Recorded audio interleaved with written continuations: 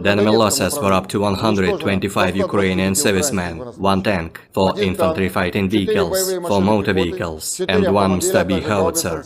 In addition, 1 ammunition depot has been destroyed near Verkhnykamenskoye in Donetsk People's Republic.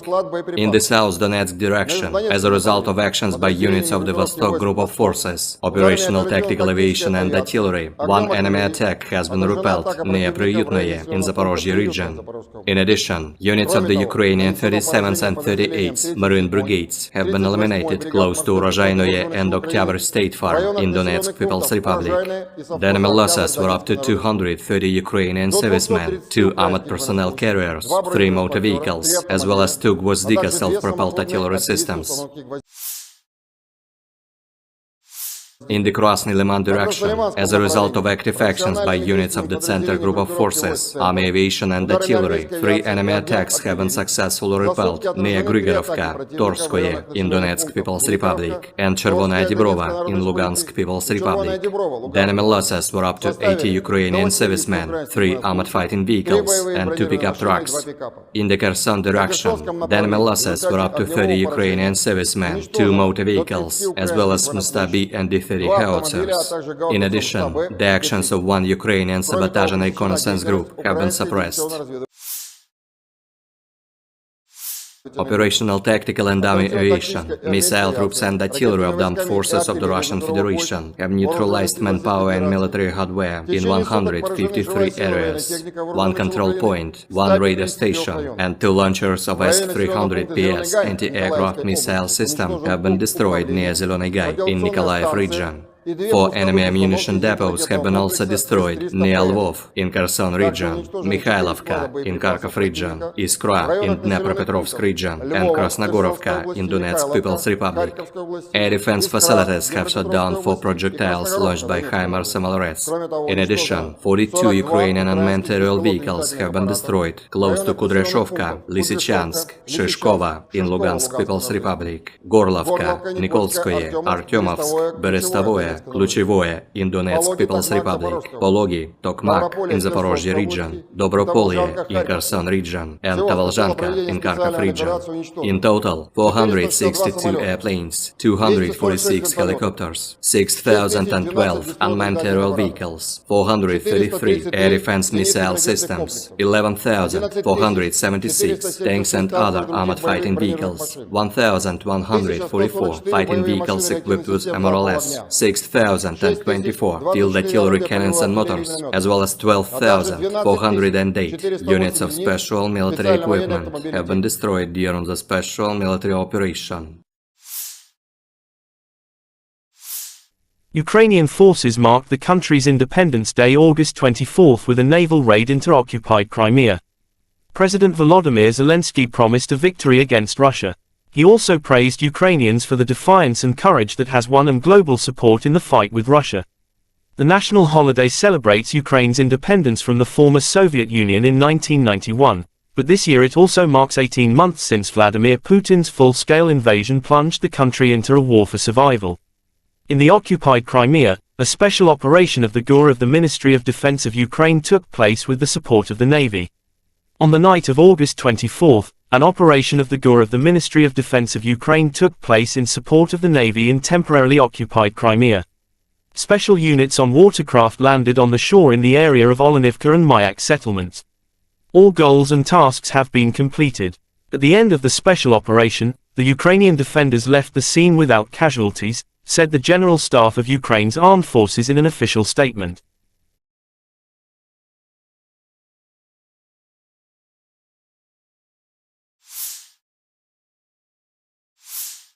The armed forces of Ukraine continue to conduct an offensive operation in the Bakhmut and Melitopol directions. According to the General Staff of Ukraine's Armed Forces August 24, in the direction of Novodanilivka and Novoprokopivka, they were successful, they are entrenched at the achieved boundaries, inflict fire damage with artillery on the identified enemy targets, and carry out counter-battery countermeasures. In the direction of Bakhmut, the defense forces continue to conduct offensive actions south of the city of Bakhmut, entrenching themselves at the achieved boundaries. The enemy conducted unsuccessful offensive actions in the Avdiivka, Marinka, and Novomikhailivka districts of the Donetsk region. The enemy suffers significant losses in personnel, weapons and equipment, moves units and troops and actively uses reserves.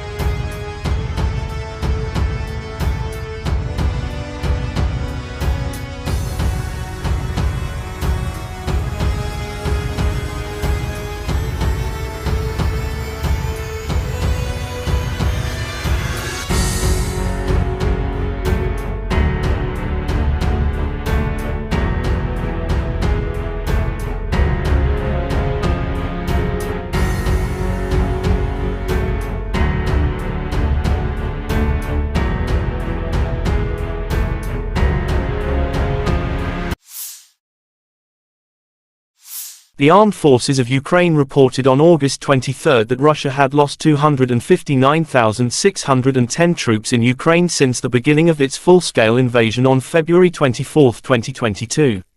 This number includes 340 casualties Russian forces suffered in the last 24 hours.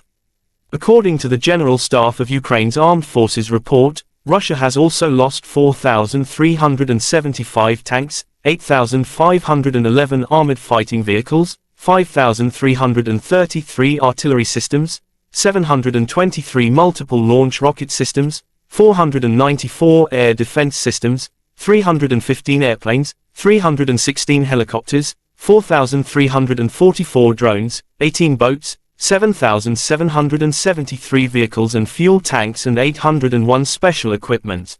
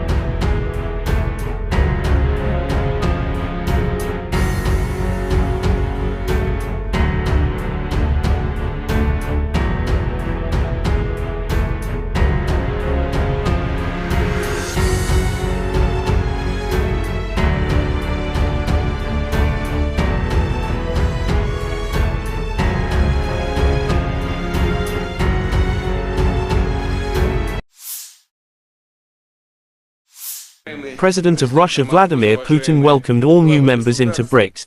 It was announced that Argentina, Egypt, Ethiopia, Iran, Saudi Arabia and the UAE had been invited to become full members.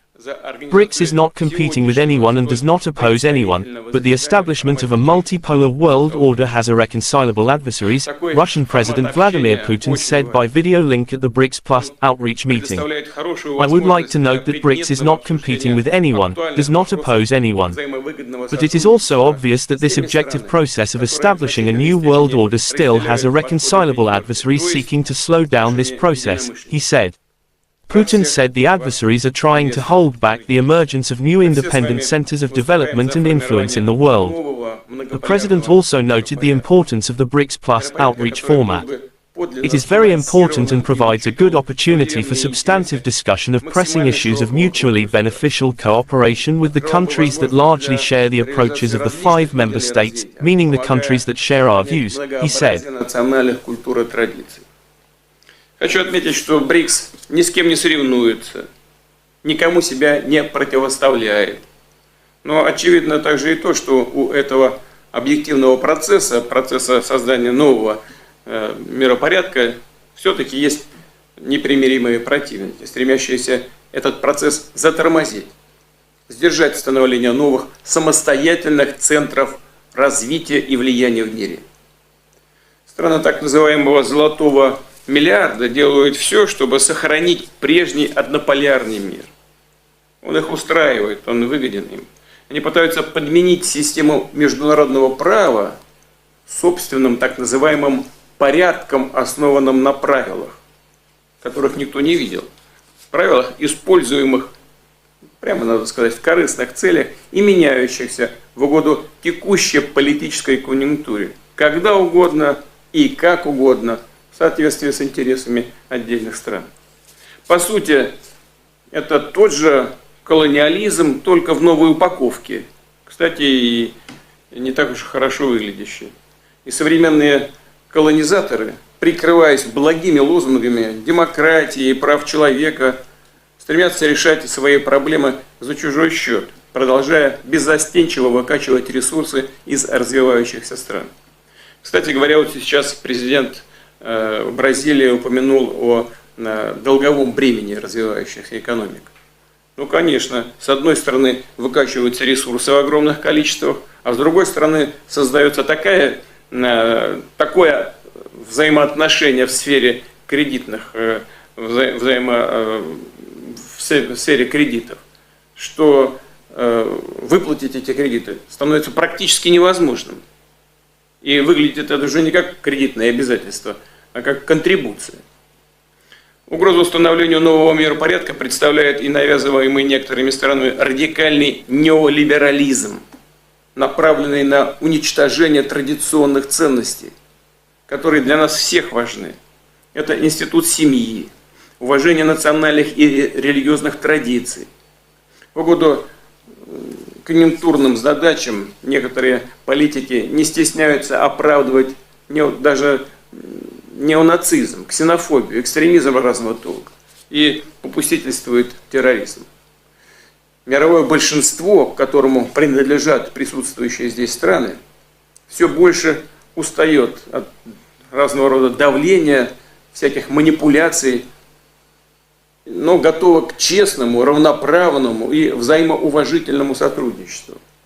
Именно с таких позиций страны БРИКС подходят к развитию многоплановых отношений со всеми представленными здесь и другими заинтересованными государствами, как с региональными, так же как и с региональными интеграционными структурами, включая СНГ, Евразес, Шанхайскую организацию сотрудничества, АСЕАН, сообщество. The Ministry of Defense of Russia reported about the strike with precision weapons on the decision-making center of the armed forces of Ukraine, inflicted. Last night, the Russian armed forces have launched a long-range sea and ground-based high-precision group strike against the decision-making centers of the armed forces of Ukraine. The goal of the attack has been reached. The facility has been neutralized, said Igor Konashenkov, the Russian Federation Defense Ministry spokesman. He didn't mention about specific target. In social media, Ukrainian bus station in Dnipropetrovsk, East Ukraine demolished after it's pounded at night by Russian strikes. Kyiv allegedly used station to send cannon fodder to front lines in Zaphorizia. Reports say next to bus station is large railway logistics junction used for distributing Western weapons supplies.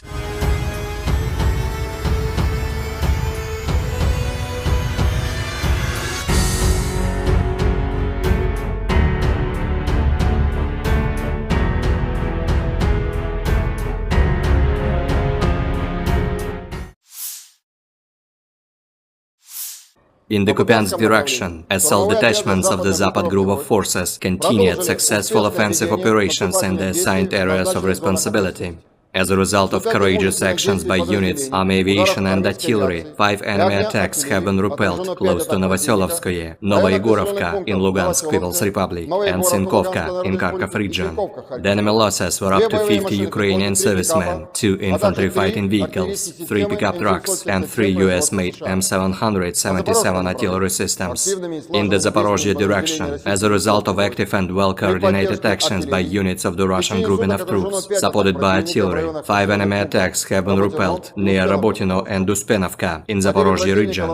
The enemy losses were up to 110 Ukrainian servicemen, 4 tanks, 3 armored fighting vehicles, 4 motor vehicles, 1 Polish-made Krupp self-propelled artillery system, and 4 US-made M777 artillery systems. In the Donetsk direction, units of the U group of forces, supported by ground attack and dummy aviation, successfully repelled 6 attacks by Ukrainian armed forces close to Severnoye, Berestovoye and Nevelskoye in Donetsk People's Republic. The enemy losses were up to 125 Ukrainian servicemen, 1 tank, 4 infantry fighting vehicles, 4 motor vehicles, and 1 Stabi howitzer. In addition, 1 ammunition depot has been destroyed near Verkhnekamenskoye in Donetsk People's Republic. In the South Donetsk direction, as a result of actions by units of the Vostok group of forces, operational tactical aviation and artillery, 1 enemy attack has been repelled near Priutnoye in Zaphorizia region. In addition, units of the Ukrainian 37th and 38th Marine Brigades have been eliminated close to Urozhainoye and Oktyabr State Farm in Donetsk People's Republic. The enemy losses were up to 230 Ukrainian servicemen, 2 armored personnel carriers, 3 motor vehicles, as well as 2 Gvozdika self-propelled artillery systems. In the Krasny Liman direction, as a result of active actions by units of the Center Group of Forces, Army Aviation and Artillery, 3 enemy attacks have been successfully repelled near Grigorovka, Torskoye in Donetsk People's Republic, and Chervonaya Dibrova in Lugansk People's Republic. The enemy losses were up to 80 Ukrainian servicemen, 3 armored fighting vehicles, and 2 pickup trucks. In the Kherson direction, the enemy losses were up to 30 Ukrainian servicemen, 2 motor vehicles, as well as Stabi and D-30 howitzers. In addition, the actions of 1 Ukrainian sabotage and reconnaissance group have been suppressed. Operational tactical and dummy aviation, missile troops and artillery of the armed forces of the Russian Federation have neutralized manpower and military hardware in 153 areas. 1 control point, 1 radar station, and 2 launchers of S-300PS anti-aircraft missile system have been destroyed near Zeleny Gai in Nikolaev region. 4 enemy ammunition depots have been also destroyed near Lvov in Kherson region, Mikhailovka in Kharkov region, Iskra in Dnepropetrovsk region, and Krasnogorovka in Donetsk People's Republic. Air defense facilities have shot down 4 projectiles launched by HIMARS MLRS. In addition, 42 Ukrainian unmanned aerial vehicles have been destroyed close to Kudryashovka, Lysychansk, Shishkova in Lugansk People's Republic, Gorlovka, Nikolskoye, Artyomovsk, Berestovoye, Kluchevoye in Donetsk People's Republic, Pologi, Tokmak in Zaphorizia region, Dobropolye in Kherson region, and Tavalzhanka in Kharkov region.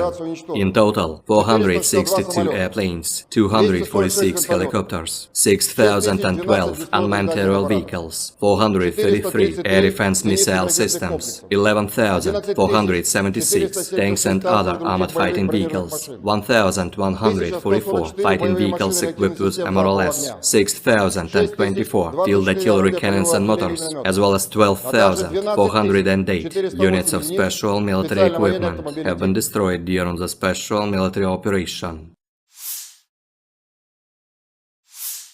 Ukrainian forces marked the country's Independence Day August 24 with a naval raid into occupied Crimea. President Volodymyr Zelensky promised a victory against Russia. He also praised Ukrainians for the defiance and courage that has won them global support in the fight with Russia. The national holiday celebrates Ukraine's independence from the former Soviet Union in 1991, but this year it also marks 18 months since Vladimir Putin's full-scale invasion plunged the country into a war for survival. In the occupied Crimea, a special operation of the GUR of the Ministry of Defense of Ukraine took place with the support of the Navy. On the night of August 24, an operation of the GUR of the Ministry of Defense of Ukraine took place in support of the Navy in temporarily occupied Crimea. Special units on watercraft landed on the shore in the area of Olenivka and Mayak settlements. All goals and tasks have been completed. At the end of the special operation, the Ukrainian defenders left the scene without casualties, said the General Staff of Ukraine's armed forces in an official statement.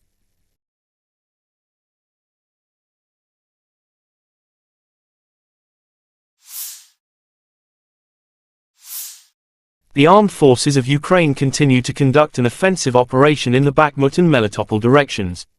According to the General Staff of Ukraine's armed forces August 24, in the direction of Novodanilivka and Novoprokopivka, they were successful, they are entrenched at the achieved boundaries, inflict fire damage with artillery on the identified enemy targets, and carry out counter-battery countermeasures. In the direction of Bakhmut, the defense forces continue to conduct offensive actions south of the city of Bakhmut, entrenching themselves at the achieved boundaries. The enemy conducted unsuccessful offensive actions in the Avdiivka, Marinka, and Novomikhailivka districts of the Donetsk region.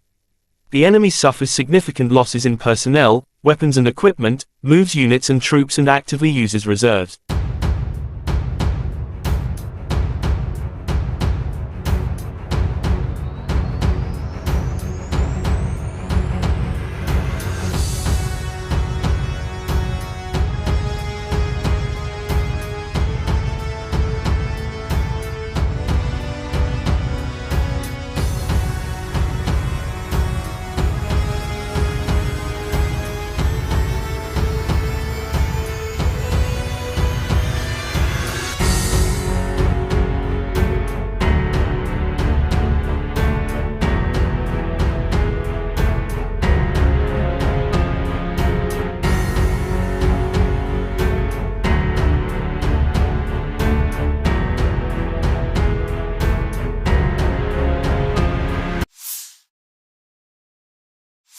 The armed forces of Ukraine reported on August 23 that Russia had lost 259,610 troops in Ukraine since the beginning of its full-scale invasion on February 24, 2022. This number includes 340 casualties Russian forces suffered in the last 24 hours. According to the General Staff of Ukraine's Armed Forces report, Russia has also lost 4,375 tanks, 8,511 armored fighting vehicles, 5,333 artillery systems, 723 multiple launch rocket systems, 494 air defense systems, 315 airplanes, 316 helicopters, 4,344 drones, 18 boats, 7,773 vehicles and fuel tanks and 801 special equipment.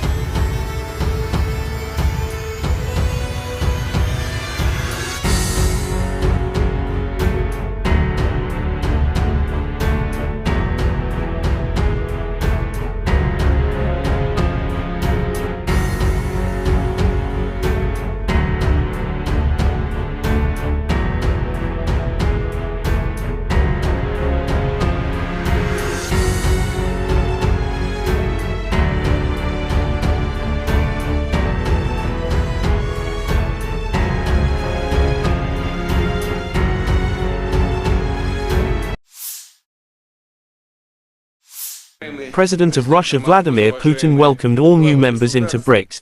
It was announced that Argentina, Egypt, Ethiopia, Iran, Saudi Arabia and the UAE had been invited to become full members. BRICS is not competing with anyone and does not oppose anyone, but the establishment of a multipolar world order has irreconcilable adversaries, Russian President Vladimir Putin said by video link at the BRICS Plus outreach meeting. I would like to note that BRICS is not competing with anyone, does not oppose anyone. But it is also obvious that this objective process of establishing a new world order still has irreconcilable adversaries seeking to slow down this process, he said.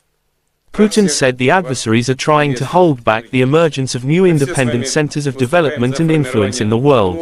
The president also noted the importance of the BRICS Plus outreach format. It is very important and provides a good opportunity for substantive discussion of pressing issues of mutually beneficial cooperation with the countries that largely share the approaches of the 5 member states, meaning the countries that share our views, he said.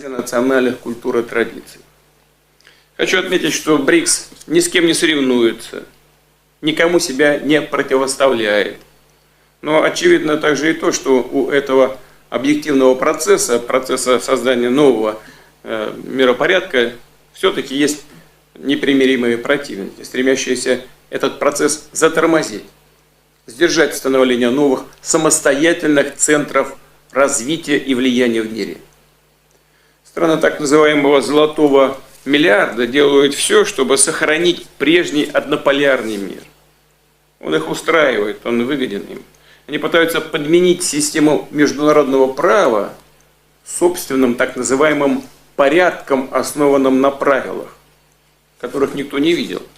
Правилах, используемых, прямо надо сказать, в корыстных целях и меняющихся в угоду текущей политической конъюнктуре, когда угодно и как угодно, в соответствии с интересами отдельных стран.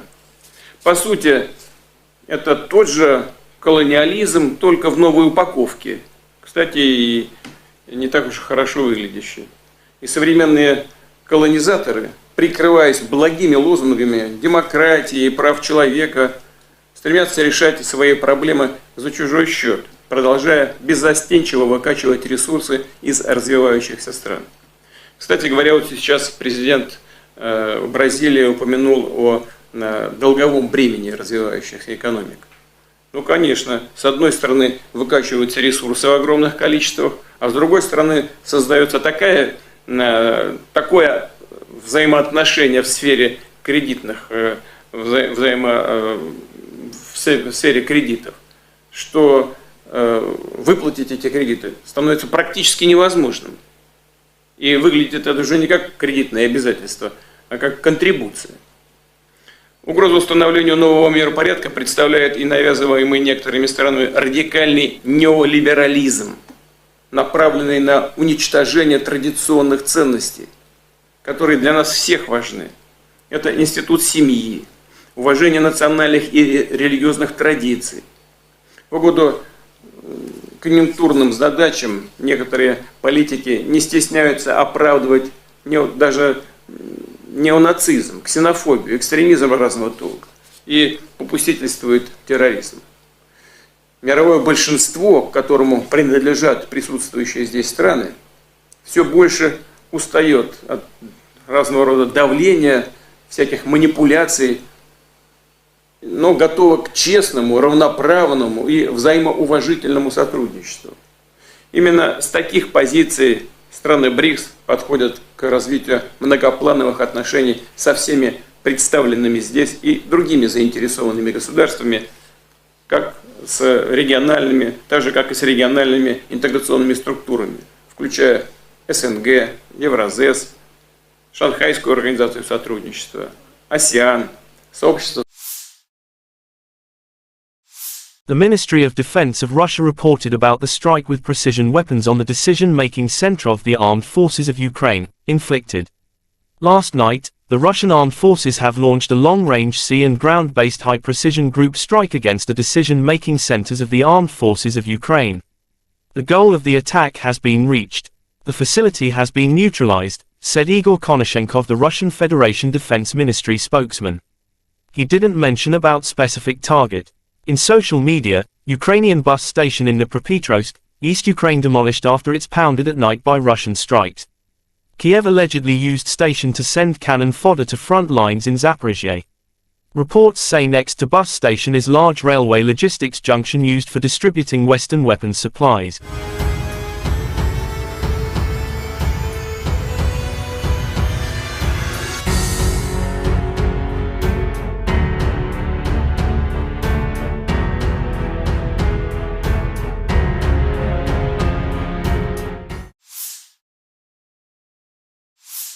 In the Kupiansk direction, assault detachments of the Zapad group of forces continued successful offensive operations in the assigned areas of responsibility.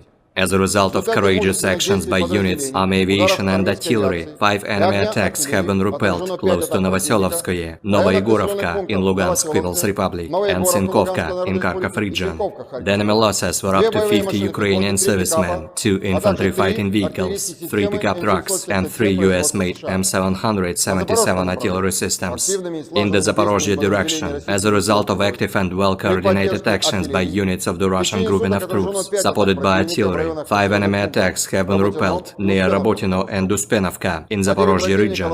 The enemy losses were up to 110 Ukrainian servicemen, 4 tanks, 3 armored fighting vehicles, 4 motor vehicles, 1 Polish-made Krupp self-propelled artillery system, and 4 U.S.-made M777 artillery systems.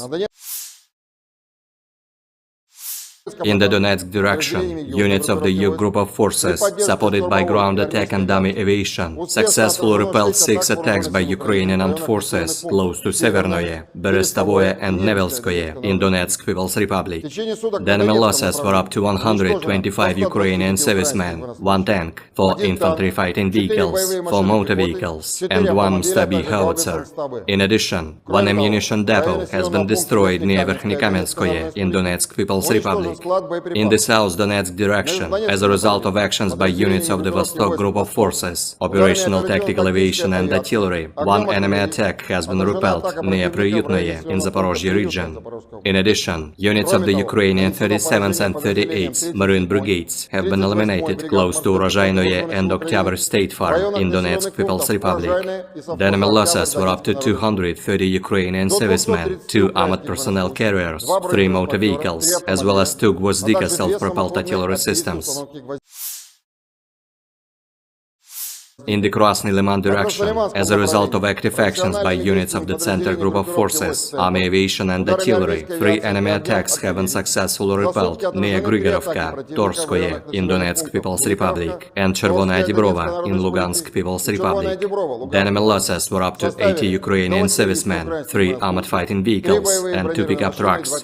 In the Kherson direction, the enemy losses were up to 30 Ukrainian servicemen, 2 motor vehicles, as well as Stab-B and D-30 howitzers. In addition, the actions of 1 Ukrainian sabotage and reconnaissance group have been suppressed. Operational tactical and dummy aviation, missile troops and artillery of the armed forces of the Russian Federation have neutralized manpower and military hardware in 153 areas. 1 control point, 1 radar station, and 2 launchers of S-300PS anti-aircraft missile system have been destroyed near Zeleny Gai in Nikolaev region. 4 enemy ammunition depots have been also destroyed near Lvov in Kherson region, Mikhailovka in Kharkov region, Iskra in Dnepropetrovsk region, and Krasnogorovka in Donetsk People's Republic. Air defense facilities have shot down 4 projectiles launched by HIMARS MLRS. In addition, 42 Ukrainian unmanned aerial vehicles have been destroyed close to Kudryashovka, Lysychansk, Shishkova in Lugansk People's Republic, Gorlovka, Nikolskoye, Artyomovsk, Berestovoye, Kluchevoye in Donetsk People's Republic, Pologi, Tokmak in Zaporozhye region, Dobropolye in Kherson region, and Tavalzhanka in Kharkov region. In total, 462 airplanes, 246 helicopters, 6,012 unmanned aerial vehicles, 433 air defense missile systems, 11,476 tanks and other armored fighting vehicles, 1,144 fighting vehicles equipped with MRLS, 6,024 field artillery cannons and motors, as well as 12,408 units of special military equipment have been destroyed during the special military operation. Ukrainian forces marked the country's Independence Day August 24 with a naval raid into occupied Crimea. President Volodymyr Zelensky promised a victory against Russia. He also praised Ukrainians for the defiance and courage that has won them global support in the fight with Russia. The national holiday celebrates Ukraine's independence from the former Soviet Union in 1991, but this year it also marks 18 months since Vladimir Putin's full-scale invasion plunged the country into a war for survival. In the occupied Crimea, a special operation of the GUR of the Ministry of Defense of Ukraine took place with the support of the Navy. On the night of August 24, an operation of the GUR of the Ministry of Defense of Ukraine took place in support of the Navy in temporarily occupied Crimea. Special units on watercraft landed on the shore in the area of Olenivka and Mayak settlements. All goals and tasks have been completed. At the end of the special operation, the Ukrainian defenders left the scene without casualties, said the General Staff of Ukraine's Armed Forces in an official statement.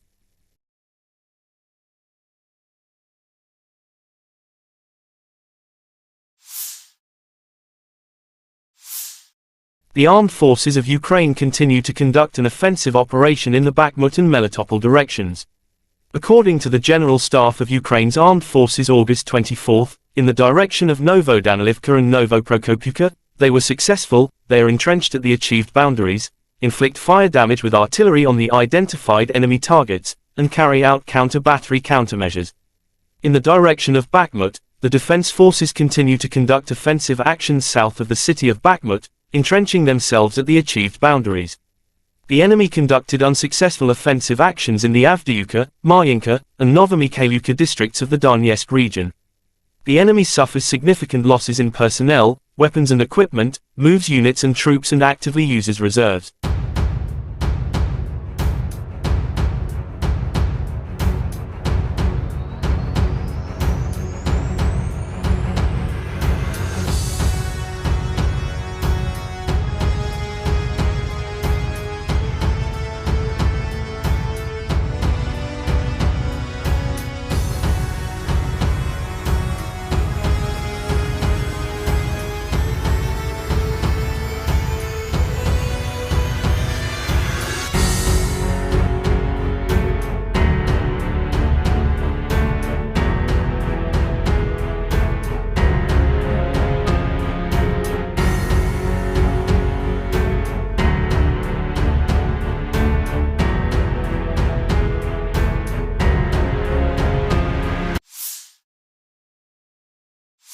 The armed forces of Ukraine reported on August 23 that Russia had lost 259,610 troops in Ukraine since the beginning of its full-scale invasion on February 24, 2022. This number includes 340 casualties Russian forces suffered in the last 24 hours.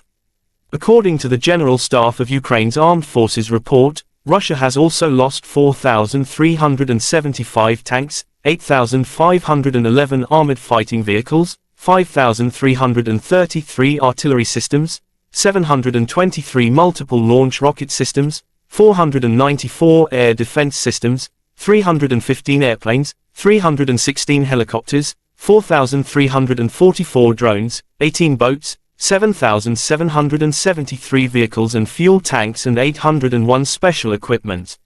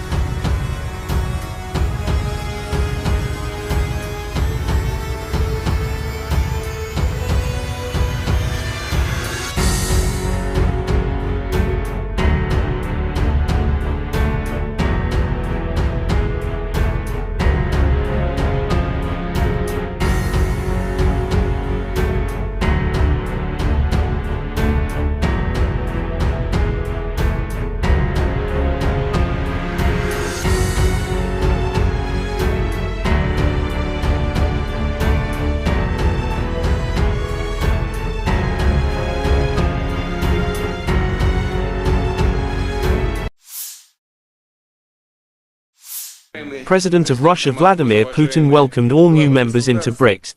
It was announced that Argentina, Egypt, Ethiopia, Iran, Saudi Arabia and the UAE had been invited to become full members. BRICS is not competing with anyone and does not oppose anyone, but the establishment of a multipolar world order has irreconcilable adversaries, Russian President Vladimir Putin said by video link at the BRICS Plus outreach meeting. I would like to note that BRICS is not competing with anyone, does not oppose anyone. But it is also obvious that this objective process of establishing a new world order still has irreconcilable adversaries seeking to slow down this process, he said. Putin said the adversaries are trying to hold back the emergence of new independent centers of development and influence in the world. The president also noted the importance of the BRICS Plus outreach format. It is very important and provides a good opportunity for substantive discussion of pressing issues of mutually beneficial cooperation with the countries that largely share the approaches of the 5 member states, meaning the countries that share our views, he said. Хочу отметить, что БРИКС ни с кем не соревнуется, никому себя не противоставляет.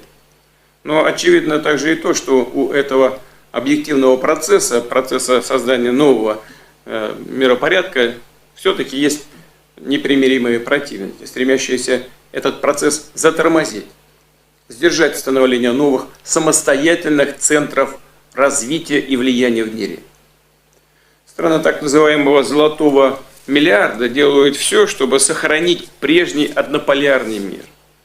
Он их устраивает, он выгоден им. Они пытаются подменить систему международного права собственным так называемым порядком, основанным на правилах, которых никто не видел. Правилах, используемых, прямо надо сказать, в корыстных целях и меняющихся в угоду текущей политической конъюнктуре, когда угодно и как угодно, в соответствии с интересами отдельных стран. По сути, это тот же колониализм, только в новой упаковке. Кстати, и не так уж хорошо выглядящий. И современные колонизаторы, прикрываясь благими лозунгами демократии и прав человека, стремятся решать свои проблемы за чужой счет, продолжая беззастенчиво выкачивать ресурсы из развивающихся стран.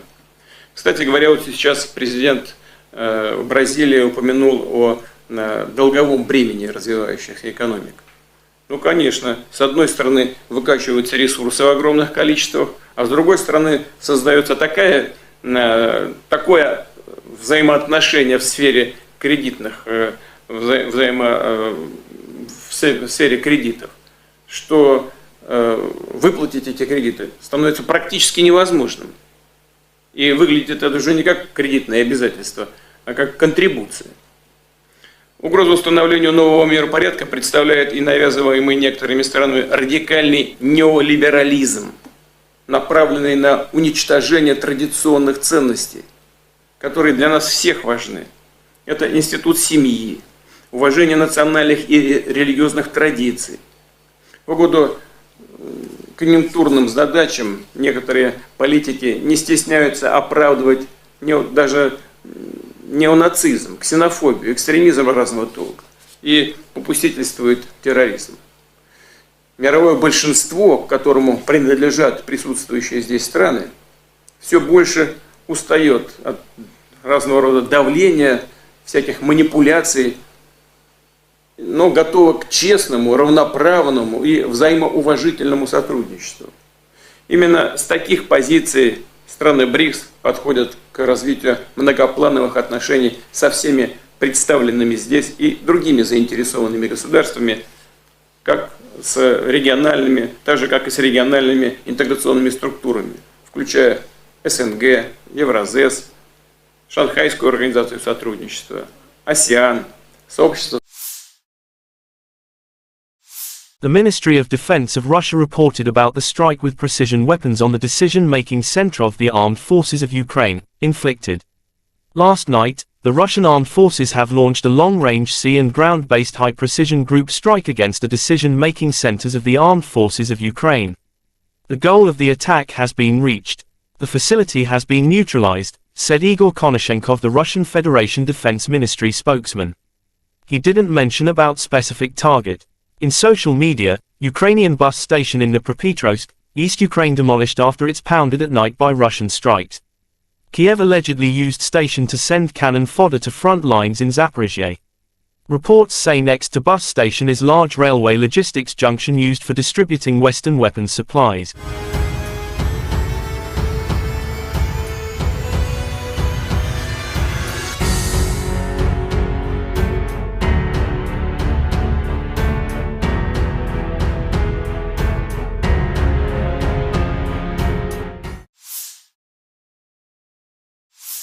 In the Kupiansk direction, SL detachments of the Zapad group of forces continued successful offensive operations in the assigned areas of responsibility.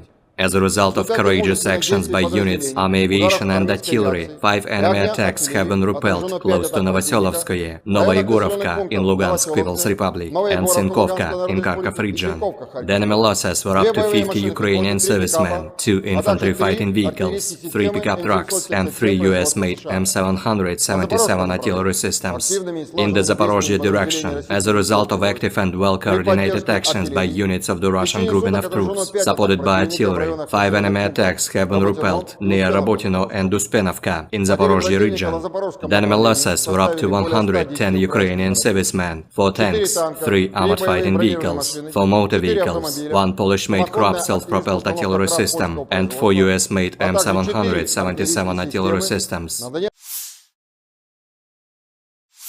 In the Donetsk direction, units of the U group of forces, supported by ground attack and dummy aviation, successfully repelled 6 attacks by Ukrainian armed forces close to Severnoye, Berestovoye and Nevelskoye in Donetsk People's Republic. The enemy losses were up to 125 Ukrainian servicemen, 1 tank, 4 infantry fighting vehicles, 4 motor vehicles, and 1 Stabi howitzer.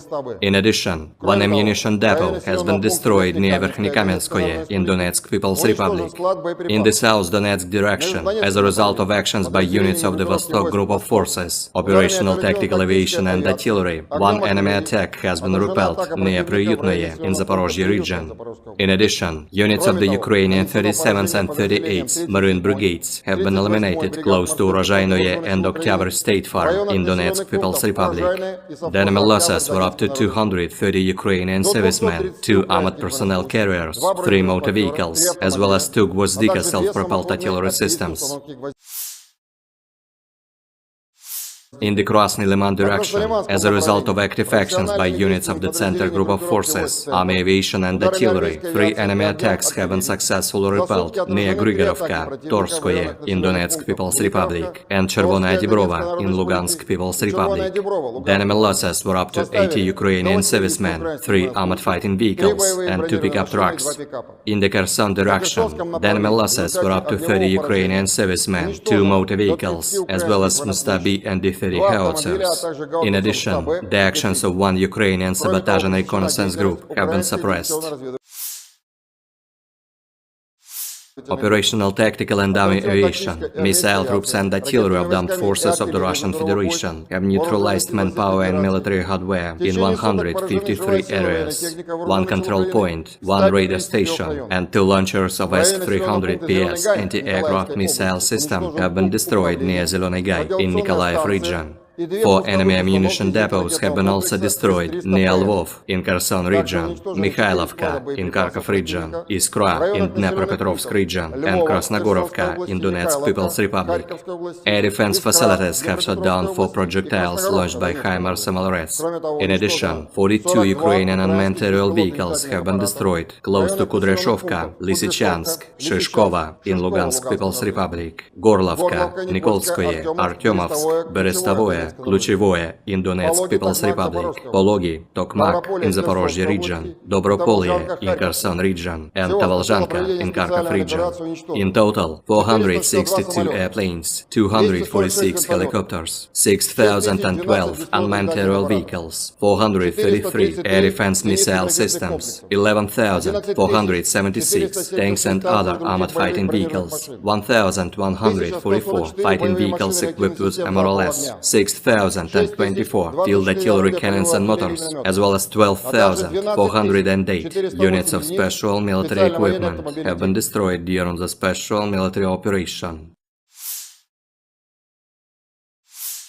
Ukrainian forces marked the country's Independence Day August 24th with a naval raid into occupied Crimea. President Volodymyr Zelensky promised a victory against Russia. He also praised Ukrainians for the defiance and courage that has won them global support in the fight with Russia. The national holiday celebrates Ukraine's independence from the former Soviet Union in 1991, but this year it also marks 18 months since Vladimir Putin's full-scale invasion plunged the country into a war for survival. In the occupied Crimea, a special operation of the GUR of the Ministry of Defense of Ukraine took place with the support of the Navy. On the night of August 24th, an operation of the GUR of the Ministry of Defense of Ukraine took place in support of the Navy in temporarily occupied Crimea. Special units on watercraft landed on the shore in the area of Olenivka and Mayak settlements. All goals and tasks have been completed. At the end of the special operation, the Ukrainian defenders left the scene without casualties, said the General Staff of Ukraine's armed forces in an official statement.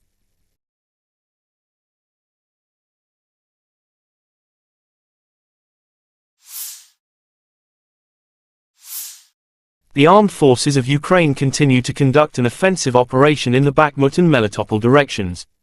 According to the General Staff of Ukraine's armed forces August 24, in the direction of Novodanilivka and Novoprokopivka, they were successful. They are entrenched at the achieved boundaries, inflict fire damage with artillery on the identified enemy targets, and carry out counter-battery countermeasures. In the direction of Bakhmut, the defense forces continue to conduct offensive actions south of the city of Bakhmut, entrenching themselves at the achieved boundaries. The enemy conducted unsuccessful offensive actions in the Avdiivka, Marinka, and Novomikhailivka districts of the Donetsk region. The enemy suffers significant losses in personnel, weapons and equipment, moves units and troops and actively uses reserves.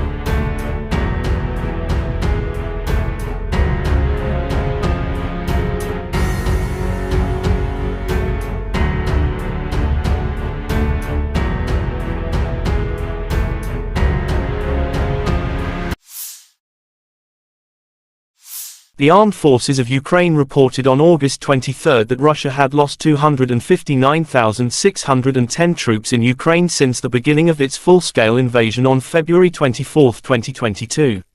This number includes 340 casualties Russian forces suffered in the last 24 hours. According to the General Staff of Ukraine's Armed Forces report, Russia has also lost 4,375 tanks, 8,511 armored fighting vehicles, 5,333 artillery systems, 723 multiple launch rocket systems, 494 air defense systems, 315 airplanes, 316 helicopters, 4,344 drones, 18 boats, 7,773 vehicles and fuel tanks and 801 special equipment.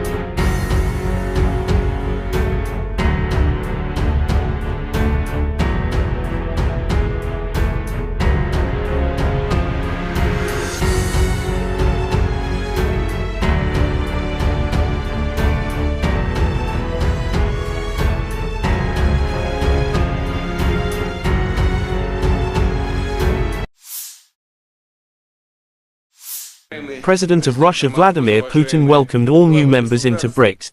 It was announced that Argentina, Egypt, Ethiopia, Iran, Saudi Arabia and the UAE had been invited to become full members. BRICS is not competing with anyone and does not oppose anyone, but the establishment of a multipolar world order has irreconcilable adversaries, Russian President Vladimir Putin said by video link at the BRICS Plus outreach meeting. I would like to note that BRICS is not competing with anyone, does not oppose anyone. But it is also obvious that this objective process of establishing a new world order still has irreconcilable adversaries seeking to slow down this process, he said.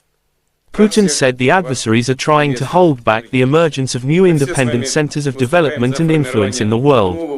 The president also noted the importance of the BRICS Plus outreach format.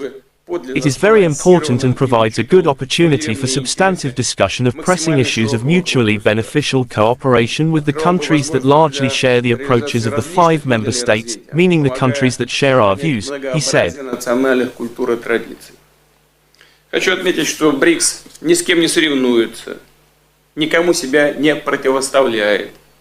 Но очевидно также и то, что у этого объективного процесса создания нового миропорядка, все-таки есть непримиримые противники, стремящиеся этот процесс затормозить, сдержать становление новых самостоятельных центров развития и влияния в мире.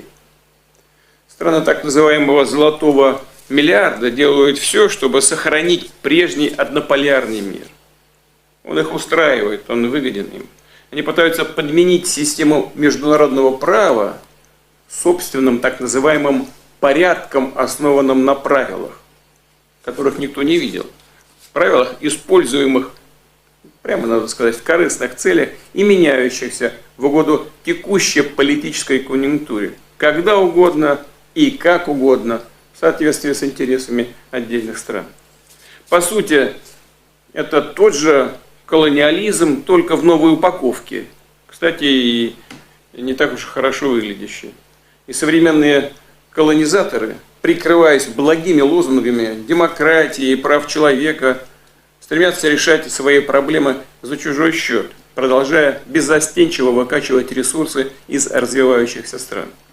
Кстати говоря, вот сейчас президент Бразилии упомянул о долговом бремени развивающихся экономик.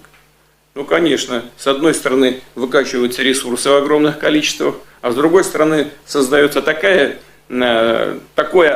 взаимоотношение в сфере кредитных, в сфере кредитов, что выплатить эти кредиты становится практически невозможным. И выглядит это уже не как кредитное обязательство, а как контрибуция. Угрозу установлению нового миропорядка представляет и навязываемый некоторыми странами радикальный неолиберализм, направленный на уничтожение традиционных ценностей, которые для нас всех важны.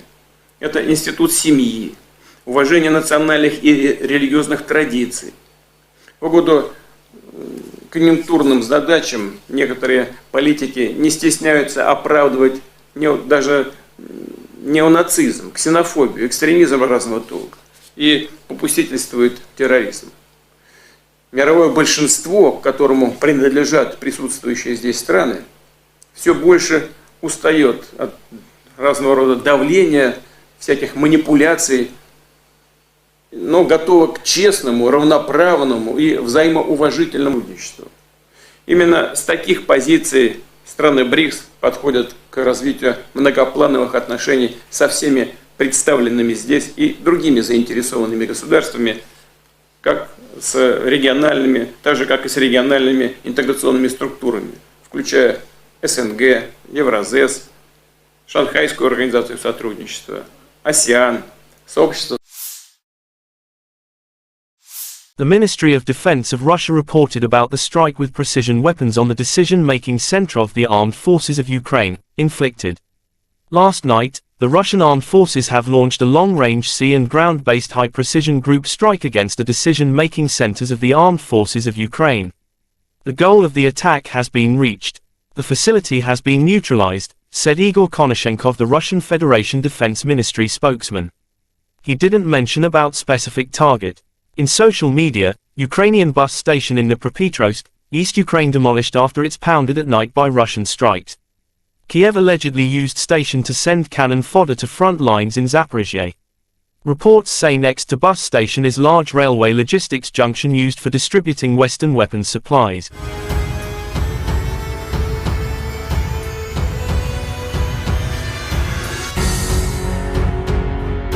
Zaporozhye direction, as a result of active and well-coordinated actions by units of the Russian grouping of troops, supported by artillery, 5 enemy attacks have been repelled near Rabotino and Uspenovka in Zaporozhye region. The enemy losses were up to 110 Ukrainian servicemen, 4 tanks, 3 armored fighting vehicles, 4 motor vehicles, 1 Polish-made Krupp self-propelled artillery system, and 4 U.S.-made M777 artillery systems.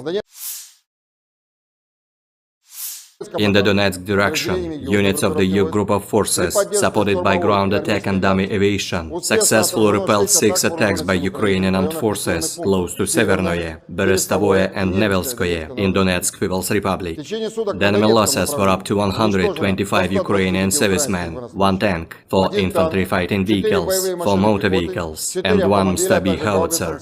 In addition, 1 ammunition depot has been destroyed near Verkhnykamenskoye in Donetsk People's Republic. In the South Donetsk direction, as a result of actions by units of the Vostok group of forces, operational tactical aviation and artillery, 1 enemy attack has been repelled near Priutnoye in Zaporozhye region. In addition, units of the Ukrainian 37th and 38th Marine Brigades have been eliminated close to Urozhainoye and Oktyabr State Farm in Donetsk People's Republic. The enemy losses were up to 230 Ukrainian servicemen, 2 armored personnel carriers, 3 motor vehicles, as well as 2 Gvozdika self-propelled artillery systems.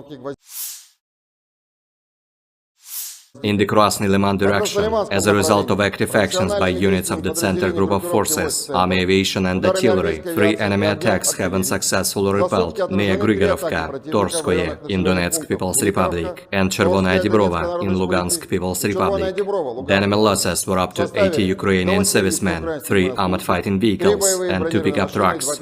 In the Kherson direction, the enemy losses were up to 30 Ukrainian servicemen, 2 motor vehicles, as well as Stabi and D-30 howitzers.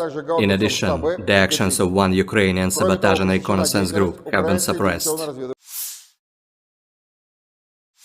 Operational tactical and dummy aviation, missile troops and artillery of the armed forces of the Russian Federation have neutralized manpower and military hardware in 153 areas. 1 control point, 1 radar station, and 2 launchers of S-300PS anti-aircraft missile system have been destroyed near Zeleny Gai in Nikolaev region. 4 enemy ammunition depots have been also destroyed near Lvov in Kherson region, Mikhailovka in Kharkov region, Iskra in Dnepropetrovsk region, and Krasnogorovka in Donetsk People's Republic. Air defense facilities have shot down 4 projectiles launched by HIMARS MLRS. In addition, 42 Ukrainian unmanned aerial vehicles have been destroyed close to Kudryashovka, Lysychansk, Shishkova in Lugansk People's Republic, Gorlovka, Nikolskoye, Artyomovsk, Berestovoye, Kluchevoye in Donetsk People's Republic, Pologi, Tokmak in Zaporozhye region, Dobropolye in Kherson region, and Tavalzhanka in Kharkov region. In total, 462 airplanes, 246 helicopters, 6,012 unmanned aerial vehicles, 433 air defense missile systems, 11,476 tanks and other armored fighting vehicles, 1,144 fighting vehicles equipped with MRLS, 6,024 field artillery cannons and motors, as well as 12,408 units of special military equipment have been destroyed during the special military operation. Ukrainian forces marked the country's Independence Day August 24 with a naval raid into occupied Crimea. President Volodymyr Zelensky promised a victory against Russia. He also praised Ukrainians for the defiance and courage that has won them global support in the fight with Russia. The national holiday celebrates Ukraine's independence from the former Soviet Union in 1991, but this year it also marks 18 months since Vladimir Putin's full-scale invasion plunged the country into a war for survival. In the occupied Crimea, a special operation of the GUR of the Ministry of Defense of Ukraine took place with the support of the Navy. On the night of August 24, an operation of the GUR of the Ministry of Defense of Ukraine took place in support of the Navy in temporarily occupied Crimea. Special units on watercraft landed on the shore in the area of Olenivka and Mayak settlements. All goals and tasks have been completed. At the end of the special operation, the Ukrainian defenders left the scene without casualties, said the General Staff of Ukraine's armed forces in an official statement.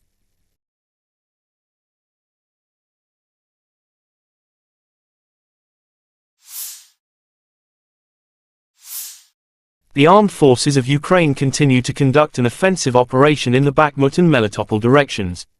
According to the General Staff of Ukraine's Armed Forces August 24, in the direction of Novodanilivka and Novoprokopivka, they were successful, they are entrenched at the achieved boundaries, inflict fire damage with artillery on the identified enemy targets, and carry out counter-battery countermeasures. In the direction of Bakhmut, the defense forces continue to conduct offensive actions south of the city of Bakhmut, entrenching themselves at the achieved boundaries. The enemy conducted unsuccessful offensive actions in the Avdiivka, Marinka, and Novomikhailivka districts of the Donetsk region. The enemy suffers significant losses in personnel, weapons and equipment, moves units and troops and actively uses reserves.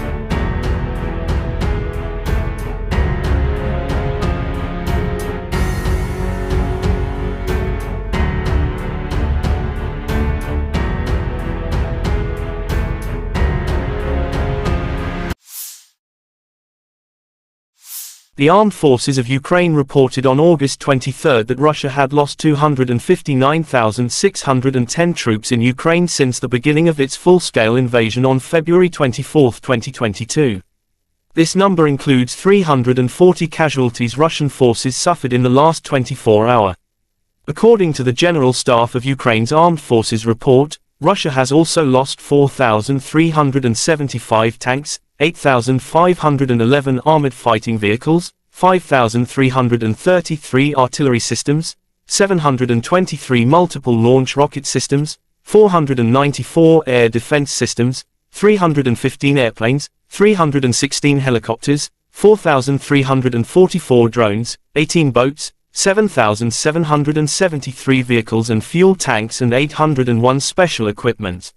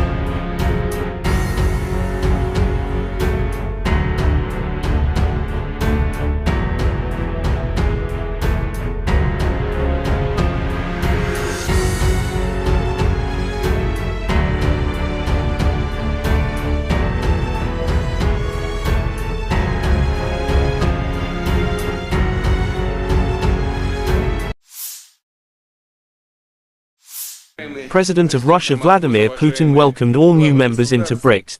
It was announced that Argentina, Egypt, Ethiopia, Iran, Saudi Arabia and the UAE had been invited to become full members. BRICS is not competing with anyone and does not oppose anyone, but the establishment of a multipolar world order has irreconcilable adversaries, Russian President Vladimir Putin said by video link at the BRICS Plus outreach meeting. I would like to note that BRICS is not competing with anyone, does not oppose anyone. But it is also obvious that this objective process of establishing a new world order still has irreconcilable adversaries seeking to slow down this process, he said.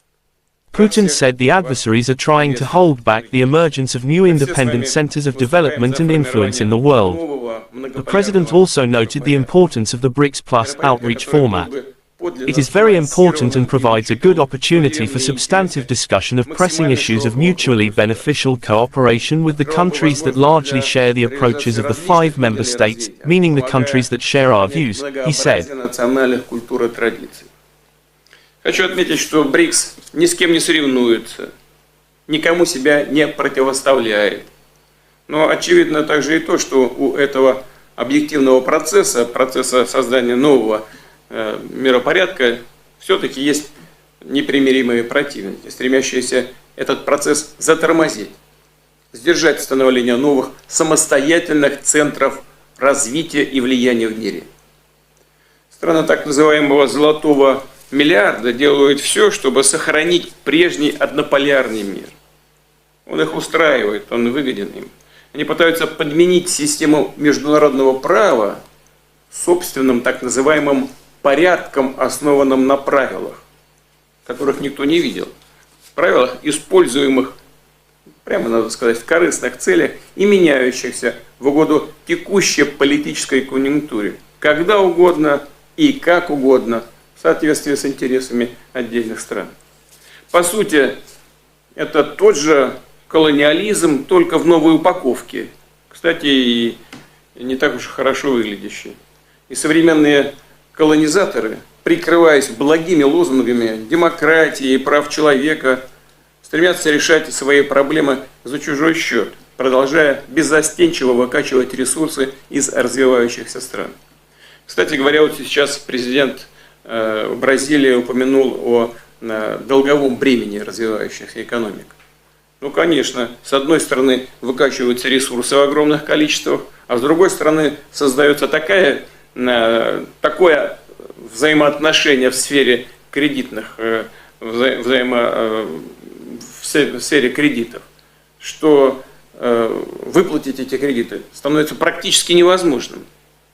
И выглядит это уже не как кредитное обязательство, а как контрибуция.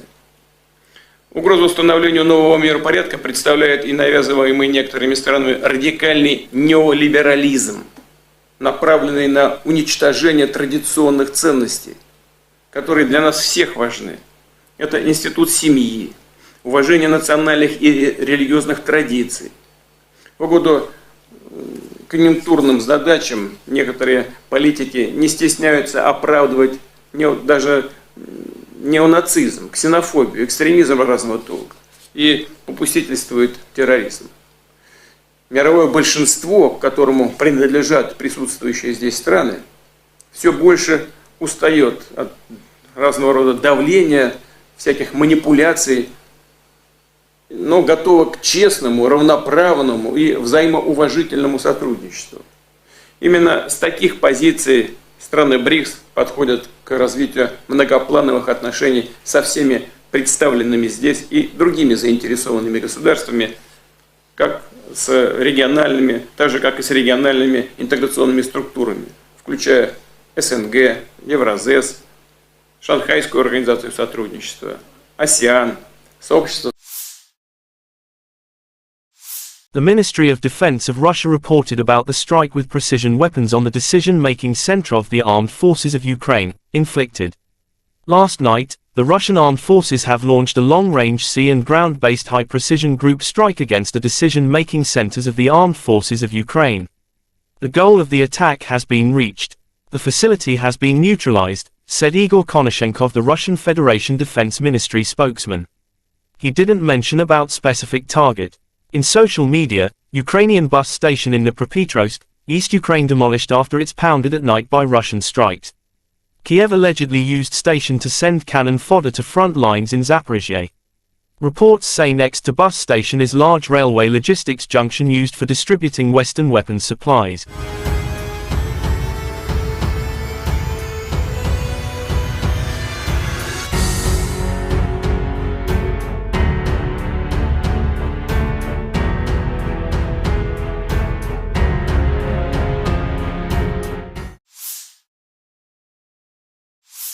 In the Kupiansk direction, assault detachments of the Zapad group of forces continued successful offensive operations in the assigned areas of responsibility. As a result of courageous actions by units, army aviation and artillery, 5 enemy attacks have been repelled close to Novoselovskoye, Novoyegorovka in Lugansk People's Republic, and Sinkovka in Kharkov region. The enemy losses were up to 50 Ukrainian servicemen, 2 infantry fighting vehicles, 3 pickup trucks, and 3 U.S. made M777 artillery systems. In the Zaporozhye direction, as a result of active and well-coordinated actions by units of the Russian grouping of troops, supported by artillery, 5 enemy attacks have been repelled near Rabotino and Uspenovka in Zaporozhye region. The enemy losses were up to 110 Ukrainian servicemen, 4 tanks, 3 armored fighting vehicles, 4 motor vehicles, 1 Polish-made Krupp self-propelled artillery system, and 4 US-made M777 artillery systems. In the Donetsk direction, units of the U group of forces, supported by ground attack and dummy aviation, successfully repelled 6 attacks by Ukrainian armed forces close to Severnoye, Berestovoye and Nevelskoye in Donetsk People's Republic. The enemy losses were up to 125 Ukrainian servicemen, 1 tank, 4 infantry fighting vehicles, 4 motor vehicles, and 1 Stabi howitzer. In addition, 1 ammunition depot has been destroyed near Verkhnekamenskoye in Donetsk People's Republic. In the South Donetsk direction, as a result of actions by units of the Vostok group of forces, operational tactical aviation and artillery, 1 enemy attack has been repelled near Priyutnoye in Zaporozhye region. In addition, units of the Ukrainian 37th and 38th Marine Brigades have been eliminated close to Urozhainoye and Oktyabr State Farm in Donetsk People's Republic. The enemy losses were up to 230 Ukrainian servicemen, 2 armored personnel carriers, 3 motor vehicles, as well as 2 Gvozdika self-propelled artillery systems. In the Krasny Liman direction, as a result of active actions by units of the Center group of forces, army aviation and artillery, 3 enemy attacks have been successfully repelled near Grigorovka, Torskoye in Donetsk People's Republic, and Chervonaya Dibrova in Lugansk People's Republic. The enemy losses were up to 80 Ukrainian servicemen, 3 armored fighting vehicles, and 2 pickup trucks. In the Kherson direction, the enemy losses were up to 30 Ukrainian servicemen, 2 motor vehicles, as well as Mustabi and D-30 howitzers. In addition, the actions of 1 Ukrainian sabotage and reconnaissance group have been suppressed. Operational tactical and dummy aviation, missile troops and artillery of the armed forces of the Russian Federation have neutralized manpower and military hardware in 153 areas. 1 control point, 1 radar station, and 2 launchers of S-300PS anti-aircraft missile system have been destroyed near Zeleny Gai in Nikolaev region. 4 enemy ammunition depots have been also destroyed near Lvov in Kherson region, Mikhailovka in Kharkov region, Iskra in Dnepropetrovsk region, and Krasnogorovka in Donetsk People's Republic. Air defense facilities have shot down 4 projectiles launched by HIMARS MLRS. In addition, 42 Ukrainian unmanned aerial vehicles have been destroyed close to Kudryashovka, Lysychansk, Shishkova in Lugansk People's Republic, Gorlovka, Nikolskoye, Artyomovsk, Berestovoye, Kluchevoye in Donetsk People's Republic, Pologi, Tokmak in Zaporozhye region, Dobropolye in Kherson region, and Tavalzhanka in Kharkov region. In total, 462 airplanes, 246 helicopters, 6,012 unmanned aerial vehicles, 433 air defense missile systems, 11,476 tanks and other armored fighting vehicles, 1,144 fighting vehicles equipped with MLRS, 6,024 field artillery cannons and motors, as well as 12,408 units of special military equipment have been destroyed during the special military operation. Ukrainian forces marked the country's Independence Day August 24 with a naval raid into occupied Crimea. President Volodymyr Zelensky promised a victory against Russia. He also praised Ukrainians for the defiance and courage that has won them global support in the fight with Russia. The national holiday celebrates Ukraine's independence from the former Soviet Union in 1991, but this year it also marks 18 months since Vladimir Putin's full-scale invasion plunged the country into a war for survival. In the occupied Crimea, a special operation of the GUR of the Ministry of Defense of Ukraine took place with the support of the Navy. On the night of August 24, an operation of the GUR of the Ministry of Defense of Ukraine took place in support of the Navy in temporarily occupied Crimea. Special units on watercraft landed on the shore in the area of Olenivka and Mayak settlements. All goals and tasks have been completed. At the end of the special operation, the Ukrainian defenders left the scene without casualties, said the General Staff of Ukraine's armed forces in an official statement.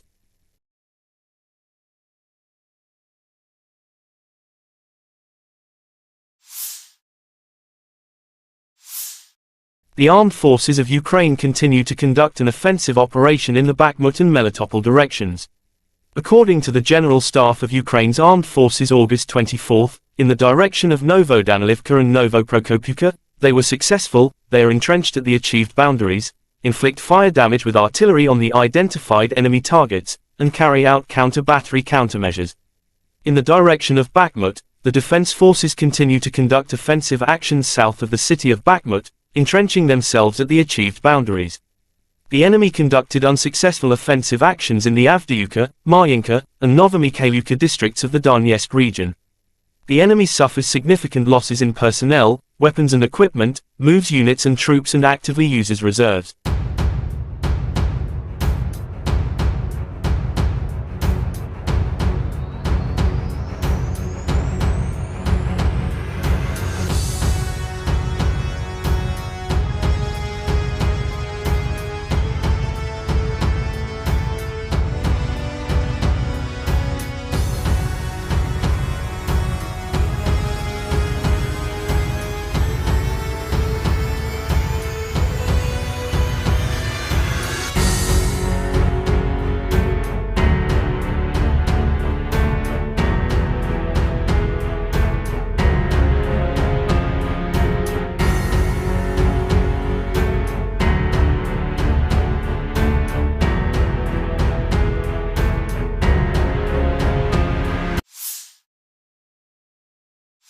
The armed forces of Ukraine reported on August 23 that Russia had lost 259,610 troops in Ukraine since the beginning of its full-scale invasion on February 24, 2022. This number includes 340 casualties Russian forces suffered in the last 24 hours. According to the General Staff of Ukraine's Armed Forces report, Russia has also lost 4,375 tanks, 8,511 armored fighting vehicles, 5,333 artillery systems, 723 multiple launch rocket systems, 494 air defense systems, 315 airplanes, 316 helicopters, 4,344 drones, 18 boats, 7,773 vehicles and fuel tanks and 801 special equipment.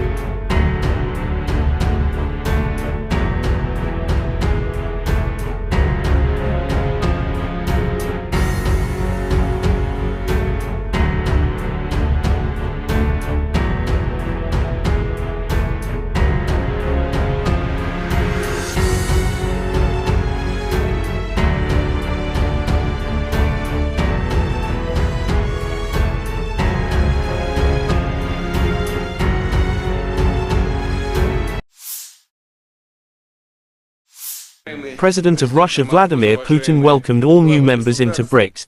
It was announced that Argentina, Egypt, Ethiopia, Iran, Saudi Arabia and the UAE had been invited to become full members. BRICS is not competing with anyone and does not oppose anyone, but the establishment of a multipolar world order has irreconcilable adversaries, Russian President Vladimir Putin said by video link at the BRICS Plus outreach meeting. I would like to note that BRICS is not competing with anyone, does not oppose anyone. But it is also obvious that this objective process of establishing a new world order still has irreconcilable adversaries seeking to slow down this process, he said. Putin said the adversaries are trying to hold back the emergence of new independent centers of development and influence in the world. The president also noted the importance of the BRICS Plus outreach format.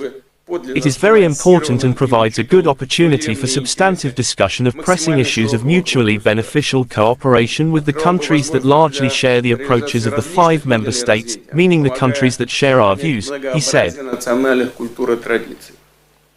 Хочу отметить, что БРИКС ни с кем не соревнуется, никому себя не противоставляет. Но очевидно также и то, что у этого объективного процесса создания нового миропорядка, все-таки есть непримиримые противники, стремящиеся этот процесс затормозить, сдержать становление новых самостоятельных центров развития и влияния в мире. Страны так называемого «золотого миллиарда» делают все, чтобы сохранить прежний однополярный мир. Он их устраивает, он выгоден им. Они пытаются подменить систему международного права собственным так называемым порядком, основанным на правилах, которых никто не видел. Правилах, используемых, прямо надо сказать, в корыстных целях и меняющихся в угоду текущей политической конъюнктуре, когда угодно и как угодно, в соответствии с интересами отдельных стран. По сути, это тот же колониализм, только в новой упаковке. Кстати, и не так уж хорошо выглядящий. И современные колонизаторы, прикрываясь благими лозунгами демократии и прав человека, стремятся решать свои проблемы за чужой счет, продолжая беззастенчиво выкачивать ресурсы из развивающихся стран. Кстати говоря, вот сейчас президент Бразилии упомянул о долговом бремени развивающихся экономик. Ну, конечно, с одной стороны выкачиваются ресурсы в огромных количествах, а с другой стороны создается такое взаимоотношение в сфере кредитных, в сфере кредитов, что выплатить эти кредиты становится практически невозможным.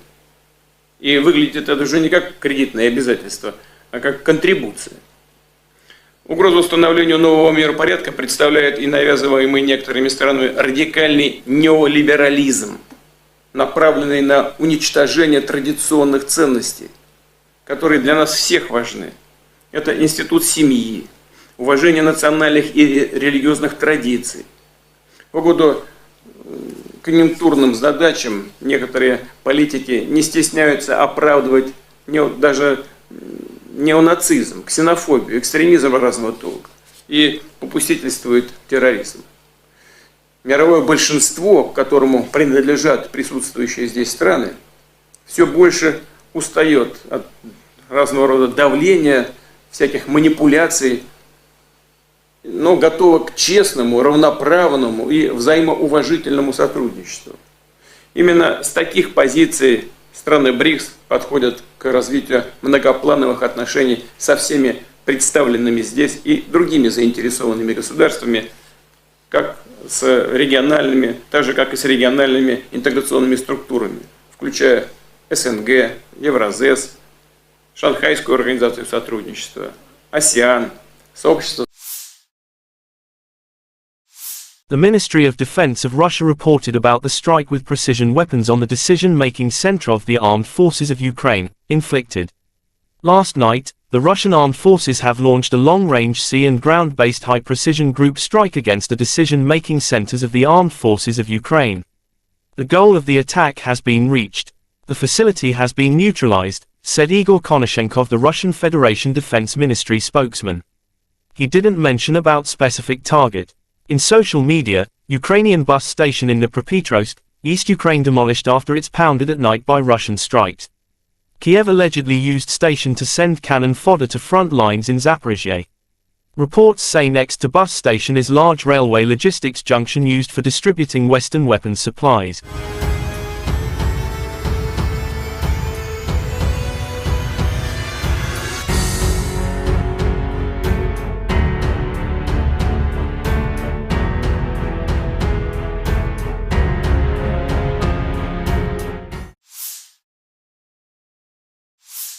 In the Kupiansk direction, assault detachments of the Zapad group of forces continued successful offensive operations in the assigned areas of responsibility. As a result of courageous actions by units, army aviation and artillery, 5 enemy attacks have been repelled close to Novoselovskoye, Novoyegorovka in Lugansk People's Republic, and Sinkovka in Kharkov region. The enemy losses were up to 50 Ukrainian servicemen, 2 infantry fighting vehicles, 3 pickup trucks, and 3 U.S.-made M777 artillery systems.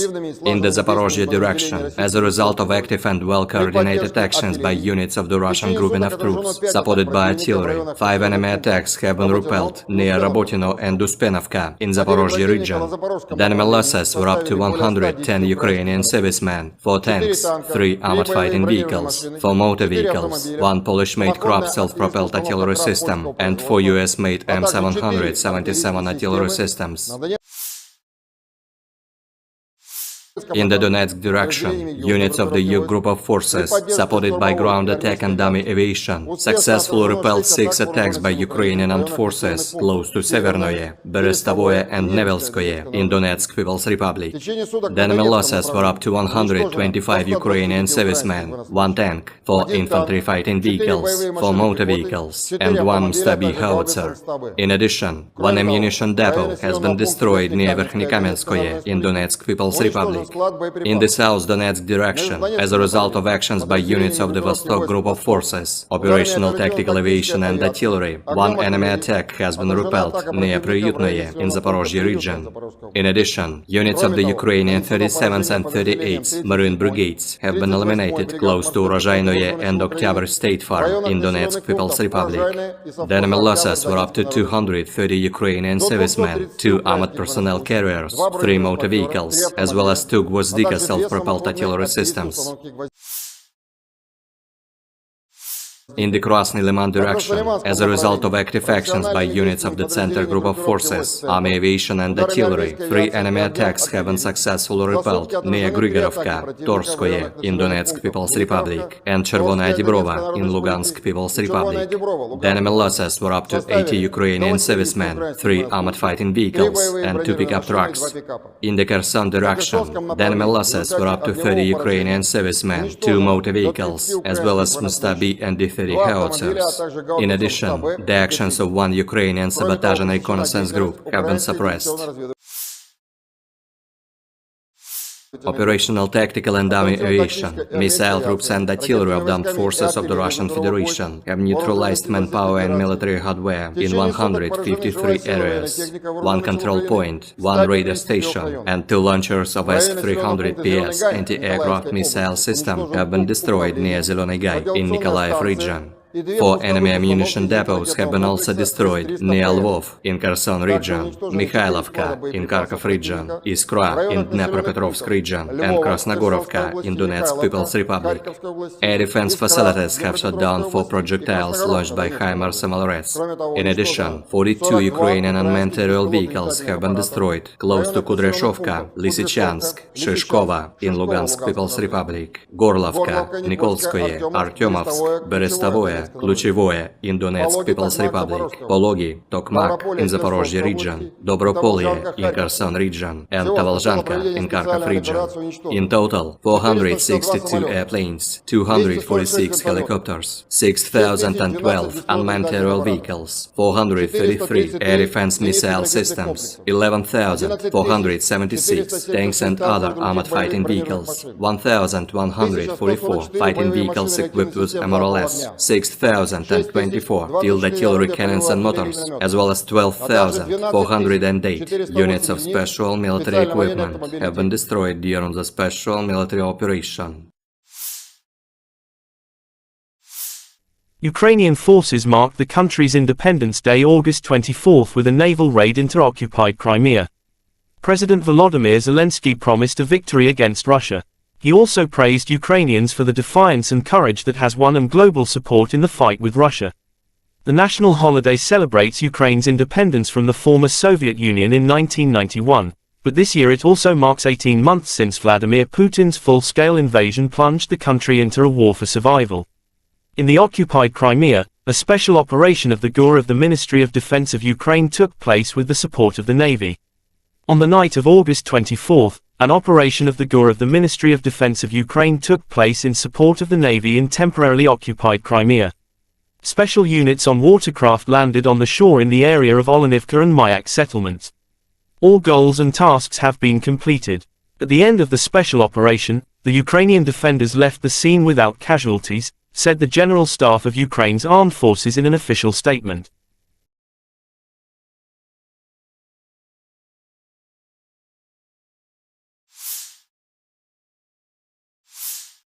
The armed forces of Ukraine continue to conduct an offensive operation in the Bakhmut and Melitopol directions. According to the General Staff of Ukraine's Armed Forces August 24, in the direction of Novodanilivka and Novoprokopivka, they were successful. They are entrenched at the achieved boundaries, inflict fire damage with artillery on the identified enemy targets, and carry out counter-battery countermeasures. In the direction of Bakhmut, the defense forces continue to conduct offensive actions south of the city of Bakhmut, entrenching themselves at the achieved boundaries. The enemy conducted unsuccessful offensive actions in the Avdiivka, Marinka, and Novomikhailivka districts of the Donetsk region. The enemy suffers significant losses in personnel, weapons and equipment, moves units and troops and actively uses reserves.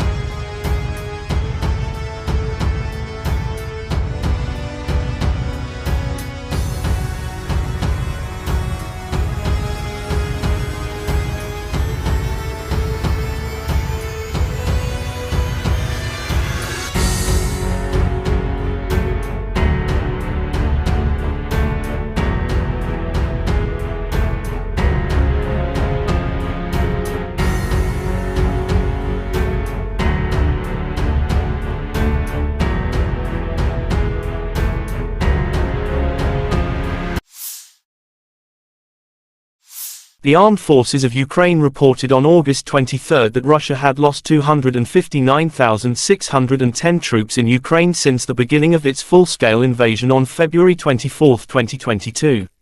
This number includes 340 casualties Russian forces suffered in the last 24 hours.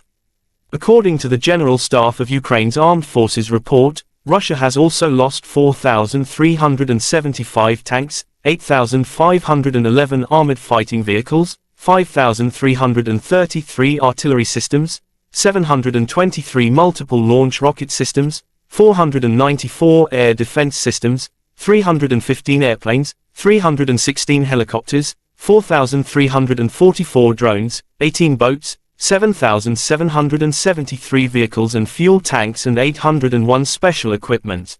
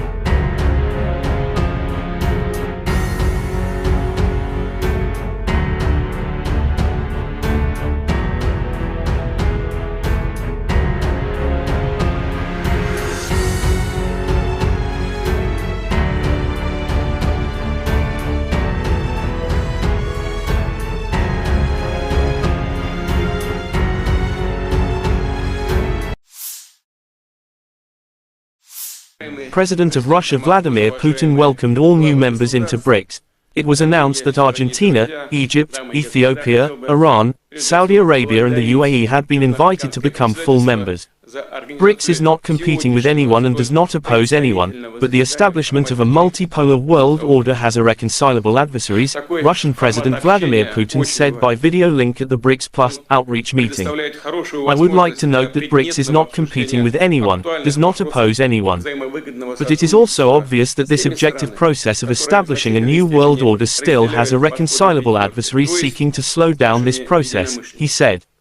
Putin said the adversaries are trying to hold back the emergence of new independent centers of development and influence in the world. The president also noted the importance of the BRICS Plus outreach format. It is very important and provides a good opportunity for substantive discussion of pressing issues of mutually beneficial cooperation with the countries that largely share the approaches of the 5 member states, meaning the countries that share our views, he said. Хочу отметить, что БРИКС ни с кем не соревнуется, никому себя не противоставляет. Но очевидно также и то, что у этого объективного процесса создания нового миропорядка, все-таки есть непримиримые противники, стремящиеся этот процесс затормозить, сдержать становление новых самостоятельных центров развития и влияния в мире. Страны так называемого «золотого миллиарда» делают все, чтобы сохранить прежний однополярный мир. Он их устраивает, он выгоден им. Они пытаются подменить систему международного права собственным так называемым порядком, основанным на правилах, которых никто не видел. Правилах, используемых, прямо надо сказать, в корыстных целях и меняющихся в угоду текущей политической конъюнктуре, когда угодно и как угодно, в соответствии с интересами отдельных стран. По сути, это тот же колониализм, только в новой упаковке. Кстати, и не так уж хорошо выглядящий. И современные колонизаторы, прикрываясь благими лозунгами демократии и прав человека, стремятся решать свои проблемы за чужой счет, продолжая беззастенчиво выкачивать ресурсы из развивающихся стран. Кстати говоря, вот сейчас президент Бразилии упомянул о долговом бремени развивающихся экономик. Ну, конечно, с одной стороны выкачиваются ресурсы в огромных количествах, а с другой стороны создается такое взаимоотношение в сфере кредитных, в сфере кредитов, что выплатить эти кредиты становится практически невозможным. И выглядит это уже не как кредитное обязательство, а как контрибуция. Угрозу установлению нового миропорядка представляет и навязываемый некоторыми странами радикальный неолиберализм, направленный на уничтожение традиционных ценностей, которые для нас всех важны. Это институт семьи, уважение национальных и религиозных традиций. В угоду конъюнктурным задачам некоторые политики не стесняются оправдывать даже неонацизм, ксенофобию, экстремизм разного толка и попустительствует терроризм. Мировое большинство, к которому принадлежат присутствующие здесь страны, все больше устает от разного рода давления, всяких манипуляций, но готова к честному, равноправному и взаимоуважительному сотрудничеству. Именно с таких позиций страны БРИКС подходят к развитию многоплановых отношений со всеми представленными здесь и другими заинтересованными государствами, как с региональными, так же как и с региональными интеграционными структурами, включая СНГ, Евразес, Шанхайскую организацию сотрудничества, АСЕАН, сообщество. The Ministry of Defense of Russia reported about the strike with precision weapons on the decision-making center of the armed forces of Ukraine, inflicted. Last night, the Russian armed forces have launched a long-range sea and ground-based high-precision group strike against the decision-making centers of the armed forces of Ukraine. The goal of the attack has been reached. The facility has been neutralized, said Igor Konashenkov, the Russian Federation Defense Ministry spokesman. He didn't mention about specific target. In social media, Ukrainian bus station in Dnipropetrovsk, East Ukraine demolished after it's pounded at night by Russian strikes. Kyiv allegedly used station to send cannon fodder to front lines in Zaphorizia. Reports say next to bus station is large railway logistics junction used for distributing Western weapons supplies.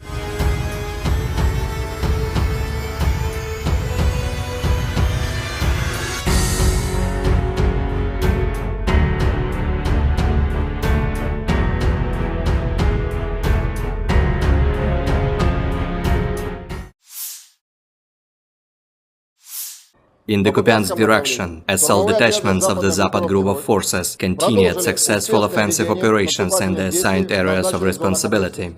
As a result of courageous actions by units, army aviation and artillery, 5 enemy attacks have been repelled close to Novoselovskoye, Novoyegorovka in Lugansk People's Republic, and Sinkovka in Kharkov region.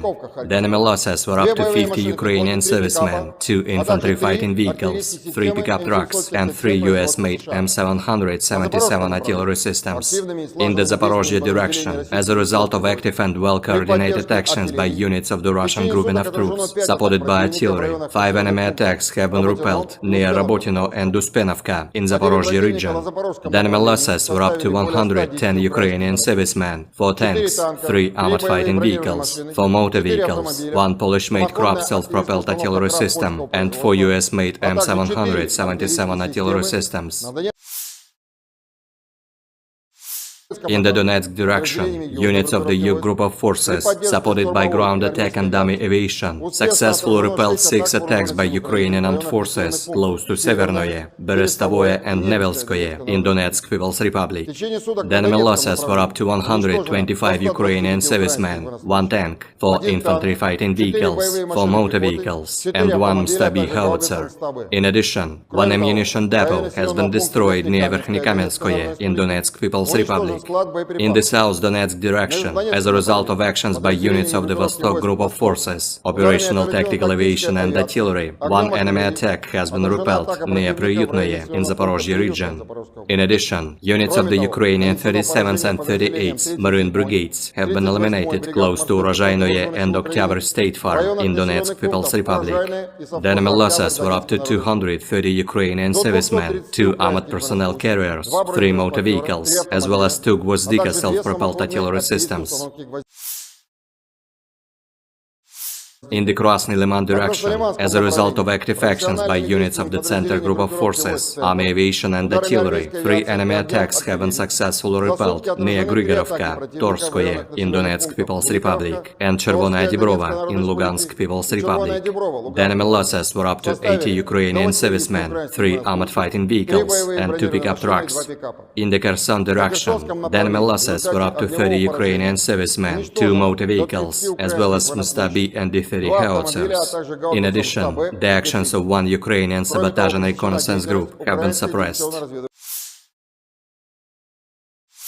Operational tactical and dummy aviation, missile troops and artillery of the armed forces of the Russian Federation have neutralized manpower and military hardware in 153 areas. 1 control point, 1 radar station, and 2 launchers of S-300PS anti-aircraft missile system have been destroyed near Zeleny Gai in Nikolaev region. 4 enemy ammunition depots have been also destroyed near Lvov in Kherson region, Mikhailovka in Kharkov region, Iskra in Dnepropetrovsk region, and Krasnogorovka in Donetsk People's Republic. Air defense facilities have shot down 4 projectiles launched by HIMARS MLRS. In addition, 42 Ukrainian unmanned aerial vehicles have been destroyed close to Kudryashovka, Lysychansk, Shishkova in Lugansk People's Republic, Gorlovka, Nikolskoye, Artyomovsk, Berestovoye, Kluchevoye in Donetsk People's Republic, Pologi, Tokmak in Zaporozhye region, Dobropolye in Kherson region, and Tavalzhanka in Kharkov region. In total, 462 airplanes, 246 helicopters, 6,012 unmanned aerial vehicles, 433 air defense missile systems, 11,476 tanks and other armored fighting vehicles, 1,144 fighting vehicles equipped with MRLS, 6,024 field artillery cannons and motors, as well as 12,408 units of special military equipment have been destroyed during the special military operation. Ukrainian forces marked the country's Independence Day August 24 with a naval raid into occupied Crimea. President Volodymyr Zelensky promised a victory against Russia. He also praised Ukrainians for the defiance and courage that has won them global support in the fight with Russia. The national holiday celebrates Ukraine's independence from the former Soviet Union in 1991, but this year it also marks 18 months since Vladimir Putin's full-scale invasion plunged the country into a war for survival. In the occupied Crimea, a special operation of the GUR of the Ministry of Defense of Ukraine took place with the support of the Navy. On the night of August 24, an operation of the GUR of the Ministry of Defense of Ukraine took place in support of the Navy in temporarily occupied Crimea. Special units on watercraft landed on the shore in the area of Olenivka and Mayak settlements. All goals and tasks have been completed. At the end of the special operation, the Ukrainian defenders left the scene without casualties, said the General Staff of Ukraine's armed forces in an official statement.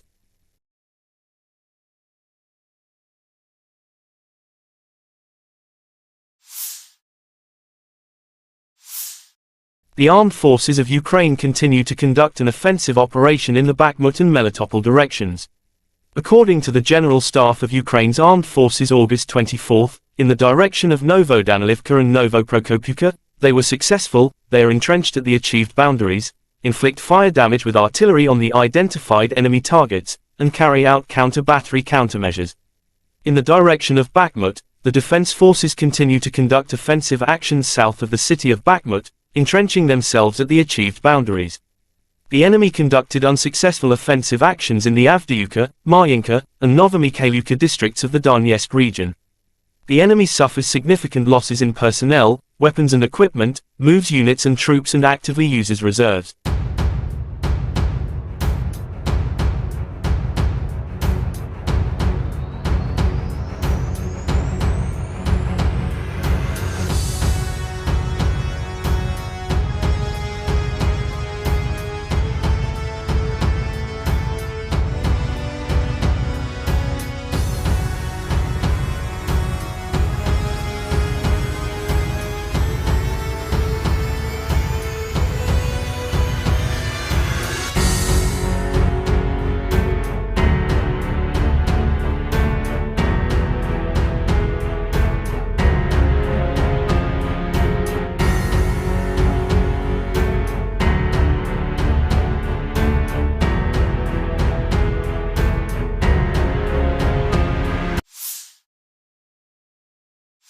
The armed forces of Ukraine reported on August 23 that Russia had lost 259,610 troops in Ukraine since the beginning of its full-scale invasion on February 24, 2022. This number includes 340 casualties Russian forces suffered in the last 24 hours. According to the General Staff of Ukraine's Armed Forces report, Russia has also lost 4,375 tanks, 8,511 armored fighting vehicles, 5,333 artillery systems, 723 multiple launch rocket systems, 494 air defense systems, 315 airplanes, 316 helicopters, 4,344 drones, 18 boats, 7,773 vehicles and fuel tanks and 801 special equipment.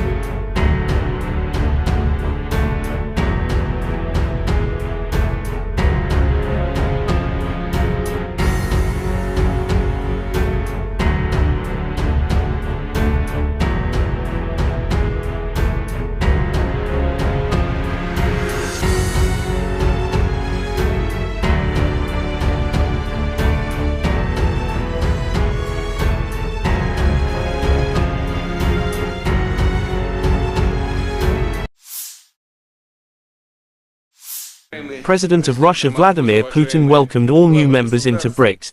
It was announced that Argentina, Egypt, Ethiopia, Iran, Saudi Arabia and the UAE had been invited to become full members. BRICS is not competing with anyone and does not oppose anyone, but the establishment of a multipolar world order has irreconcilable adversaries, Russian President Vladimir Putin said by video link at the BRICS Plus outreach meeting. I would like to note that BRICS is not competing with anyone, does not oppose anyone. But it is also obvious that this objective process of establishing a new world order still has irreconcilable adversaries seeking to slow down this process, he said. Putin said the adversaries are trying to hold back the emergence of new independent centers of development and influence in the world. The president also noted the importance of the BRICS Plus outreach format. It is very important and provides a good opportunity for substantive discussion of pressing issues of mutually beneficial cooperation with the countries that largely share the approaches of the 5 member states, meaning the countries that share our views, he said. Хочу отметить, что БРИКС ни с кем не соревнуется, никому себя не противоставляет. Но очевидно также и то, что у этого объективного процесса создания нового миропорядка, все-таки есть непримиримые противники, стремящиеся этот процесс затормозить, сдержать становление новых самостоятельных центров развития и влияния в мире. Страны так называемого «золотого миллиарда» делают все, чтобы сохранить прежний однополярный мир. Он их устраивает, он выгоден им. Они пытаются подменить систему международного права собственным так называемым порядком, основанным на правилах, которых никто не видел. Правилах, используемых, прямо надо сказать, в корыстных целях и меняющихся в угоду текущей политической конъюнктуре, когда угодно и как угодно, в соответствии с интересами отдельных стран. По сути, это тот же колониализм, только в новой упаковке. Кстати, и не так уж хорошо выглядящий. И современные колонизаторы, прикрываясь благими лозунгами демократии и прав человека, стремятся решать свои проблемы за чужой счет, продолжая беззастенчиво выкачивать ресурсы из развивающихся стран. Кстати говоря, вот сейчас президент Бразилии упомянул о долговом бремени развивающихся экономик. Ну, конечно, с одной стороны выкачиваются ресурсы в огромных количествах, а с другой стороны создается такое взаимоотношение в сфере кредитных, в сфере кредитов, что выплатить эти кредиты становится практически невозможным. И выглядит это уже не как кредитное обязательство, а как контрибуция. Угрозу установлению нового миропорядка представляет и навязываемый некоторыми странами радикальный неолиберализм, направленный на уничтожение традиционных ценностей, которые для нас всех важны. Это институт семьи, уважение национальных и религиозных традиций. В угоду конъюнктурным задачам некоторые политики не стесняются оправдывать даже неонацизм, ксенофобию, экстремизм разного толка и попустительствует терроризм. Мировое большинство, к которому принадлежат присутствующие здесь страны, все больше устает от разного рода давления, всяких манипуляций, но готова к честному, равноправному и взаимоуважительному сотрудничеству. Именно с таких позиций страны БРИКС подходят к развитию многоплановых отношений со всеми представленными здесь и другими заинтересованными государствами, как с региональными, так же как и с региональными интеграционными структурами, включая СНГ, Евразес, Шанхайскую организацию сотрудничества, АСЕАН, сообщество. The Ministry of Defense of Russia reported about the strike with precision weapons on the decision-making center of the armed forces of Ukraine, inflicted. Last night, the Russian armed forces have launched a long-range sea and ground-based high-precision group strike against the decision-making centers of the armed forces of Ukraine. The goal of the attack has been reached. The facility has been neutralized, said Igor Konashenkov, the Russian Federation Defense Ministry spokesman. He didn't mention about specific target. In social media, Ukrainian bus station in Dnipropetrovsk, East Ukraine demolished after it's pounded at night by Russian strikes. Kyiv allegedly used station to send cannon fodder to front lines in Zaporizhia. Reports say next to bus station is large railway logistics junction used for distributing Western weapons supplies.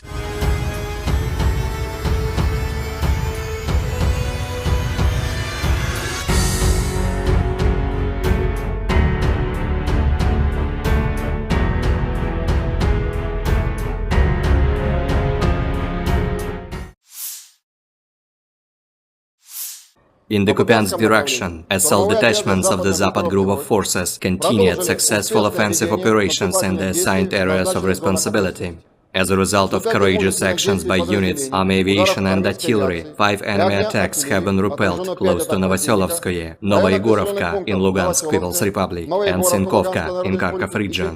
The enemy losses were up to 50 Ukrainian servicemen, 2 infantry fighting vehicles, 3 pickup trucks, and 3 U.S.-made M777 artillery systems. In the Zaporozhye direction, as a result of active and well-coordinated actions by units of the Russian grouping of troops, supported by artillery, 5 enemy attacks have been repelled near Rabotino and Uspenovka in Zaporozhye region.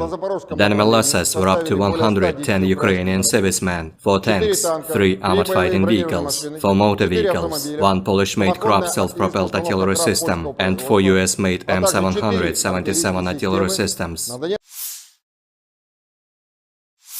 In the Donetsk direction, units of the U group of forces, supported by ground attack and dummy aviation, successfully repelled 6 attacks by Ukrainian armed forces close to Severnoye, Berestovoye and Nevelskoye in Donetsk People's Republic. The enemy losses were up to 125 Ukrainian servicemen, 1 tank, 4 infantry fighting vehicles, 4 motor vehicles, and 1 Stabi howitzer. In addition, 1 ammunition depot has been destroyed near Verkhnekamenskoye in Donetsk People's Republic. In the South Donetsk direction, as a result of actions by units of the Vostok group of forces, operational tactical aviation and artillery, 1 enemy attack has been repelled near Priyutnoye in Zaporozhye region. In addition, units of the Ukrainian 37th and 38th Marine Brigades have been eliminated close to Urozhainoye and Oktyabr State Farm in Donetsk People's Republic. The enemy losses were up to 230 Ukrainian servicemen, 2 armored personnel carriers, 3 motor vehicles, as well as 2 Gvozdika self-propelled artillery systems. In the Krasny Liman direction, as a result of active actions by units of the Center group of forces, army aviation and artillery, 3 enemy attacks have been successfully repelled near Grigorovka, Torskoye in Donetsk People's Republic, and Chervonaya Dibrova in Lugansk People's Republic. The enemy losses were up to 80 Ukrainian servicemen, 3 armored fighting vehicles, and 2 pickup trucks. In the Kherson direction, the enemy losses were up to 30 Ukrainian servicemen, 2 motor vehicles, as well as Mustabi and D-30 howitzers. In addition, the actions of 1 Ukrainian sabotage and reconnaissance group have been suppressed. Operational tactical and dummy aviation, missile troops and artillery of the armed forces of the Russian Federation have neutralized manpower and military hardware in 153 areas. 1 control point, 1 radar station, and 2 launchers of S-300PS anti-aircraft missile system have been destroyed near Zeleny Gai in Nikolaev region. 4 enemy ammunition depots have been also destroyed near Lvov in Kherson region, Mikhailovka in Kharkov region, Iskra in Dnepropetrovsk region, and Krasnogorovka in Donetsk People's Republic. Air defense facilities have shot down 4 projectiles launched by HIMARS MLRS. In addition, 42 Ukrainian unmanned aerial vehicles have been destroyed close to Kudryashovka, Lysychansk, Shishkova in Lugansk People's Republic, Gorlovka, Nikolskoye, Artyomovsk, Berestovoye, Kluchevoye in Donetsk People's Republic, Pologi, Tokmak in Zaporozhye region, Dobropolye in Kherson region, and Tavalzhanka in Kharkov region. In total, 462 airplanes, 246 helicopters, 6,012 unmanned aerial vehicles, 433 air defense missile systems, 11,476 tanks and other armored fighting vehicles, 1,144 fighting vehicles equipped with MRLS, 6,024 field artillery cannons and motors, as well as 12,408 units of special military equipment have been destroyed during the special military operation.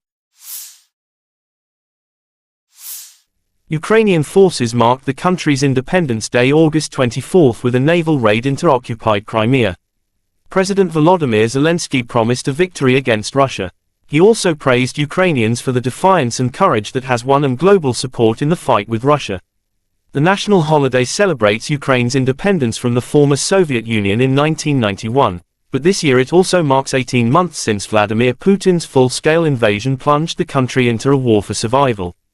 In the occupied Crimea, a special operation of the GUR of the Ministry of Defense of Ukraine took place with the support of the Navy. On the night of August 24, an operation of the GUR of the Ministry of Defense of Ukraine took place in support of the Navy in temporarily occupied Crimea. Special units on watercraft landed on the shore in the area of Olenivka and Mayak settlements. All goals and tasks have been completed. At the end of the special operation, the Ukrainian defenders left the scene without casualties, said the General Staff of Ukraine's armed forces in an official statement.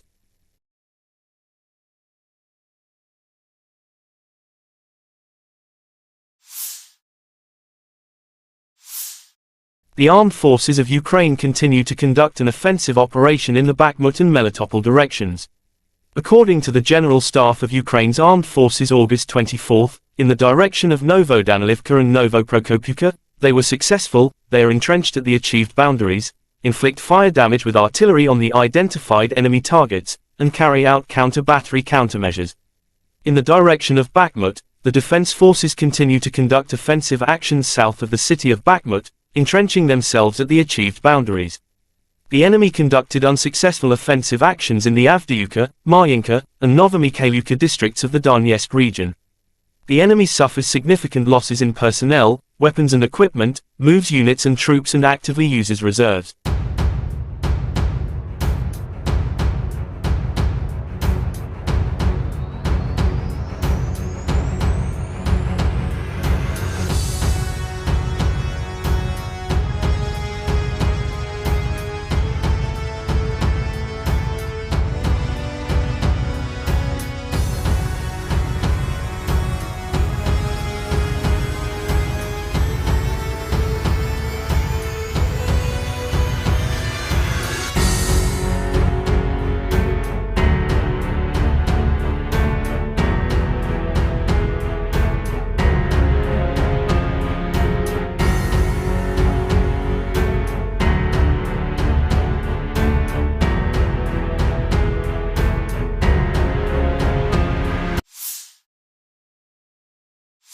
The armed forces of Ukraine reported on August 23 that Russia had lost 259,610 troops in Ukraine since the beginning of its full-scale invasion on February 24, 2022.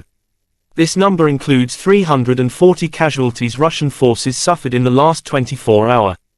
According to the General Staff of Ukraine's Armed Forces report, Russia has also lost 4,375 tanks, 8,511 armored fighting vehicles, 5,333 artillery systems, 723 multiple launch rocket systems, 494 air defense systems, 315 airplanes, 316 helicopters, 4,344 drones, 18 boats, 7,773 vehicles and fuel tanks and 801 special equipment.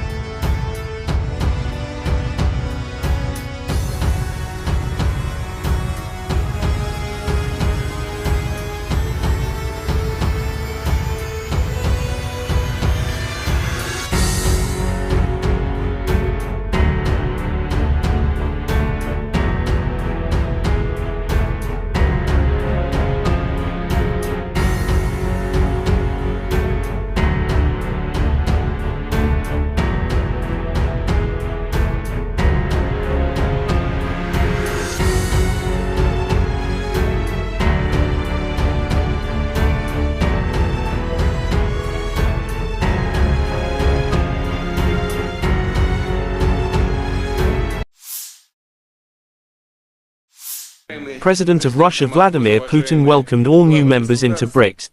It was announced that Argentina, Egypt, Ethiopia, Iran, Saudi Arabia and the UAE had been invited to become full members.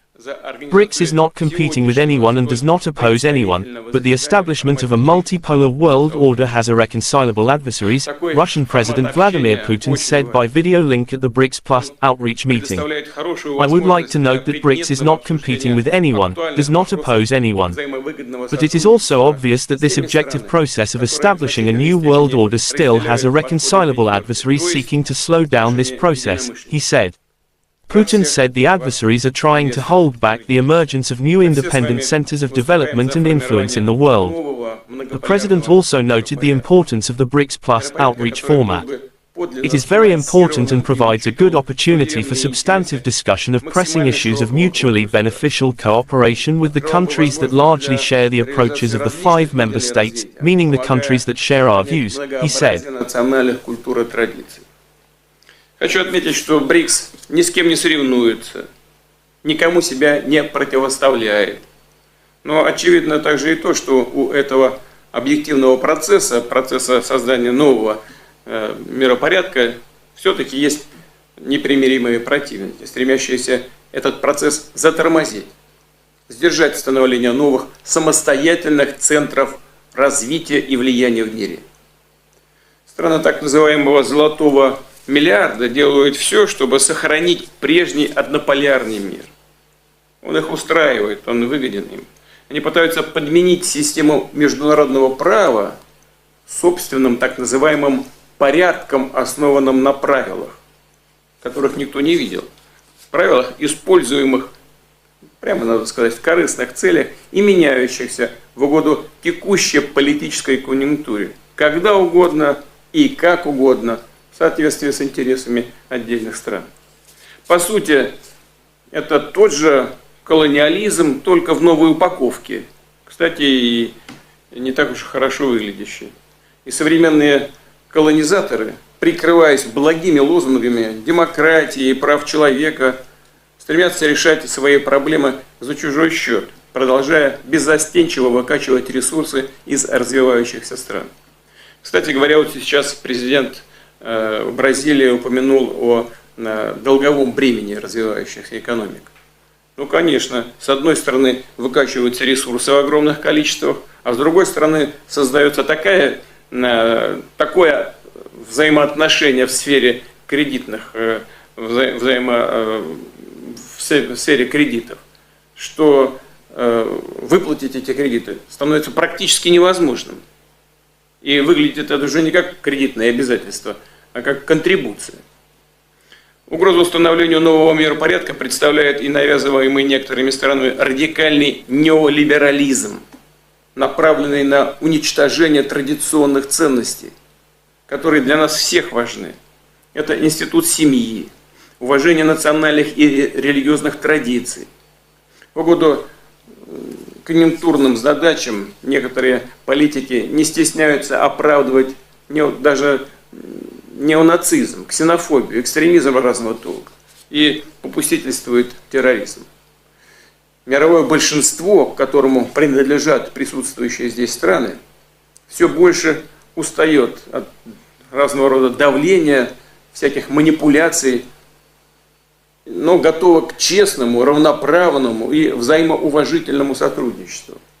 Именно с таких позиций страны БРИКС подходят к развитию многоплановых отношений со всеми представленными здесь и другими заинтересованными государствами, как с региональными, так же как и с региональными интеграционными структурами, включая СНГ, Евразес, Шанхайскую организацию сотрудничества, АСЕАН, сообщество. The Ministry of Defense of Russia reported about the strike with precision weapons on the decision-making center of the armed forces of Ukraine, inflicted. Last night, the Russian armed forces have launched a long-range sea and ground-based high-precision group strike against the decision-making centers of the armed forces of Ukraine. The goal of the attack has been reached. The facility has been neutralized, said Igor Konashenkov, the Russian Federation Defense Ministry spokesman. He didn't mention about specific target. In social media, Ukrainian bus station in Dnipropetrovsk, East Ukraine demolished after it's pounded at night by Russian strikes. Kyiv allegedly used station to send cannon fodder to front lines in Zaphorizia. Reports say next to bus station is large railway logistics junction used for distributing Western weapons supplies.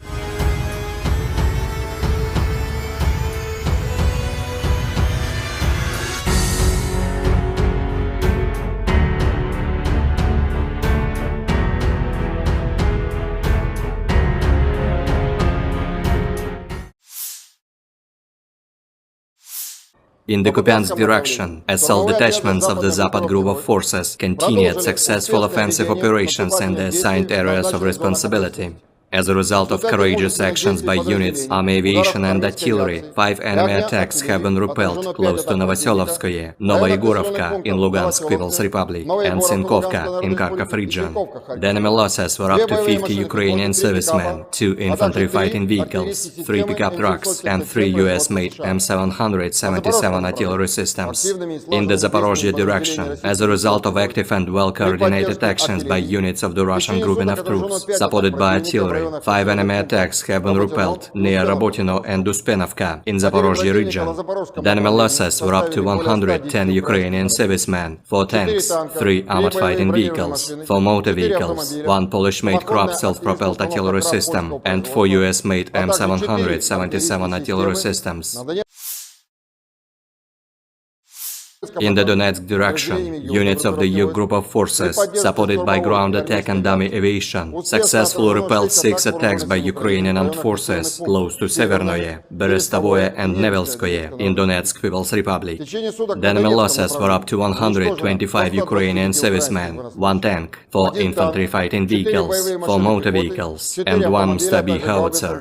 In addition, 1 ammunition depot has been destroyed near Verkhnekamenskoye in Donetsk People's Republic. In the South Donetsk direction, as a result of actions by units of the Vostok group of forces, operational tactical aviation and artillery, 1 enemy attack has been repelled near Priyutnoye in Zaporozhye region. In addition, units of the Ukrainian 37th and 38th Marine Brigades have been eliminated close to Urozhainoye and Oktyabr State Farm in Donetsk People's Republic. The enemy losses were up to 230 Ukrainian servicemen, 2 armored personnel carriers, 3 motor vehicles, as well as 2 Gvozdika self-propelled artillery systems.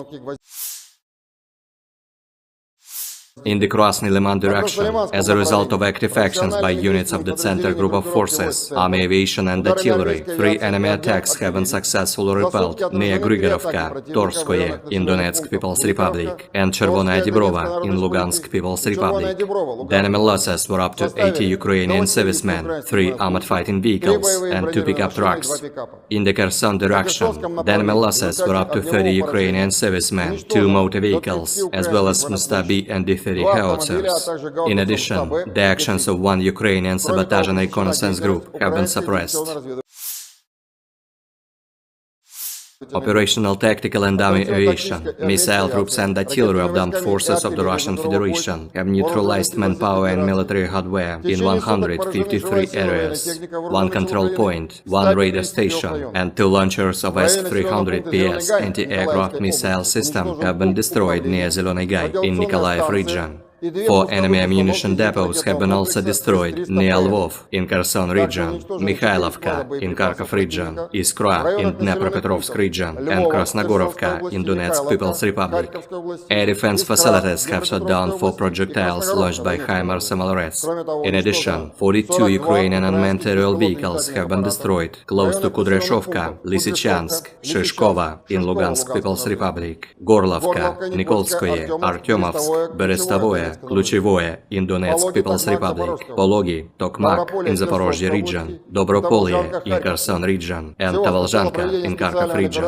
In total, 462 airplanes, 246 helicopters, 6,012 unmanned aerial vehicles, 433 air defense missile systems, 11,476 tanks and other armored fighting vehicles, 1,144 fighting vehicles equipped with MLRS, 6,024 field artillery cannons and motors, as well as 12,408 units of special military equipment have been destroyed during the special military operation. Ukrainian forces marked the country's Independence Day August 24 with a naval raid into occupied Crimea. President Volodymyr Zelensky promised a victory against Russia. He also praised Ukrainians for the defiance and courage that has won them global support in the fight with Russia. The national holiday celebrates Ukraine's independence from the former Soviet Union in 1991, but this year it also marks 18 months since Vladimir Putin's full-scale invasion plunged the country into a war for survival. In the occupied Crimea, a special operation of the GUR of the Ministry of Defense of Ukraine took place with the support of the Navy. On the night of August 24, an operation of the GUR of the Ministry of Defense of Ukraine took place in support of the Navy in temporarily occupied Crimea. Special units on watercraft landed on the shore in the area of Olenivka and Mayak settlements. All goals and tasks have been completed. At the end of the special operation, the Ukrainian defenders left the scene without casualties, said the General Staff of Ukraine's armed forces in an official statement.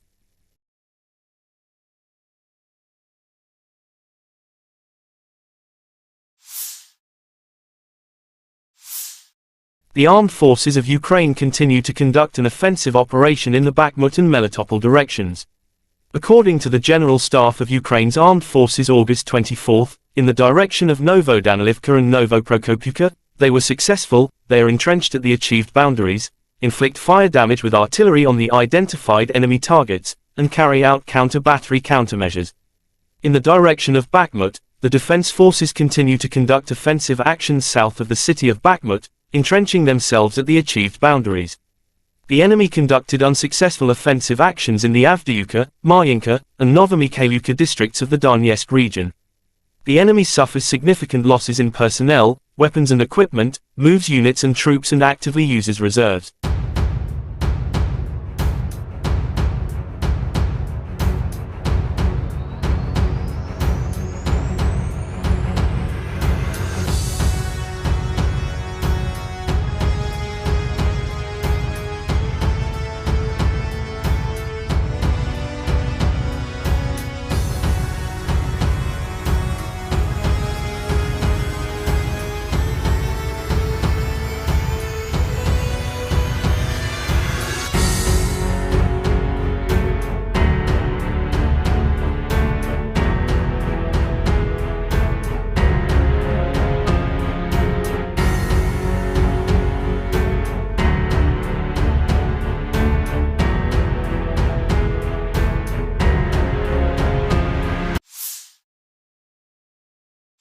The armed forces of Ukraine reported on August 23 that Russia had lost 259,610 troops in Ukraine since the beginning of its full-scale invasion on February 24, 2022. This number includes 340 casualties Russian forces suffered in the last 24 hours. According to the General Staff of Ukraine's Armed Forces report, Russia has also lost 4,375 tanks, 8,511 armored fighting vehicles, 5,333 artillery systems, 723 multiple launch rocket systems, 494 air defense systems, 315 airplanes, 316 helicopters, 4,344 drones, 18 boats, 7,773 vehicles and fuel tanks and 801 special equipment.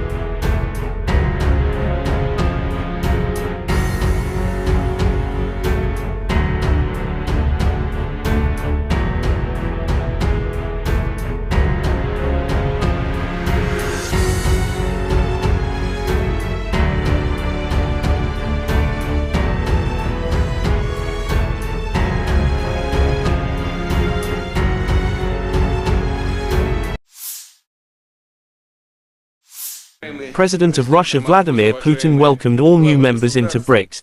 It was announced that Argentina, Egypt, Ethiopia, Iran, Saudi Arabia and the UAE had been invited to become full members. BRICS is not competing with anyone and does not oppose anyone, but the establishment of a multipolar world order has irreconcilable adversaries, Russian President Vladimir Putin said by video link at the BRICS Plus outreach meeting. I would like to note that BRICS is not competing with anyone, does not oppose anyone. But it is also obvious that this objective process of establishing a new world order still has irreconcilable adversaries seeking to slow down this process, he said. Putin said the adversaries are trying to hold back the emergence of new independent centers of development and influence in the world. The president also noted the importance of the BRICS Plus outreach format. It is very important and provides a good opportunity for substantive discussion of pressing issues of mutually beneficial cooperation with the countries that largely share the approaches of the 5 member states, meaning the countries that share our views, he said. Хочу отметить, что БРИКС ни с кем не соревнуется, никому себя не противоставляет. Но очевидно также и то, что у этого объективного процесса создания нового миропорядка, все-таки есть непримиримые противники, стремящиеся этот процесс затормозить, сдержать становление новых самостоятельных центров развития и влияния в мире. Страны так называемого «золотого миллиарда» делают все, чтобы сохранить прежний однополярный мир. Он их устраивает, он выгоден им. Они пытаются подменить систему международного права собственным так называемым порядком, основанным на правилах, которых никто не видел. Правилах, используемых, прямо надо сказать, в корыстных целях и меняющихся в угоду текущей политической конъюнктуре, когда угодно и как угодно, в соответствии с интересами отдельных стран. По сути, это тот же колониализм, только в новой упаковке. Кстати, и не так уж хорошо выглядящий. И современные колонизаторы, прикрываясь благими лозунгами демократии и прав человека, стремятся решать свои проблемы за чужой счет, продолжая беззастенчиво выкачивать ресурсы из развивающихся стран. Кстати говоря, вот сейчас президент Бразилии упомянул о долговом бремени развивающихся экономик. Ну, конечно, с одной стороны выкачиваются ресурсы в огромных количествах, а с другой стороны создается такое взаимоотношение в сфере кредитных, в сфере кредитов, что выплатить эти кредиты становится практически невозможным. И выглядит это уже не как кредитное обязательство, а как контрибуция. Угрозу установлению нового миропорядка представляет и навязываемый некоторыми странами радикальный неолиберализм, направленный на уничтожение традиционных ценностей, которые для нас всех важны. Это институт семьи, уважение национальных и религиозных традиций. В угоду конъюнктурным задачам некоторые политики не стесняются оправдывать даже неонацизм, ксенофобию, экстремизм разного толка и попустительствует терроризм. Мировое большинство, к которому принадлежат присутствующие здесь страны, все больше устает от разного рода давления, всяких манипуляций, но готова к честному, равноправному и взаимоуважительному сотрудничеству. Именно с таких позиций страны БРИКС подходят к развитию многоплановых отношений со всеми представленными здесь и другими заинтересованными государствами, как с региональными, так же как и с региональными интеграционными структурами, включая СНГ, Евразес, Шанхайскую организацию сотрудничества, АСЕАН, сообщество. The Ministry of Defense of Russia reported about the strike with precision weapons on the decision-making center of the armed forces of Ukraine, inflicted. Last night, the Russian armed forces have launched a long-range sea and ground-based high-precision group strike against the decision-making centers of the armed forces of Ukraine. The goal of the attack has been reached. The facility has been neutralized, said Igor Konashenkov, the Russian Federation Defense Ministry spokesman. He didn't mention about specific target. In social media, Ukrainian bus station in Dnipropetrovsk, East Ukraine demolished after it's pounded at night by Russian strikes. Kyiv allegedly used station to send cannon fodder to front lines in Zaphorizia. Reports say next to bus station is large railway logistics junction used for distributing Western weapons supplies.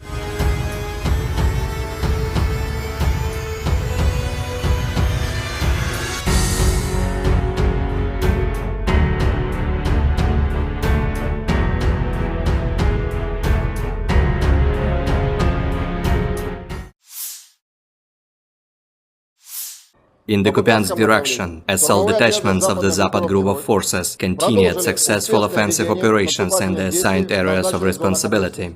As a result of courageous actions by units, army aviation and artillery, 5 enemy attacks have been repelled close to Novoselovskoye, Novoyegorovka in Lugansk People's Republic, and Sinkovka in Kharkov region. The enemy losses were up to 50 Ukrainian servicemen, 2 infantry fighting vehicles, 3 pickup trucks, and 3 U.S.-made M777 artillery systems.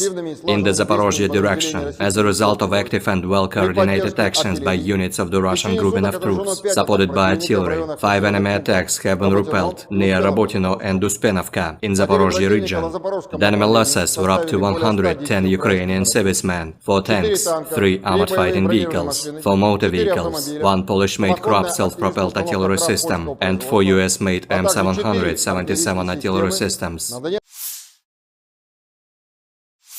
In the Donetsk direction, units of the U group of forces, supported by ground attack and dummy aviation, successfully repelled 6 attacks by Ukrainian armed forces close to Severnoye, Berestovoye and Nevelskoye in Donetsk People's Republic. The enemy losses were up to 125 Ukrainian servicemen, 1 tank, 4 infantry fighting vehicles, 4 motor vehicles, and 1 Stabi howitzer. In addition, 1 ammunition depot has been destroyed near Verkhnekamenskoye in Donetsk People's Republic.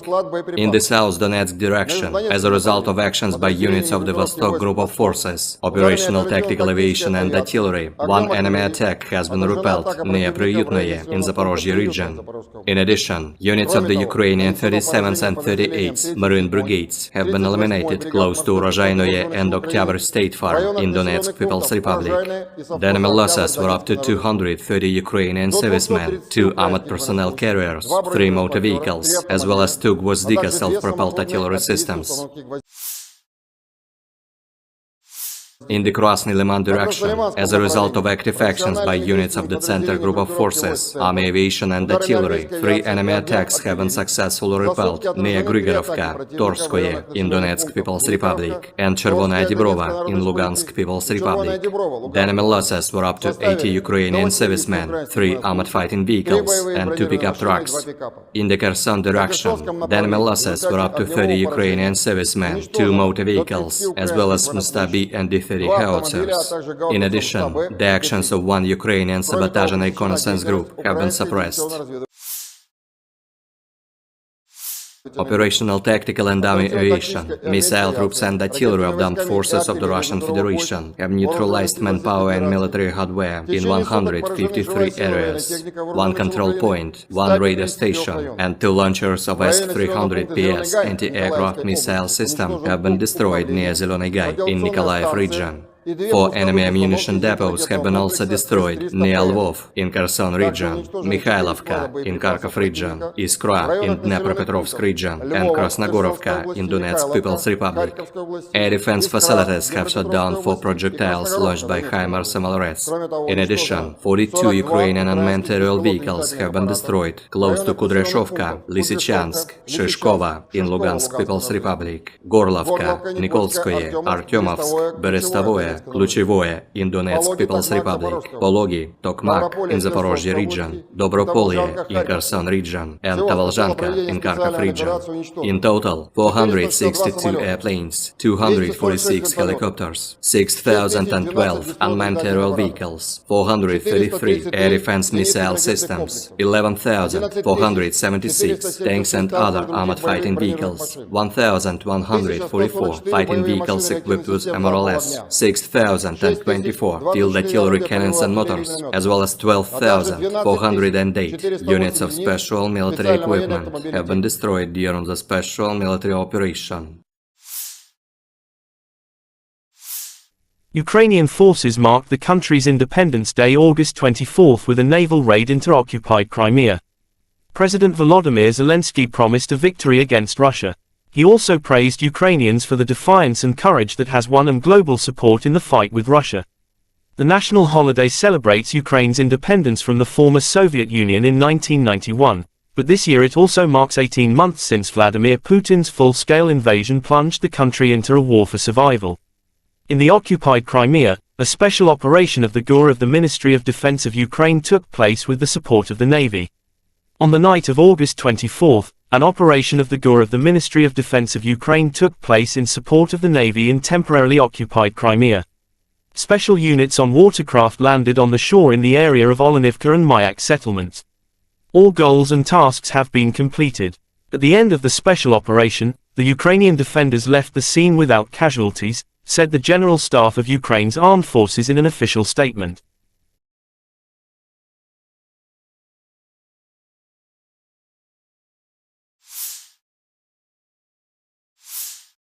The armed forces of Ukraine continue to conduct an offensive operation in the Bakhmut and Melitopol directions.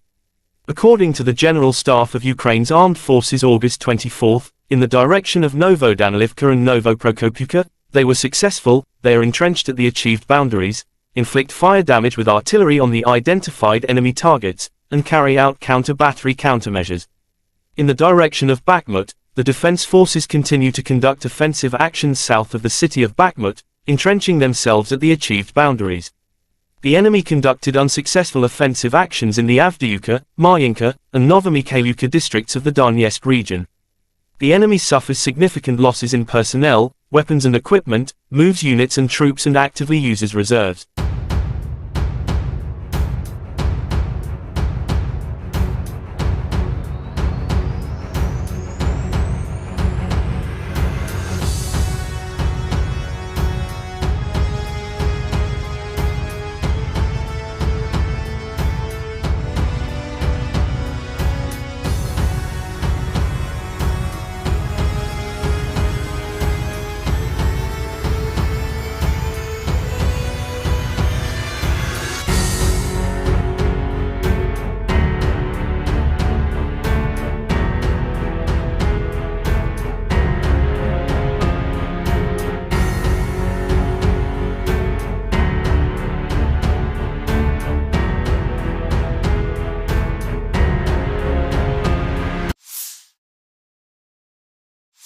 The armed forces of Ukraine reported on August 23 that Russia had lost 259,610 troops in Ukraine since the beginning of its full-scale invasion on February 24, 2022.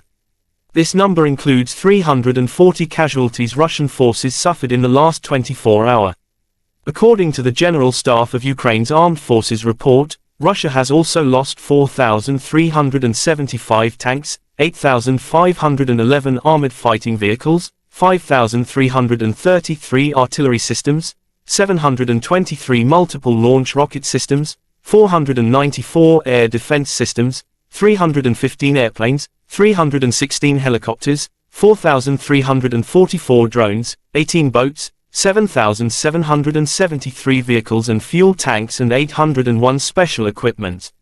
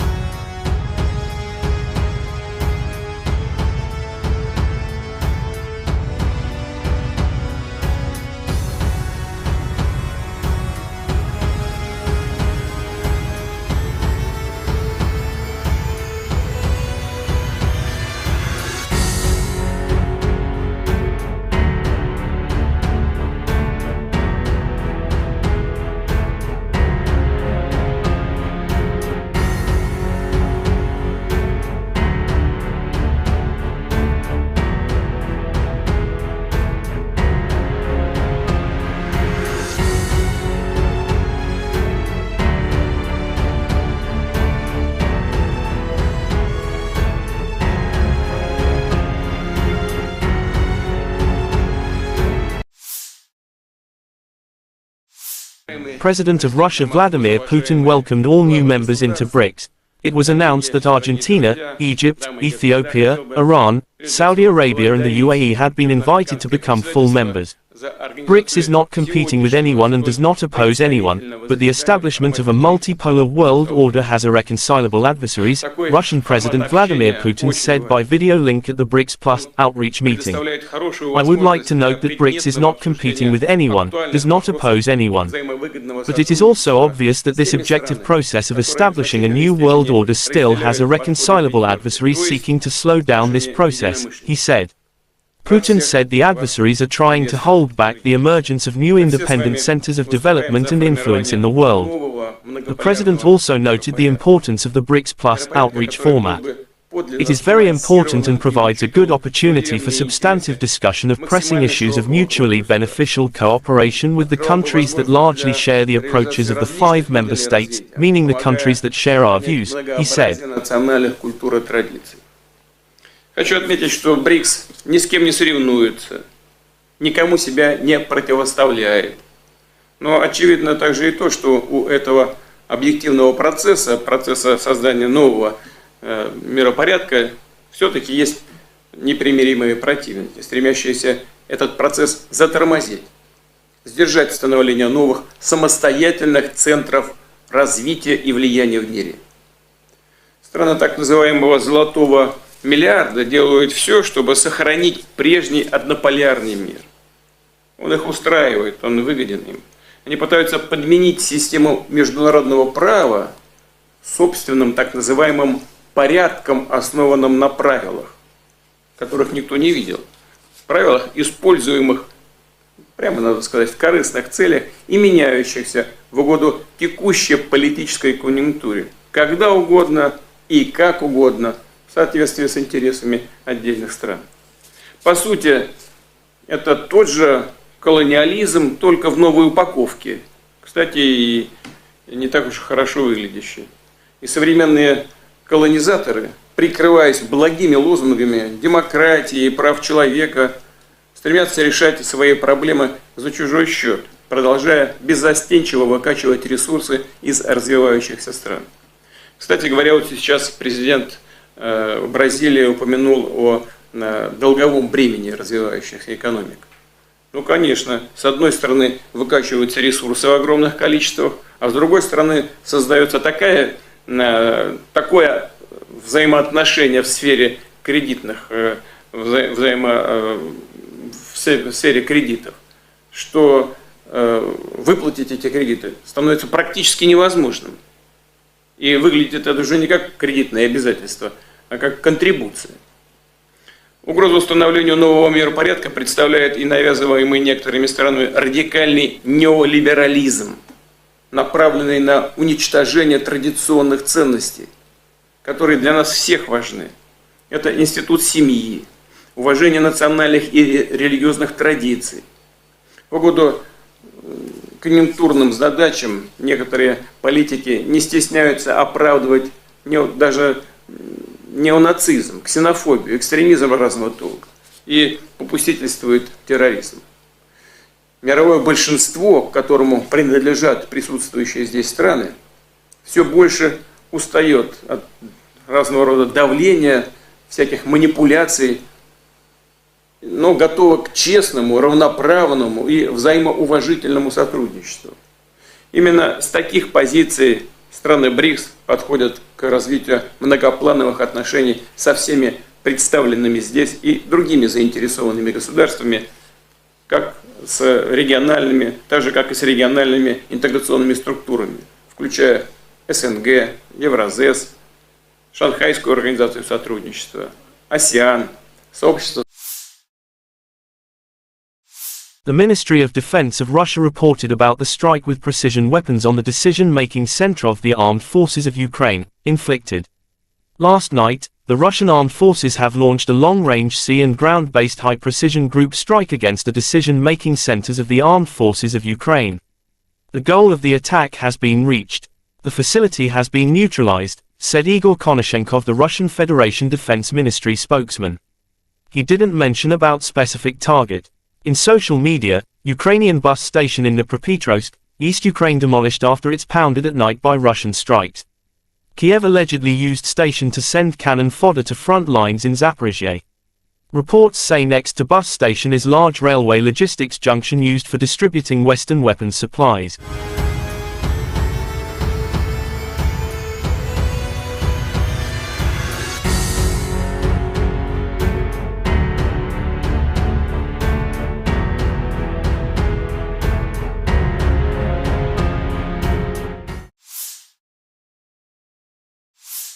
In the Kupiansk direction, assault detachments of the Zapad group of forces continued successful offensive operations in the assigned areas of responsibility. As a result of courageous actions by units, army aviation and artillery, 5 enemy attacks have been repelled close to Novoselovskoye, Novoyegorovka in Lugansk People's Republic, and Sinkovka in Kharkov region. The enemy losses were up to 50 Ukrainian servicemen, 2 infantry fighting vehicles, 3 pickup trucks, and 3 U.S.-made M777 artillery systems. In the Zaporozhye direction, as a result of active and well-coordinated actions by units of the Russian grouping of troops, supported by artillery, 5 enemy attacks have been repelled near Rabotino and Uspenovka in Zaporozhye region. The enemy losses were up to 110 Ukrainian servicemen, 4 tanks, 3 armored fighting vehicles, 4 motor vehicles, 1 Polish-made Krupp self-propelled artillery system, and 4 US-made M777 artillery systems.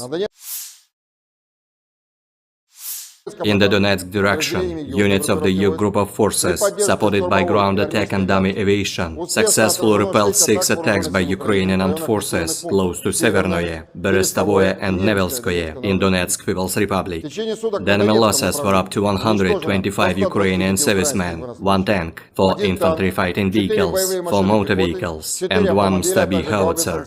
In addition, 1 ammunition depot has been destroyed near Verkhnekamenskoye in Donetsk People's Republic. In the South Donetsk direction, as a result of actions by units of the Vostok group of forces, operational tactical aviation and artillery, 1 enemy attack has been repelled near Priyutnoye in Zaporozhye region. In addition, units of the Ukrainian 37th and 38th Marine Brigades have been eliminated close to Urozhainoye and Oktyabr State Farm in Donetsk People's Republic. The enemy losses were up to 230 Ukrainian servicemen, 2 armored personnel carriers, 3 motor vehicles, as well as 2 Gvozdika self-propelled artillery systems. In the Krasny Liman direction, as a result of active actions by units of the Center group of forces, army aviation and artillery, 3 enemy attacks have been successfully repelled near Grigorovka, Torskoye in Donetsk People's Republic, and Chervonaya Dibrova in Lugansk People's Republic. The enemy losses were up to 80 Ukrainian servicemen, 3 armored fighting vehicles, and 2 pickup trucks. In the Kherson direction, the enemy losses were up to 30 Ukrainian servicemen, 2 motor vehicles, as well as Mustabi and D-30 howitzers. In addition, the actions of 1 Ukrainian sabotage and reconnaissance group have been suppressed. Operational tactical and dummy aviation, missile troops and artillery of the armed forces of the Russian Federation have neutralized manpower and military hardware in 153 areas. 1 control point, 1 radar station, and 2 launchers of S-300PS anti-aircraft missile system have been destroyed near Zeleny Gai in Nikolaev region. 4 enemy ammunition depots have been also destroyed near Lvov in Kherson region, Mikhailovka in Kharkov region, Iskra in Dnepropetrovsk region, and Krasnogorovka in Donetsk People's Republic. Air defense facilities have shot down 4 projectiles launched by HIMARS MLRS. In addition, 42 Ukrainian unmanned aerial vehicles have been destroyed close to Kudryashovka, Lysychansk, Shishkova in Lugansk People's Republic, Gorlovka, Nikolskoye, Artyomovsk, Berestovoye, Kluchevoye in Donetsk People's Republic, Pologi, Tokmak in Zaporozhye region, Dobropolye in Kherson region, and Tavalzhanka in Kharkov region. In total, 462 airplanes, 246 helicopters, 6,012 unmanned aerial vehicles, 433 air defense missile systems, 11,476 tanks and other armored fighting vehicles, 1,144 fighting vehicles equipped with MRLS, 6,024 field artillery cannons and motors, as well as 12,408 units of special military equipment have been destroyed during the special military operation. Ukrainian forces marked the country's Independence Day August 24 with a naval raid into occupied Crimea. President Volodymyr Zelensky promised a victory against Russia. He also praised Ukrainians for the defiance and courage that has won them global support in the fight with Russia. The national holiday celebrates Ukraine's independence from the former Soviet Union in 1991, but this year it also marks 18 months since Vladimir Putin's full-scale invasion plunged the country into a war for survival. In the occupied Crimea, a special operation of the GUR of the Ministry of Defense of Ukraine took place with the support of the Navy. On the night of August 24, an operation of the GUR of the Ministry of Defense of Ukraine took place in support of the Navy in temporarily occupied Crimea. Special units on watercraft landed on the shore in the area of Olenivka and Mayak settlements. All goals and tasks have been completed. At the end of the special operation, the Ukrainian defenders left the scene without casualties, said the General Staff of Ukraine's armed forces in an official statement.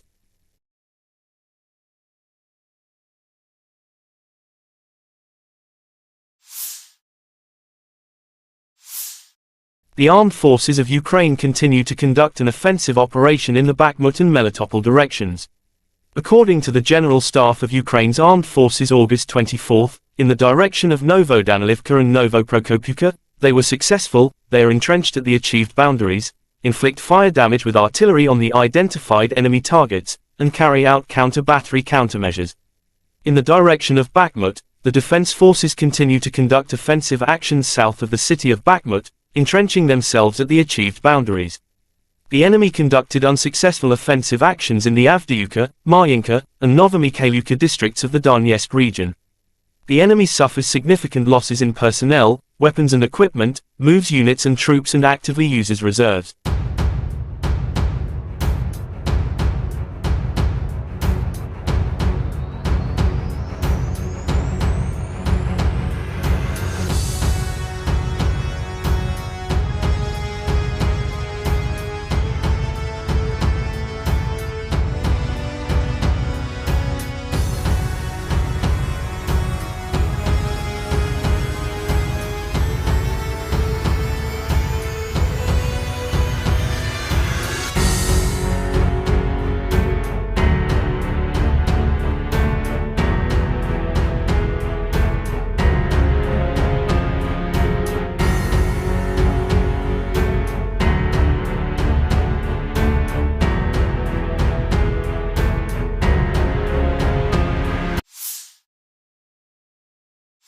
The armed forces of Ukraine reported on August 23 that Russia had lost 259,610 troops in Ukraine since the beginning of its full-scale invasion on February 24, 2022. This number includes 340 casualties Russian forces suffered in the last 24 hours. According to the General Staff of Ukraine's Armed Forces report, Russia has also lost 4,375 tanks, 8,511 armored fighting vehicles, 5,333 artillery systems, 723 multiple launch rocket systems, 494 air defense systems, 315 airplanes, 316 helicopters, 4,344 drones, 18 boats, 7,773 vehicles and fuel tanks and 801 special equipment.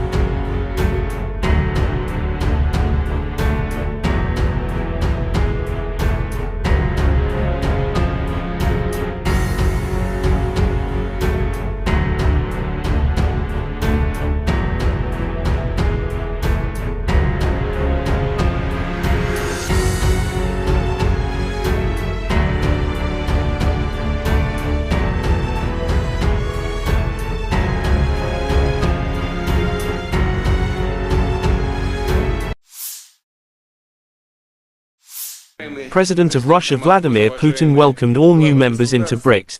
It was announced that Argentina, Egypt, Ethiopia, Iran, Saudi Arabia and the UAE had been invited to become full members. BRICS is not competing with anyone and does not oppose anyone, but the establishment of a multipolar world order has irreconcilable adversaries, Russian President Vladimir Putin said by video link at the BRICS Plus outreach meeting. I would like to note that BRICS is not competing with anyone, does not oppose anyone. But it is also obvious that this objective process of establishing a new world order still has irreconcilable adversaries seeking to slow down this process, he said. Putin said the adversaries are trying to hold back the emergence of new independent centers of development and influence in the world. The president also noted the importance of the BRICS Plus outreach format. It is very important and provides a good opportunity for substantive discussion of pressing issues of mutually beneficial cooperation with the countries that largely share the approaches of the 5 member states, meaning the countries that share our views, he said. Хочу отметить, что БРИКС ни с кем не соревнуется, никому себя не противоставляет. Но очевидно также и то, что у этого объективного процесса создания нового миропорядка, все-таки есть непримиримые противники, стремящиеся этот процесс затормозить, сдержать становление новых самостоятельных центров развития и влияния в мире. Страны так называемого «золотого миллиарда» делают все, чтобы сохранить прежний однополярный мир. Он их устраивает, он выгоден им. Они пытаются подменить систему международного права собственным так называемым порядком, основанным на правилах, которых никто не видел. Правилах, используемых, прямо надо сказать, в корыстных целях и меняющихся в угоду текущей политической конъюнктуре, когда угодно и как угодно, в соответствии с интересами отдельных стран. По сути, это тот же колониализм, только в новой упаковке. Кстати, и не так уж хорошо выглядящий. И современные колонизаторы, прикрываясь благими лозунгами демократии и прав человека, стремятся решать свои проблемы за чужой счет, продолжая беззастенчиво выкачивать ресурсы из развивающихся стран. Кстати говоря, вот сейчас президент Бразилии упомянул о долговом бремени развивающихся экономик. Ну, конечно, с одной стороны выкачиваются ресурсы в огромных количествах, а с другой стороны создается такое взаимоотношение в сфере кредитных, в сфере кредитов, что выплатить эти кредиты становится практически невозможным. И выглядит это уже не как кредитное обязательство, а как контрибуция. Угрозу установлению нового миропорядка представляет и навязываемый некоторыми странами радикальный неолиберализм, направленный на уничтожение традиционных ценностей, которые для нас всех важны. Это институт семьи, уважение национальных и религиозных традиций. В угоду конъюнктурным задачам некоторые политики не стесняются оправдывать даже неонацизм, ксенофобию, экстремизм разного толка и попустительствует терроризм. Мировое большинство, к которому принадлежат присутствующие здесь страны, все больше устает от разного рода давления, всяких манипуляций, но готова к честному, равноправному и взаимоуважительному сотрудничеству. Именно с таких позиций страны БРИКС подходят к развитию многоплановых отношений со всеми представленными здесь и другими заинтересованными государствами, как с региональными, так же как и с региональными интеграционными структурами, включая СНГ, Евразес, Шанхайскую организацию сотрудничества, АСЕАН, сообщество. The Ministry of Defense of Russia reported about the strike with precision weapons on the decision-making center of the armed forces of U.S. Say next to bus station is large railway logistics junction used for distributing Western weapons supplies.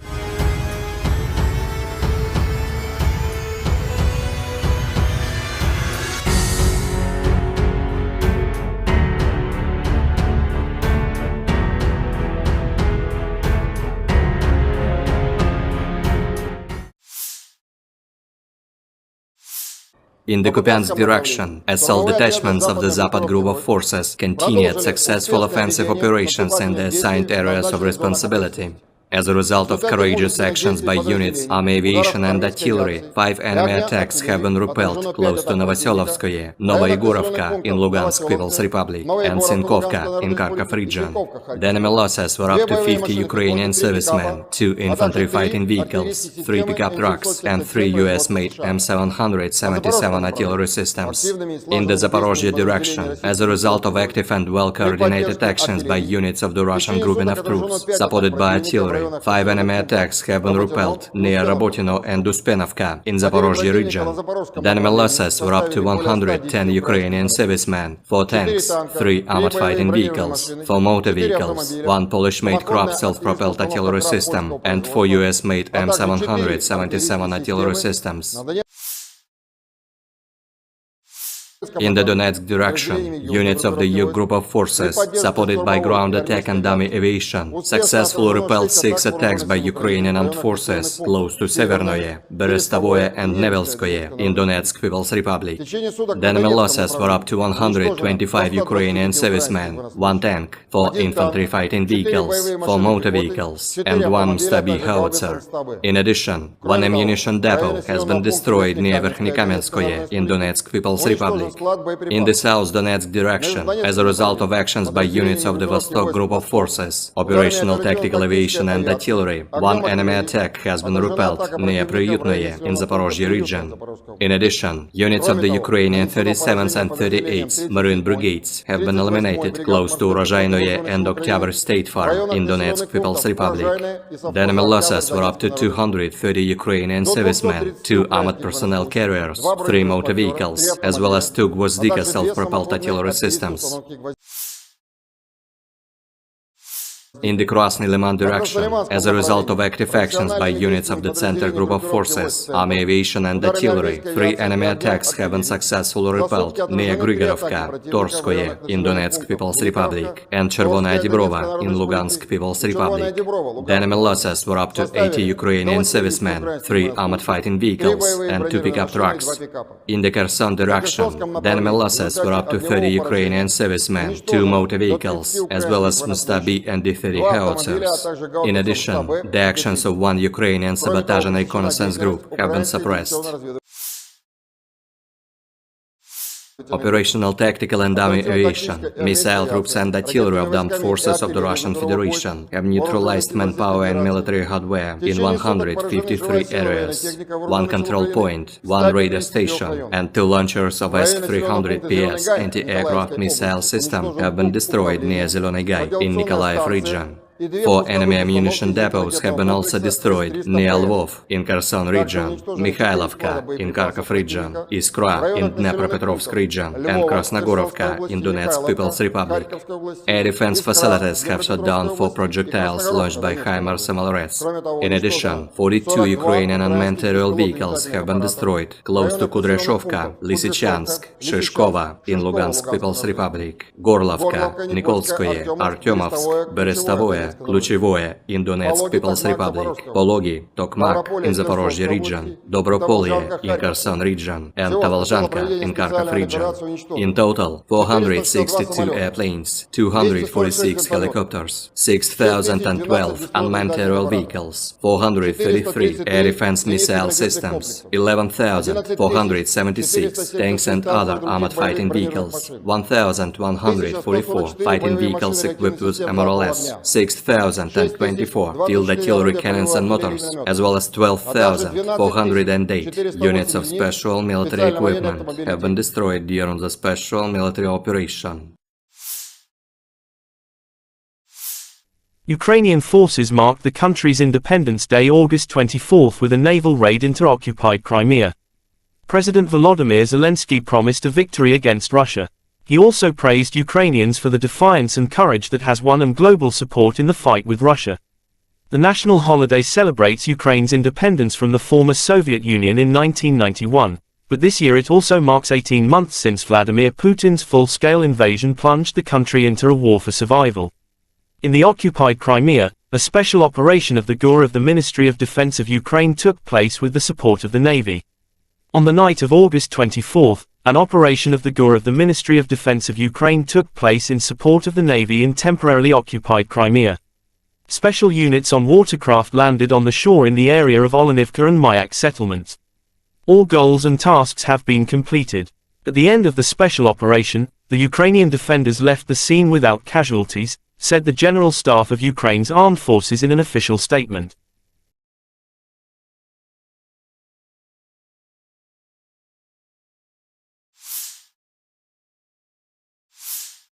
The armed forces of Ukraine continue to conduct an offensive operation in the Bakhmut and Melitopol directions. According to the General Staff of Ukraine's Armed Forces August 24, in the direction of Novodanilivka and Novoprokopivka, they were successful. They are entrenched at the achieved boundaries, inflict fire damage with artillery on the identified enemy targets, and carry out counter-battery countermeasures. In the direction of Bakhmut, the defense forces continue to conduct offensive actions south of the city of Bakhmut, entrenching themselves at the achieved boundaries. The enemy conducted unsuccessful offensive actions in the Avdiivka, Marinka, and Novomikhailivka districts of the Donetsk region. The enemy suffers significant losses in personnel, weapons and equipment, moves units and troops and actively uses reserves.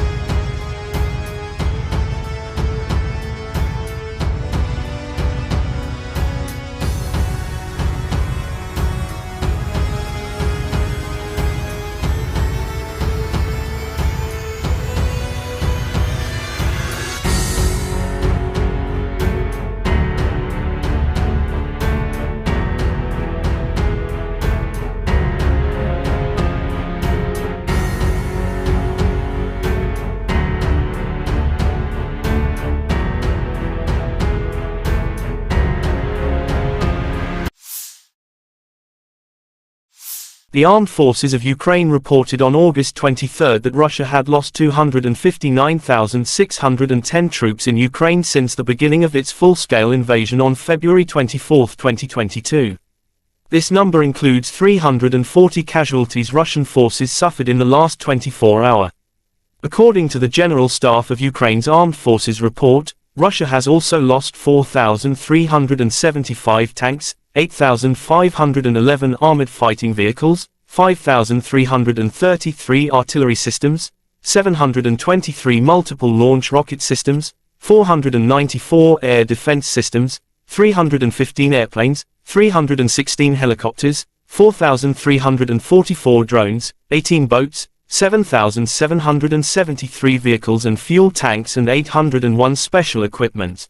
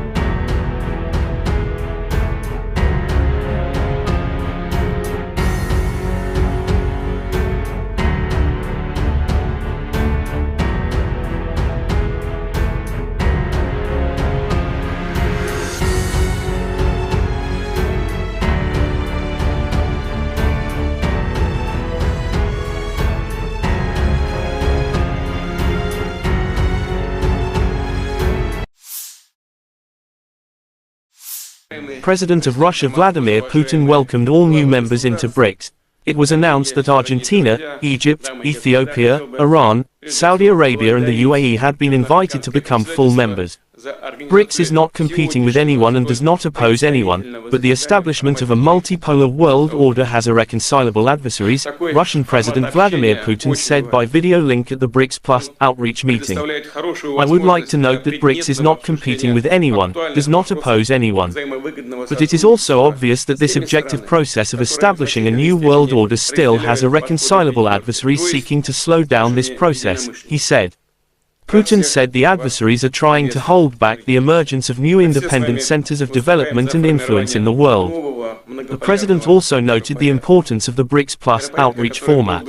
It is very important and provides a good opportunity for substantive discussion of pressing issues of mutually beneficial cooperation with the countries that largely share the approaches of the 5 member states, meaning the countries that share our views, he said. Хочу отметить, что БРИКС ни с кем не соревнуется, никому себя не противоставляет.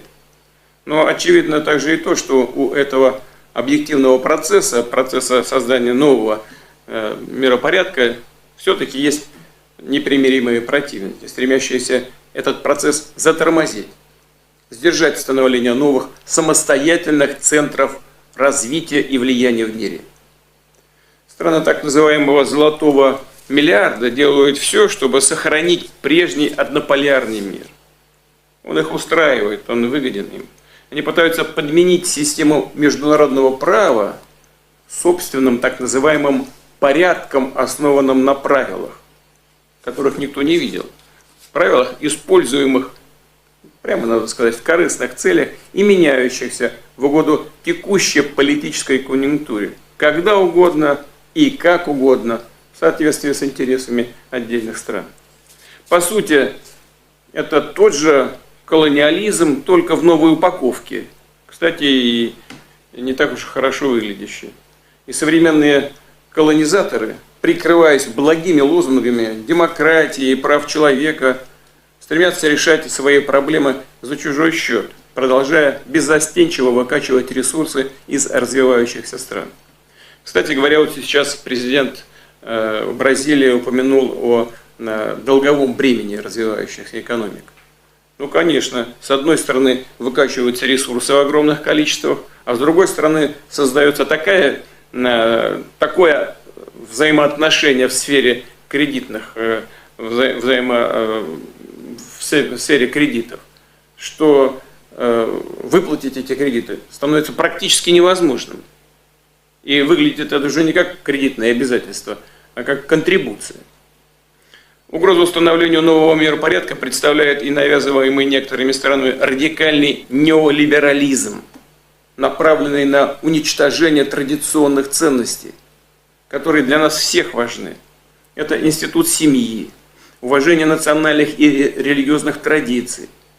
В угоду конъюнктурным задачам некоторые политики не стесняются оправдывать даже неонацизм, ксенофобию, экстремизм разного толка и попустительствуют терроризм.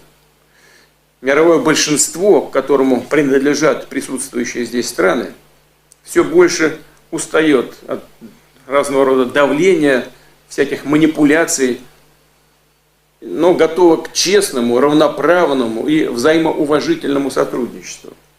Именно с таких позиций страны БРИКС подходят к развитию многоплановых отношений со всеми представленными здесь и другими заинтересованными государствами, как с региональными, так же как и с региональными интеграционными структурами, включая СНГ, Евразес, Шанхайскую организацию сотрудничества, АСЕАН, сообщество. The Ministry of Defense of Russia reported about the strike with precision weapons on the decision-making center of the armed forces of Ukraine, inflicted. Last night, the Russian armed forces have launched a long-range sea and ground-based high-precision group strike against the decision-making centers of the armed forces of Ukraine. The goal of the attack has been reached. The facility has been neutralized, said Igor Konashenkov, the Russian Federation Defense Ministry spokesman. He didn't mention about specific target. In social media, Ukrainian bus station in Dnipropetrovsk, East Ukraine demolished after it's pounded at night by Russian strikes. Kyiv allegedly used station to send cannon fodder to front lines in Zaphorizia.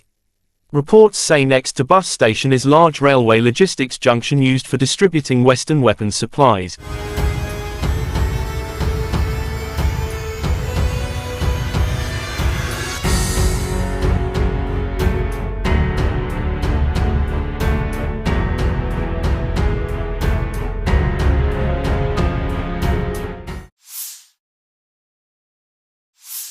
In the Kupiansk direction, assault detachments of the Zapad group of forces continued successful offensive operations in the assigned areas of responsibility.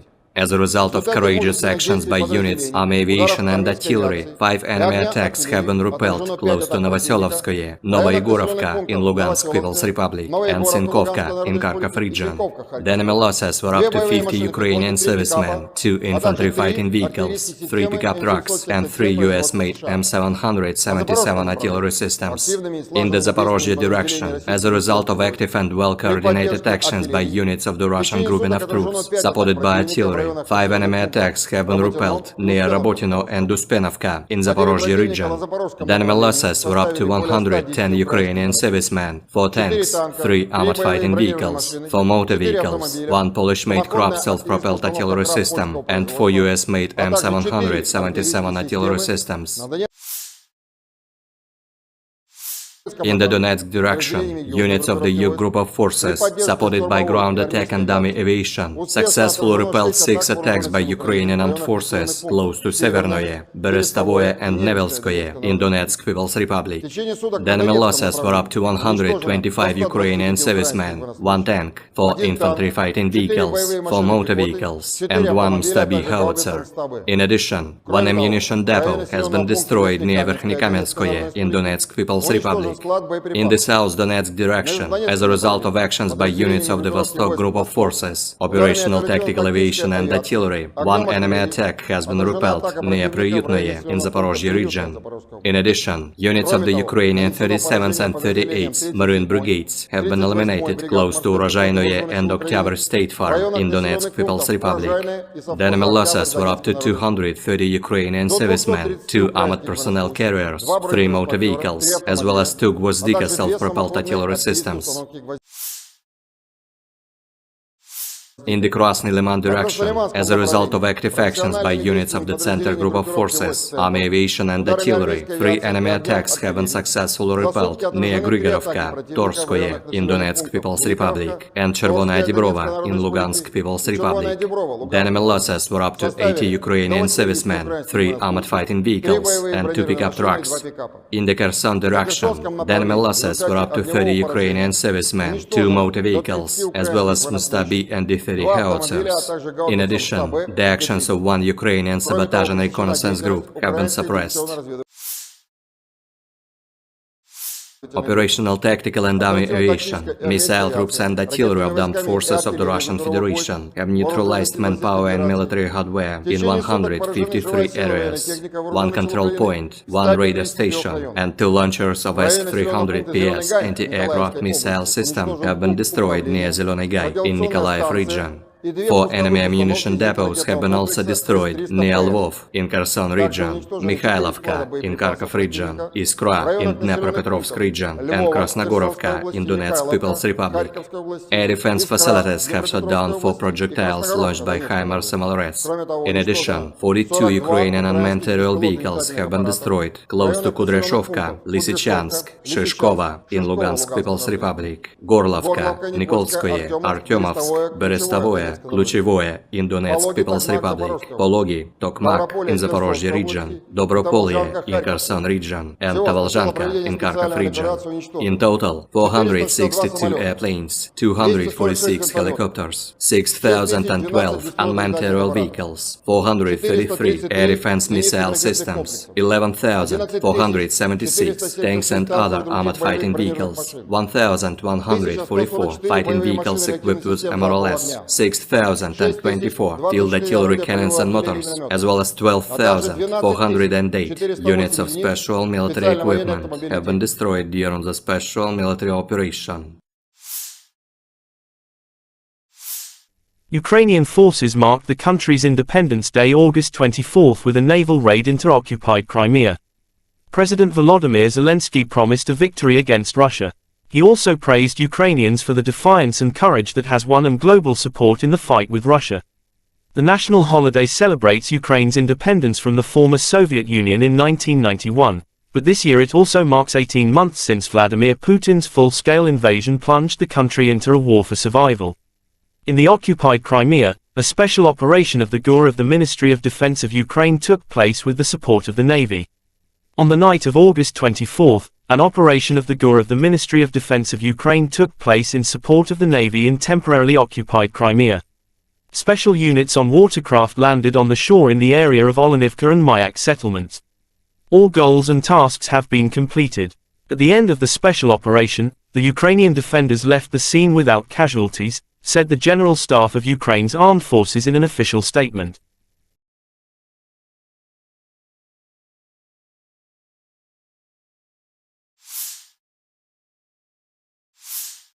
The armed forces of Ukraine continue to conduct an offensive operation in the Bakhmut and Melitopol directions. According to the General Staff of Ukraine's armed forces August 24, in the direction of Novodanilivka and Novoprokopivka, they were successful, they are entrenched at the achieved boundaries, inflict fire damage with artillery on the identified enemy targets, and carry out counter-battery countermeasures. In the direction of Bakhmut, the defense forces continue to conduct offensive actions south of the city of Bakhmut, entrenching themselves at the achieved boundaries. The enemy conducted unsuccessful offensive actions in the Avdiivka, Marinka, and Novomikhailivka districts of the Donetsk region. The enemy suffers significant losses in personnel, weapons and equipment, moves units and troops and actively uses reserves.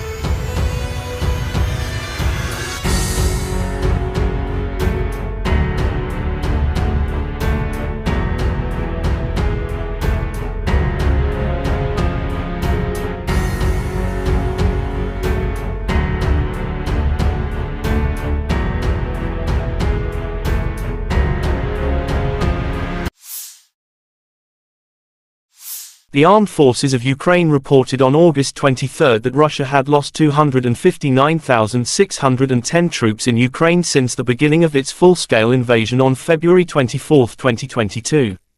This number includes 340 casualties Russian forces suffered in the last 24 hours.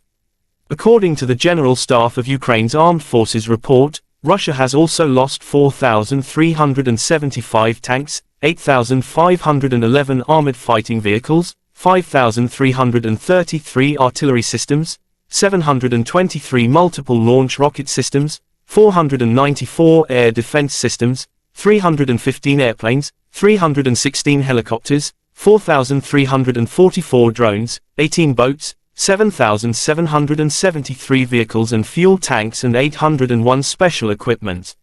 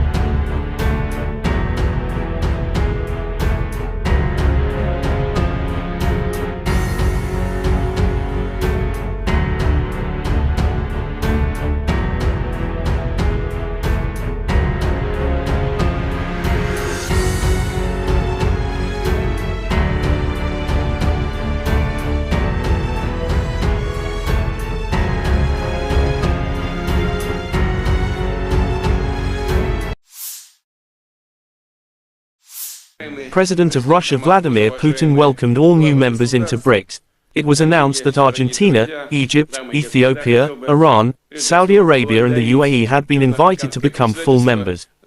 BRICS is not competing with anyone and does not oppose anyone, but the establishment of a multipolar world order has irreconcilable adversaries, Russian President Vladimir Putin said by video link at the BRICS Plus outreach meeting. I would like to note that BRICS is not competing with anyone, does not oppose anyone. But it is also obvious that this objective process of establishing a new world order still has irreconcilable adversaries seeking to slow down this process, he said. Putin said the adversaries are trying to hold back the emergence of new independent centers of development and influence in the world. The president also noted the importance of the BRICS Plus outreach format. It is very important and provides a good opportunity for substantive discussion of pressing issues of mutually beneficial cooperation with the countries that largely share the approaches of the 5 member states, meaning the countries that share our views, he said. Хочу отметить, что БРИКС ни с кем не соревнуется, никому себя не противоставляет. Но очевидно также и то, что у этого объективного процесса создания нового миропорядка, все-таки есть непримиримые противники, стремящиеся этот процесс затормозить, сдержать становление новых самостоятельных центров развития и влияния в мире. Страны так называемого «золотого миллиарда» делают все, чтобы сохранить прежний однополярный мир. Он их устраивает, он выгоден им. Они пытаются подменить систему международного права собственным так называемым порядком, основанным на правилах, которых никто не видел. Правилах, используемых, прямо надо сказать, в корыстных целях и меняющихся в угоду текущей политической конъюнктуре, когда угодно и как угодно, в соответствии с интересами отдельных стран. По сути, это тот же колониализм, только в новой упаковке. Кстати, и не так уж хорошо выглядящий. И современные колонизаторы, прикрываясь благими лозунгами демократии и прав человека, стремятся решать свои проблемы за чужой счет, продолжая беззастенчиво выкачивать ресурсы из развивающихся стран. Кстати говоря, вот сейчас президент Бразилии упомянул о долговом бремени развивающихся экономик. Ну, конечно, с одной стороны выкачиваются ресурсы в огромных количествах, а с другой стороны создается такое взаимоотношение в сфере кредитных, в сфере кредитов, что выплатить эти кредиты становится практически невозможным. И выглядит это уже не как кредитное обязательство, а как контрибуция. Угрозу установлению нового миропорядка представляет и навязываемый некоторыми странами радикальный неолиберализм, направленный на уничтожение традиционных ценностей, которые для нас всех важны. Это институт семьи, уважение национальных и религиозных традиций. В угоду конъюнктурным задачам некоторые политики не стесняются оправдывать даже неонацизм, ксенофобию, экстремизм разного толка и попустительствует терроризм. Мировое большинство, к которому принадлежат присутствующие здесь страны, все больше устает от разного рода давления, всяких манипуляций, но готова к честному, равноправному и взаимоуважительному сотрудничеству. Именно с таких позиций страны БРИКС подходят к развитию многоплановых отношений со всеми представленными здесь и другими заинтересованными государствами, как с региональными, так же как и с региональными интеграционными структурами, включая СНГ, Евразес, Шанхайскую организацию сотрудничества, АСЕАН, сообщество. The Ministry of Defense of Russia reported about the strike with precision weapons on the decision-making center of the armed forces of Ukraine, inflicted. Last night, the Russian armed forces have launched a long-range sea and ground-based high-precision group strike against the decision-making centers of the armed forces of Ukraine. The goal of the attack has been reached. The facility has been neutralized, said Igor Konashenkov, the Russian Federation Defense Ministry spokesman. He didn't mention about specific target. In social media, Ukrainian bus station in Dnipropetrovsk, East Ukraine demolished after it's pounded at night by Russian strikes. Kyiv allegedly used station to send cannon fodder to front lines in Zaphorizia. Reports say next to bus station is large railway logistics junction used for distributing Western weapons supplies.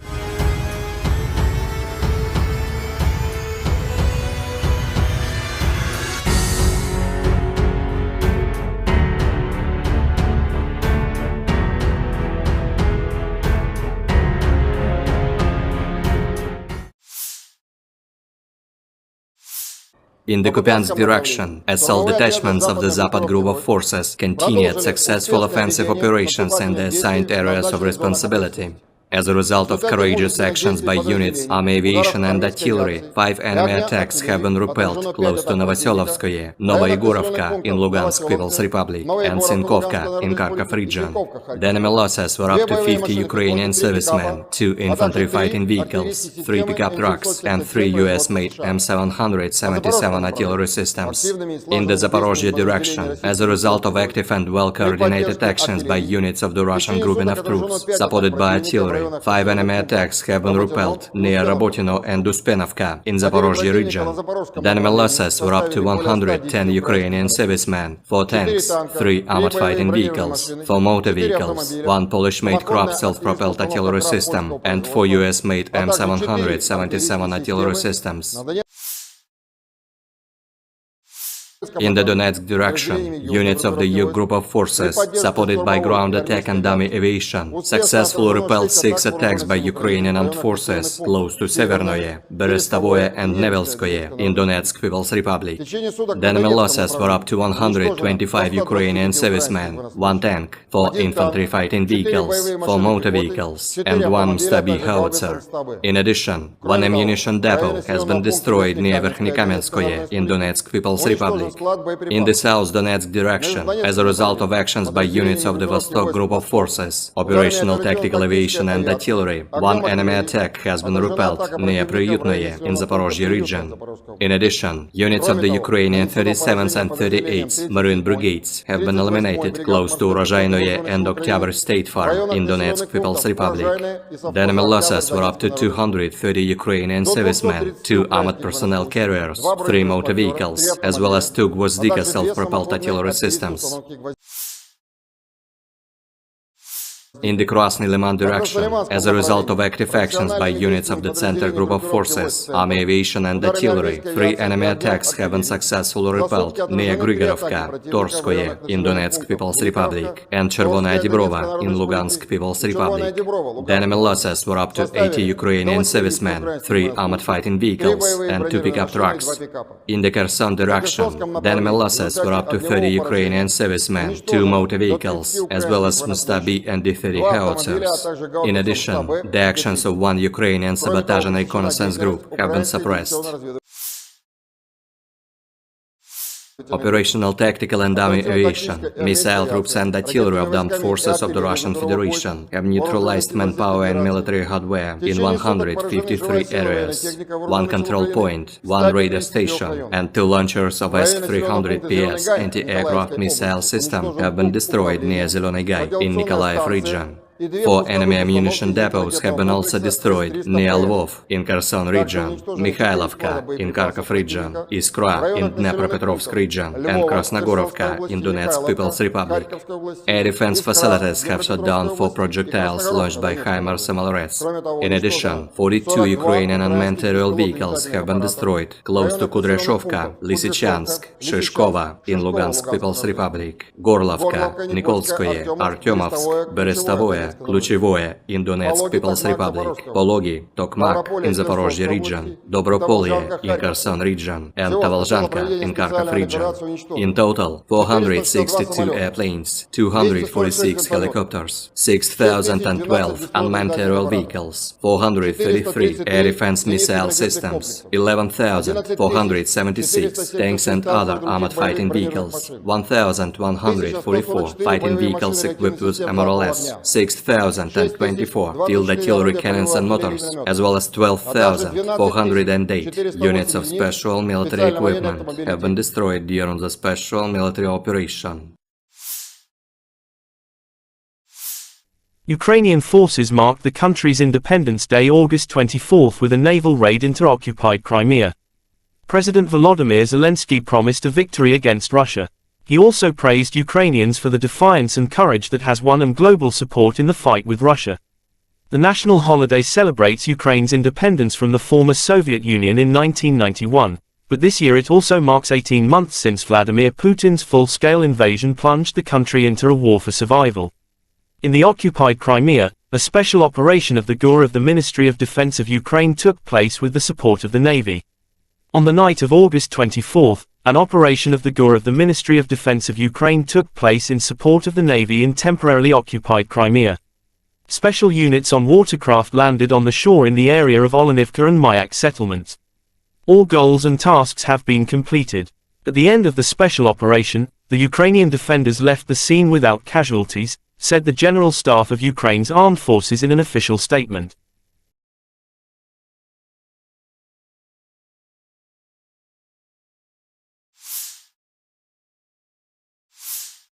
The armed forces of Ukraine continue to conduct an offensive operation in the Bakhmut and Melitopol directions.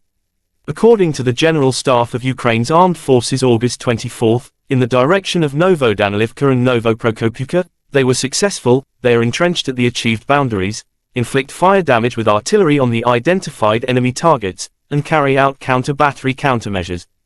In the direction of Bakhmut, the defense forces continue to conduct offensive actions south of the city of Bakhmut, entrenching themselves at the achieved boundaries. The enemy conducted unsuccessful offensive actions in the Avdiivka, Marinka, and Novomikhailivka districts of the Donetsk region. The enemy suffers significant losses in personnel, weapons and equipment, moves units and troops and actively uses reserves.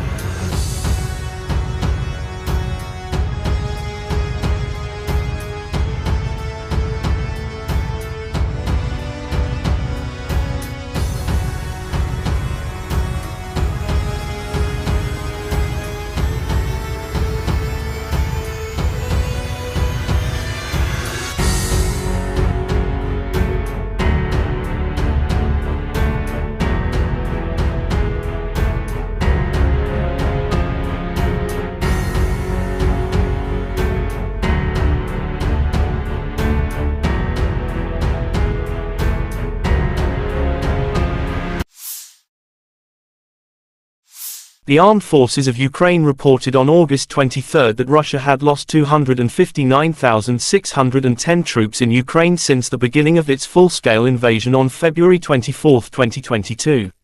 This number includes 340 casualties Russian forces suffered in the last 24 hours.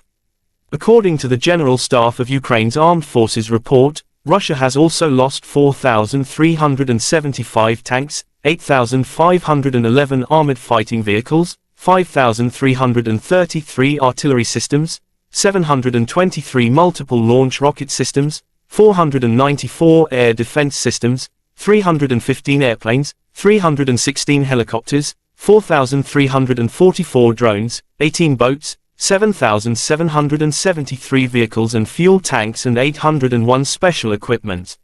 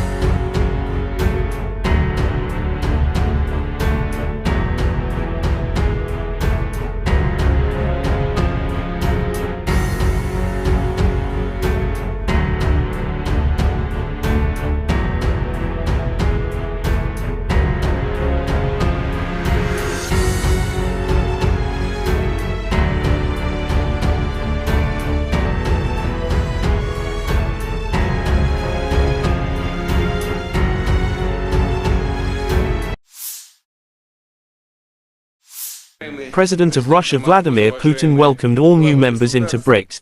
It was announced that Argentina, Egypt, Ethiopia, Iran, Saudi Arabia and the UAE had been invited to become full members. BRICS is not competing with anyone and does not oppose anyone, but the establishment of a multipolar world order has irreconcilable adversaries, Russian President Vladimir Putin said by video link at the BRICS Plus outreach meeting. I would like to note that BRICS is not competing with anyone, does not oppose anyone. But it is also obvious that this objective process of establishing a new world order still has irreconcilable adversaries seeking to slow down this process, he said. Putin said the adversaries are trying to hold back the emergence of new independent centers of development and influence in the world. The president also noted the importance of the BRICS Plus outreach format. It is very important and provides a good opportunity for substantive discussion of pressing issues of mutually beneficial cooperation with the countries that largely share the approaches of the 5 member states, meaning the countries that share our views, he said. Хочу отметить, что БРИКС ни с кем не соревнуется, никому себя не противоставляет. Но очевидно также и то, что у этого объективного процесса создания нового миропорядка, все-таки есть непримиримые противники, стремящиеся этот процесс затормозить, сдержать становление новых самостоятельных центров развития и влияния в мире. Страны так называемого «золотого миллиарда» делают все, чтобы сохранить прежний однополярный мир. Он их устраивает, он выгоден им. Они пытаются подменить систему международного права собственным так называемым порядком, основанным на правилах, которых никто не видел. Правилах, используемых, прямо надо сказать, в корыстных целях и меняющихся в угоду текущей политической конъюнктуре, когда угодно и как угодно, в соответствии с интересами отдельных стран. По сути, это тот же колониализм, только в новой упаковке. Кстати, и не так уж хорошо выглядящий. И современные колонизаторы, прикрываясь благими лозунгами демократии и прав человека, стремятся решать свои проблемы за чужой счет, продолжая беззастенчиво выкачивать ресурсы из развивающихся стран. Кстати говоря, вот сейчас президент Бразилии упомянул о долговом бремени развивающихся экономик. Ну, конечно, с одной стороны выкачиваются ресурсы в огромных количествах, а с другой стороны создается такое взаимоотношение в сфере кредитных, в сфере кредитов, что выплатить эти кредиты становится практически невозможным. И выглядит это уже не как кредитное обязательство, а как контрибуция. Угрозу установлению нового миропорядка представляет и навязываемый некоторыми странами радикальный неолиберализм, направленный на уничтожение традиционных ценностей, которые для нас всех важны. Это институт семьи, уважение национальных и религиозных традиций. В угоду конъюнктурным задачам некоторые политики не стесняются оправдывать даже неонацизм, ксенофобию, экстремизм разного толка и попустительствует терроризм. Мировое большинство, к которому принадлежат присутствующие здесь страны, все больше устает от разного рода давления, всяких манипуляций, но готово к честному, равноправному и взаимоуважительному сотрудничеству. Именно с таких позиций страны БРИКС подходят к развитию многоплановых отношений со всеми представленными здесь и другими заинтересованными государствами, как с региональными, так же как и с региональными интеграционными структурами, включая СНГ, Евразес, Шанхайскую организацию сотрудничества, АСЕАН, сообщество.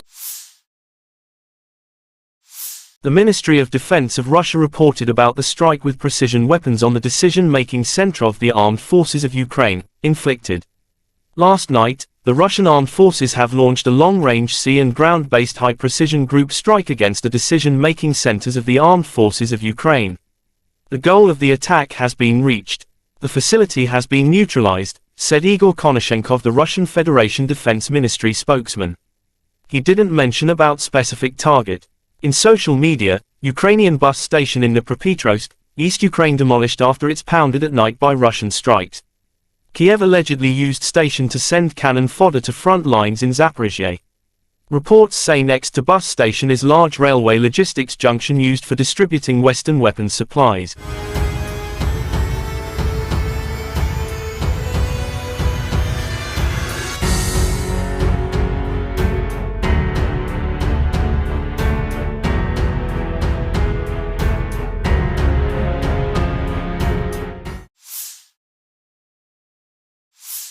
In the Kupiansk direction, assault detachments of the Zapad group of forces continued successful offensive operations in the assigned areas of responsibility. As a result of courageous actions by units, army aviation and artillery, 5 enemy attacks have been repelled close to Novoselovskoye, Novoyegorovka in Lugansk People's Republic, and Sinkovka in Kharkov region. The enemy losses were up to 50 Ukrainian servicemen, 2 infantry fighting vehicles, 3 pickup trucks, and 3 U.S.-made M777 artillery systems. In the Zaporozhye direction, as a result of active and well-coordinated actions by units of the Russian grouping of troops, supported by artillery, 5 enemy attacks have been repelled near Rabotino and Uspenovka in Zaporozhye region. The enemy losses were up to 110 Ukrainian servicemen, 4 tanks, 3 armored fighting vehicles, 4 motor vehicles, 1 Polish-made Krupp self-propelled artillery system, and 4 US-made M777 artillery systems. In the Donetsk direction, units of the U group of forces, supported by ground attack and dummy aviation, successfully repelled 6 attacks by Ukrainian armed forces close to Severnoye, Berestovoye and Nevelskoye in Donetsk People's Republic. The enemy losses were up to 125 Ukrainian servicemen, 1 tank, 4 infantry fighting vehicles, 4 motor vehicles, and 1 Stabi howitzer.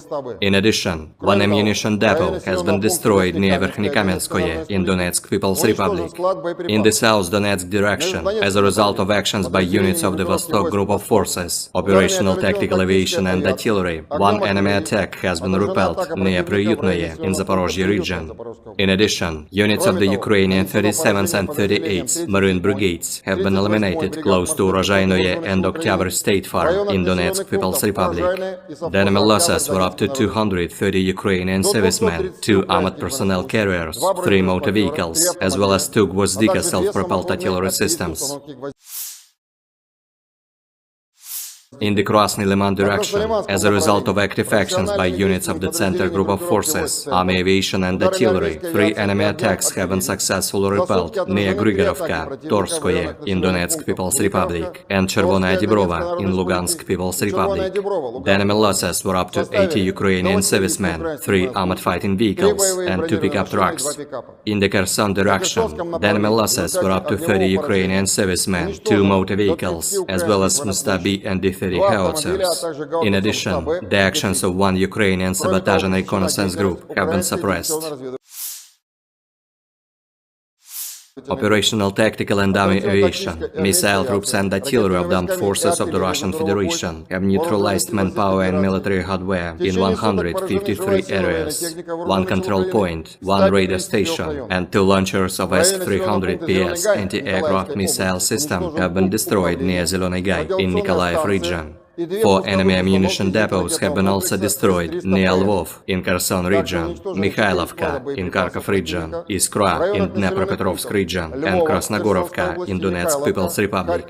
Air defense facilities have shot down 4 projectiles launched by HIMARS MLRS.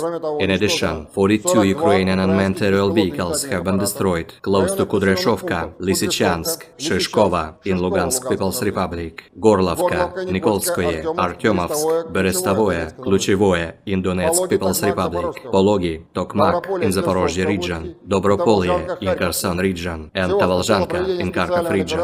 In total, 462 airplanes, 246 helicopters, 6,012 unmanned aerial vehicles, 433 air defense missile systems, 11,476 tanks and other armored fighting vehicles, 1,144 fighting vehicles equipped with MRLS, 6,024 field artillery cannons and motors, as well as 12,408 units of special military equipment have been destroyed during the special military operation. Ukrainian forces marked the country's Independence Day August 24 with a naval raid into occupied Crimea. President Volodymyr Zelensky promised a victory against Russia. He also praised Ukrainians for the defiance and courage that has won them global support in the fight with Russia. The national holiday celebrates Ukraine's independence from the former Soviet Union in 1991, but this year it also marks 18 months since Vladimir Putin's full-scale invasion plunged the country into a war for survival. In the occupied Crimea, a special operation of the GUR of the Ministry of Defense of Ukraine took place with the support of the Navy. On the night of August 24, an operation of the GUR of the Ministry of Defense of Ukraine took place in support of the Navy in temporarily occupied Crimea. Special units on watercraft landed on the shore in the area of Olenivka and Mayak settlements. All goals and tasks have been completed. At the end of the special operation, the Ukrainian defenders left the scene without casualties, said the General Staff of Ukraine's armed forces in an official statement.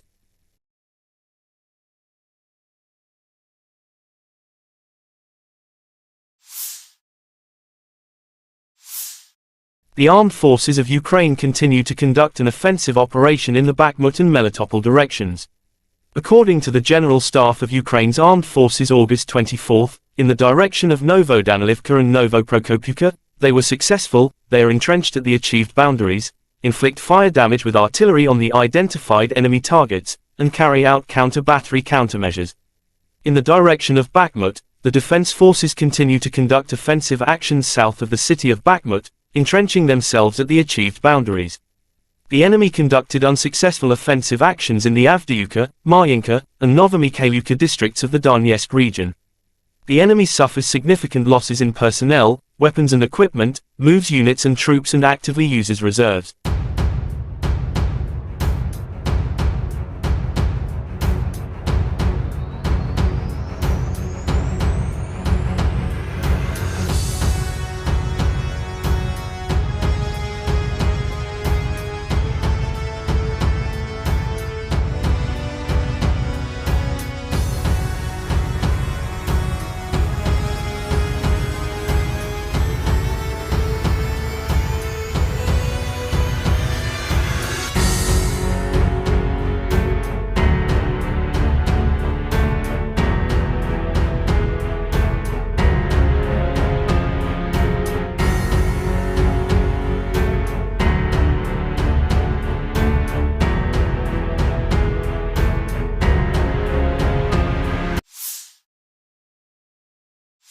The armed forces of Ukraine reported on August 23 that Russia had lost 259,610 troops in Ukraine since the beginning of its full-scale invasion on February 24, 2022.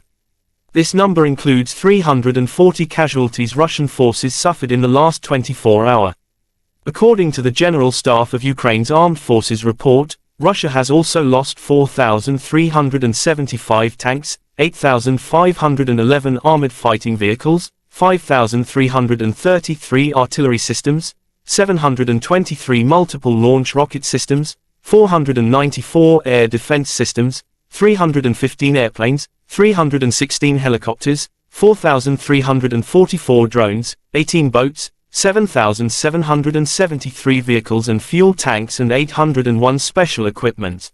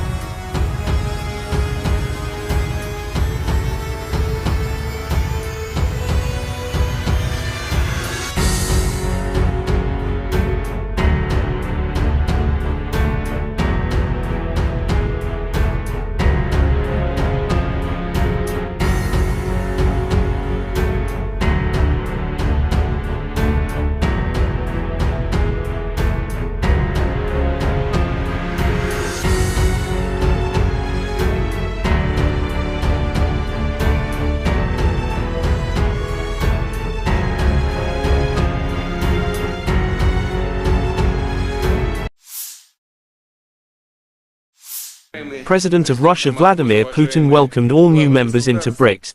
It was announced that Argentina, Egypt, Ethiopia, Iran, Saudi Arabia and the UAE had been invited to become full members. BRICS is not competing with anyone and does not oppose anyone, but the establishment of a multipolar world order has irreconcilable adversaries, Russian President Vladimir Putin said by video link at the BRICS Plus outreach meeting. I would like to note that BRICS is not competing with anyone, does not oppose anyone. But it is also obvious that this objective process of establishing a new world order still has irreconcilable adversaries seeking to slow down this process, he said. Putin said the adversaries are trying to hold back the emergence of new independent centers of development and influence in the world. The president also noted the importance of the BRICS Plus outreach format. It is very important and provides a good opportunity for substantive discussion of pressing issues of mutually beneficial cooperation with the countries that largely share the approaches of the 5 member states, meaning the countries that share our views, he said. Хочу отметить, что БРИКС ни с кем не соревнуется, никому себя не противоставляет. Но очевидно также и то, что у этого объективного процесса создания нового миропорядка, все-таки есть непримиримые противники, стремящиеся этот процесс затормозить, сдержать становление новых самостоятельных центров развития и влияния в мире. Страны так называемого «золотого миллиарда» делают все, чтобы сохранить прежний однополярный мир.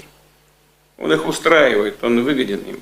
Они пытаются подменить систему международного права собственным так называемым порядком, основанным на правилах, которых никто не видел.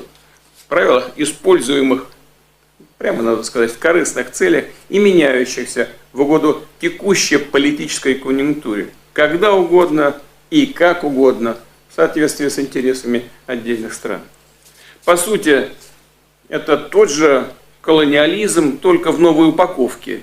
Кстати, и не так уж хорошо выглядящий.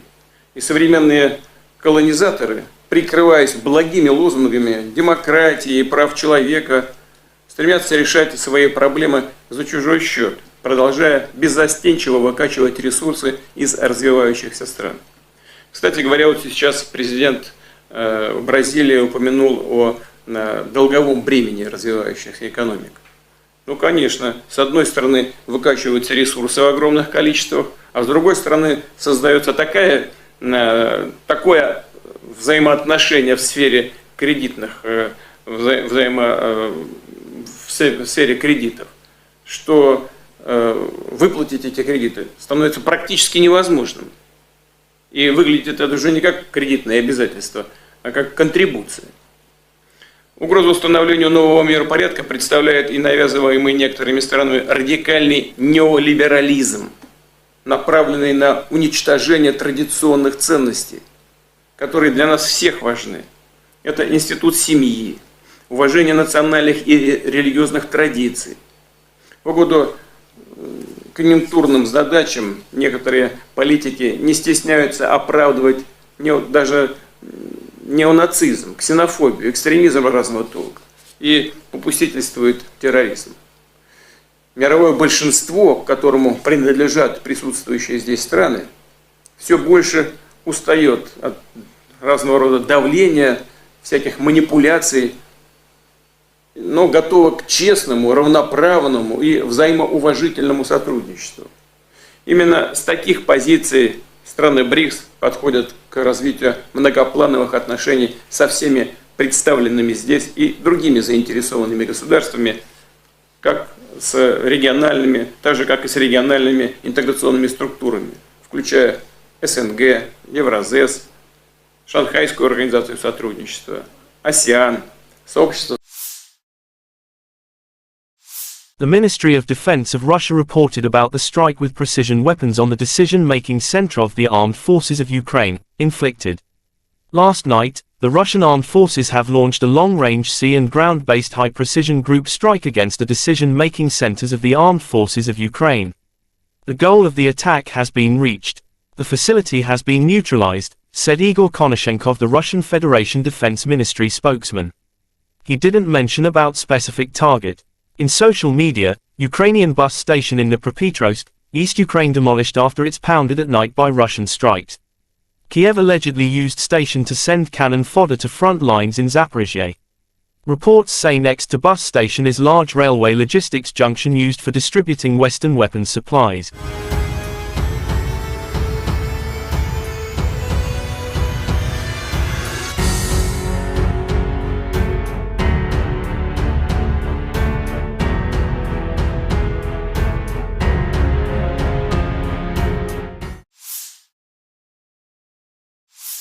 In the Kupiansk direction, assault detachments of the Zapad group of forces continued successful offensive operations in the assigned areas of responsibility. As a result of courageous actions by units, army aviation and artillery, 5 enemy attacks have been repelled close to Novoselovskoye, Novoyegorovka in Lugansk People's Republic, and Sinkovka in Kharkov region. The enemy losses were up to 50 Ukrainian servicemen, 2 infantry fighting vehicles, 3 pickup trucks, and 3 U.S. M777 artillery systems. In the Zaporozhye direction, as a result of active and well-coordinated actions by units of the Russian grouping of troops, supported by artillery, 5 enemy attacks have been repelled near Rabotino and Uspenovka in Zaporozhye region. The enemy losses were up to 110 Ukrainian servicemen, 4 tanks, 3 armored fighting vehicles, 4 motor vehicles, 1 Polish-made Krab self-propelled artillery system, and 4 US-made M777 artillery systems. In the Donetsk direction, units of the U group of forces, supported by ground attack and dummy aviation, successfully repelled 6 attacks by Ukrainian armed forces close to Severnoye, Berestovoye and Nevelskoye in Donetsk People's Republic. The enemy losses were up to 125 Ukrainian servicemen, 1 tank, 4 infantry fighting vehicles, 4 motor vehicles, and 1 Stabi howitzer. In addition, 1 ammunition depot has been destroyed near Verkhnekamenskoye in Donetsk People's Republic. In the South Donetsk direction, as a result of actions by units of the Vostok group of forces, operational tactical aviation and artillery, 1 enemy attack has been repelled near Priyutnoye in Zaporozhye region. In addition, units of the Ukrainian 37th and 38th Marine Brigades have been eliminated close to Urozhainoye and Oktyabr State Farm in Donetsk People's Republic. The enemy losses were up to 230 Ukrainian servicemen, 2 armored personnel carriers, 3 motor vehicles, as well as 2 Gvozdika self-propelled artillery systems. In the Krasny Liman direction, as a result of active actions by units of the Center group of forces, army aviation and artillery, 3 enemy attacks have been successfully repelled near Grigorovka, Torskoye in Donetsk People's Republic, and Chervonaya Dibrova in Lugansk People's Republic. The enemy losses were up to 80 Ukrainian servicemen, 3 armored fighting vehicles, and 2 pickup trucks. In the Kherson direction, the enemy losses were up to 30 Ukrainian servicemen, 2 motor vehicles, as well as Mustabi and D-30 howitzers. In addition, the actions of 1 Ukrainian sabotage and reconnaissance group have been suppressed. Operational tactical and dummy aviation, missile troops and artillery of the armed forces of the Russian Federation have neutralized manpower and military hardware in 153 areas. 1 control point, 1 radar station, and 2 launchers of S-300PS anti-aircraft missile system have been destroyed near Zeleny Gai in Nikolaev region. 4 enemy ammunition depots have been also destroyed near Lvov in Kherson region, Mikhailovka in Kharkov region, Iskra in Dnepropetrovsk region, and Krasnogorovka in Donetsk People's Republic. Air defense facilities have shot down 4 projectiles launched by HIMARS MLRS. In addition, 42 Ukrainian unmanned aerial vehicles have been destroyed close to Kudryashovka, Lysychansk, Shishkova in Lugansk People's Republic, Gorlovka, Nikolskoye, Artyomovsk, Berestovoye, Kluchevoye in Donetsk People's Republic, Pologi, Tokmak in Zaporozhye region, Dobropolye in Kherson region, and Tavalzhanka in Kharkov region. In total, 462 airplanes, 246 helicopters, 6,012 unmanned aerial vehicles, 433 air defense missile systems, 11,476 tanks and other armored fighting vehicles, 1,144 fighting vehicles equipped with MRLS, 6,024 field artillery cannons and mortars, as well as 12,408 units of special military equipment have been destroyed during the special military operation. Ukrainian forces marked the country's Independence Day August 24 with a naval raid into occupied Crimea. President Volodymyr Zelensky promised a victory against Russia. He also praised Ukrainians for the defiance and courage that has won them global support in the fight with Russia. The national holiday celebrates Ukraine's independence from the former Soviet Union in 1991, but this year it also marks 18 months since Vladimir Putin's full-scale invasion plunged the country into a war for survival. In the occupied Crimea, a special operation of the GUR of the Ministry of Defense of Ukraine took place with the support of the Navy. On the night of August 24, an operation of the GUR of the Ministry of Defense of Ukraine took place in support of the Navy in temporarily occupied Crimea. Special units on watercraft landed on the shore in the area of Olenivka and Mayak settlements. All goals and tasks have been completed. At the end of the special operation, the Ukrainian defenders left the scene without casualties, said the General Staff of Ukraine's armed forces in an official statement.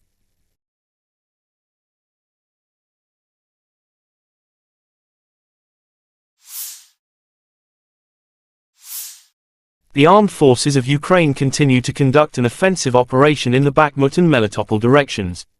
According to the General Staff of Ukraine's armed forces August 24, in the direction of Novodanilivka and Novoprokopivka, they were successful. They are entrenched at the achieved boundaries, inflict fire damage with artillery on the identified enemy targets, and carry out counter-battery countermeasures. In the direction of Bakhmut, the defense forces continue to conduct offensive actions south of the city of Bakhmut, entrenching themselves at the achieved boundaries. The enemy conducted unsuccessful offensive actions in the Avdiivka, Marinka, and Novomikhailivka districts of the Donetsk region. The enemy suffers significant losses in personnel, weapons and equipment, moves units and troops and actively uses reserves.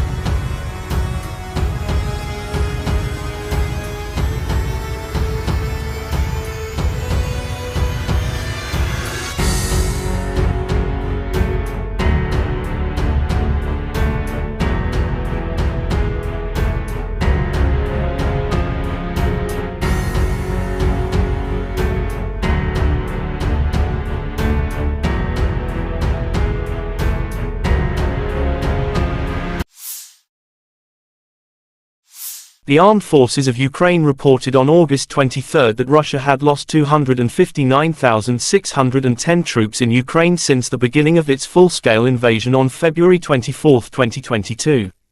This number includes 340 casualties Russian forces suffered in the last 24 hours. According to the General Staff of Ukraine's Armed Forces report, Russia has also lost 4,375 tanks, 8,511 armored fighting vehicles, 5,333 artillery systems, 723 multiple launch rocket systems, 494 air defense systems, 315 airplanes, 316 helicopters, 4,344 drones, 18 boats, 7,773 vehicles and fuel tanks and 801 special equipment.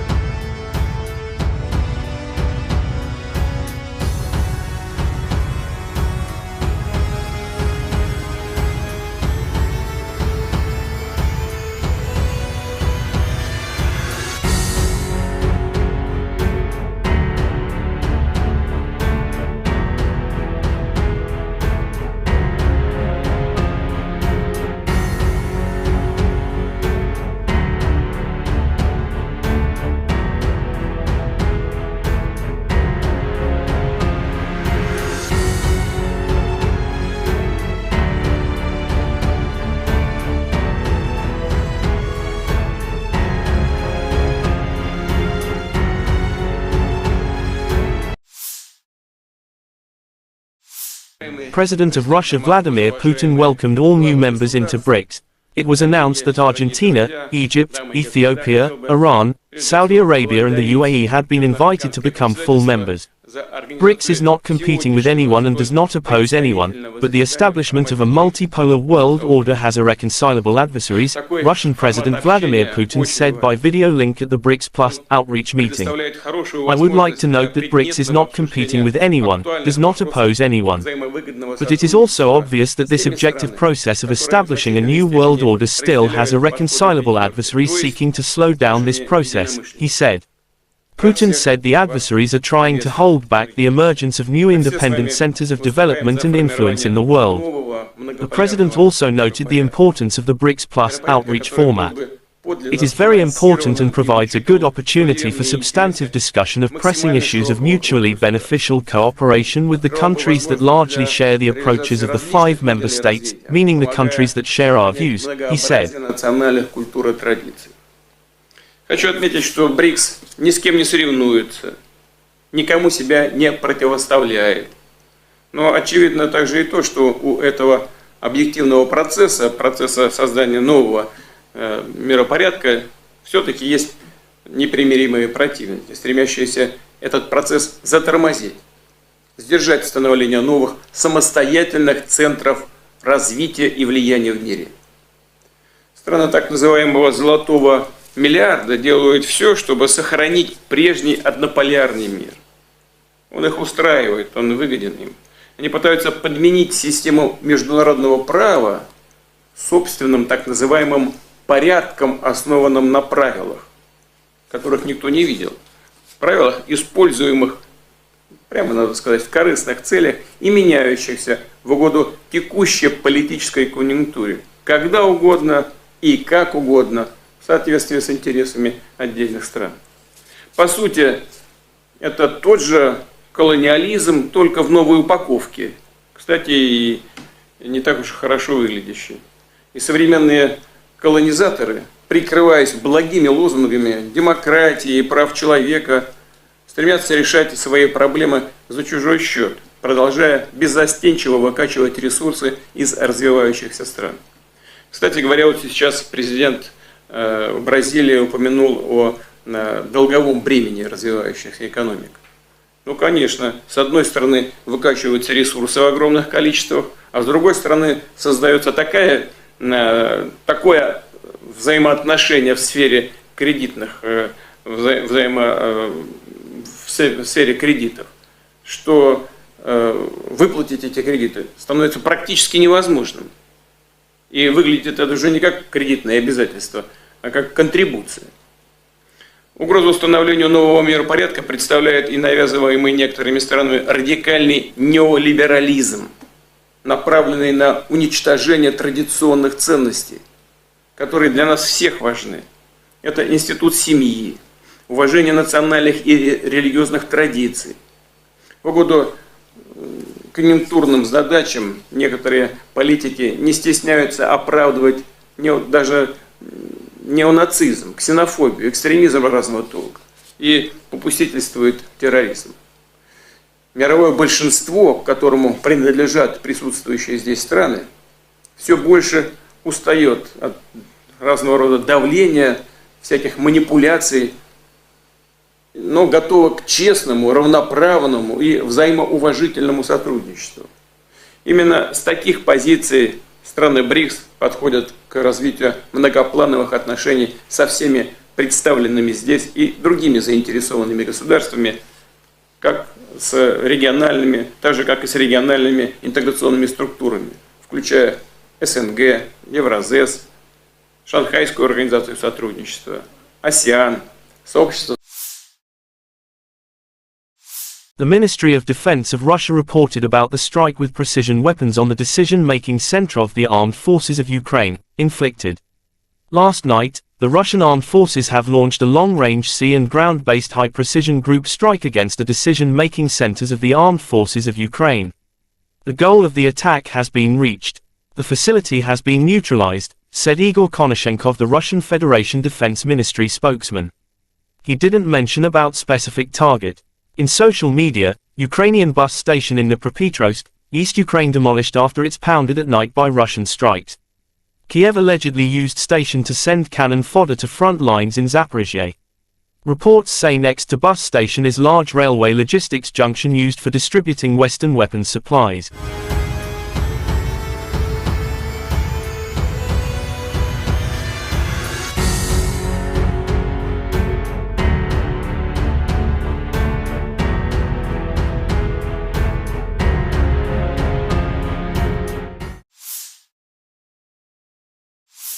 In the Kupiansk direction, assault detachments of the Zapad group of forces continued successful offensive operations in the assigned areas of responsibility.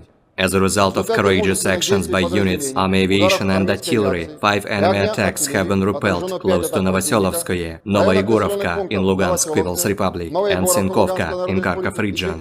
The enemy losses were up to 50 Ukrainian servicemen, 2 infantry fighting vehicles, 3 pickup trucks, and 3 U.S. made M777 artillery systems. In the Zaporozhye direction, as a result of active and well-coordinated actions by units of the Russian grouping of troops, supported by artillery, 5 enemy attacks have been repelled near Rabotino and Uspenovka in Zaporozhye region. The enemy losses were up to 110 Ukrainian servicemen, 4 tanks, 3 armored fighting vehicles, 4 motor vehicles, 1 Polish-made Krab self-propelled artillery system, and 4 US-made M777 artillery systems. In the Donetsk direction, units of the U group of forces, supported by ground attack and dummy aviation, successfully repelled 6 attacks by Ukrainian armed forces close to Severnoye, Berestovoye and Nevelskoye in Donetsk People's Republic. The enemy losses were up to 125 Ukrainian servicemen, 1 tank, 4 infantry fighting vehicles, 4 motor vehicles, and 1 Stabi howitzer. In addition, 1 ammunition depot has been destroyed near Verkhnykamenskoye in Donetsk People's Republic. In the South Donetsk direction, as a result of actions by units of the Vostok group of forces, operational tactical aviation and artillery, 1 enemy attack has been repelled near Priyutnoye in Zaporozhye region. In addition, units of the Ukrainian 37th and 38th Marine Brigades have been eliminated close to Urozhainoye and Oktyabr State Farm in Donetsk People's Republic. The enemy losses were up to 230 Ukrainian servicemen, 2 armored personnel carriers, 3 motor vehicles, as well as 2 Gvozdika self-propelled artillery systems. In the Krasny Liman direction, as a result of active actions by units of the Center group of forces, army aviation and artillery, 3 enemy attacks have been successfully repelled near Grigorovka, Torskoye in Donetsk People's Republic, and Chervonaya Dibrova in Lugansk People's Republic. The enemy losses were up to 80 Ukrainian servicemen, 3 armored fighting vehicles, and 2 pickup trucks. In the Kherson direction, the enemy losses were up to 30 Ukrainian servicemen, 2 motor vehicles, as well as Mustabi and D-30 howitzers. In addition, the actions of 1 Ukrainian sabotage and reconnaissance group have been suppressed. Operational tactical and dummy aviation, missile troops and artillery of the armed forces of the Russian Federation have neutralized manpower and military hardware in 153 areas. 1 control point, 1 radar station, and 2 launchers of S-300PS anti-aircraft missile system have been destroyed near Zeleny Gai in Nikolaev region. 4 enemy ammunition depots have been also destroyed near Lvov in Kherson region, Mikhailovka in Kharkov region, Iskra in Dnepropetrovsk region, and Krasnogorovka in Donetsk People's Republic. Air defense facilities have shot down 4 projectiles launched by HIMARS MLRS.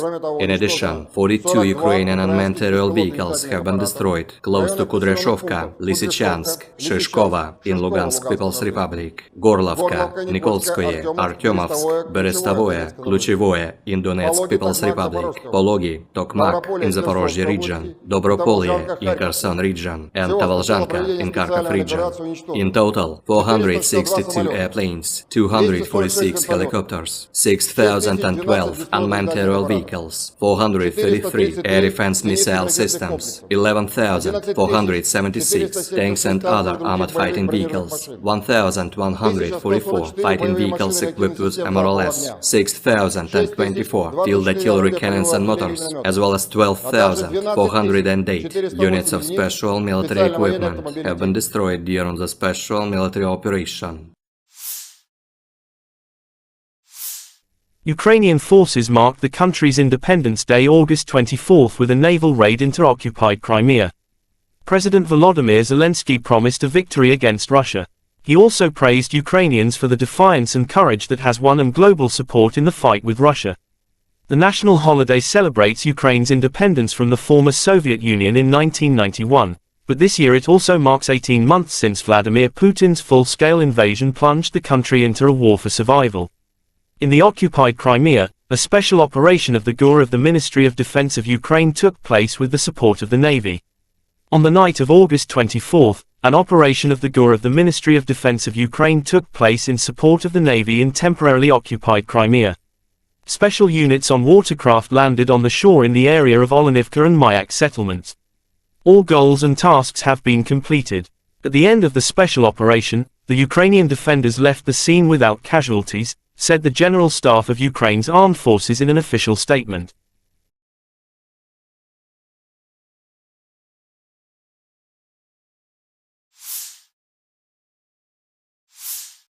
The armed forces of Ukraine continue to conduct an offensive operation in the Bakhmut and Melitopol directions. According to the General Staff of Ukraine's armed forces August 24, in the direction of Novodanilivka and Novoprokopivka, they were successful. They are entrenched at the achieved boundaries, inflict fire damage with artillery on the identified enemy targets, and carry out counter-battery countermeasures. In the direction of Bakhmut, the defense forces continue to conduct offensive actions south of the city of Bakhmut, entrenching themselves at the achieved boundaries. The enemy conducted unsuccessful offensive actions in the Avdiivka, Marinka, and Novomikhailivka districts of the Donetsk region. The enemy suffers significant losses in personnel, weapons and equipment, moves units and troops and actively uses reserves.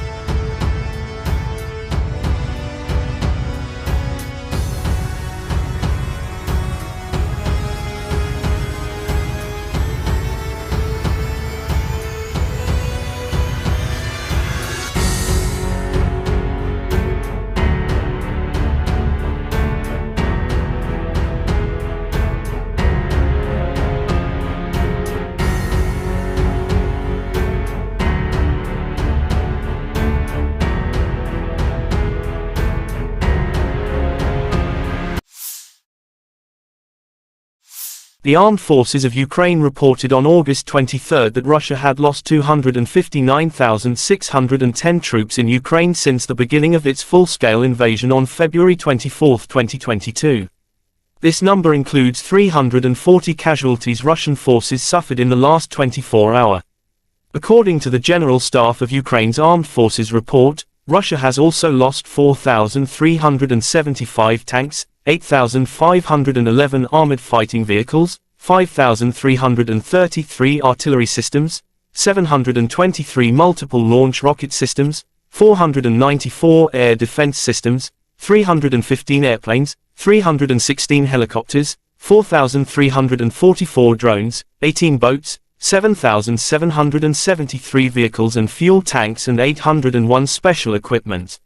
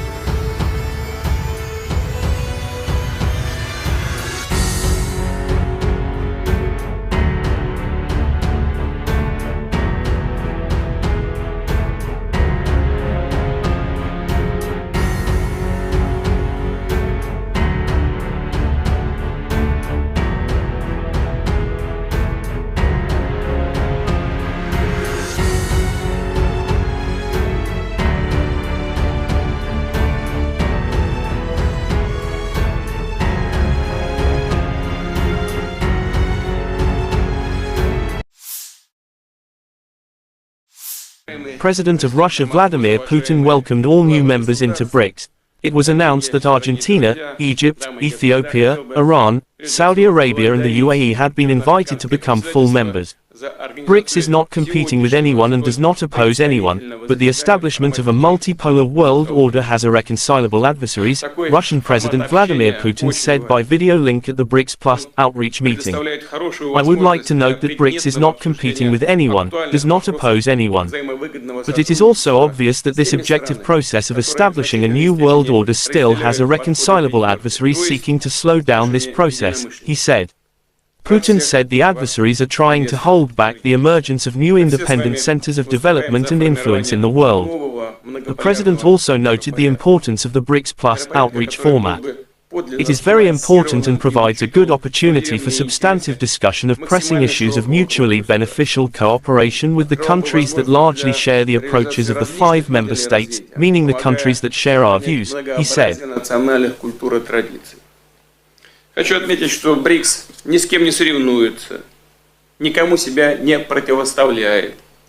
Но очевидно также и то, что у этого объективного процесса создания нового миропорядка, все-таки есть непримиримые противники, стремящиеся этот процесс затормозить, сдержать становление новых самостоятельных центров развития и влияния в мире. Страны так называемого «золотого миллиарда» делают все, чтобы сохранить прежний однополярный мир. Он их устраивает, он выгоден им. Они пытаются подменить систему международного права собственным так называемым порядком, основанным на правилах, которых никто не видел. Правилах, используемых, прямо надо сказать, в корыстных целях и меняющихся в угоду текущей политической конъюнктуре, когда угодно и как угодно, в соответствии с интересами отдельных стран. По сути, это тот же колониализм, только в новой упаковке. Кстати, и не так уж хорошо выглядящий. И современные колонизаторы, прикрываясь благими лозунгами демократии и прав человека, стремятся решать свои проблемы за чужой счет, продолжая беззастенчиво выкачивать ресурсы из развивающихся стран. Кстати говоря, вот сейчас президент Бразилии упомянул о долговом бремени развивающихся экономик. Ну, конечно, с одной стороны выкачиваются ресурсы в огромных количествах, а с другой стороны создается такое взаимоотношение в сфере кредитных, в сфере кредитов, что выплатить эти кредиты становится практически невозможным. И выглядит это уже не как кредитное обязательство, а как контрибуция. Угрозу установлению нового миропорядка представляет и навязываемый некоторыми странами радикальный неолиберализм, направленный на уничтожение традиционных ценностей, которые для нас всех важны. Это институт семьи, уважение национальных и религиозных традиций. В угоду конъюнктурным задачам некоторые политики не стесняются оправдывать даже неонацизм, ксенофобию, экстремизм разного толка и попустительствует терроризм. Мировое большинство, к которому принадлежат присутствующие здесь страны, все больше устает от разного рода давления, всяких манипуляций, но готово к честному, равноправному и взаимоуважительному сотрудничеству. Именно с таких позиций страны БРИКС подходят к развитию многоплановых отношений со всеми представленными здесь и другими заинтересованными государствами, как с региональными, так же как и с региональными интеграционными структурами, включая СНГ, Евразес, Шанхайскую организацию сотрудничества, АСЕАН, сообщество. The Ministry of Defense of Russia reported about the strike with precision weapons on the decision-making center of the armed forces of Ukraine, inflicted. Last night, the Russian armed forces have launched a long-range sea and ground-based high-precision group strike against the decision-making centers of the armed forces of Ukraine. The goal of the attack has been reached. The facility has been neutralized, said Igor Konashenkov, the Russian Federation Defense Ministry spokesman. He didn't mention about specific target. In social media, Ukrainian bus station in Dnipropetrovsk, East Ukraine demolished after it's pounded at night by Russian strikes. Kyiv allegedly used station to send cannon fodder to front lines in Zaphorizia. Reports say next to bus station is large railway logistics junction used for distributing Western weapons supplies.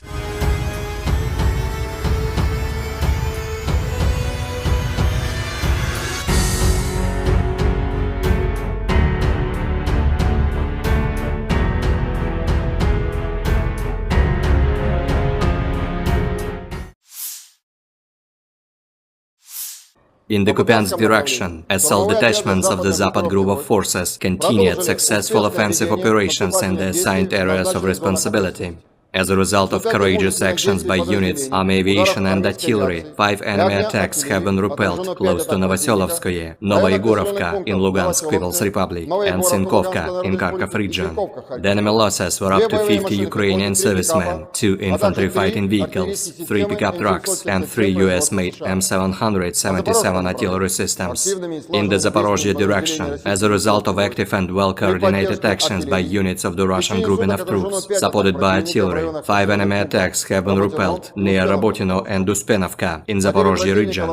The enemy losses were up to 110 Ukrainian servicemen, 4 tanks, 3 armored fighting vehicles, 4 motor vehicles, 1 Polish-made Krupp self-propelled artillery system, and 4 US-made M777 artillery systems.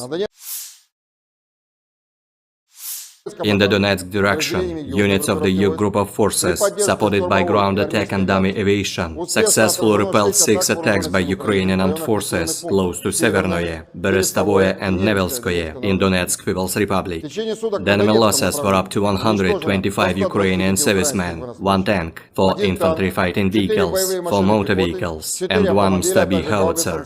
In addition, 1 ammunition depot has been destroyed near Verkhnekamenskoye in Donetsk People's Republic. In the South Donetsk direction, as a result of actions by units of the Vostok group of forces, operational tactical aviation and artillery, 1 enemy attack has been repelled near Priyutnoye in Zaporozhye region. In addition, units of the Ukrainian 37th and 38th Marine Brigades have been eliminated close to Urozhainoye and Oktyabr State Farm in Donetsk People's Republic. The enemy losses were up to 230 Ukrainian servicemen, 2 armored personnel carriers, 3 motor vehicles, as well as 2 Gvozdika self-propelled artillery systems. In the Krasny Liman direction, as a result of active actions by units of the Center Group of Forces, Army Aviation and Artillery, 3 enemy attacks have been successfully repelled near Grigorovka, Torskoye in Donetsk People's Republic, and Chervonaya Dibrova in Lugansk People's Republic. The enemy losses were up to 80 Ukrainian servicemen, 3 armored fighting vehicles, and 2 pickup trucks. In the Kherson direction, the enemy losses were up to 30 Ukrainian servicemen, 2 motor vehicles, as well as Stab-B and D-30 howitzers. In addition, the actions of 1 Ukrainian sabotage and reconnaissance group have been suppressed. Operational tactical and army aviation, missile troops and artillery of the armed forces of the Russian Federation have neutralized manpower and military hardware in 153 areas. 1 control point, 1 radar station, and 2 launchers of S-300PS anti-aircraft missile system have been destroyed near Zeleny Gai in Nikolaev region. 4 enemy ammunition depots have been also destroyed near Lvov in Kherson region, Mikhailovka in Kharkov region, Iskra in Dnepropetrovsk region, and Krasnogorovka in Donetsk People's Republic. Air defense facilities have shot down 4 projectiles launched by HIMARS MLRS. In addition, 42 Ukrainian unmanned aerial vehicles have been destroyed close to Kudryashovka, Lysychansk, Shishkova in Lugansk People's Republic, Gorlovka, Nikolskoye, Artyomovsk, Berestovoye, Kluchevoye in Donetsk People's Republic, Pologi, Tokmak in Zaporozhye region, Dobropolye in Kherson region, and Tavalzhanka in Kharkov region. In total, 462 airplanes, 246 helicopters, 6,012 unmanned aerial vehicles, 433 air defense missile systems, 11,476 tanks and other armored fighting vehicles, 1,144 fighting vehicles equipped with MLRS, 6,024 field artillery cannons and motors, as well as 12,408 units of special military equipment have been destroyed during the special military operation. Ukrainian forces marked the country's Independence Day August 24 with a naval raid into occupied Crimea. President Volodymyr Zelensky promised a victory against Russia.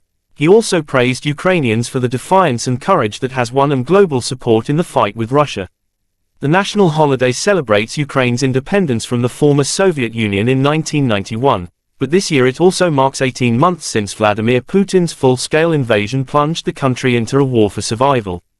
In the occupied Crimea, a special operation of the GUR of the Ministry of Defense of Ukraine took place with the support of the Navy. On the night of August 24, an operation of the GUR of the Ministry of Defense of Ukraine took place in support of the Navy in temporarily occupied Crimea. Special units on watercraft landed on the shore in the area of Olenivka and Mayak settlements. All goals and tasks have been completed.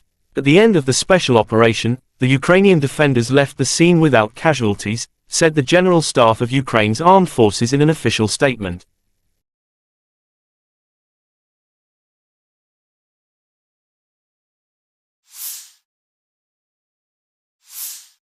The armed forces of Ukraine continue to conduct an offensive operation in the Bakhmut and Melitopol directions. According to the General Staff of Ukraine's armed forces August 24, in the direction of Novodanilivka and Novoprokopivka, they were successful, they are entrenched at the achieved boundaries, inflict fire damage with artillery on the identified enemy targets, and carry out counter-battery countermeasures. In the direction of Bakhmut, the defense forces continue to conduct offensive actions south of the city of Bakhmut, entrenching themselves at the achieved boundaries. The enemy conducted unsuccessful offensive actions in the Avdiivka, Marinka, and Novomikhailivka districts of the Donetsk region.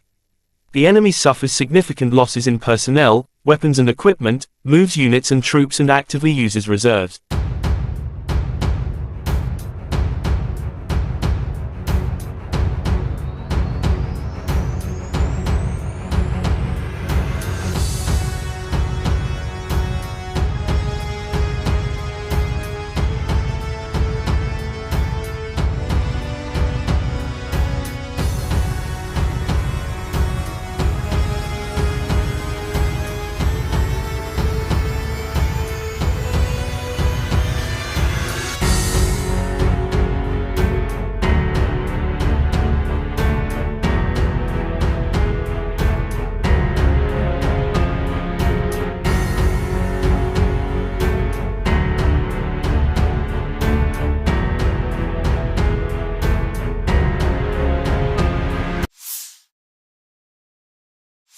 The armed forces of Ukraine reported on August 23 that Russia had lost 259,610 troops in Ukraine since the beginning of its full-scale invasion on February 24, 2022.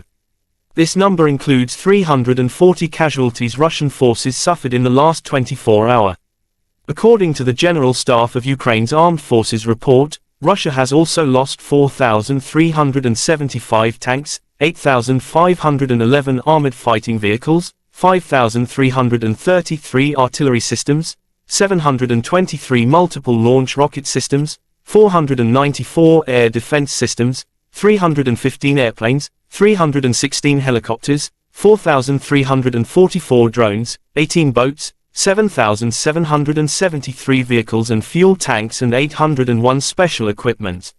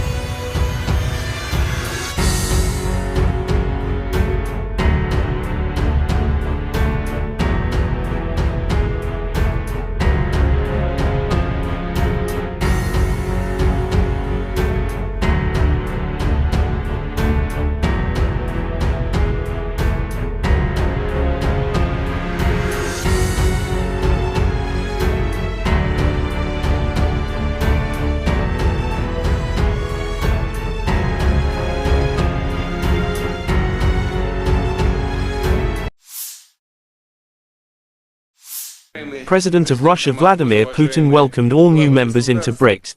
It was announced that Argentina, Egypt, Ethiopia, Iran, Saudi Arabia and the UAE had been invited to become full members. BRICS is not competing with anyone and does not oppose anyone, but the establishment of a multipolar world order has irreconcilable adversaries, Russian President Vladimir Putin said by video link at the BRICS Plus outreach meeting. I would like to note that BRICS is not competing with anyone, does not oppose anyone. But it is also obvious that this objective process of establishing a new world order still has irreconcilable adversaries seeking to slow down this process, he said. Putin said the adversaries are trying to hold back the emergence of new independent centers of development and influence in the world. The president also noted the importance of the BRICS Plus outreach format. It is very important and provides a good opportunity for substantive discussion of pressing issues of mutually beneficial cooperation with the countries that largely share the approaches of the 5 member states, meaning the countries that share our views, he said.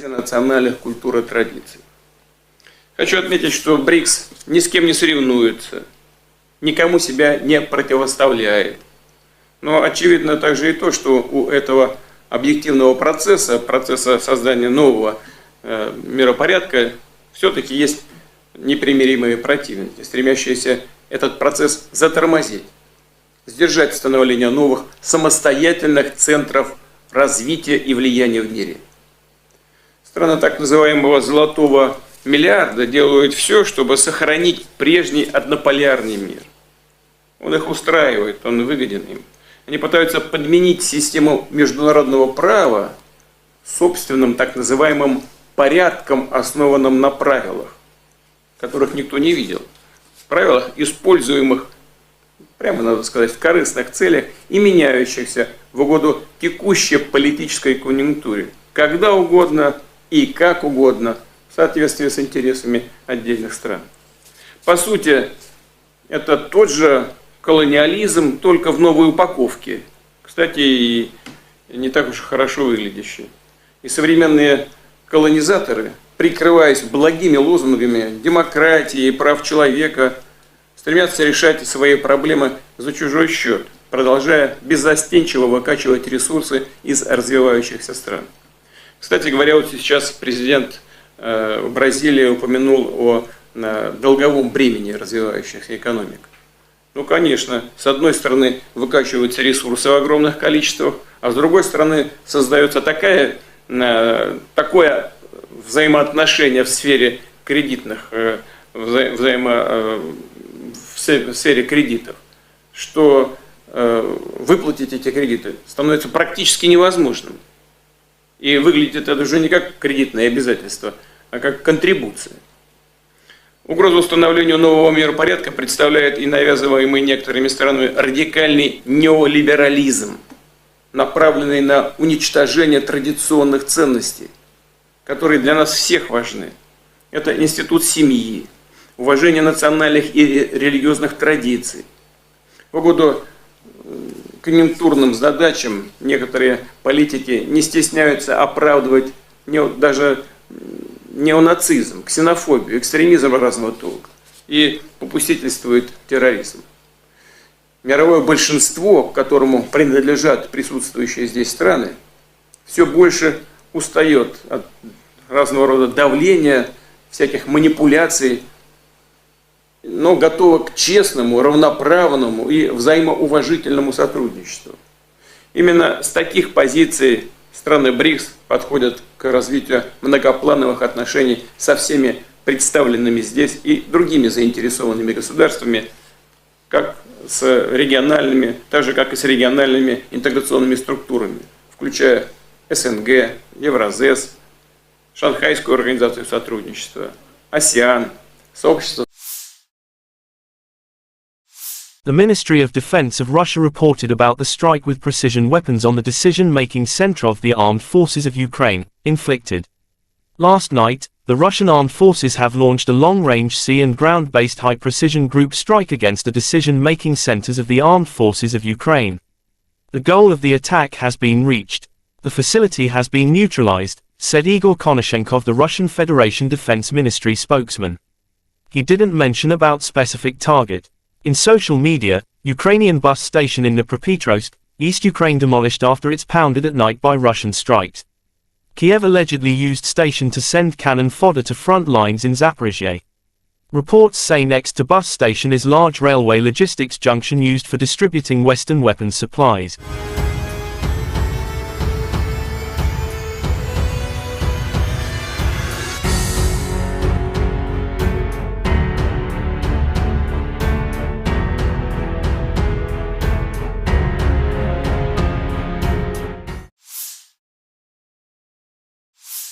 In the Kupiansk direction, assault detachments of the Zapad group of forces continued successful offensive operations in the assigned areas of responsibility.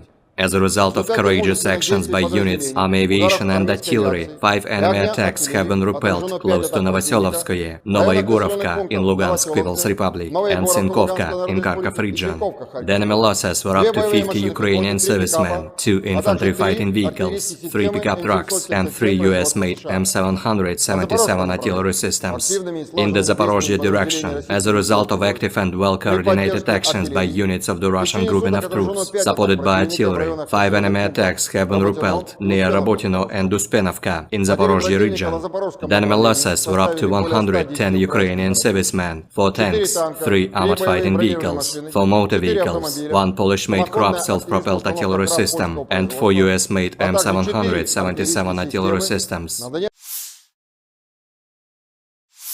In the Donetsk direction, units of the U group of forces, supported by ground attack and dummy aviation, successfully repelled 6 attacks by Ukrainian armed forces close to Severnoye, Berestovoye and Nevelskoye in Donetsk People's Republic. The enemy losses were up to 125 Ukrainian servicemen, 1 tank, 4 infantry fighting vehicles, 4 motor vehicles, and 1 Mstabi howitzer.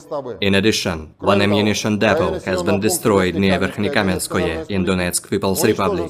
In the South Donetsk direction, as a result of actions by units of the Vostok group of forces, operational tactical aviation and artillery, 1 enemy attack has been repelled near Priyutnoye in Zaporozhye region. In addition, units of the Ukrainian 37th and 38th Marine Brigades have been eliminated close to Urozhainoye and Oktyabr State Farm in Donetsk People's Republic.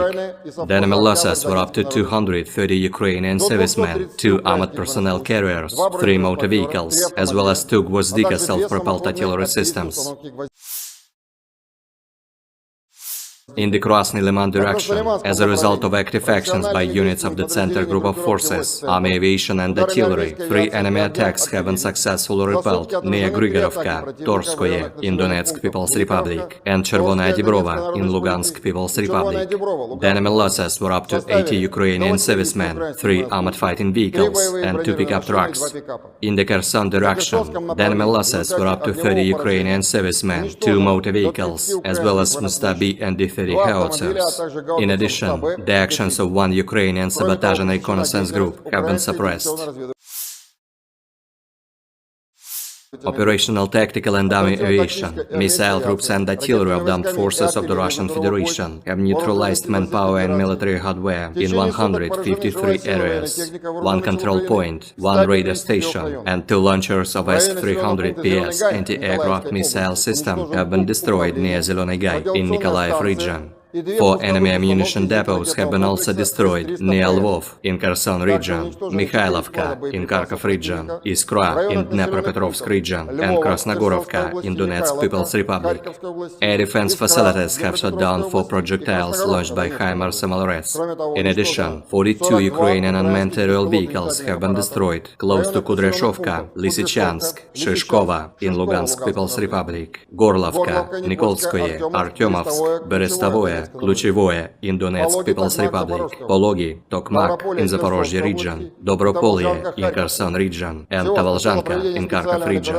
In total, 462 airplanes, 246 helicopters, 6,012 unmanned aerial vehicles, 433 air defense missile systems, 11,476 tanks and other armored fighting vehicles, 1,144 fighting vehicles equipped with MRLS, 6,024 field artillery cannons and motors, as well as 12,408 units of special military equipment have been destroyed during the special military operation. Ukrainian forces marked the country's Independence Day August 24 with a naval raid into occupied Crimea. President Volodymyr Zelensky promised a victory against Russia. He also praised Ukrainians for the defiance and courage that has won them global support in the fight with Russia.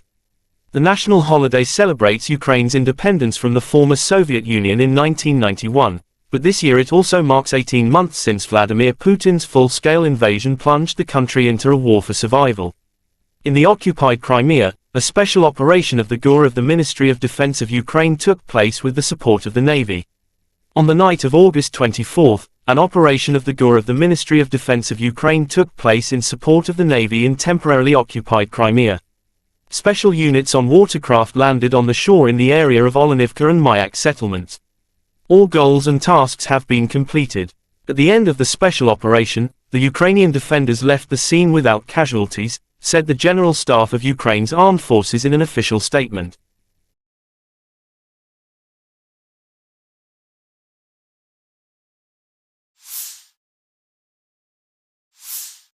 The armed forces of Ukraine continue to conduct an offensive operation in the Bakhmut and Melitopol directions.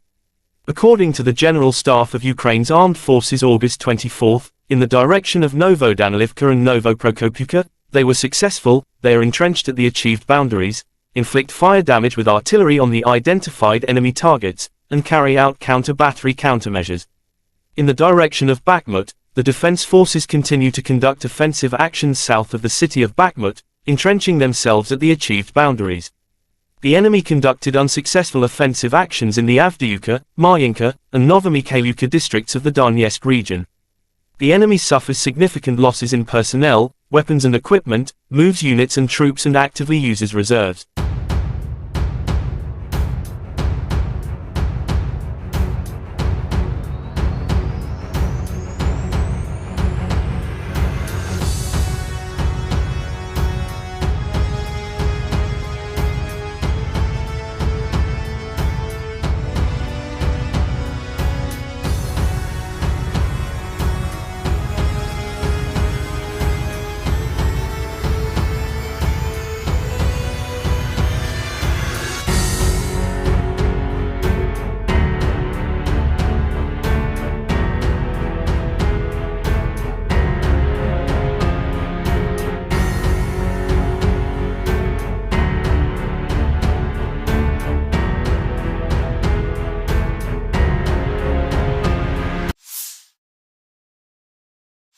The armed forces of Ukraine reported on August 23 that Russia had lost 259,610 troops in Ukraine since the beginning of its full-scale invasion on February 24, 2022. This number includes 340 casualties Russian forces suffered in the last 24 hours. According to the General Staff of Ukraine's Armed Forces report, Russia has also lost 4,375 tanks, 8,511 armored fighting vehicles, 5,333 artillery systems, 723 multiple launch rocket systems, 494 air defense systems, 315 airplanes, 316 helicopters, 4,344 drones, 18 boats, 7,773 vehicles and fuel tanks and 801 special equipment.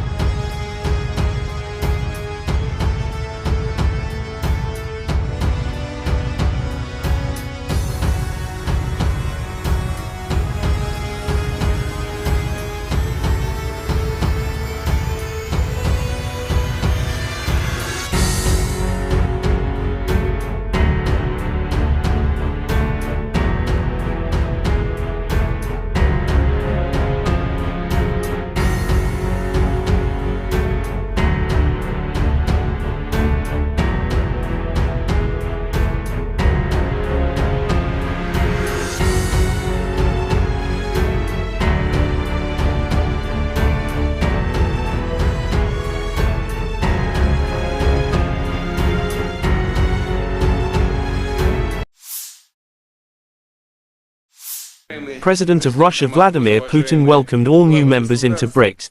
It was announced that Argentina, Egypt, Ethiopia, Iran, Saudi Arabia and the UAE had been invited to become full members. BRICS is not competing with anyone and does not oppose anyone, but the establishment of a multipolar world order has irreconcilable adversaries, Russian President Vladimir Putin said by video link at the BRICS Plus outreach meeting. I would like to note that BRICS is not competing with anyone, does not oppose anyone. But it is also obvious that this objective process of establishing a new world order still has irreconcilable adversaries seeking to slow down this process, he said. Putin said the adversaries are trying to hold back the emergence of new independent centers of development and influence in the world. The president also noted the importance of the BRICS Plus outreach format. It is very important and provides a good opportunity for substantive discussion of pressing issues of mutually beneficial cooperation with the countries that largely share the approaches of the 5 member states, meaning the countries that share our views, he said. Хочу отметить, что БРИКС ни с кем не соревнуется, никому себя не противоставляет. Но очевидно также и то, что у этого объективного процесса создания нового миропорядка, все-таки есть непримиримые противники, стремящиеся этот процесс затормозить, сдержать становление новых самостоятельных центров развития и влияния в мире. Страны так называемого «золотого миллиарда» делают все, чтобы сохранить прежний однополярный мир. Он их устраивает, он выгоден им. Они пытаются подменить систему международного права собственным так называемым порядком, основанным на правилах, которых никто не видел. Правилах, используемых, прямо надо сказать, в корыстных целях и меняющихся в угоду текущей политической конъюнктуре, когда угодно и как угодно, в соответствии с интересами отдельных стран. По сути, это тот же колониализм, только в новой упаковке. Кстати, и не так уж хорошо выглядящий. И современные колонизаторы, прикрываясь благими лозунгами демократии и прав человека, стремятся решать свои проблемы за чужой счет, продолжая беззастенчиво выкачивать ресурсы из развивающихся стран. Кстати говоря, вот сейчас президент Бразилии упомянул о долговом бремени развивающихся экономик. Ну, конечно, с одной стороны выкачиваются ресурсы в огромных количествах, а с другой стороны создается такое взаимоотношение в сфере кредитных, в сфере кредитов, что выплатить эти кредиты становится практически невозможным. И выглядит это уже не как кредитное обязательство, а как контрибуция. Угрозу установлению нового миропорядка представляет и навязываемый некоторыми странами радикальный неолиберализм, направленный на уничтожение традиционных ценностей, которые для нас всех важны. Это институт семьи, уважение национальных и религиозных традиций. В угоду конъюнктурным задачам некоторые политики не стесняются оправдывать даже неонацизм, ксенофобию, экстремизм разного толка и попустительствует терроризм. Мировое большинство, к которому принадлежат присутствующие здесь страны, все больше устает от разного рода давления, всяких манипуляций, но готово к честному, равноправному и взаимоуважительному сотрудничеству. Именно с таких позиций страны БРИКС подходят к развитию многоплановых отношений со всеми представленными здесь и другими заинтересованными государствами, как с региональными, так же как и с региональными интеграционными структурами, включая СНГ, Евразес, Шанхайскую организацию сотрудничества, АСЕАН, сообщество. The Ministry of Defense of Russia reported about the strike with precision weapons on the decision-making center of the armed forces of Ukraine, inflicted. Last night, the Russian armed forces have launched a long-range sea and ground-based high-precision group strike against the decision-making centers of the armed forces of Ukraine. The goal of the attack has been reached.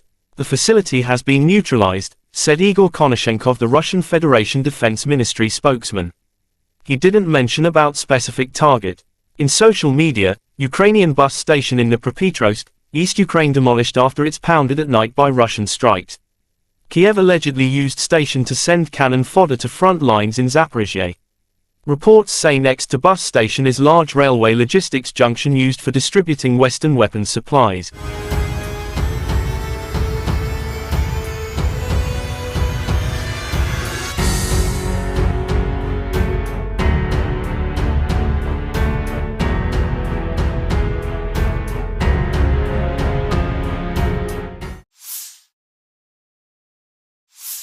In the Kupiansk direction, assault detachments of the Zapad group of forces continued successful offensive operations in the assigned areas of responsibility. As a result of courageous actions by units, army aviation and artillery, 5 enemy attacks have been repelled close to Novoselovskoye, Novoyegorovka in Lugansk People's Republic, and Sinkovka in Kharkov region. The enemy losses were up to 50 Ukrainian servicemen, 2 infantry fighting vehicles, 3 pickup trucks, and 3 U.S. M777 artillery systems. In the Zaporozhye direction, as a result of active and well-coordinated actions by units of the Russian grouping of troops, supported by artillery, 5 enemy attacks have been repelled near Rabotino and Uspenovka in Zaporozhye region. The enemy losses were up to 110 Ukrainian servicemen, 4 tanks, 3 armored fighting vehicles, 4 motor vehicles, 1 Polish-made Krab self-propelled artillery system, and 4 US-made M777 artillery systems. In the Donetsk direction, units of the U group of forces, supported by ground attack and dummy aviation, successfully repelled 6 attacks by Ukrainian armed forces close to Severnoye, Berestovoye and Nevelskoye in Donetsk People's Republic. The enemy losses were up to 125 Ukrainian servicemen, 1 tank, 4 infantry fighting vehicles, 4 motor vehicles, and 1 Stabi howitzer. In addition, 1 ammunition depot has been destroyed near Verkhnykamenskoye in Donetsk People's Republic. In the South Donetsk direction, as a result of actions by units of the Vostok group of forces, operational tactical aviation and artillery, 1 enemy attack has been repelled near Priyutnoye in Zaporozhye region. In addition, units of the Ukrainian 37th and 38th Marine Brigades have been eliminated close to Urozhainoye and Oktyabr State Farm in Donetsk People's Republic. The enemy losses were up to 230 Ukrainian servicemen, 2 armored personnel carriers, 3 motor vehicles, as well as 2 Gvozdika self-propelled artillery systems. In the Krasny Liman direction, as a result of active actions by units of the Center Group of Forces, army aviation and artillery, 3 enemy attacks have been successfully repelled near Grigorovka, Torskoye in Donetsk People's Republic, and Chervonaya Dibrova in Lugansk People's Republic. The enemy losses were up to 80 Ukrainian servicemen, 3 armored fighting vehicles, and 2 pickup trucks. In the Kherson direction, the enemy losses were up to 30 Ukrainian servicemen, 2 motor vehicles, as well as Mustabi and D-30 howitzers. In addition, the actions of 1 Ukrainian sabotage and reconnaissance group have been suppressed. Operational tactical and dummy aviation, missile troops and artillery of the armed forces of the Russian Federation have neutralized manpower and military hardware in 153 areas. 1 control point, 1 radar station, and 2 launchers of S-300PS anti-aircraft missile system have been destroyed near Zeleny Gai in Nikolaev region. 4 enemy ammunition depots have been also destroyed near Lvov in Kherson region, Mikhailovka in Kharkov region, Iskra in Dnepropetrovsk region, and Krasnogorovka in Donetsk People's Republic. Air defense facilities have shot down 4 projectiles launched by HIMARS MLRS. In addition, 42 Ukrainian unmanned aerial vehicles have been destroyed close to Kudryashovka, Lysychansk, Shishkova in Lugansk People's Republic, Gorlovka, Nikolskoye, Artyomovsk, Berestovoye, Kluchevoye in Donetsk People's Republic, Pologi, Tokmak in Zaporozhye region, Dobropolye in Kherson region, and Tavalzhanka in Kharkov region. In total, 462 airplanes, 246 helicopters, 6,012 unmanned aerial vehicles, 433 air defense missile systems, 11,476 tanks and other armored fighting vehicles, 1,144 fighting vehicles equipped with MRLS, 6,024 field artillery cannons and motors, as well as 12,408 units of special military equipment have been destroyed during the special military operation. Ukrainian forces marked the country's Independence Day August 24 with a naval raid into occupied Crimea. President Volodymyr Zelensky promised a victory against Russia. He also praised Ukrainians for the defiance and courage that has won them global support in the fight with Russia. The national holiday celebrates Ukraine's independence from the former Soviet Union in 1991, but this year it also marks 18 months since Vladimir Putin's full-scale invasion plunged the country into a war for survival. In the occupied Crimea, a special operation of the GUR of the Ministry of Defense of Ukraine took place with the support of the Navy. On the night of August 24, an operation of the GUR of the Ministry of Defense of Ukraine took place in support of the Navy in temporarily occupied Crimea. Special units on watercraft landed on the shore in the area of Olenivka and Mayak settlements. All goals and tasks have been completed. At the end of the special operation, the Ukrainian defenders left the scene without casualties, said the General Staff of Ukraine's armed forces in an official statement.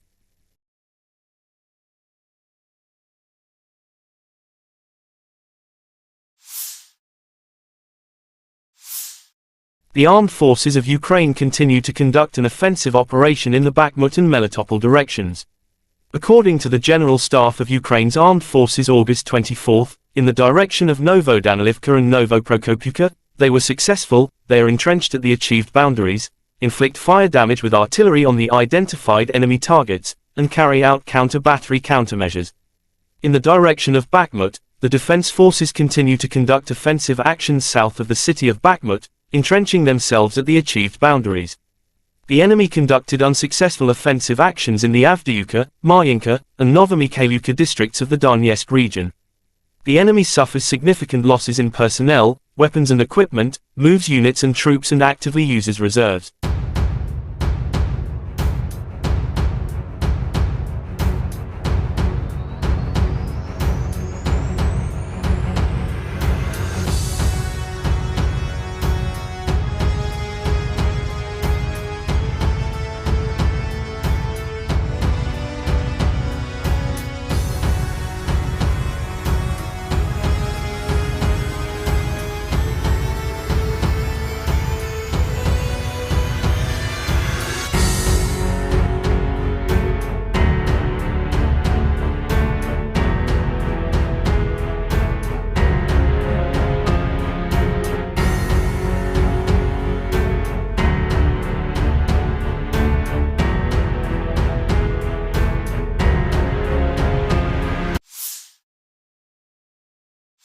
The armed forces of Ukraine reported on August 23 that Russia had lost 259,610 troops in Ukraine since the beginning of its full-scale invasion on February 24, 2022.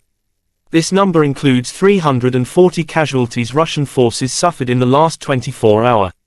According to the General Staff of Ukraine's Armed Forces report, Russia has also lost 4,375 tanks, 8,511 armored fighting vehicles, 5,333 artillery systems, 723 multiple launch rocket systems, 494 air defense systems, 315 airplanes, 316 helicopters, 4,344 drones, 18 boats, 7,773 vehicles and fuel tanks and 801 special equipment.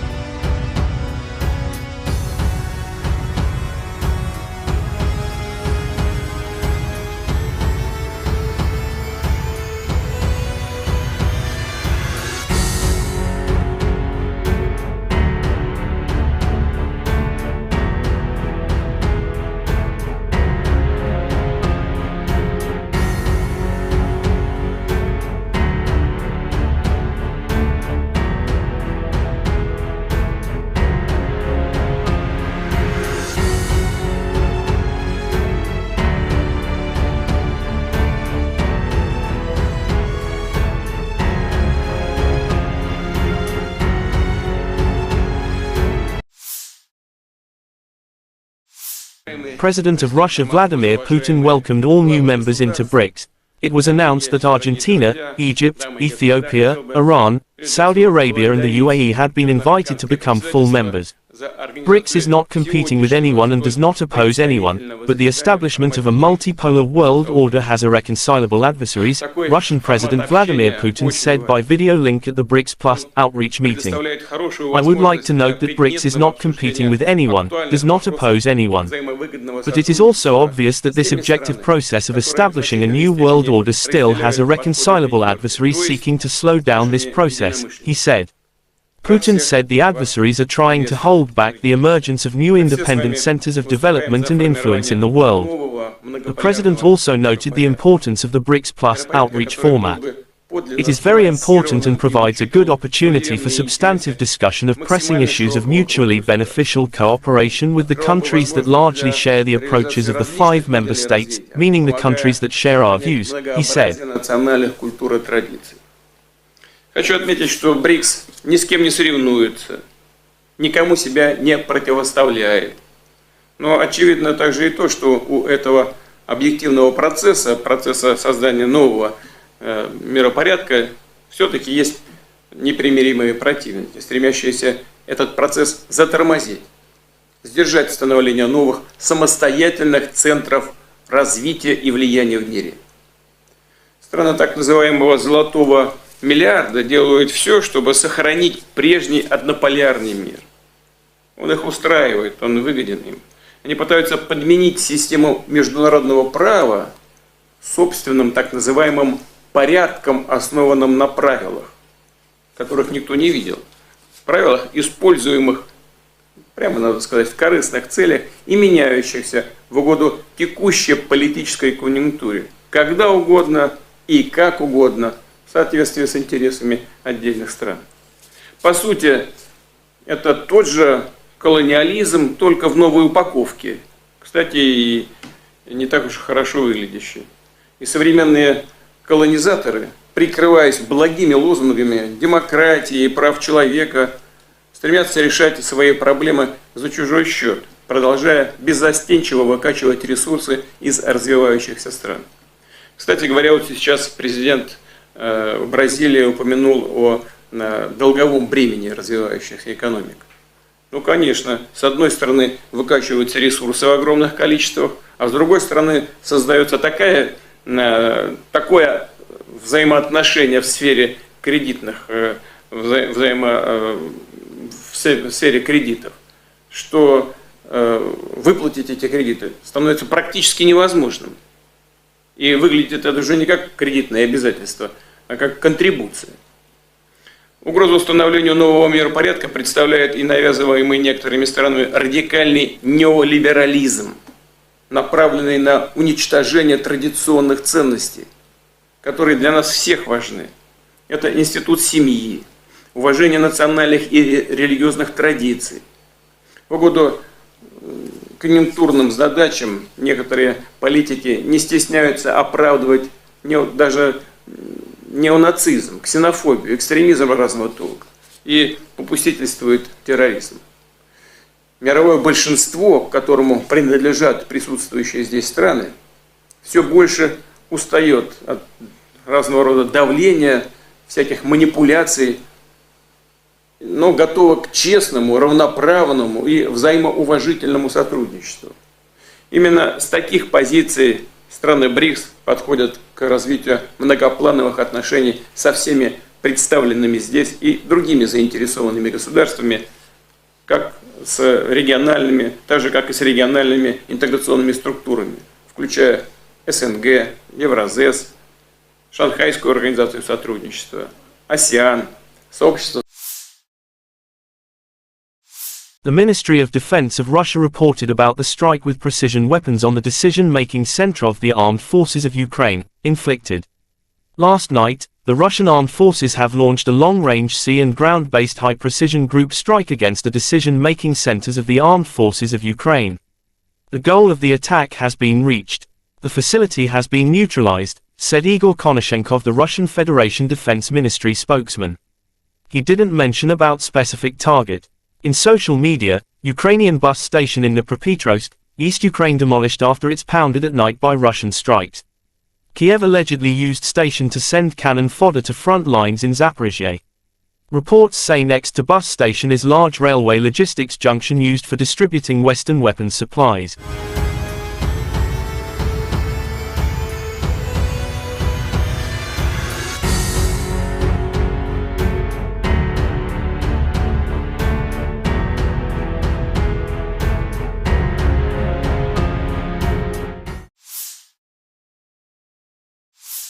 In the Kupiansk direction, assault detachments of the Zapad group of forces continued successful offensive operations in the assigned areas of responsibility. As a result of courageous actions by units, army aviation and artillery, 5 enemy attacks have been repelled close to Novoselovskoye, Novoyegorovka in Lugansk People's Republic, and Sinkovka in Kharkov region.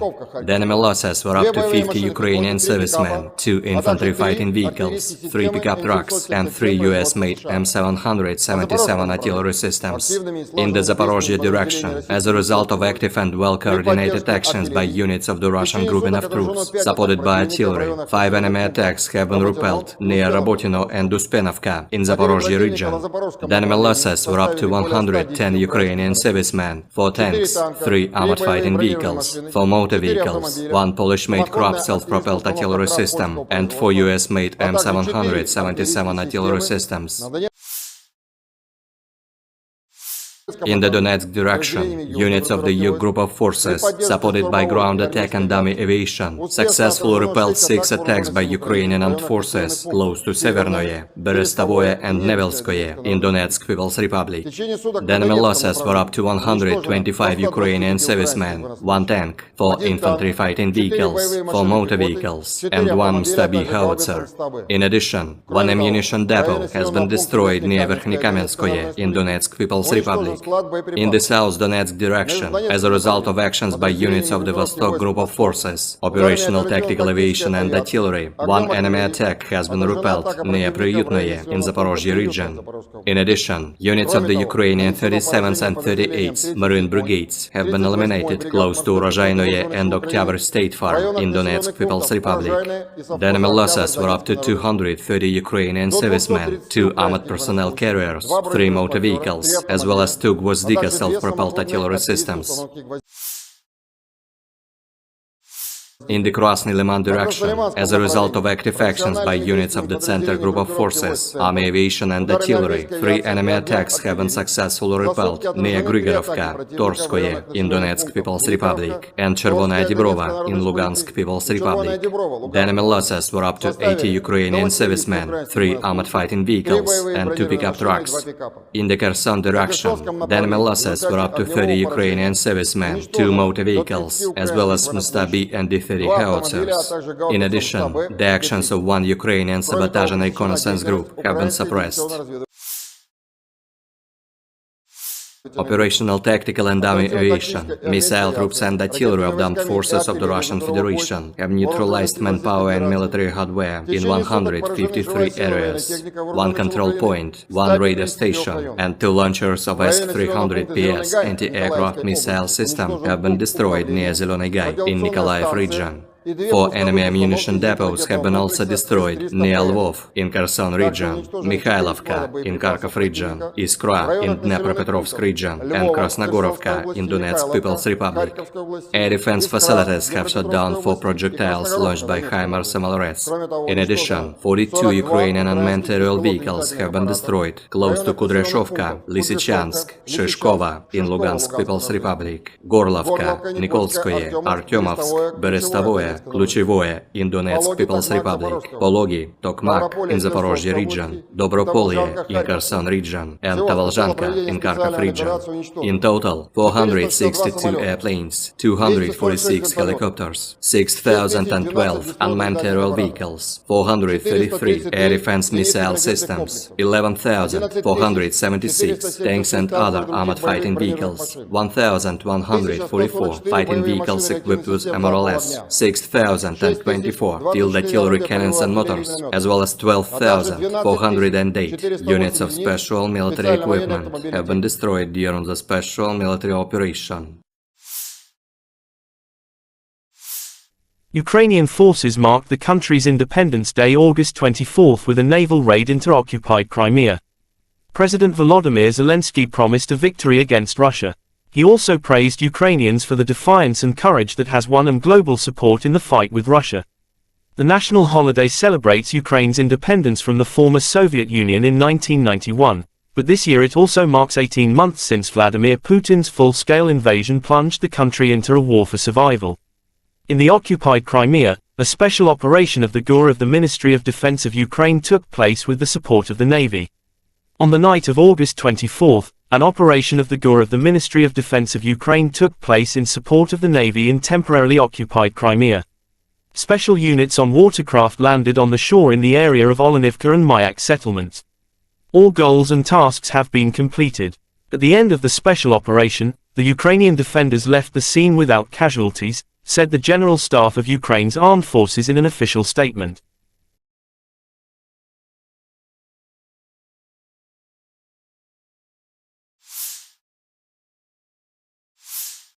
The armed forces of Ukraine continue to conduct an offensive operation in the Bakhmut and Melitopol directions.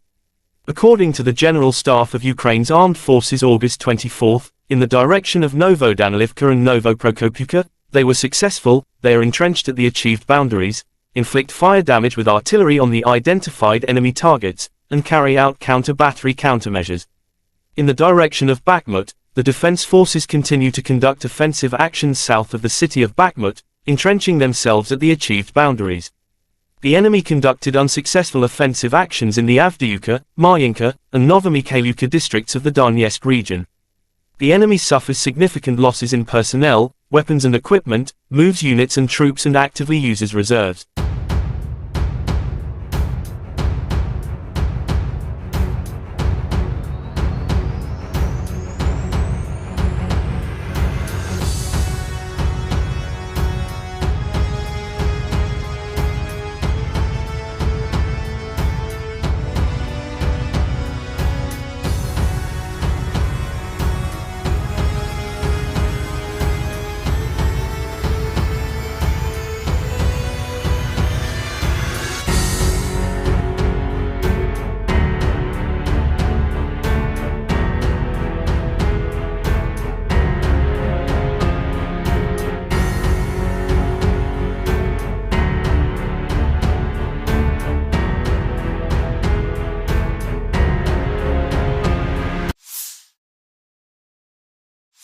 The armed forces of Ukraine reported on August 23 that Russia had lost 259,610 troops in Ukraine since the beginning of its full-scale invasion on February 24, 2022.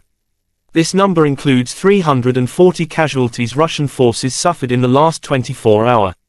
According to the General Staff of Ukraine's Armed Forces report, Russia has also lost 4,375 tanks, 8,511 armored fighting vehicles, 5,333 artillery systems, 723 multiple launch rocket systems, 494 air defense systems, 315 airplanes, 316 helicopters, 4,344 drones, 18 boats, 7,773 vehicles and fuel tanks and 801 special equipment.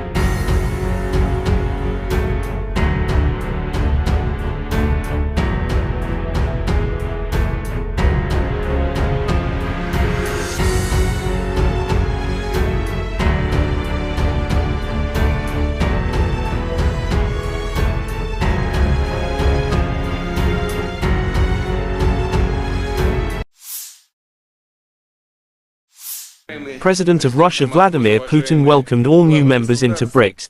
It was announced that Argentina, Egypt, Ethiopia, Iran, Saudi Arabia and the UAE had been invited to become full members. BRICS is not competing with anyone and does not oppose anyone, but the establishment of a multipolar world order has irreconcilable adversaries, Russian President Vladimir Putin said by video link at the BRICS Plus outreach meeting. I would like to note that BRICS is not competing with anyone, does not oppose anyone. But it is also obvious that this objective process of establishing a new world order still has irreconcilable adversaries seeking to slow down this process, he said. Putin said the adversaries are trying to hold back the emergence of new independent centers of development and influence in the world. The president also noted the importance of the BRICS Plus outreach format. It is very important and provides a good opportunity for substantive discussion of pressing issues of mutually beneficial cooperation with the countries that largely share the approaches of the 5 member states, meaning the countries that share our views, he said. Хочу отметить, что БРИКС ни с кем не соревнуется, никому себя не противоставляет. Но очевидно также и то, что у этого объективного процесса создания нового миропорядка, все-таки есть непримиримые противники, стремящиеся этот процесс затормозить, сдержать становление новых самостоятельных центров развития и влияния в мире. Страны так называемого «золотого миллиарда» делают все, чтобы сохранить прежний однополярный мир. Он их устраивает, он выгоден им. Они пытаются подменить систему международного права собственным так называемым порядком, основанным на правилах, которых никто не видел. Правилах, используемых, прямо надо сказать, в корыстных целях и меняющихся в угоду текущей политической конъюнктуре, когда угодно и как угодно, в соответствии с интересами отдельных стран. По сути, это тот же колониализм, только в новой упаковке. Кстати, и не так уж хорошо выглядящий. И современные колонизаторы, прикрываясь благими лозунгами демократии и прав человека, стремятся решать свои проблемы за чужой счет, продолжая беззастенчиво выкачивать ресурсы из развивающихся стран. Кстати говоря, вот сейчас президент Бразилии упомянул о долговом бремени развивающихся экономик. Ну, конечно, с одной стороны выкачиваются ресурсы в огромных количествах, а с другой стороны создается такое взаимоотношение в сфере кредитных, в сфере кредитов, что выплатить эти кредиты становится практически невозможным. И выглядит это уже не как кредитное обязательство, а как контрибуция. Угрозу установлению нового миропорядка представляет и навязываемый некоторыми странами радикальный неолиберализм, направленный на уничтожение традиционных ценностей, которые для нас всех важны. Это институт семьи, уважение национальных и религиозных традиций. В угоду конъюнктурным задачам некоторые политики не стесняются оправдывать даже неонацизм, ксенофобию, экстремизм разного толка и попустительствует терроризм. Мировое большинство, к которому принадлежат присутствующие здесь страны, все больше устает от разного рода давления, всяких манипуляций, но готова к честному, равноправному и взаимоуважительному сотрудничеству. Именно с таких позиций страны БРИКС подходят к развитию многоплановых отношений со всеми представленными здесь и другими заинтересованными государствами, как с региональными, так же как и с региональными интеграционными структурами, включая СНГ, Евразес, Шанхайскую организацию сотрудничества, АСЕАН, сообщество. The Ministry of Defense of Russia reported about the strike with precision weapons on the decision-making center of the armed forces of Ukraine, inflicted. Last night, the Russian armed forces have launched a long-range sea and ground-based high-precision group strike against the decision-making centers of the armed forces of Ukraine. The goal of the attack has been reached. The facility has been neutralized, said Igor Konashenkov, the Russian Federation Defense Ministry spokesman. He didn't mention about specific target. In social media, Ukrainian bus station in Dnipropetrovsk, East Ukraine demolished after it's pounded at night by Russian strikes. Kyiv allegedly used station to send cannon fodder to front lines in Zaporizhia. Reports say next to bus station is large railway logistics junction used for distributing Western weapons supplies.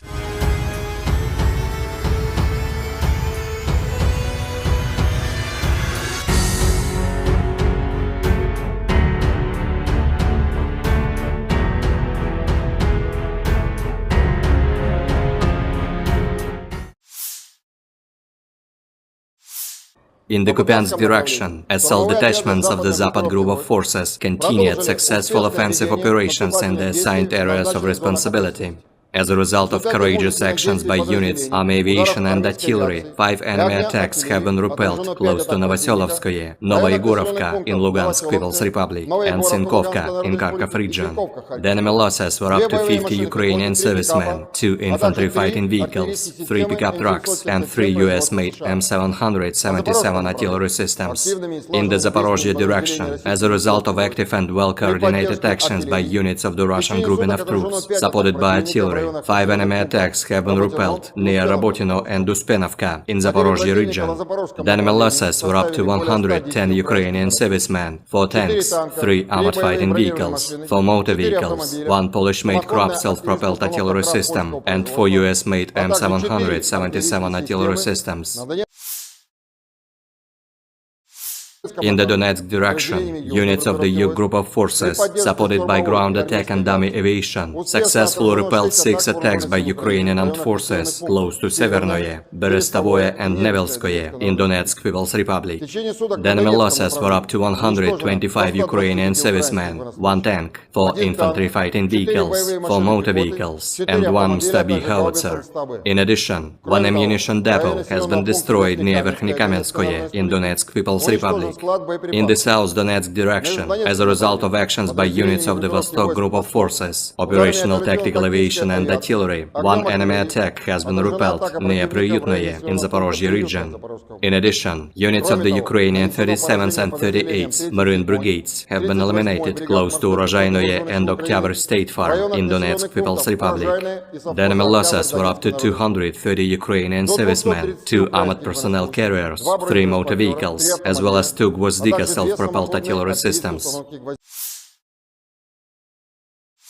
In the Krasny Liman direction, as a result of active actions by units of the Center group of forces, army aviation and artillery, 3 enemy attacks have been successfully repelled near Grigorovka, Torskoye in Donetsk People's Republic, and Chervonaya Dibrova in Lugansk People's Republic. The enemy losses were up to 80 Ukrainian servicemen, 3 armored fighting vehicles, and 2 pickup trucks. In the Kherson direction, the enemy losses were up to 30 Ukrainian servicemen, 2 motor vehicles, as well as Mustabi and D-30 howitzers. In addition, the actions of 1 Ukrainian sabotage and reconnaissance group have been suppressed.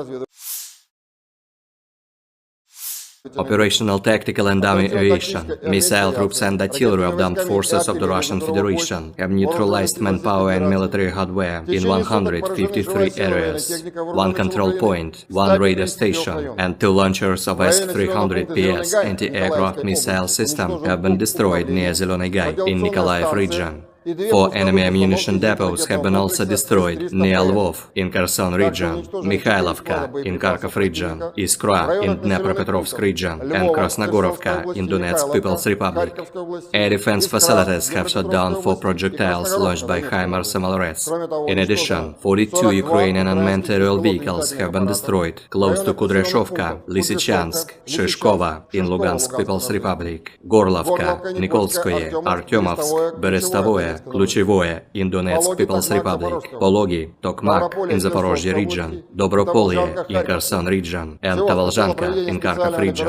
In total, 462 airplanes, 246 helicopters, 6,012 unmanned aerial vehicles, 433 air defense missile systems, 11,476 tanks and other armored fighting vehicles, 1,144 fighting vehicles equipped with MRLS, 6,024 field artillery cannons and motors, as well as 12,408 units of special military equipment have been destroyed during the special military operation.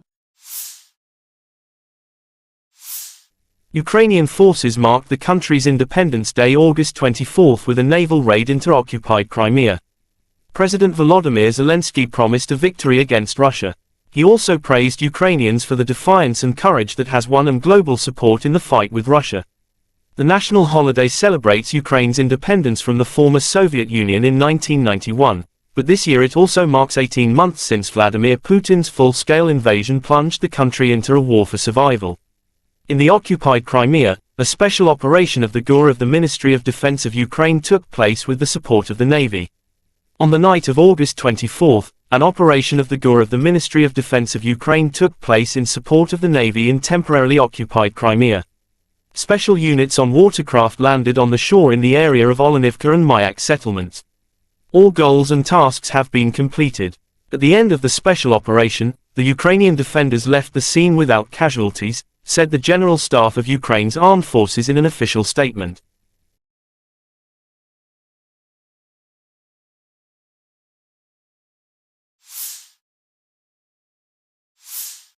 The armed forces of Ukraine continue to conduct an offensive operation in the Bakhmut and Melitopol directions. According to the General Staff of Ukraine's armed forces August 24, in the direction of Novodanilivka and Novoprokopivka, they were successful, they are entrenched at the achieved boundaries, inflict fire damage with artillery on the identified enemy targets, and carry out counter-battery countermeasures. In the direction of Bakhmut, the defense forces continue to conduct offensive actions south of the city of Bakhmut, entrenching themselves at the achieved boundaries. The enemy conducted unsuccessful offensive actions in the Avdiivka, Marinka, and Novomikhailivka districts of the Donetsk region. The enemy suffers significant losses in personnel, weapons and equipment, moves units and troops and actively uses reserves.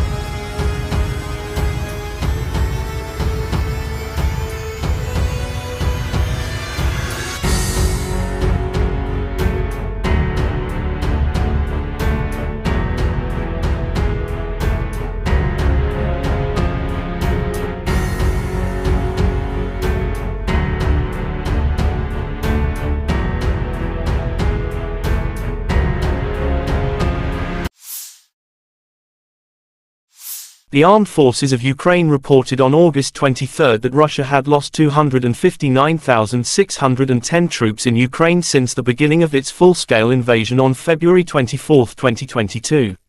This number includes 340 casualties Russian forces suffered in the last 24 hours. According to the General Staff of Ukraine's Armed Forces report, Russia has also lost 4,375 tanks, 8,511 armored fighting vehicles, 5,333 artillery systems, 723 multiple launch rocket systems, 494 air defense systems, 315 airplanes, 316 helicopters, 4,344 drones, 18 boats, 7,773 vehicles and fuel tanks and 801 special equipment.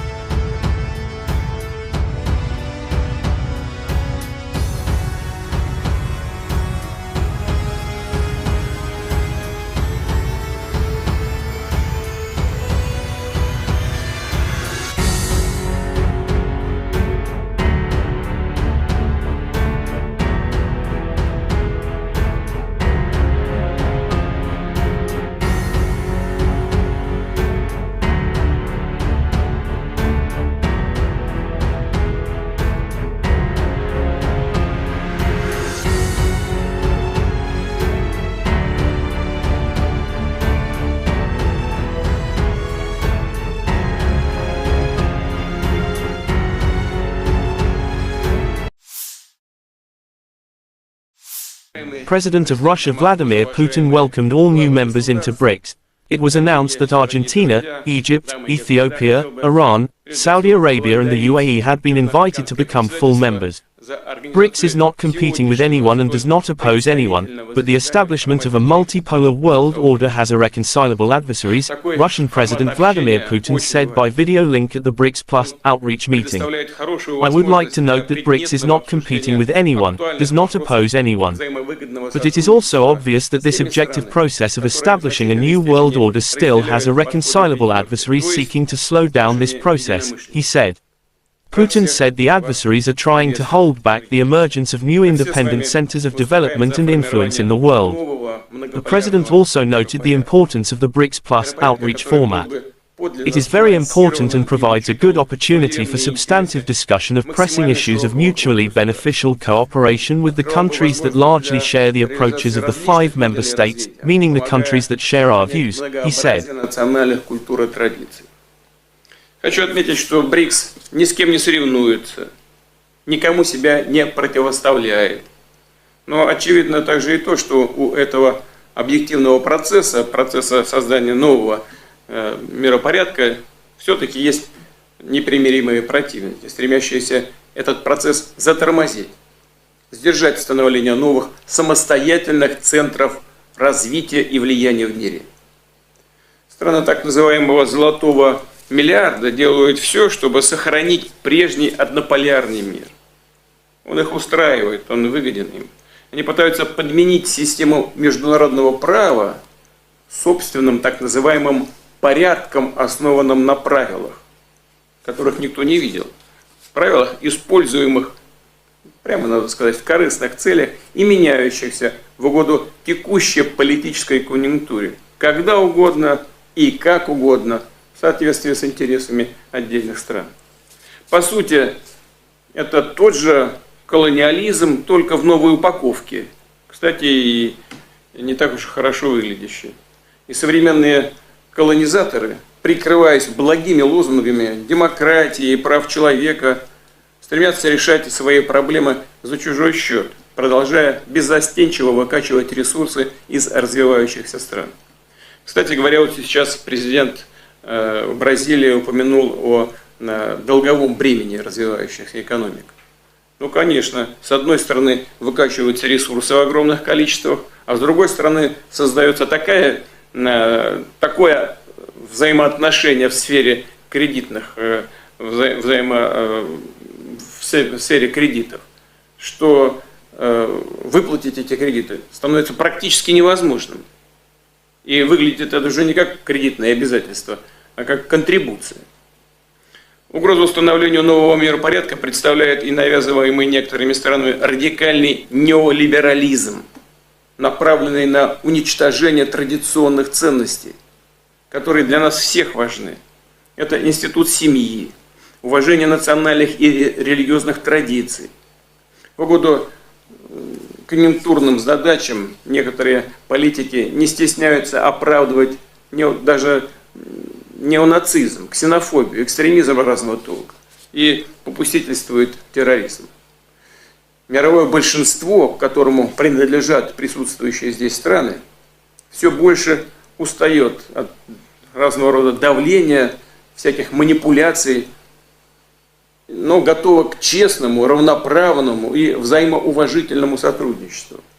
Именно с таких позиций страны БРИКС подходят к развитию многоплановых отношений со всеми представленными здесь и другими заинтересованными государствами, как с региональными, так же как и с региональными интеграционными структурами, включая СНГ, Евразес, Шанхайскую организацию сотрудничества, АСЕАН, сообщество.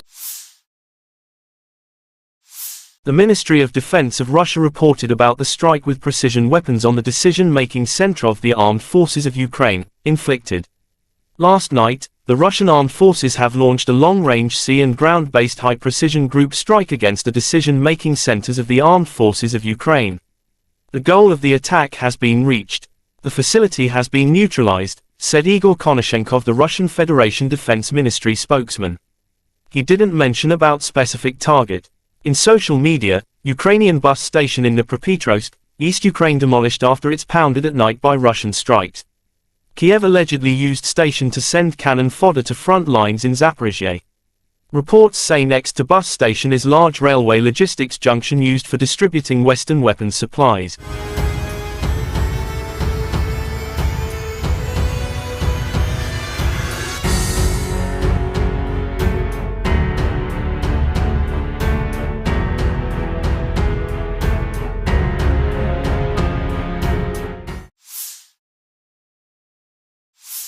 In the Kupiansk direction, assault detachments of the Zapad group of forces continued successful offensive operations in the assigned areas of responsibility. As a result of courageous actions by units, army aviation and artillery, 5 enemy attacks have been repelled close to Novoselovskoye, Novoyegorovka in Lugansk People's Republic, and Sinkovka in Kharkov region. The enemy losses were up to 50 Ukrainian servicemen, 2 infantry fighting vehicles, 3 pickup trucks, and 3 U.S.-made M777 artillery systems. In the Zaporozhye direction, as a result of active and well-coordinated actions by units of the Russian grouping of troops, supported by artillery, 5 enemy attacks have been repelled near Rabotino and Uspenovka in Zaporozhye region. The enemy losses were up to 110 Ukrainian servicemen, 4 tanks, 3 armored fighting vehicles, 4 motor vehicles, 1 Polish-made Krupp self-propelled artillery system, and 4 US-made M777 artillery systems.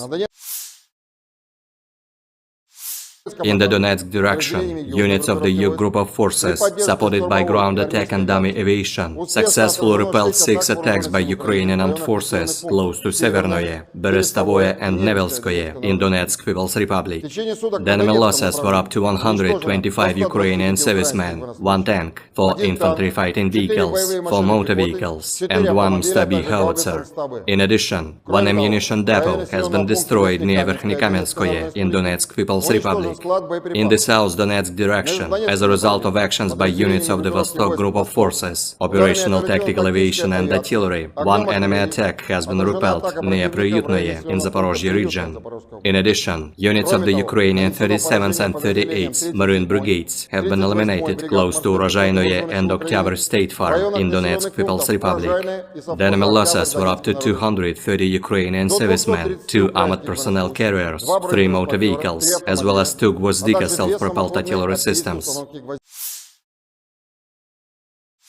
In the Krasny Liman direction, as a result of active actions by units of the Center group of forces, army aviation and artillery, 3 enemy attacks have been successfully repelled near Grigorovka, Torskoye in Donetsk People's Republic, and Chervonaya Dibrova in Lugansk People's Republic. The enemy losses were up to 80 Ukrainian servicemen, 3 armored fighting vehicles, and 2 pickup trucks. In the Kherson direction, the enemy losses were up to 30 Ukrainian servicemen, 2 motor vehicles, as well as Mustabi and D-30 howitzers. In addition, the actions of 1 Ukrainian sabotage and reconnaissance group have been suppressed.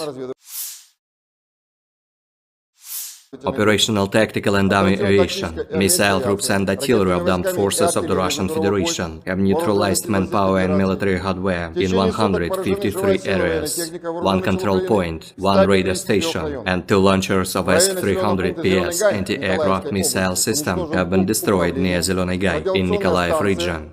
4 enemy ammunition depots have been also destroyed near Lvov in Kherson region, Mikhailovka in Kharkov region, Iskra in Dnepropetrovsk region, and Krasnogorovka in Donetsk People's Republic. Air defense facilities have shot down 4 projectiles launched by HIMARS MLRS.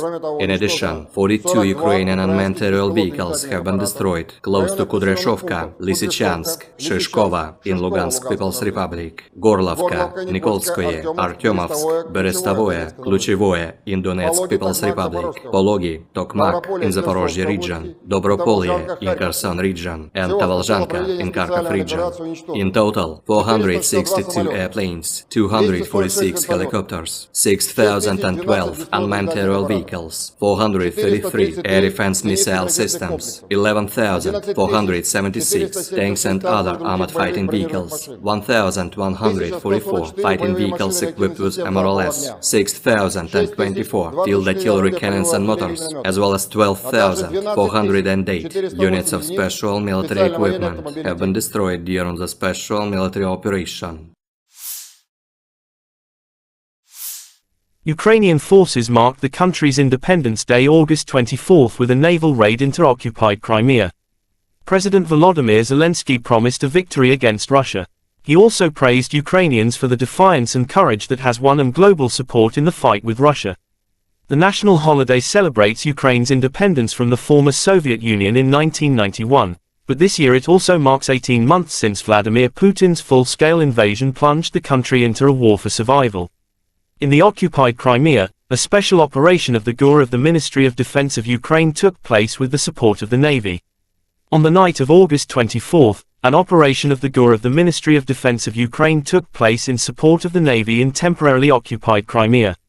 Special units on watercraft landed on the shore in the area of Olenivka and Mayak settlements. All goals and tasks have been completed. At the end of the special operation, the Ukrainian defenders left the scene without casualties, said the General Staff of Ukraine's armed forces in an official statement.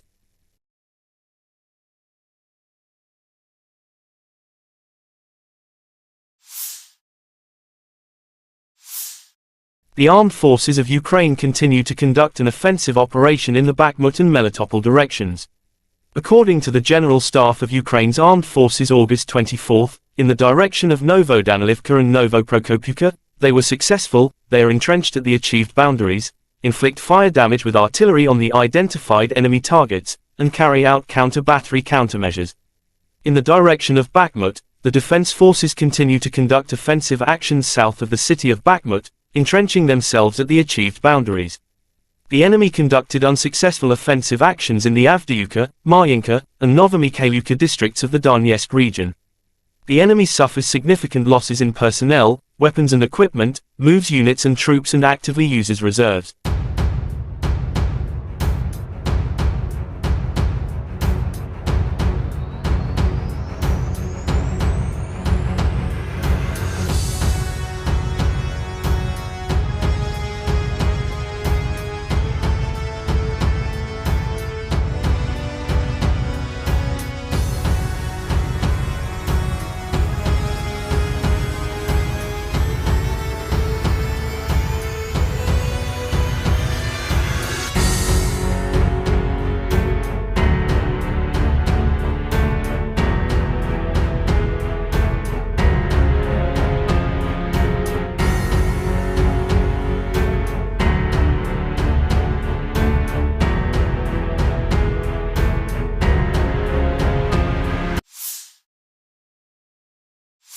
The armed forces of Ukraine reported on August 23 that Russia had lost 259,610 troops in Ukraine since the beginning of its full-scale invasion on February 24, 2022. This number includes 340 casualties Russian forces suffered in the last 24 hours. According to the General Staff of Ukraine's Armed Forces report, Russia has also lost 4,375 tanks, 8,511 armored fighting vehicles, 5,333 artillery systems, 723 multiple launch rocket systems, 494 air defense systems, 315 airplanes, 316 helicopters, 4,344 drones, 18 boats, 7,773 vehicles and fuel tanks and 801 special equipment.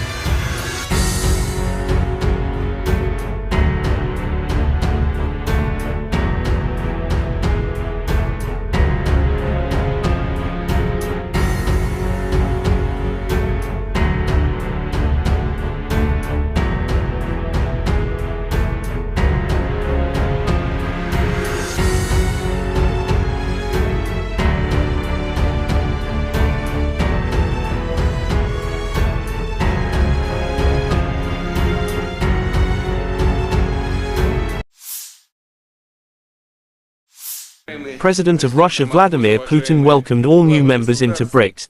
It was announced that Argentina, Egypt, Ethiopia, Iran, Saudi Arabia and the UAE had been invited to become full members.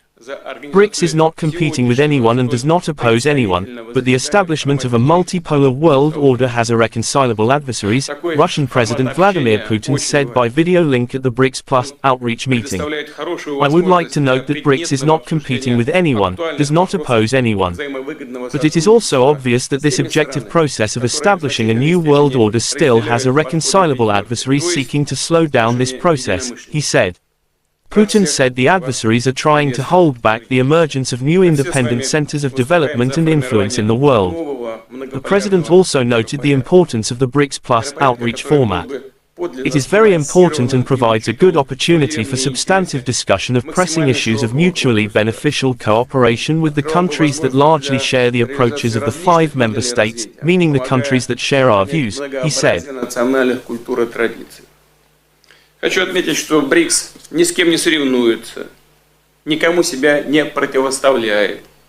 Но очевидно также и то, что у этого объективного процесса создания нового миропорядка, все-таки есть непримиримые противники, стремящиеся этот процесс затормозить, сдержать становление новых самостоятельных центров развития и влияния в мире. Страны так называемого «золотого миллиарда» делают все, чтобы сохранить прежний однополярный мир. Он их устраивает, он выгоден им. Они пытаются подменить систему международного права собственным так называемым порядком, основанным на правилах, которых никто не видел. Правилах, используемых, прямо надо сказать, в корыстных целях и меняющихся в угоду текущей политической конъюнктуре, когда угодно и как угодно, в соответствии с интересами отдельных стран. По сути, это тот же колониализм, только в новой упаковке. Кстати, и не так уж хорошо выглядящий. И современные колонизаторы, прикрываясь благими лозунгами демократии и прав человека, стремятся решать свои проблемы за чужой счет, продолжая беззастенчиво выкачивать ресурсы из развивающихся стран. Кстати говоря, вот сейчас президент Бразилии упомянул о долговом бремени развивающихся экономик. Ну, конечно, с одной стороны выкачиваются ресурсы в огромных количествах, а с другой стороны создается такое взаимоотношение в сфере кредитных, в сфере кредитов, что выплатить эти кредиты становится практически невозможным. И выглядит это уже не как кредитное обязательство, а как контрибуция. Угрозу установлению нового миропорядка представляет и навязываемый некоторыми странами радикальный неолиберализм, направленный на уничтожение традиционных ценностей, которые для нас всех важны. Это институт семьи, уважение национальных и религиозных традиций. В угоду конъюнктурным задачам некоторые политики не стесняются оправдывать даже неонацизм, ксенофобию, экстремизм разного толка и попустительствует терроризм. Мировое большинство, к которому принадлежат присутствующие здесь страны, все больше устает от разного рода давления, всяких манипуляций, но готова к честному, равноправному и взаимоуважительному сотрудничеству. Именно с таких позиций страны БРИКС подходят к развитию многоплановых отношений со всеми представленными здесь и другими заинтересованными государствами, как с региональными, так же как и с региональными интеграционными структурами, включая СНГ, Евразес, Шанхайскую организацию сотрудничества, АСЕАН, сообщество. The Ministry of Defense of Russia reported about the strike with precision weapons on the decision-making center of the armed forces of Ukraine, inflicted. Last night, the Russian armed forces have launched a long-range sea and ground-based high-precision group strike against the decision-making centers of the armed forces of Ukraine. The goal of the attack has been reached. The facility has been neutralized, said Igor Konashenkov, the Russian Federation Defense Ministry spokesman. He didn't mention about specific target. In social media, Ukrainian bus station in Dnipropetrovsk, East Ukraine demolished after it's pounded at night by Russian strikes. Kyiv allegedly used station to send cannon fodder to front lines in Zaphorizia. Reports say next to bus station is large railway logistics junction used for distributing Western weapons supplies.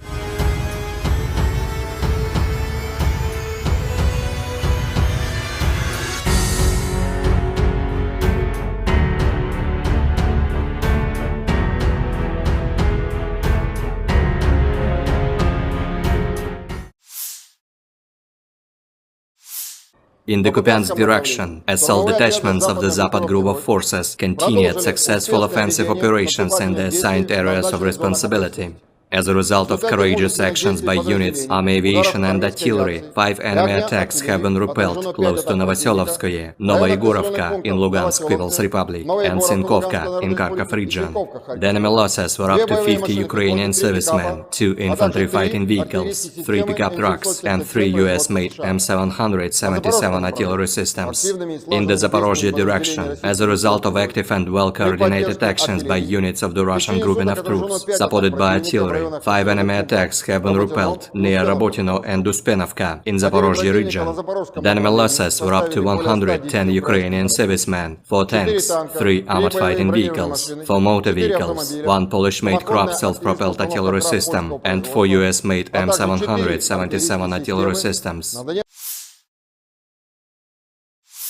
In the Donetsk direction, units of the U group of forces, supported by ground attack and dummy aviation, successfully repelled 6 attacks by Ukrainian armed forces close to Severnoye, Berestovoye and Nevelskoye in Donetsk People's Republic. The enemy losses were up to 125 Ukrainian servicemen, 1 tank, 4 infantry fighting vehicles, 4 motor vehicles, and 1 Stabi howitzer. In addition, 1 ammunition depot has been destroyed near Verkhnykamenskoye in Donetsk People's Republic. In the South Donetsk direction, as a result of actions by units of the Vostok group of forces, operational tactical aviation and artillery, 1 enemy attack has been repelled near Priyutnoye in Zaporozhye region. In addition, units of the Ukrainian 37th and 38th Marine Brigades have been eliminated close to Urozhainoye and Oktyabr State Farm in Donetsk People's Republic. The enemy losses were up to 230 Ukrainian servicemen, 2 armored personnel carriers, 3 motor vehicles, as well as 2 Gvozdika self-propelled artillery systems.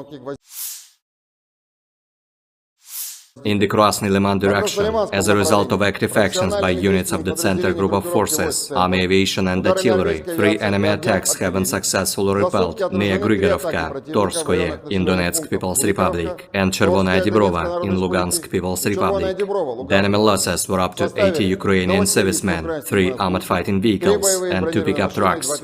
In the Kherson direction, the enemy losses were up to 30 Ukrainian servicemen, 2 motor vehicles, as well as Mustabi and D-30 howitzers. In addition, the actions of 1 Ukrainian sabotage and reconnaissance group have been suppressed.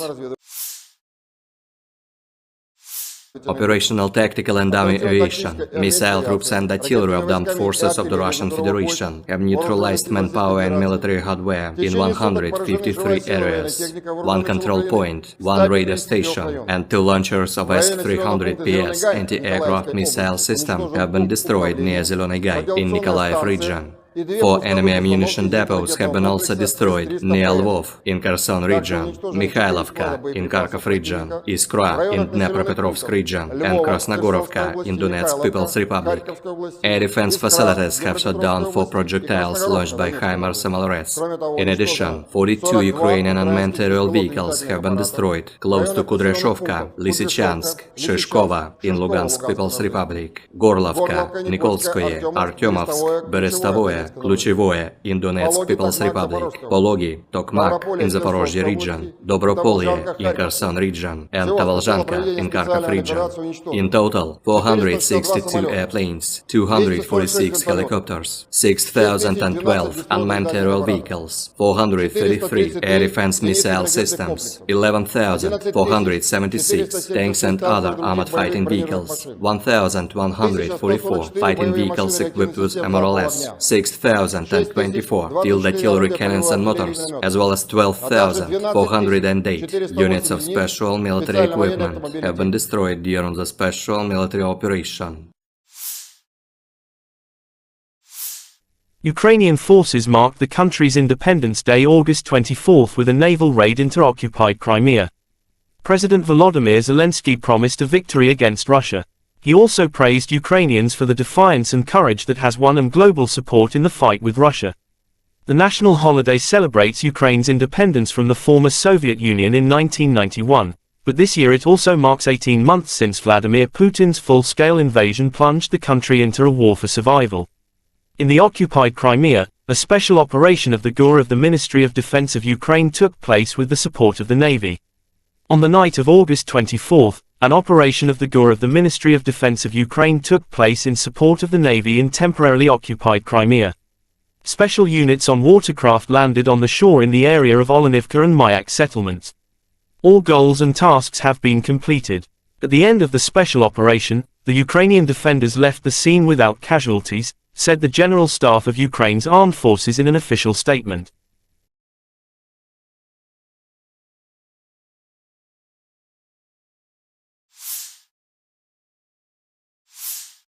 The armed forces of Ukraine continue to conduct an offensive operation in the Bakhmut and Melitopol directions. According to the General Staff of Ukraine's armed forces August 24, in the direction of Novodanilivka and Novoprokopivka, they were successful. They are entrenched at the achieved boundaries, inflict fire damage with artillery on the identified enemy targets, and carry out counter-battery countermeasures. In the direction of Bakhmut, the defense forces continue to conduct offensive actions south of the city of Bakhmut, entrenching themselves at the achieved boundaries. The enemy conducted unsuccessful offensive actions in the Avdiivka, Marinka, and Novomikhailivka districts of the Donetsk region. The enemy suffers significant losses in personnel, weapons and equipment, moves units and troops and actively uses reserves.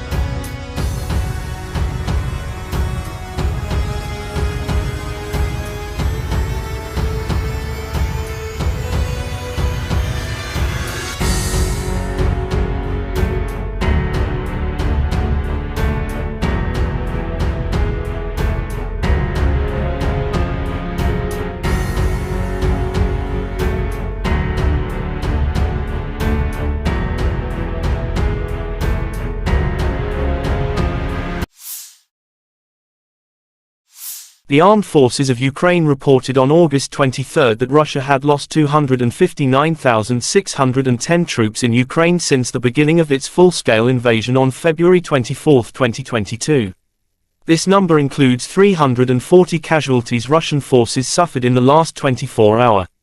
According to the General Staff of Ukraine's Armed Forces report, Russia has also lost 4,375 tanks, 8,511 armored fighting vehicles, 5,333 artillery systems, 723 multiple launch rocket systems, 494 air defense systems, 315 airplanes, 316 helicopters, 4,344 drones, 18 boats, 7,773 vehicles and fuel tanks and 801 special equipment.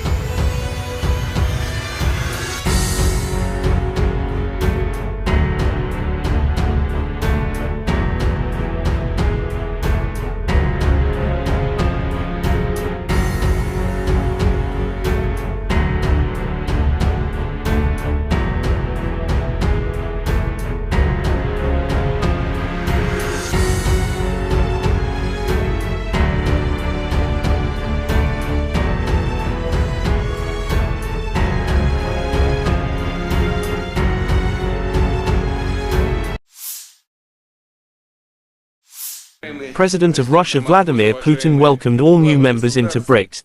It was announced that Argentina, Egypt, Ethiopia, Iran, Saudi Arabia and the UAE had been invited to become full members. BRICS is not competing with anyone and does not oppose anyone, but the establishment of a multipolar world order has irreconcilable adversaries, Russian President Vladimir Putin said by video link at the BRICS Plus outreach meeting. I would like to note that BRICS is not competing with anyone, does not oppose anyone. But it is also obvious that this objective process of establishing a new world order still has irreconcilable adversaries seeking to slow down this process, he said. Putin said the adversaries are trying to hold back the emergence of new independent centers of development and influence in the world. The president also noted the importance of the BRICS Plus outreach format. It is very important and provides a good opportunity for substantive discussion of pressing issues of mutually beneficial cooperation with the countries that largely share the approaches of the 5 member states, meaning the countries that share our views, he said. Хочу отметить, что БРИКС ни с кем не соревнуется, никому себя не противоставляет. Но очевидно также и то, что у этого объективного процесса создания нового миропорядка, все-таки есть непримиримые противники, стремящиеся этот процесс затормозить, сдержать становление новых самостоятельных центров развития и влияния в мире. Страны так называемого «золотого миллиарда» делают все, чтобы сохранить прежний однополярный мир. Он их устраивает, он выгоден им. Они пытаются подменить систему международного права собственным так называемым порядком, основанным на правилах, которых никто не видел. Правилах, используемых, прямо надо сказать, в корыстных целях и меняющихся в угоду текущей политической конъюнктуре, когда угодно и как угодно, в соответствии с интересами отдельных стран. По сути, это тот же колониализм, только в новой упаковке. Кстати, и не так уж хорошо выглядящий. И современные колонизаторы, прикрываясь благими лозунгами демократии и прав человека, стремятся решать свои проблемы за чужой счет, продолжая беззастенчиво выкачивать ресурсы из развивающихся стран. Кстати говоря, вот сейчас президент Бразилии упомянул о долговом бремени развивающихся экономик. Ну, конечно, с одной стороны выкачиваются ресурсы в огромных количествах, а с другой стороны создается такое взаимоотношение в сфере кредитных, в сфере кредитов, что выплатить эти кредиты становится практически невозможным. И выглядит это уже не как кредитное обязательство, а как контрибуция. Угрозу установлению нового миропорядка представляет и навязываемый некоторыми странами радикальный неолиберализм, направленный на уничтожение традиционных ценностей, которые для нас всех важны. Это институт семьи, уважение национальных и религиозных традиций. В угоду конъюнктурным задачам некоторые политики не стесняются оправдывать даже неонацизм, ксенофобию, экстремизм разного толка и попустительствует терроризм. Мировое большинство, к которому принадлежат присутствующие здесь страны, все больше устает от разного рода давления, всяких манипуляций, но готова к честному, равноправному и взаимоуважительному сотрудничеству.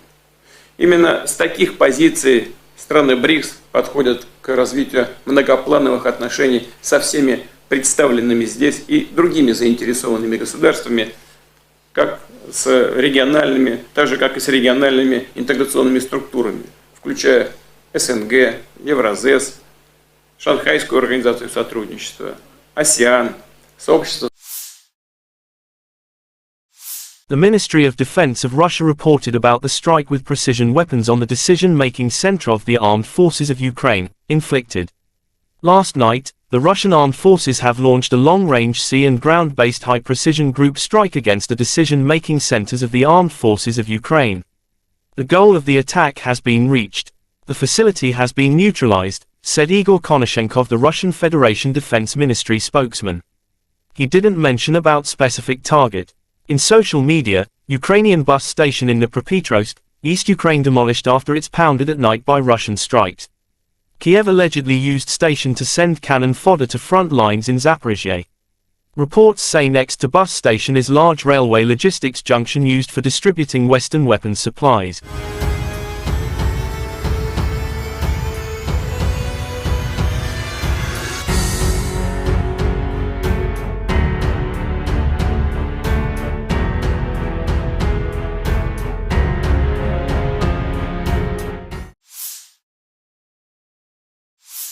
In the Kupiansk direction, assault detachments of the Zapad group of forces continued successful offensive operations in the assigned areas of responsibility. As a result of courageous actions by units, army aviation and artillery, 5 enemy attacks have been repelled close to Novoselovskoye, Novoyegorovka in Lugansk People's Republic, and Sinkovka in Kharkov region. The enemy losses were up to 50 Ukrainian servicemen, 2 infantry fighting vehicles, 3 pickup trucks, and 3 U.S.-made M777 artillery systems. In the Zaporozhye direction, as a result of active and well-coordinated actions by units of the Russian grouping of troops, supported by artillery, 5 enemy attacks have been repelled near Rabotino and Uspenovka in Zaporozhye region. The enemy losses were up to 110 Ukrainian servicemen, 4 tanks, 3 armored fighting vehicles, 4 motor vehicles, 1 Polish-made Krupp self-propelled artillery system, and 4 US-made M777 artillery systems. In the Donetsk direction, units of the U group of forces, supported by ground attack and dummy aviation, successfully repelled 6 attacks by Ukrainian armed forces close to Severnoye, Berestovoye and Nevelskoye in Donetsk People's Republic. The enemy losses were up to 125 Ukrainian servicemen, 1 tank, 4 infantry fighting vehicles, 4 motor vehicles, and 1 Stabi howitzer. In addition, 1 ammunition depot has been destroyed near Verkhnykamenskoye in Donetsk People's Republic. In the South Donetsk direction, as a result of actions by units of the Vostok group of forces, operational tactical aviation and artillery, 1 enemy attack has been repelled near Priyutnoye in Zaporozhye region. In addition, units of the Ukrainian 37th and 38th Marine Brigades have been eliminated close to Urozhainoye and Oktyabr State Farm in Donetsk People's Republic. The enemy losses were up to 230 Ukrainian servicemen, 2 armored personnel carriers, 3 motor vehicles, as well as 2 Gvozdika self-propelled artillery systems. In the Krasny Liman direction, as a result of active actions by units of the Center Group of Forces, Army Aviation and Artillery, 3 enemy attacks have been successfully repelled near Grigorovka, Torskoye in Donetsk People's Republic, and Chervonaya Dibrova in Lugansk People's Republic. The enemy losses were up to 80 Ukrainian servicemen, 3 armored fighting vehicles, and 2 pickup trucks. In the Kherson direction, the enemy losses were up to 30 Ukrainian servicemen, 2 motor vehicles, as well as Mustabi and D-30 howitzers. In addition, the actions of 1 Ukrainian sabotage and reconnaissance group have been suppressed. Operational tactical and dummy aviation, missile troops and artillery of the armed forces of the Russian Federation have neutralized manpower and military hardware in 153 areas. 1 control point, 1 radar station, and 2 launchers of S-300PS anti-aircraft missile system have been destroyed near Zeleny Gai in Nikolaev region. 4 enemy ammunition depots have been also destroyed near Lvov in Kherson region, Mikhailovka in Kharkov region, Iskra in Dnepropetrovsk region, and Krasnogorovka in Donetsk People's Republic. Air defense facilities have shot down 4 projectiles launched by HIMARS MLRS. In addition, 42 Ukrainian unmanned aerial vehicles have been destroyed close to Kudryashovka, Lysychansk, Shishkova in Lugansk People's Republic, Gorlovka, Nikolskoye, Artyomovsk, Berestovoye, Kluchevoye in Donetsk People's Republic, Pologi, Tokmak in Zaporozhye region, Dobropolye in Kherson region, and Tavalzhanka in Kharkov region.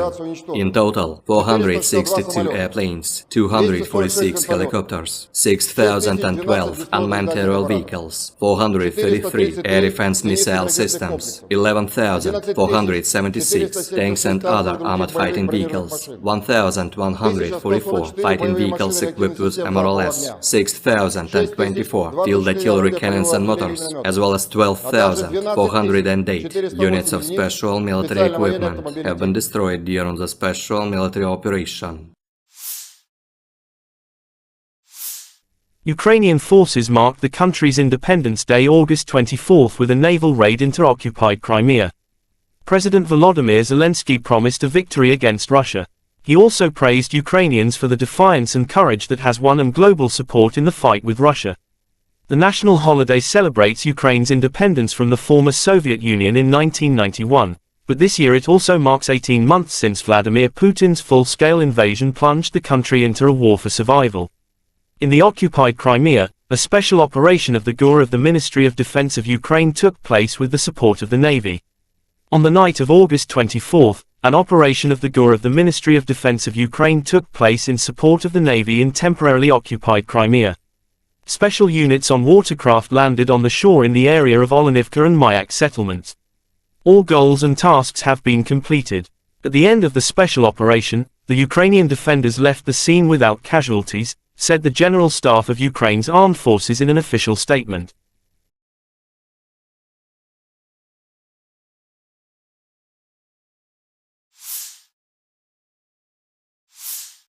The armed forces of Ukraine continue to conduct an offensive operation in the Bakhmut and Melitopol directions. According to the General Staff of Ukraine's armed forces August 24, in the direction of Novodanilivka and Novoprokopivka, they were successful, they are entrenched at the achieved boundaries, inflict fire damage with artillery on the identified enemy targets, and carry out counter-battery countermeasures. In the direction of Bakhmut, the defense forces continue to conduct offensive actions south of the city of Bakhmut, entrenching themselves at the achieved boundaries. The enemy conducted unsuccessful offensive actions in the Avdiivka, Marinka, and Novomikhailivka districts of the Donetsk region. The enemy suffers significant losses in personnel, weapons and equipment, moves units and troops and actively uses reserves.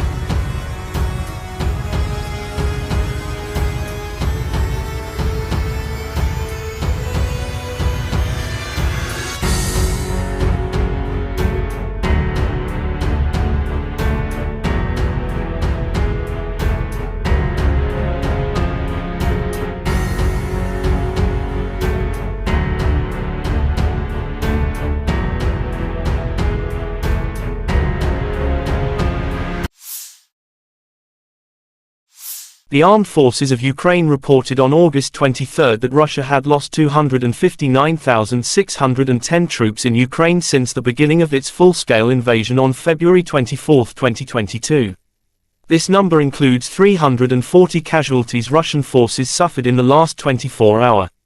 According to the General Staff of Ukraine's Armed Forces report, Russia has also lost 4,375 tanks, 8,511 armored fighting vehicles, 5,333 artillery systems, 723 multiple launch rocket systems, 494 air defense systems, 315 airplanes, 316 helicopters, 4,344 drones, 18 boats, 7,773 vehicles and fuel tanks and 801 special equipment.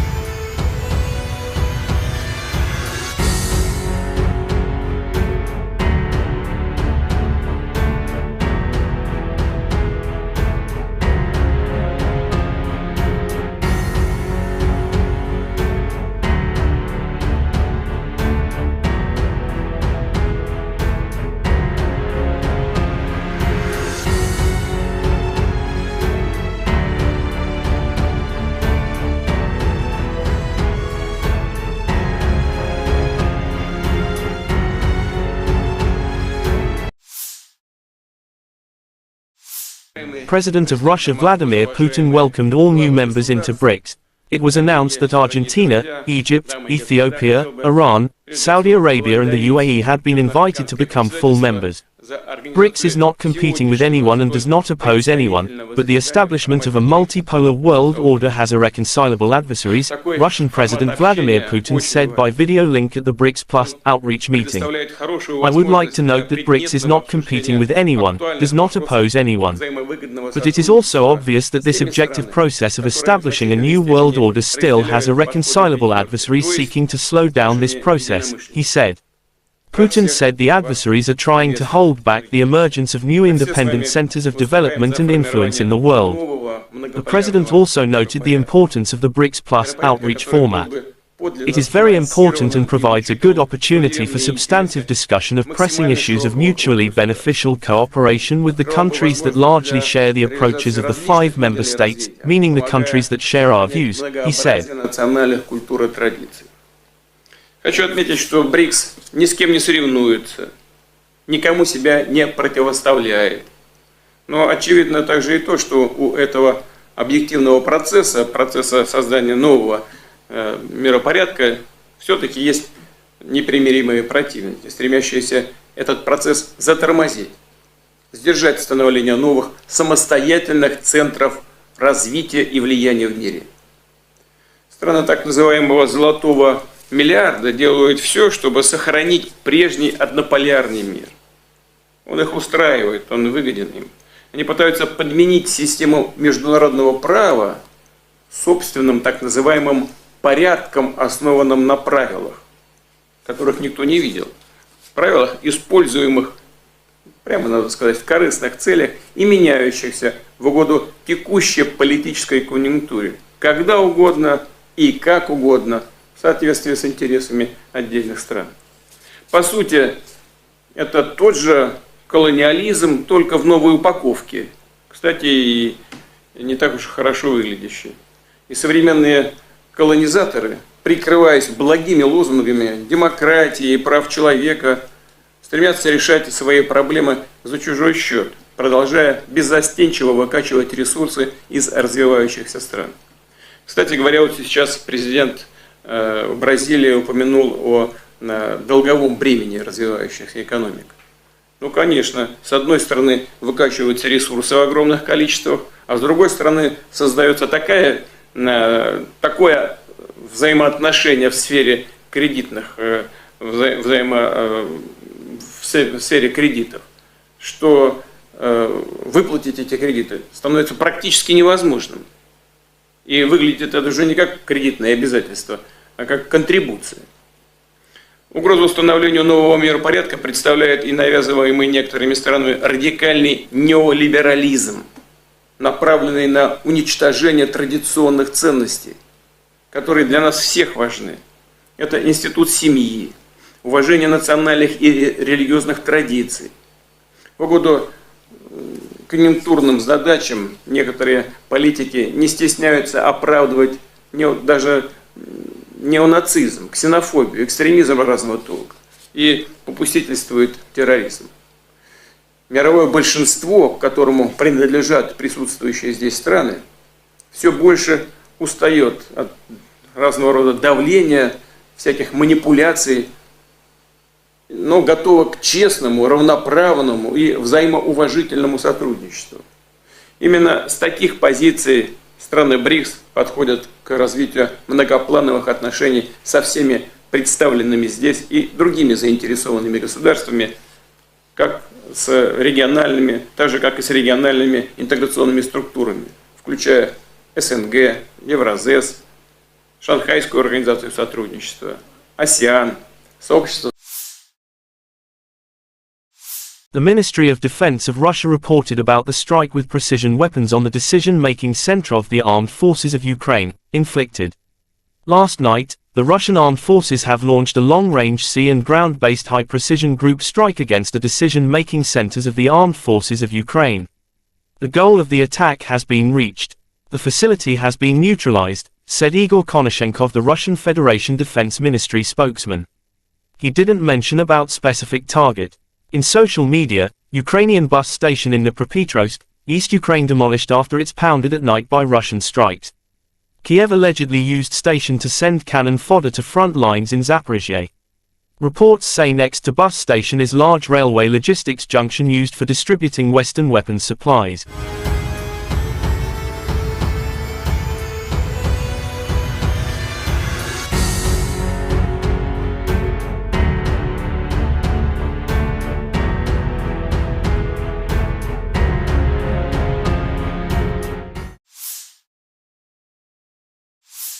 In the Kupiansk direction, assault detachments of the Zapad group of forces continued successful offensive operations in the assigned areas of responsibility.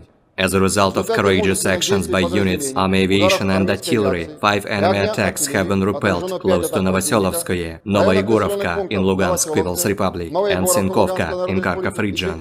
The enemy losses were up to 50 Ukrainian servicemen, 2 infantry fighting vehicles, 3 pickup trucks, and 3 U.S. M777 Artillery systems. In the Zaporozhye direction, as a result of active and well-coordinated actions by units of the Russian grouping of troops, supported by artillery, 5 enemy attacks have been repelled near Rabotino and Uspenovka in Zaporozhye region. The enemy losses were up to 110 Ukrainian servicemen, 4 tanks, 3 armored fighting vehicles, 4 motor vehicles, 1 Polish-made Krupp self-propelled artillery system, and 4 US-made M777 artillery systems. In the Donetsk direction, units of the U group of forces, supported by ground attack and dummy aviation, successfully repelled 6 attacks by Ukrainian armed forces close to Severnoye, Berestovoye and Nevelskoye in Donetsk People's Republic. The enemy losses were up to 125 Ukrainian servicemen, 1 tank, 4 infantry fighting vehicles, 4 motor vehicles, and 1 Stabi howitzer. In addition, 1 ammunition depot has been destroyed near Verkhnykamenskoye in Donetsk People's Republic. In the South Donetsk direction, as a result of actions by units of the Vostok group of forces, operational tactical aviation and artillery, 1 enemy attack has been repelled near Priyutnoye in Zaporozhye region. In addition, units of the Ukrainian 37th and 38th Marine Brigades have been eliminated close to Urozhainoye and Oktyabr State Farm in Donetsk People's Republic. The enemy losses were up to 230 Ukrainian servicemen, 2 armored personnel carriers, 3 motor vehicles, as well as 2 Gvozdika self-propelled artillery systems. In the Krasny Liman direction, as a result of active actions by units of the Center group of forces, army aviation and artillery, 3 enemy attacks have been successfully repelled near Grigorovka, Torskoye in Donetsk People's Republic, and Chervonaya Dibrova in Lugansk People's Republic. The enemy losses were up to 80 Ukrainian servicemen, 3 armored fighting vehicles, and 2 pickup trucks. In the Kherson direction, the enemy losses were up to 30 Ukrainian servicemen, 2 motor vehicles, as well as Mustabi and D-30 howitzers. In addition, the actions of 1 Ukrainian sabotage and reconnaissance group have been suppressed. Operational tactical and dummy aviation, missile troops and artillery of the armed forces of the Russian Federation have neutralized manpower and military hardware in 153 areas. 1 control point, 1 radar station, and 2 launchers of S-300PS anti-aircraft missile system have been destroyed near Zeleny Gai in Nikolaev region. 4 enemy ammunition depots have been also destroyed near Lvov in Kherson region, Mikhailovka in Kharkov region, Iskra in Dnepropetrovsk region, and Krasnogorovka in Donetsk People's Republic. Air defense facilities have shot down 4 projectiles launched by HIMARS MLRS. In addition, 42 Ukrainian unmanned aerial vehicles have been destroyed close to Kudryashovka, Lysychansk, Shishkova in Lugansk People's Republic, Gorlovka, Nikolskoye, Artyomovsk, Berestovoye, Kluchevoye in Donetsk People's Republic, Pologi, Tokmak in Zaporozhye region, Dobropolye in Kherson region, and Tavalzhanka in Kharkov region. In total, 462 airplanes, 246 helicopters, 6,012 unmanned aerial vehicles, 433 air defense missile systems, 11,476 tanks and other armored fighting vehicles, 1,144 fighting vehicles equipped with MRLS, 6,024 field artillery cannons and motors, as well as 12,408 units of special military equipment have been destroyed during the special military operation. Ukrainian forces marked the country's Independence Day August 24 with a naval raid into occupied Crimea. President Volodymyr Zelensky promised a victory against Russia. He also praised Ukrainians for the defiance and courage that has won them global support in the fight with Russia. The national holiday celebrates Ukraine's independence from the former Soviet Union in 1991, but this year it also marks 18 months since Vladimir Putin's full-scale invasion plunged the country into a war for survival. In the occupied Crimea, a special operation of the GUR of the Ministry of Defense of Ukraine took place with the support of the Navy. On the night of August 24, an operation of the GUR of the Ministry of Defense of Ukraine took place in support of the Navy in temporarily occupied Crimea. Special units on watercraft landed on the shore in the area of Olenivka and Mayak settlements. All goals and tasks have been completed. At the end of the special operation, the Ukrainian defenders left the scene without casualties, said the General Staff of Ukraine's armed forces in an official statement.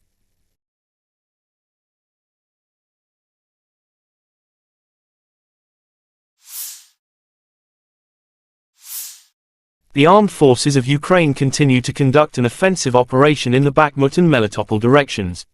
According to the General Staff of Ukraine's armed forces August 24, in the direction of Novodanilivka and Novoprokopivka, they were successful, they are entrenched at the achieved boundaries, inflict fire damage with artillery on the identified enemy targets, and carry out counter-battery countermeasures.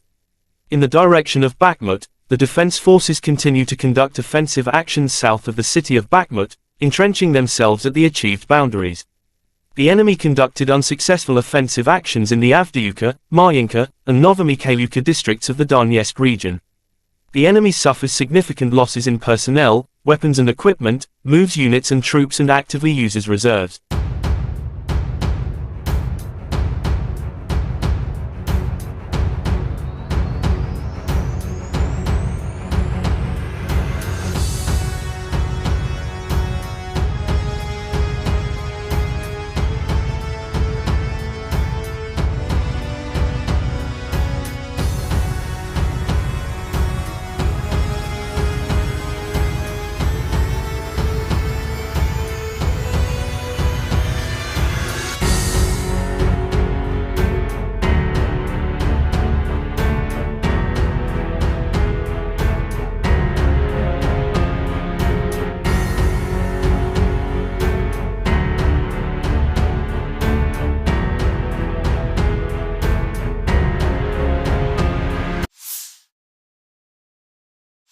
The armed forces of Ukraine reported on August 23 that Russia had lost 259,610 troops in Ukraine since the beginning of its full-scale invasion on February 24, 2022.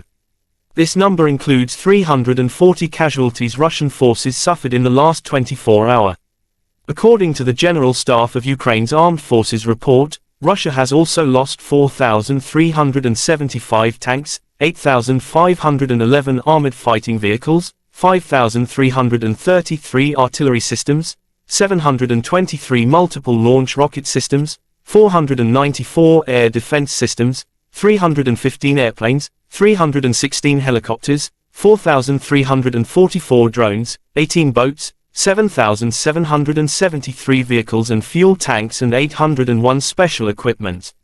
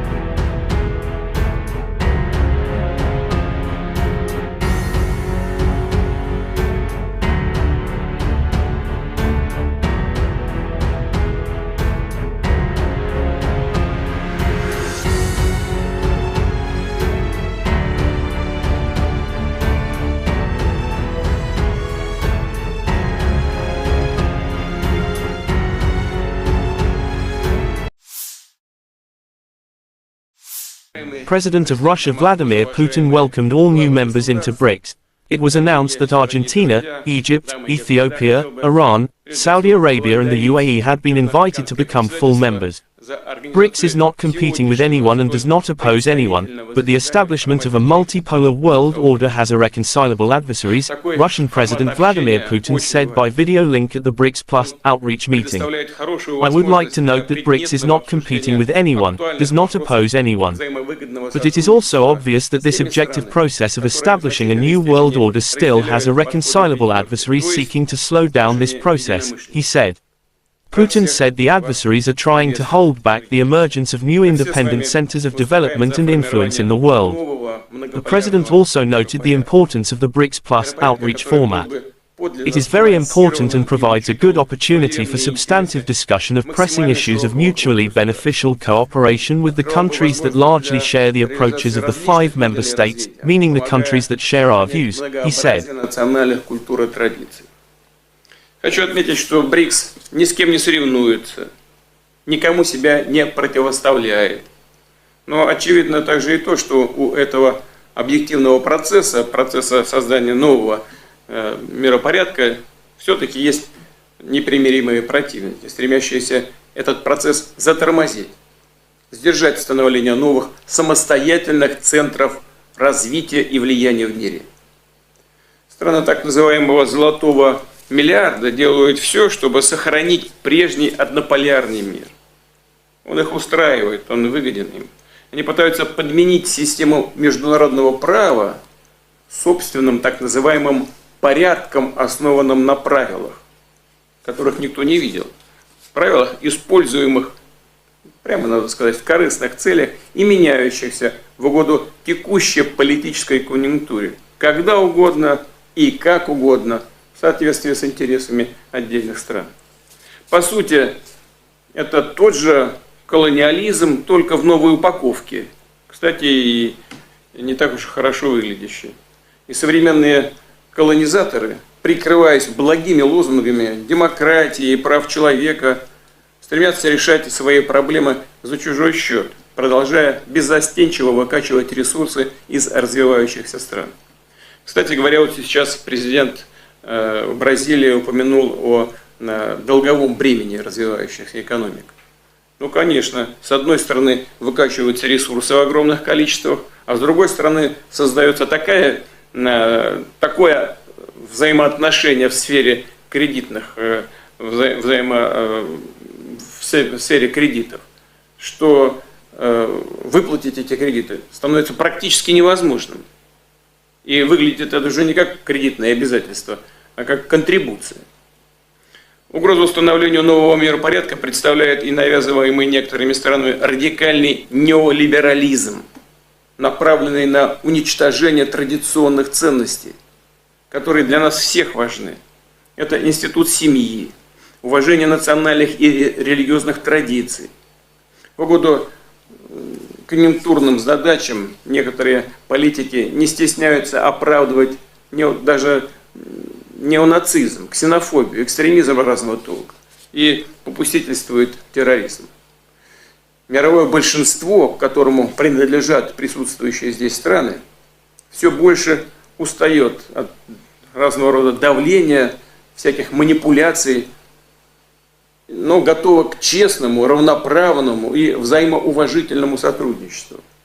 Именно с таких позиций страны БРИКС подходят к развитию многоплановых отношений со всеми представленными здесь и другими заинтересованными государствами, как с региональными, так же как и с региональными интеграционными структурами, включая СНГ, Евразес, Шанхайскую организацию сотрудничества, АСЕАН, сообщество. The Ministry of Defense of Russia reported about the strike with precision weapons on the decision-making center of the armed forces of Ukraine, inflicted. Last night, the Russian armed forces have launched a long-range sea and ground-based high-precision group strike against the decision-making centers of the armed forces of Ukraine. The goal of the attack has been reached. The facility has been neutralized, said Igor Konashenkov, the Russian Federation Defense Ministry spokesman. He didn't mention about specific target. In social media, Ukrainian bus station in Dnipropetrovsk, East Ukraine demolished after it's pounded at night by Russian strikes. Kyiv allegedly used station to send cannon fodder to front lines in Zaphorizia. Reports say next to bus station is large railway logistics junction used for distributing Western weapons supplies.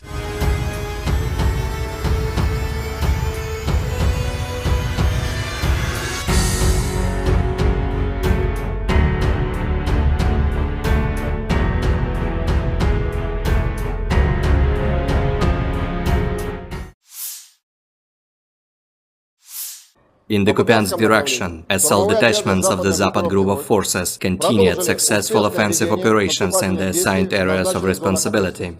As a result of courageous actions by units, army aviation and artillery, 5 enemy attacks have been repelled close to Novoselovskoye, Novoyegorovka in Lugansk People's Republic, and Sinkovka in Kharkov region. The enemy losses were up to 50 Ukrainian servicemen, 2 infantry fighting vehicles, 3 pickup trucks, and 3 U.S.-made M777 artillery systems. In the Zaporozhye direction, as a result of active and well-coordinated actions by units of the Russian grouping of troops, supported by artillery, 5 enemy attacks have been repelled near Rabotino and Uspenovka in Zaporozhye region. The enemy losses were up to 110 Ukrainian servicemen, 4 tanks, 3 armored fighting vehicles, 4 motor vehicles, 1 Polish-made Krab self-propelled artillery system, and 4 US-made M777 artillery systems. In the Donetsk direction, units of the U group of forces, supported by ground attack and dummy aviation, successfully repelled 6 attacks by Ukrainian armed forces close to Severnoye, Berestovoye and Nevelskoye in Donetsk People's Republic. The enemy losses were up to 125 Ukrainian servicemen, 1 tank, 4 infantry fighting vehicles, 4 motor vehicles, and 1 Stabi howitzer. In addition, 1 ammunition depot has been destroyed near Verkhnykamenskoye in Donetsk People's Republic. In the South Donetsk direction, as a result of actions by units of the Vostok group of forces, operational tactical aviation and artillery, 1 enemy attack has been repelled near Priyutnoye in Zaporozhye region. In addition, units of the Ukrainian 37th and 38th Marine Brigades have been eliminated close to Urozhainoye and Oktyabr State Farm in Donetsk People's Republic. The enemy losses were up to 230 Ukrainian servicemen, 2 armored personnel carriers, 3 motor vehicles, as well as 2 Gvozdika self-propelled artillery systems. In the Krasny Liman direction, as a result of active actions by units of the Center group of forces, army aviation and artillery, 3 enemy attacks have been successfully repelled near Grigorovka, Torskoye in Donetsk People's Republic, and Chervonaya Dibrova in Lugansk People's Republic. The enemy losses were up to 80 Ukrainian servicemen, 3 armored fighting vehicles, and 2 pickup trucks. In the Kherson direction, the enemy losses were up to 30 Ukrainian servicemen, 2 motor vehicles, as well as Mustabi and D-30 howitzers. In addition, the actions of 1 Ukrainian sabotage and reconnaissance group have been suppressed. Operational tactical and dummy aviation, missile troops and artillery of the armed forces of the Russian Federation have neutralized manpower and military hardware in 153 areas. 1 control point, 1 radar station, and 2 launchers of S-300PS anti-aircraft missile system have been destroyed near Zeleny Gai in Nikolaev region. 4 enemy ammunition depots have been also destroyed near Lvov in Kherson region, Mikhailovka in Kharkov region, Iskra in Dnepropetrovsk region, and Krasnogorovka in Donetsk People's Republic. Air defense facilities have shot down 4 projectiles launched by HIMARS MLRS. In addition, 42 Ukrainian unmanned aerial vehicles have been destroyed close to Kudryashovka, Lysychansk, Shishkova in Lugansk People's Republic, Gorlovka, Nikolskoye, Artyomovsk, Berestovoye, Kluchevoye in Donetsk People's Republic, Pologi, Tokmak in Zaporozhye region, Dobropolye in Kherson region, and Tavalzhanka in Kharkov region. In total, 462 airplanes, 246 helicopters, 6,012 unmanned aerial vehicles, 433 air defense missile systems, 11,476 tanks and other armored fighting vehicles, 1,144 fighting vehicles equipped with MRLS, 6,024 field artillery cannons and motors, as well as 12,408 units of special military equipment have been destroyed during the special military operation. Ukrainian forces marked the country's Independence Day August 24 with a naval raid into occupied Crimea. President Volodymyr Zelensky promised a victory against Russia. He also praised Ukrainians for the defiance and courage that has won them global support in the fight with Russia. The national holiday celebrates Ukraine's independence from the former Soviet Union in 1991, but this year it also marks 18 months since Vladimir Putin's full-scale invasion plunged the country into a war for survival. In the occupied Crimea, a special operation of the GUR of the Ministry of Defense of Ukraine took place with the support of the Navy. On the night of August 24, an operation of the GUR of the Ministry of Defense of Ukraine took place in support of the Navy in temporarily occupied Crimea. Special units on watercraft landed on the shore in the area of Olenivka and Mayak settlements. All goals and tasks have been completed. At the end of the special operation, the Ukrainian defenders left the scene without casualties, said the General Staff of Ukraine's armed forces in an official statement.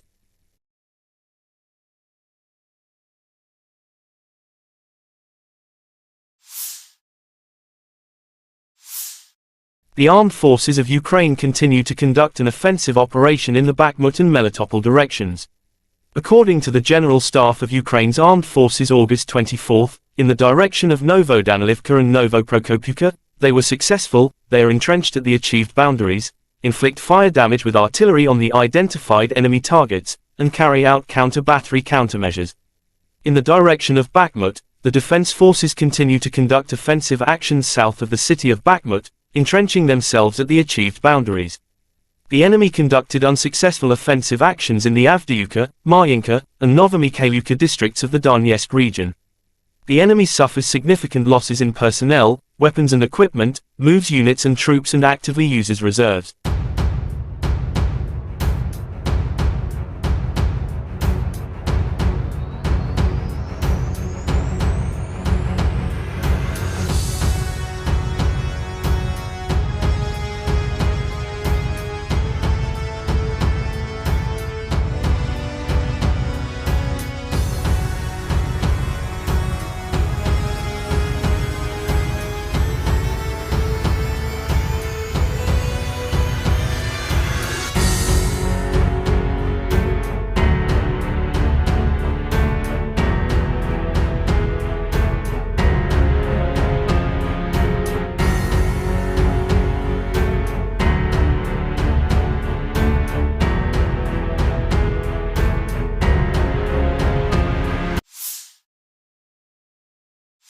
The armed forces of Ukraine reported on August 23 that Russia had lost 259,610 troops in Ukraine since the beginning of its full-scale invasion on February 24, 2022. This number includes 340 casualties Russian forces suffered in the last 24 hours. According to the General Staff of Ukraine's Armed Forces report, Russia has also lost 4,375 tanks, 8,511 armored fighting vehicles, 5,333 artillery systems, 723 multiple launch rocket systems, 494 air defense systems, 315 airplanes, 316 helicopters, 4,344 drones, 18 boats, 7,773 vehicles and fuel tanks and 801 special equipment.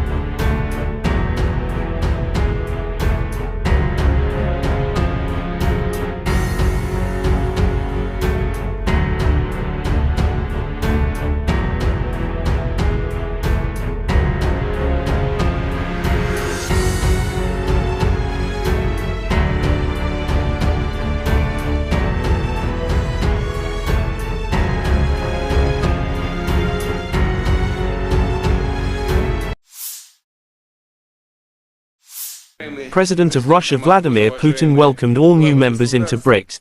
It was announced that Argentina, Egypt, Ethiopia, Iran, Saudi Arabia and the UAE had been invited to become full members.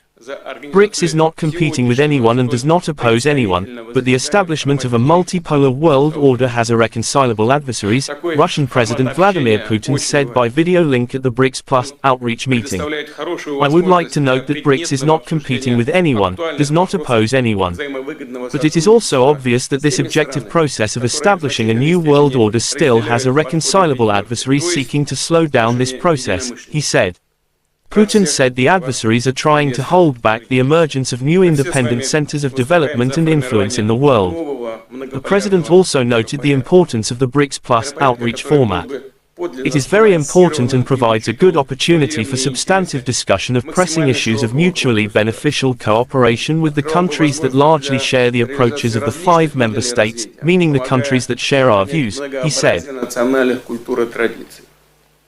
Хочу отметить, что БРИКС ни с кем не соревнуется, никому себя не противоставляет. Но очевидно также и то, что у этого объективного процесса создания нового миропорядка, все-таки есть непримиримые противники, стремящиеся этот процесс затормозить, сдержать становление новых самостоятельных центров развития и влияния в мире. Страны так называемого «золотого миллиарда» делают все, чтобы сохранить прежний однополярный мир. Он их устраивает, он выгоден им. Они пытаются подменить систему международного права собственным так называемым порядком, основанным на правилах, которых никто не видел. Правилах, используемых, прямо надо сказать, в корыстных целях и меняющихся в угоду текущей политической конъюнктуре, когда угодно и как угодно, в соответствии с интересами отдельных стран. По сути, это тот же колониализм, только в новой упаковке. Кстати, и не так уж и хорошо выглядящий. И современные колонизаторы, прикрываясь благими лозунгами демократии и прав человека, стремятся решать свои проблемы за чужой счет, продолжая беззастенчиво выкачивать ресурсы из развивающихся стран. Кстати говоря, вот сейчас президент Бразилии упомянул о долговом бремени развивающихся экономик. Ну, конечно, с одной стороны выкачиваются ресурсы в огромных количествах, а с другой стороны создается такое взаимоотношение в сфере кредитных, в сфере кредитов, что выплатить эти кредиты становится практически невозможным. И выглядит это уже не как кредитное обязательство, а как контрибуция. Угрозу установлению нового миропорядка представляет и навязываемый некоторыми странами радикальный неолиберализм, направленный на уничтожение традиционных ценностей, которые для нас всех важны. Это институт семьи, уважение национальных и религиозных традиций. В угоду конъюнктурным задачам некоторые политики не стесняются оправдывать даже неонацизм, ксенофобию, экстремизм разного толка и попустительствует терроризм. Мировое большинство, к которому принадлежат присутствующие здесь страны, все больше устает от разного рода давления, всяких манипуляций, но готова к честному, равноправному и взаимоуважительному сотрудничеству. Именно с таких позиций страны БРИКС подходят к развитию многоплановых отношений со всеми представленными здесь и другими заинтересованными государствами, как с региональными, так же как и с региональными интеграционными структурами, включая СНГ, Евразес, Шанхайскую организацию сотрудничества, АСЕАН, сообщество. The Ministry of Defense of Russia reported about the strike with precision weapons on the decision-making center of the armed forces of Ukraine, inflicted.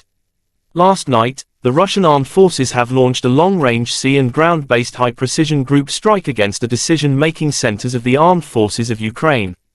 The goal of the attack has been reached. The facility has been neutralized, said Igor Konashenkov, the Russian Federation Defense Ministry spokesman. He didn't mention about specific target. In social media, Ukrainian bus station in Dnipropetrovsk, East Ukraine demolished after it's pounded at night by Russian strikes. Kyiv allegedly used station to send cannon fodder to front lines in Zaphorizia. Reports say next to bus station is large railway logistics junction used for distributing Western weapons supplies.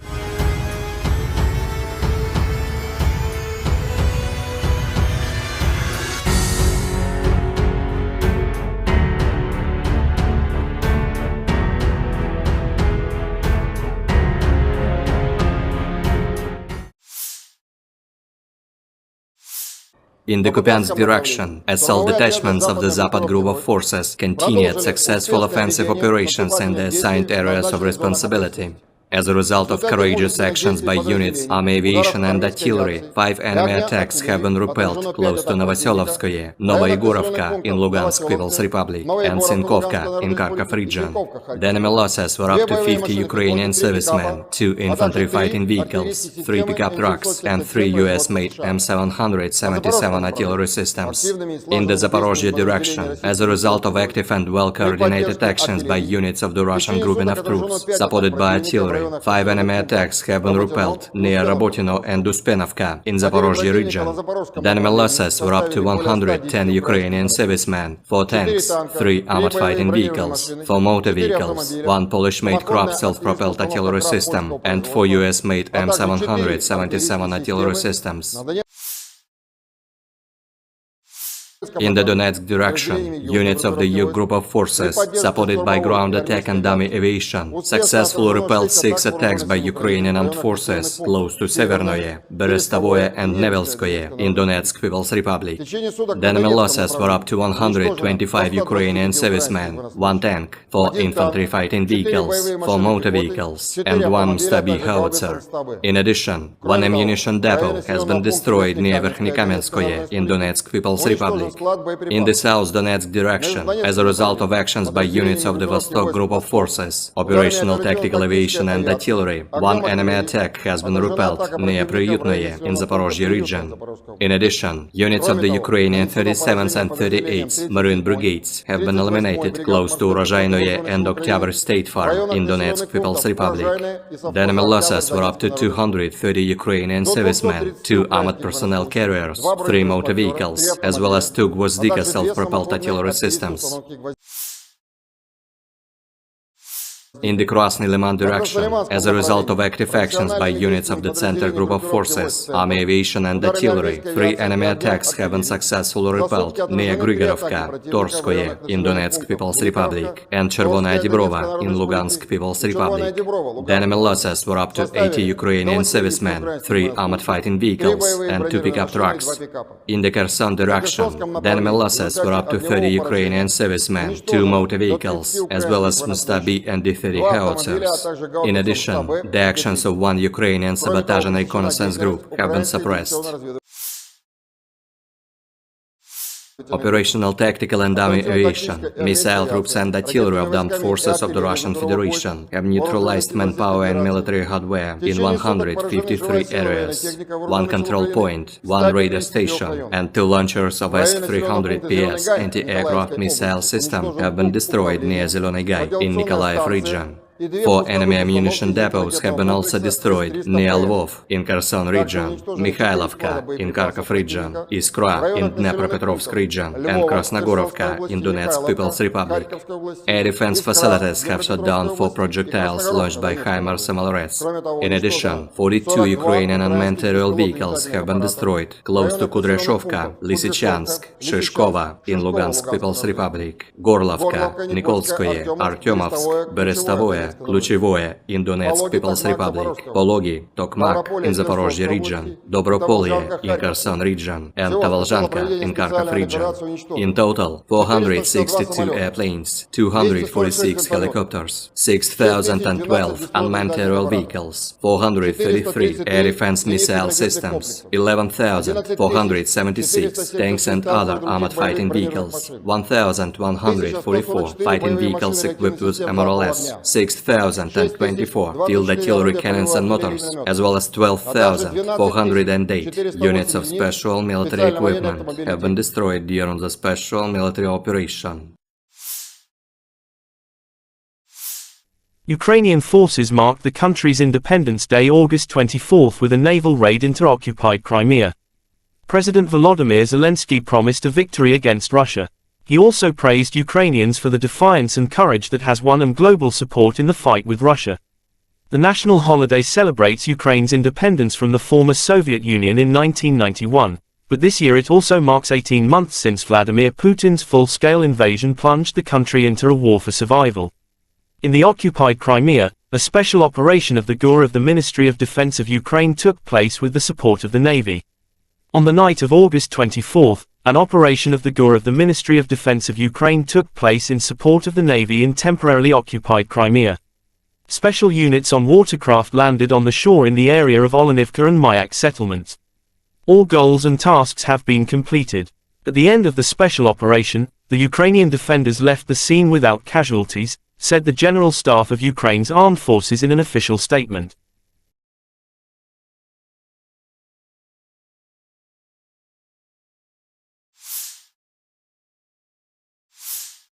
The armed forces of Ukraine continue to conduct an offensive operation in the Bakhmut and Melitopol directions. According to the General Staff of Ukraine's armed forces August 24, in the direction of Novodanilivka and Novoprokopivka, they were successful. They are entrenched at the achieved boundaries, inflict fire damage with artillery on the identified enemy targets, and carry out counter-battery countermeasures. In the direction of Bakhmut, the defense forces continue to conduct offensive actions south of the city of Bakhmut, entrenching themselves at the achieved boundaries. The enemy conducted unsuccessful offensive actions in the Avdiivka, Marinka, and Novomikhailivka districts of the Donetsk region. The enemy suffers significant losses in personnel, weapons and equipment, moves units and troops and actively uses reserves.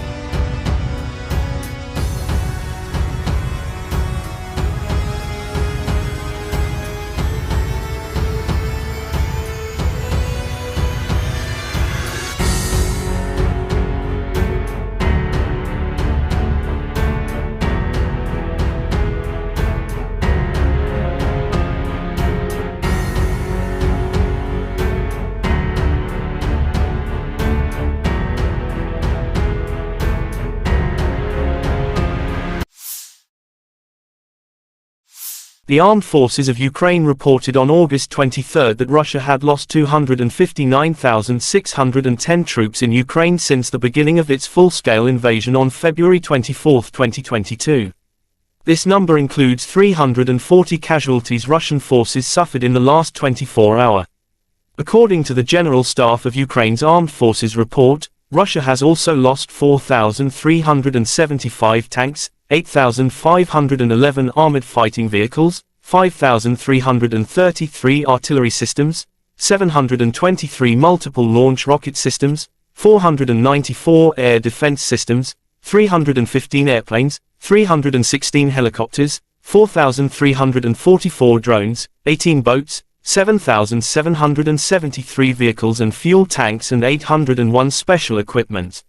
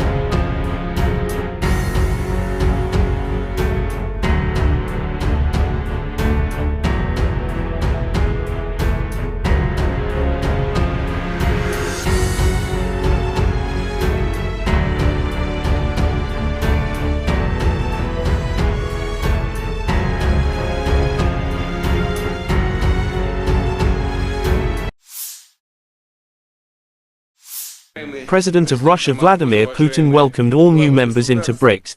It was announced that Argentina, Egypt, Ethiopia, Iran, Saudi Arabia and the UAE had been invited to become full members.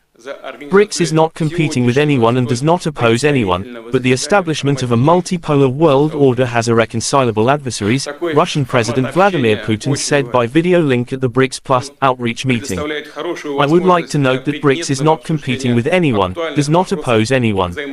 But it is also obvious that this objective process of establishing a new world order still has irreconcilable adversaries seeking to slow down this process, he said. Putin said the adversaries are trying to hold back the emergence of new independent centers of development and influence in the world. The president also noted the importance of the BRICS Plus outreach format. It is very important and provides a good opportunity for substantive discussion of pressing issues of mutually beneficial cooperation with the countries that largely share the approaches of the 5 member states, meaning the countries that share our views, he said. Хочу отметить, что БРИКС ни с кем не соревнуется, никому себя не противоставляет. Но очевидно также и то, что у этого объективного процесса создания нового миропорядка, все-таки есть непримиримые противники, стремящиеся этот процесс затормозить, сдержать становление новых самостоятельных центров развития и влияния в мире. Страны так называемого «золотого миллиарда» делают все, чтобы сохранить прежний однополярный мир. Он их устраивает, он выгоден им. Они пытаются подменить систему международного права собственным так называемым порядком, основанным на правилах, которых никто не видел. Правилах, используемых, прямо надо сказать, в корыстных целях и меняющихся в угоду текущей политической конъюнктуре, когда угодно и как угодно, в соответствии с интересами отдельных стран. По сути, это тот же колониализм, только в новой упаковке. Кстати, и не так уж хорошо выглядящий. И современные колонизаторы, прикрываясь благими лозунгами демократии и прав человека, стремятся решать свои проблемы за чужой счет, продолжая беззастенчиво выкачивать ресурсы из развивающихся стран. Кстати говоря, вот сейчас президент Бразилии упомянул о долговом бремени развивающихся экономик. Ну, конечно, с одной стороны выкачиваются ресурсы в огромных количествах, а с другой стороны создается такое взаимоотношение в сфере кредитных, в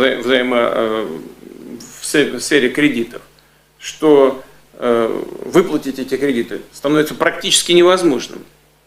И выглядит это уже не как кредитное обязательство, а как контрибуция. Угрозу установлению нового миропорядка представляет и навязываемый некоторыми странами радикальный неолиберализм, направленный на уничтожение традиционных ценностей, которые для нас всех важны. Это институт семьи, уважение национальных и религиозных традиций. В угоду конъюнктурным задачам некоторые политики не стесняются оправдывать даже неонацизм, ксенофобию, экстремизм разного толка и попустительствует терроризм. Мировое большинство, к которому принадлежат присутствующие здесь страны, все больше устает от разного рода давления, всяких манипуляций, но готово к честному, равноправному и взаимоуважительному сотрудничеству. Именно с таких позиций страны БРИКС подходят к развитию многоплановых отношений со всеми представленными здесь и другими заинтересованными государствами, как с региональными, так же как и с региональными интеграционными структурами, включая СНГ, Евразес, Шанхайскую организацию сотрудничества, АСЕАН, сообщество. The Ministry of Defense of Russia reported about the strike with precision weapons on the decision-making center of the armed forces of Ukraine, inflicted. Last night, the Russian armed forces have launched a long-range sea and ground-based high-precision group strike against the decision-making centers of the armed forces of Ukraine. The goal of the attack has been reached. The facility has been neutralized, said Igor Konashenkov, the Russian Federation Defense Ministry spokesman. He didn't mention about specific target. In social media, Ukrainian bus station in Dnipropetrovsk, East Ukraine demolished after it's pounded at night by Russian strikes. Kyiv allegedly used station to send cannon fodder to front lines in Zaporizhia. Reports say next to bus station is large railway logistics junction used for distributing Western weapons supplies.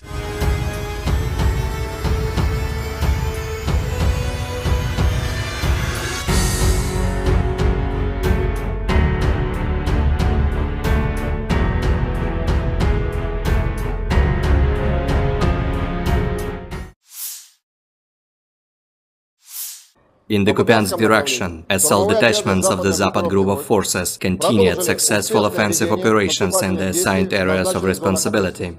As a result of courageous actions by units, army aviation and artillery, 5 enemy attacks have been repelled close to Novoselovskoye, Novoyegorovka in Lugansk People's Republic, and Sinkovka in Kharkov region. The enemy losses were up to 50 Ukrainian servicemen, 2 infantry fighting vehicles, 3 pickup trucks, and 3 U.S.-made M777 artillery systems. In the Zaporozhye direction, as a result of active and well-coordinated actions by units of the Russian grouping of troops, supported by artillery, 5 enemy attacks have been repelled near Rabotino and Uspenovka in Zaporozhye region. The enemy losses were up to 110 Ukrainian servicemen, 4 tanks, 3 armored fighting vehicles, 4 motor vehicles, 1 Polish-made Krupp self-propelled artillery system, and 4 US-made M777 artillery systems.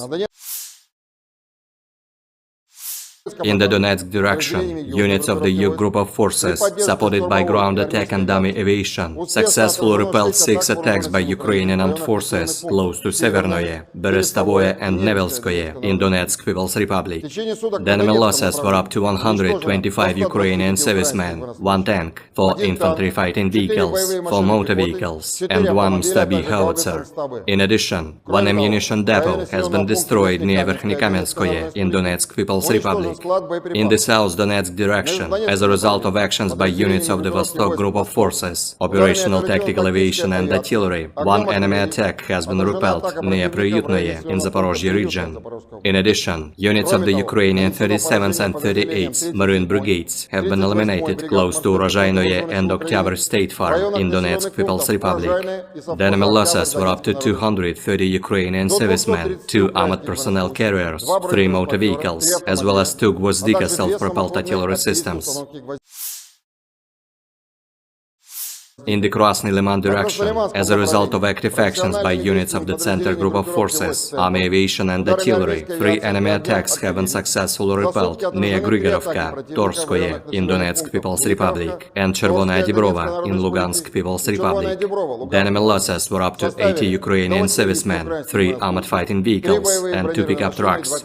In the Kherson direction, the enemy losses were up to 30 Ukrainian servicemen, 2 motor vehicles, as well as Mustabi and D-30 howitzers. In addition, the actions of 1 Ukrainian sabotage and reconnaissance group have been suppressed.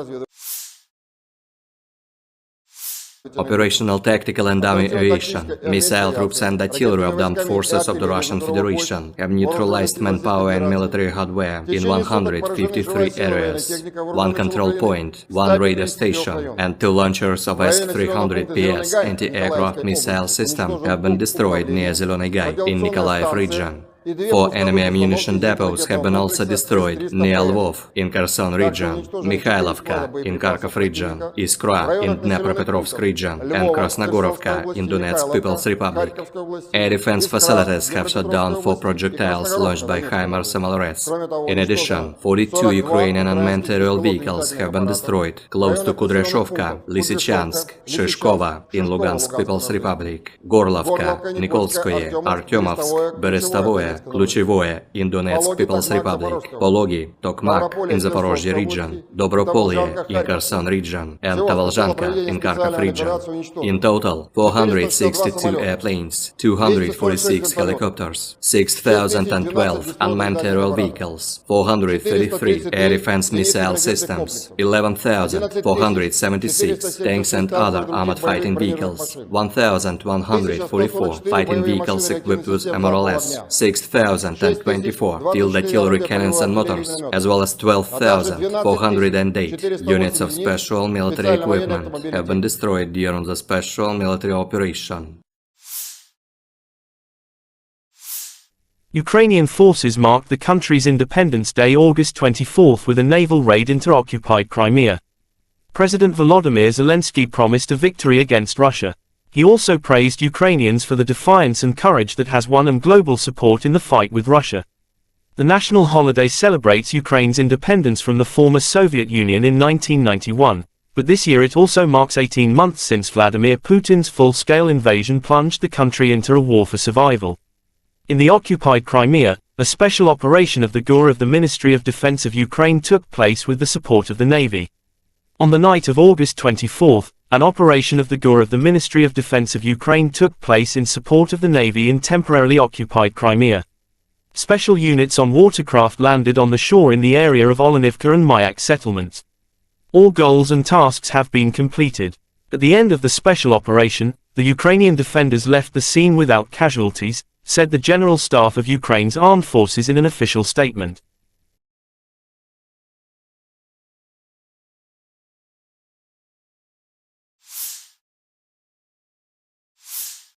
The armed forces of Ukraine continue to conduct an offensive operation in the Bakhmut and Melitopol directions. According to the General Staff of Ukraine's armed forces August 24, in the direction of Novodanilivka and Novoprokopivka, they were successful, they are entrenched at the achieved boundaries, inflict fire damage with artillery on the identified enemy targets, and carry out counter-battery countermeasures. In the direction of Bakhmut, the defense forces continue to conduct offensive actions south of the city of Bakhmut, entrenching themselves at the achieved boundaries. The enemy conducted unsuccessful offensive actions in the Avdiivka, Marinka, and Novomikhailivka districts of the Donetsk region. The enemy suffers significant losses in personnel, weapons and equipment, moves units and troops and actively uses reserves.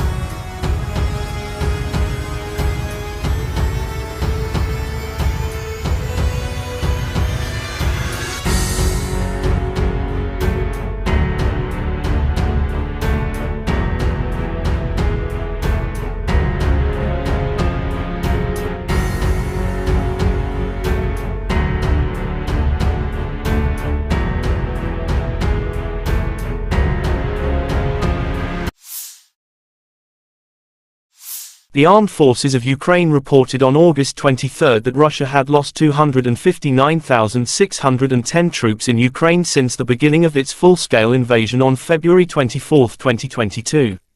This number includes 340 casualties Russian forces suffered in the last 24 hours. According to the General Staff of Ukraine's Armed Forces report, Russia has also lost 4,375 tanks, 8,511 armored fighting vehicles, 5,333 artillery systems, 723 multiple launch rocket systems, 494 air defense systems, 315 airplanes, 316 helicopters, 4,344 drones, 18 boats, 7,773 vehicles and fuel tanks and 801 special equipment.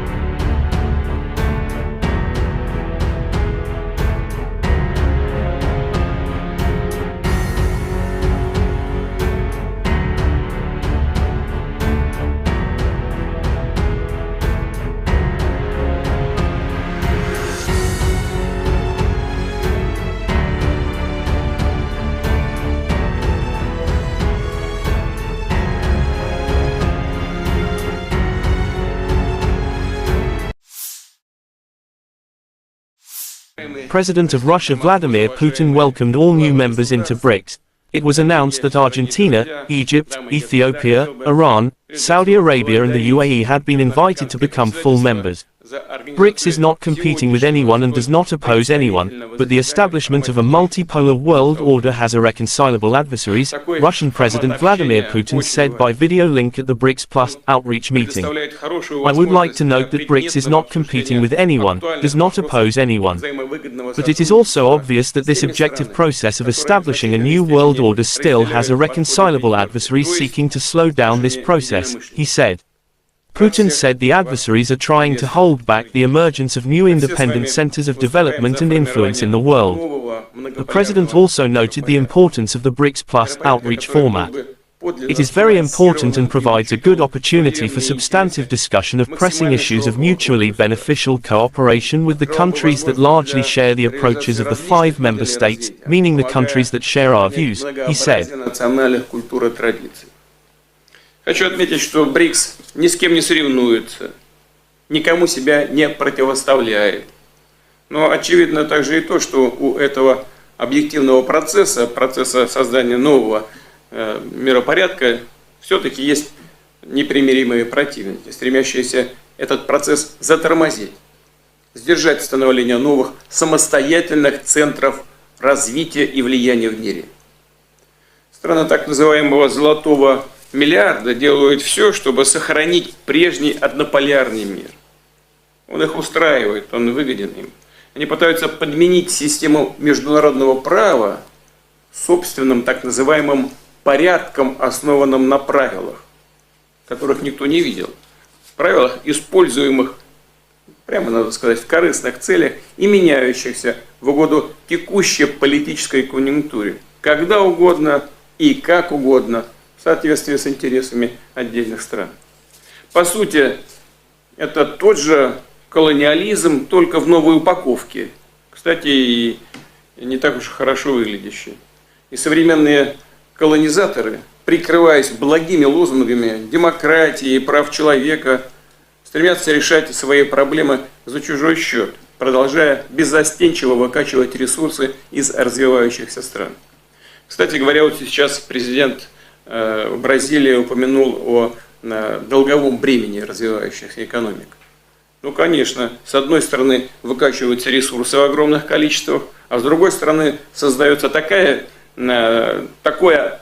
взаимоотношение в сфере кредитных, в сфере кредитов, что выплатить эти кредиты становится практически невозможным.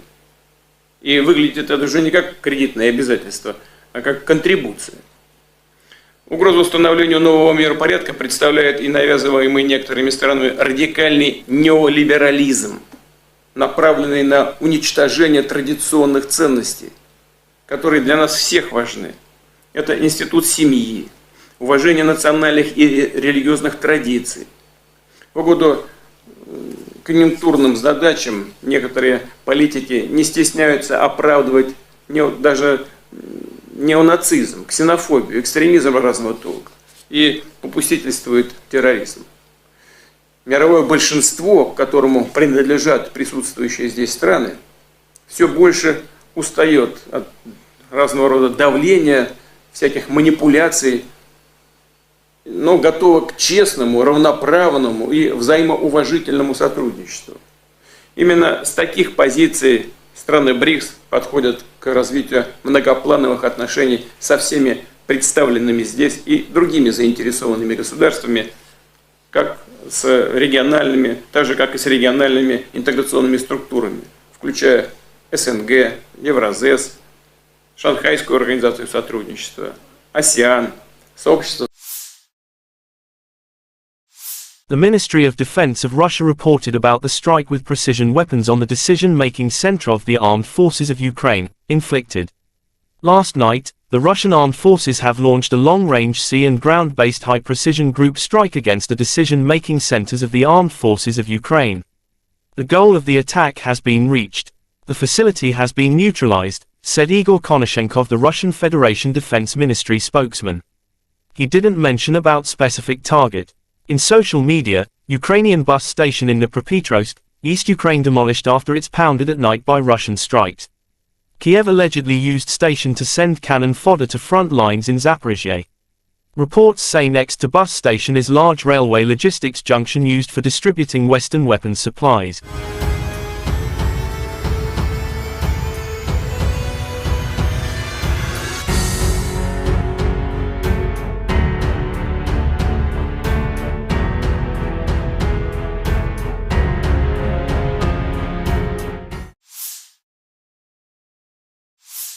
In the Kupiansk direction, assault detachments of the Zapad group of forces continued successful offensive operations in the assigned areas of responsibility. As a result of courageous actions by units, army aviation and artillery, 5 enemy attacks have been repelled close to Novoselovskoye, Novoyegorovka in Lugansk People's Republic, and Sinkovka in Kharkov region. The enemy losses were up to 50 Ukrainian servicemen, 2 infantry fighting vehicles, 3 pickup trucks, and 3 U.S. M777 artillery systems.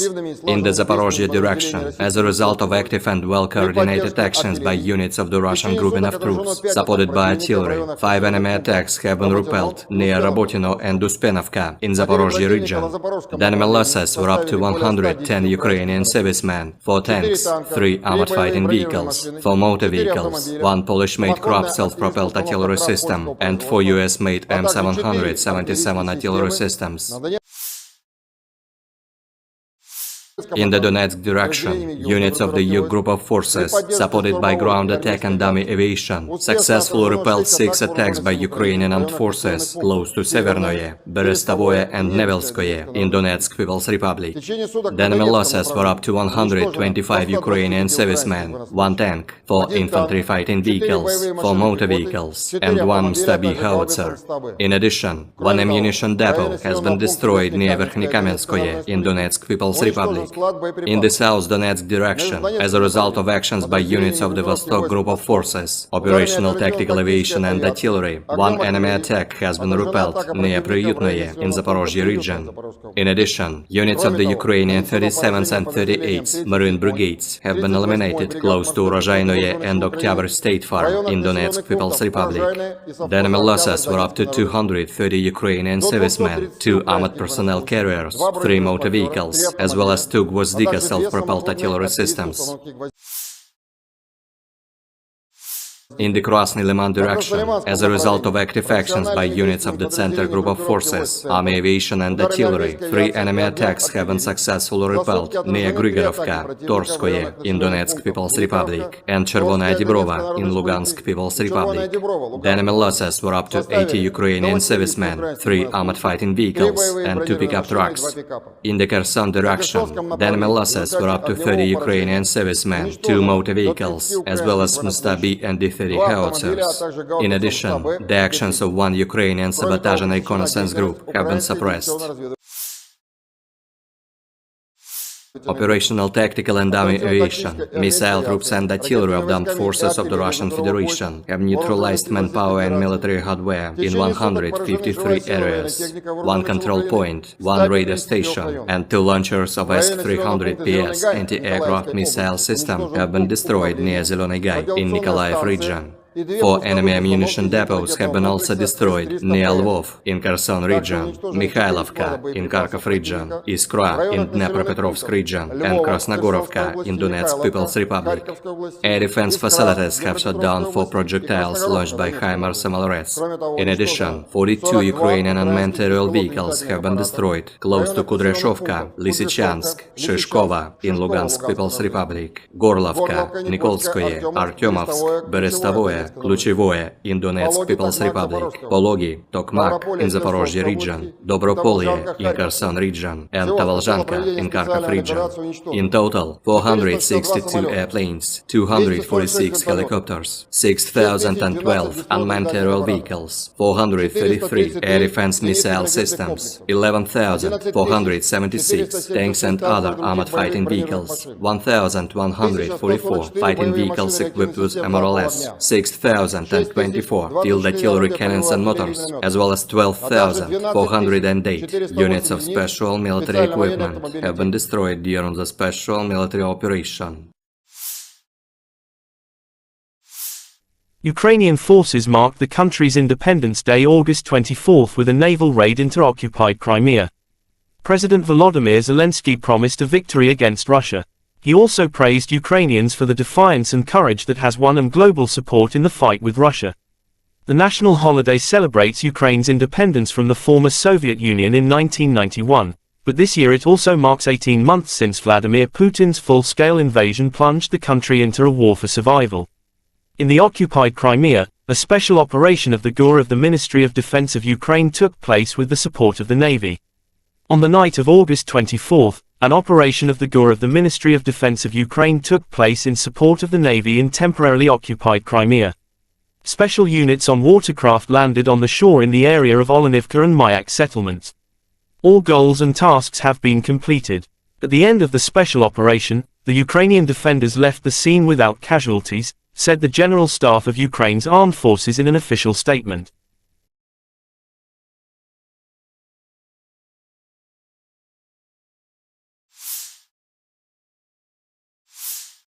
The armed forces of Ukraine continue to conduct an offensive operation in the Bakhmut and Melitopol directions. According to the General Staff of Ukraine's armed forces August 24, in the direction of Novodanilivka and Novoprokopivka, they were successful. They are entrenched at the achieved boundaries, inflict fire damage with artillery on the identified enemy targets, and carry out counter-battery countermeasures. In the direction of Bakhmut, the defense forces continue to conduct offensive actions south of the city of Bakhmut, entrenching themselves at the achieved boundaries. The enemy conducted unsuccessful offensive actions in the Avdiivka, Marinka, and Novomikhailivka districts of the Donetsk region. The enemy suffers significant losses in personnel, weapons and equipment, moves units and troops and actively uses reserves.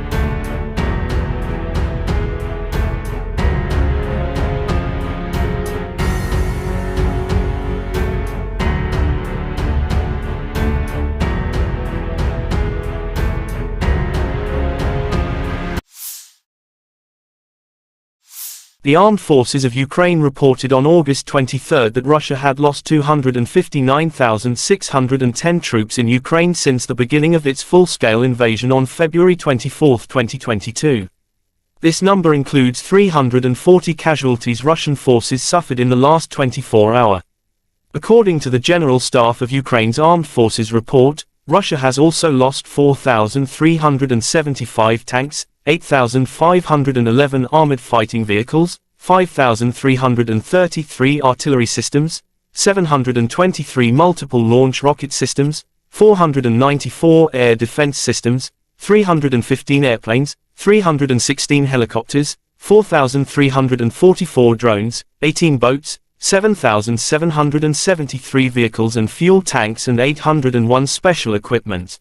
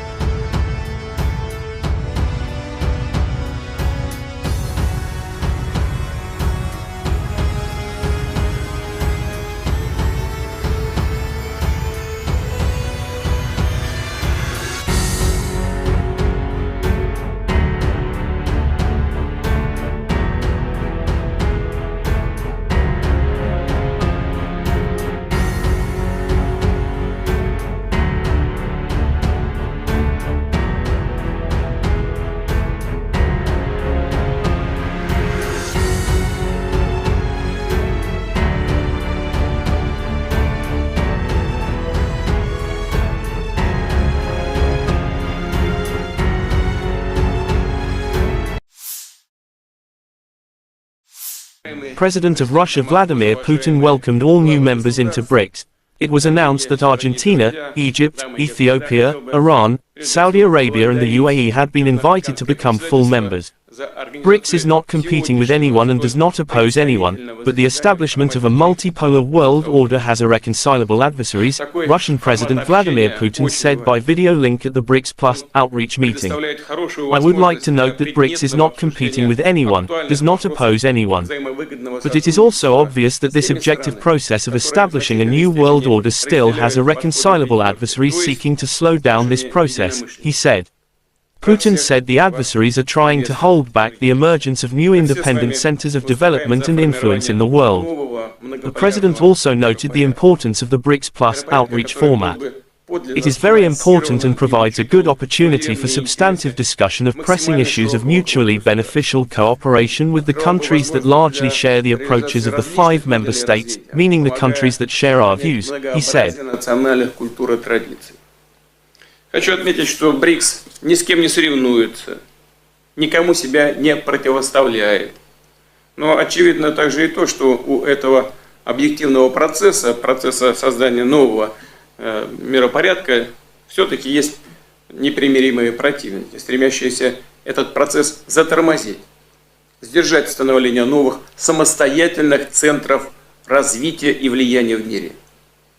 Страны так называемого «золотого миллиарда» делают все, чтобы сохранить прежний однополярный мир.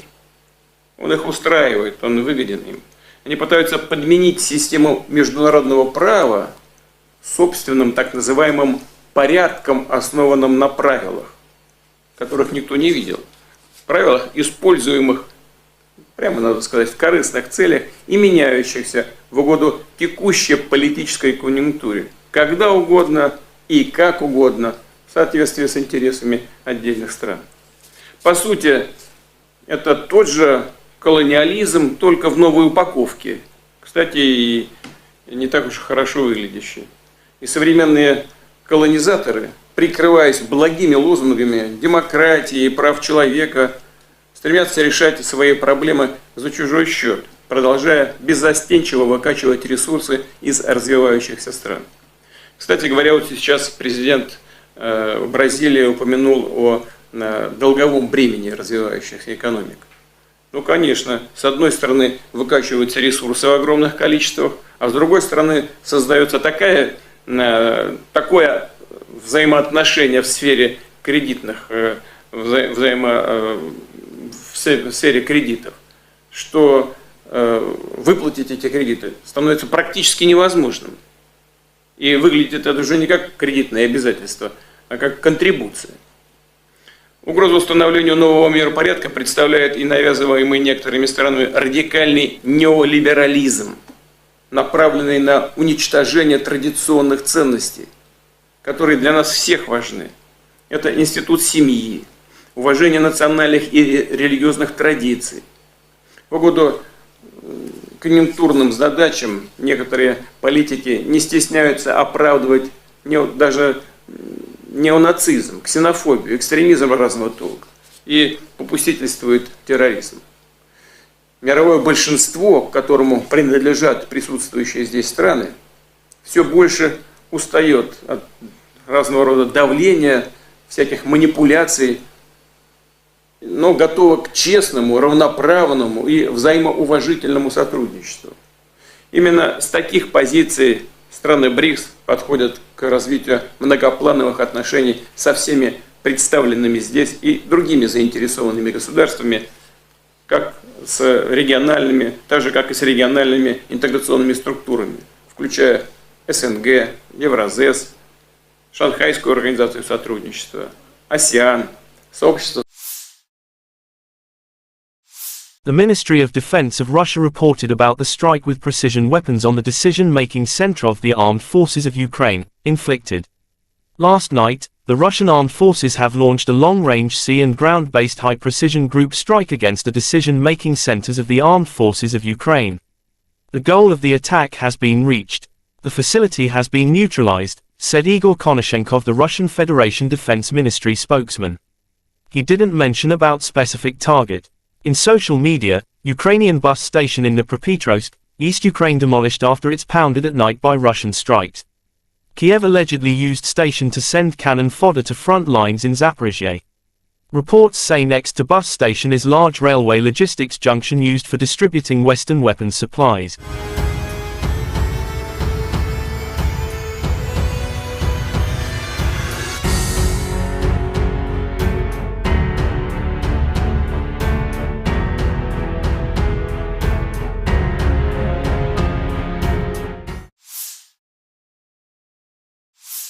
In the Kupiansk direction, assault detachments of the Zapad group of forces continued successful offensive operations in the assigned areas of responsibility.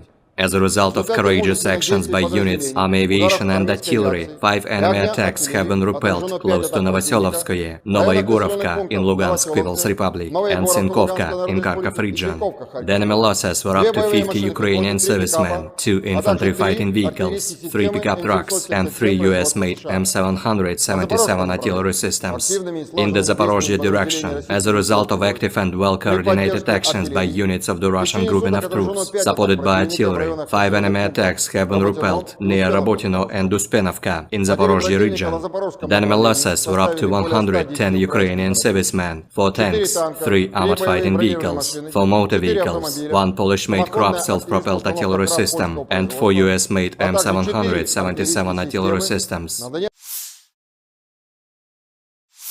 In the Donetsk direction, units of the U group of forces, supported by ground attack and dummy aviation, successfully repelled 6 attacks by Ukrainian armed forces close to Severnoye, Berestovoye and Nevelskoye in Donetsk People's Republic. The enemy losses were up to 125 Ukrainian servicemen, 1 tank, 4 infantry fighting vehicles, 4 motor vehicles, and 1 Stabi howitzer. In addition, 1 ammunition depot has been destroyed near Verkhnykamenskoye in Donetsk People's Republic. In the South Donetsk direction, as a result of actions by units of the Vostok group of forces, operational tactical aviation and artillery, 1 enemy attack has been repelled near Priyutnoye in Zaporozhye region. In addition, units of the Ukrainian 37th and 38th Marine Brigades have been eliminated close to Urozhainoye and Oktyabr State Farm in Donetsk People's Republic. The enemy losses were up to 230 Ukrainian servicemen, 2 armored personnel carriers, 3 motor vehicles, as well as 2 Gvozdika self-propelled artillery systems. In the Krasny Liman direction, as a result of active actions by units of the Center group of forces, army aviation and artillery, 3 enemy attacks have been successfully repelled near Grigorovka, Torskoye in Donetsk People's Republic, and Chervonaya Dibrova in Lugansk People's Republic. The enemy losses were up to 80 Ukrainian servicemen, 3 armored fighting vehicles, and 2 pickup trucks. In the Kherson direction, the enemy losses were up to 30 Ukrainian servicemen, 2 motor vehicles, as well as Mustabi and D-30 howitzers. In addition, the actions of 1 Ukrainian sabotage and reconnaissance group have been suppressed. Operational tactical and dummy aviation, missile troops and artillery of the armed forces of the Russian Federation have neutralized manpower and military hardware in 153 areas. 1 control point, 1 radar station, and 2 launchers of S-300PS anti-aircraft missile system have been destroyed near Zeleny Gai in Nikolaev region. 4 enemy ammunition depots have been also destroyed near Lvov in Kherson region, Mikhailovka in Kharkov region, Iskra in Dnepropetrovsk region, and Krasnogorovka in Donetsk People's Republic. Air defense facilities have shot down 4 projectiles launched by HIMARS MLRS.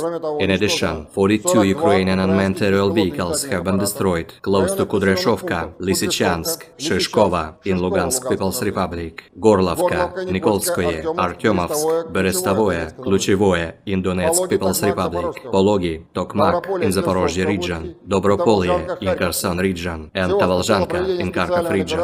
In total, 462 airplanes, 246 helicopters, 6,012 unmanned aerial vehicles, 433 air defense missile systems, 11,476 tanks and other armored fighting vehicles, 1,144 fighting vehicles equipped with MRLS, 6,024 field artillery cannons and motors, as well as 12,408 units of special military equipment have been destroyed during the special military operation.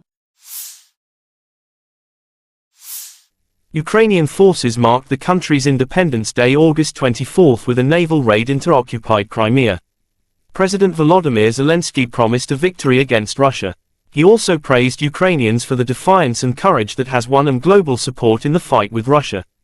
The national holiday celebrates Ukraine's independence from the former Soviet Union in 1991, but this year it also marks 18 months since Vladimir Putin's full-scale invasion plunged the country into a war for survival. In the occupied Crimea, a special operation of the GUR of the Ministry of Defense of Ukraine took place with the support of the Navy. On the night of August 24, an operation of the GUR of the Ministry of Defense of Ukraine took place in support of the Navy in temporarily occupied Crimea. Special units on watercraft landed on the shore in the area of Olenivka and Mayak settlements.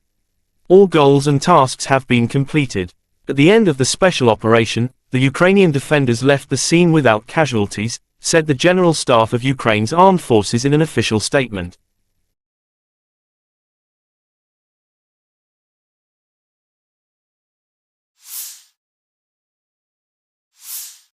The armed forces of Ukraine continue to conduct an offensive operation in the Bakhmut and Melitopol directions.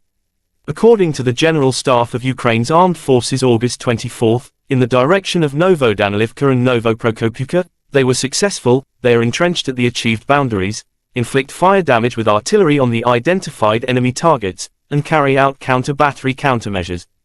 In the direction of Bakhmut, the defense forces continue to conduct offensive actions south of the city of Bakhmut, entrenching themselves at the achieved boundaries. The enemy conducted unsuccessful offensive actions in the Avdiivka, Marinka, and Novomikhailivka districts of the Donetsk region. The enemy suffers significant losses in personnel, weapons and equipment, moves units and troops and actively uses reserves.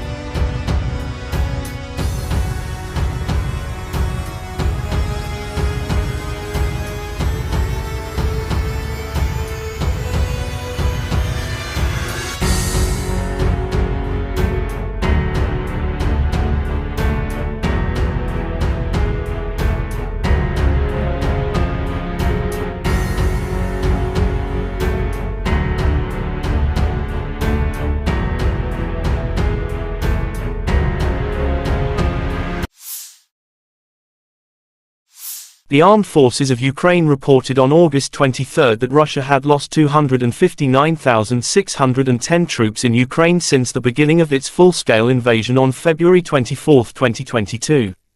This number includes 340 casualties Russian forces suffered in the last 24 hours.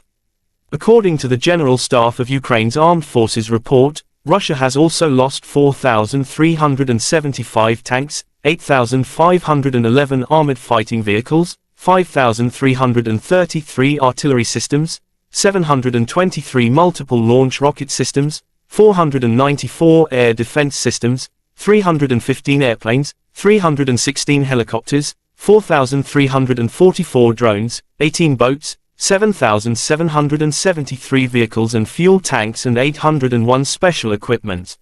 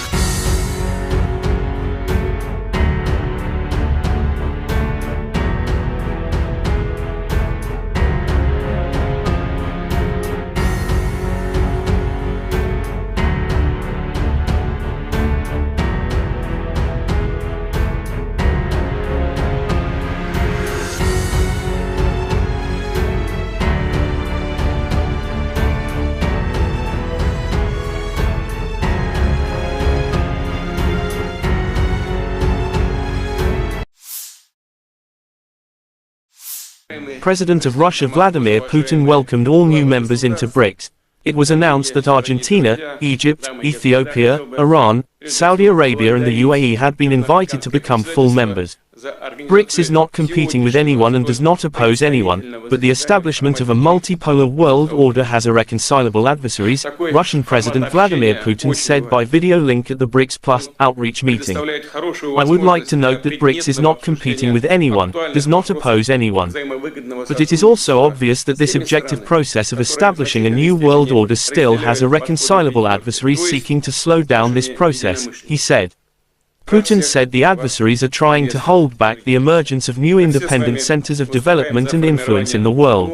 The president also noted the importance of the BRICS Plus outreach format. It is very important and provides a good opportunity for substantive discussion of pressing issues of mutually beneficial cooperation with the countries that largely share the approaches of the 5 member states, meaning the countries that share our views, he said. Хочу отметить, что БРИКС ни с кем не соревнуется, никому себя не противоставляет. Но очевидно также и то, что у этого объективного процесса создания нового миропорядка, все-таки есть непримиримые противники, стремящиеся этот процесс затормозить, сдержать становление новых самостоятельных центров развития и влияния в мире. Страны так называемого «золотого миллиарда» делают все, чтобы сохранить прежний однополярный мир. Он их устраивает, он выгоден им. Они пытаются подменить систему международного права собственным так называемым порядком, основанным на правилах, которых никто не видел. Правилах, используемых, прямо надо сказать, в корыстных целях и меняющихся в угоду текущей политической конъюнктуре, когда угодно и как угодно, в соответствии с интересами отдельных стран. По сути, это тот же колониализм, только в новой упаковке. Кстати, и не так уж хорошо выглядящий. И современные колонизаторы, прикрываясь благими лозунгами демократии и прав человека, стремятся решать свои проблемы за чужой счет, продолжая беззастенчиво выкачивать ресурсы из развивающихся стран. Кстати говоря, вот сейчас президент Бразилии упомянул о долговом бремени развивающихся экономик. Ну, конечно, с одной стороны выкачиваются ресурсы в огромных количествах, а с другой стороны создается такое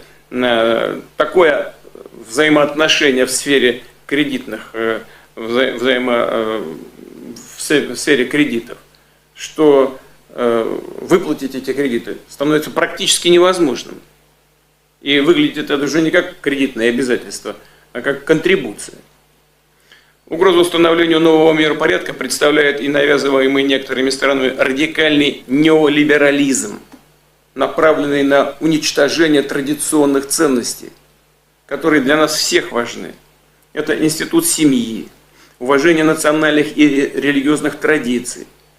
В угоду конъюнктурным задачам некоторые политики не стесняются оправдывать даже неонацизм, ксенофобию, экстремизм разного толка и попустительствует терроризм. Мировое большинство, к которому принадлежат присутствующие здесь страны, все больше устает от разного рода давления, всяких манипуляций, но готово к честному, равноправному и взаимоуважительному сотрудничеству. Именно с таких позиций страны БРИКС подходят к развитию многоплановых отношений со всеми представленными здесь и другими заинтересованными государствами, как с региональными, так же как и с региональными интеграционными структурами, включая СНГ, Евразес, Шанхайскую организацию сотрудничества, АСЕАН, сообщество. The Ministry of Defense of Russia reported about the strike with precision weapons on the decision-making center of the armed forces of Ukraine, inflicted. Last night, the Russian armed forces have launched a long-range sea and ground-based high-precision group strike against the decision-making centers of the armed forces of Ukraine.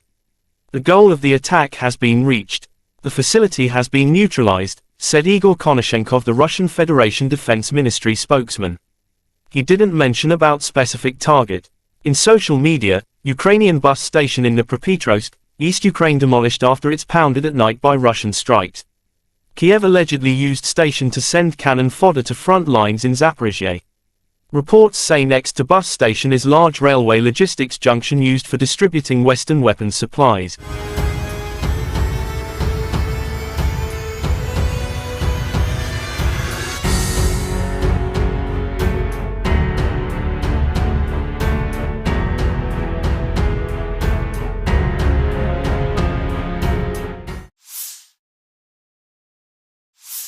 In the Kupiansk direction, assault detachments of the Zapad group of forces continued successful offensive operations in the assigned areas of responsibility. As a result of courageous actions by units, army aviation and artillery, 5 enemy attacks have been repelled close to Novoselovskoye, Novoyegorovka in Lugansk People's Republic, and Sinkovka in Kharkov region. The enemy losses were up to 50 Ukrainian servicemen, 2 infantry fighting vehicles, 3 pickup trucks, and 3 U.S.-made M777 artillery systems. In the Zaporozhye direction, as a result of active and well-coordinated actions by units of the Russian grouping of troops, supported by artillery, 5 enemy attacks have been repelled near Robotino and Uspenovka in Zaporozhye region. The enemy losses were up to 110 Ukrainian servicemen, 4 tanks, 3 armored fighting vehicles, 4 motor vehicles, 1 Polish-made Krupp self-propelled artillery system, and 4 US-made M777 artillery systems.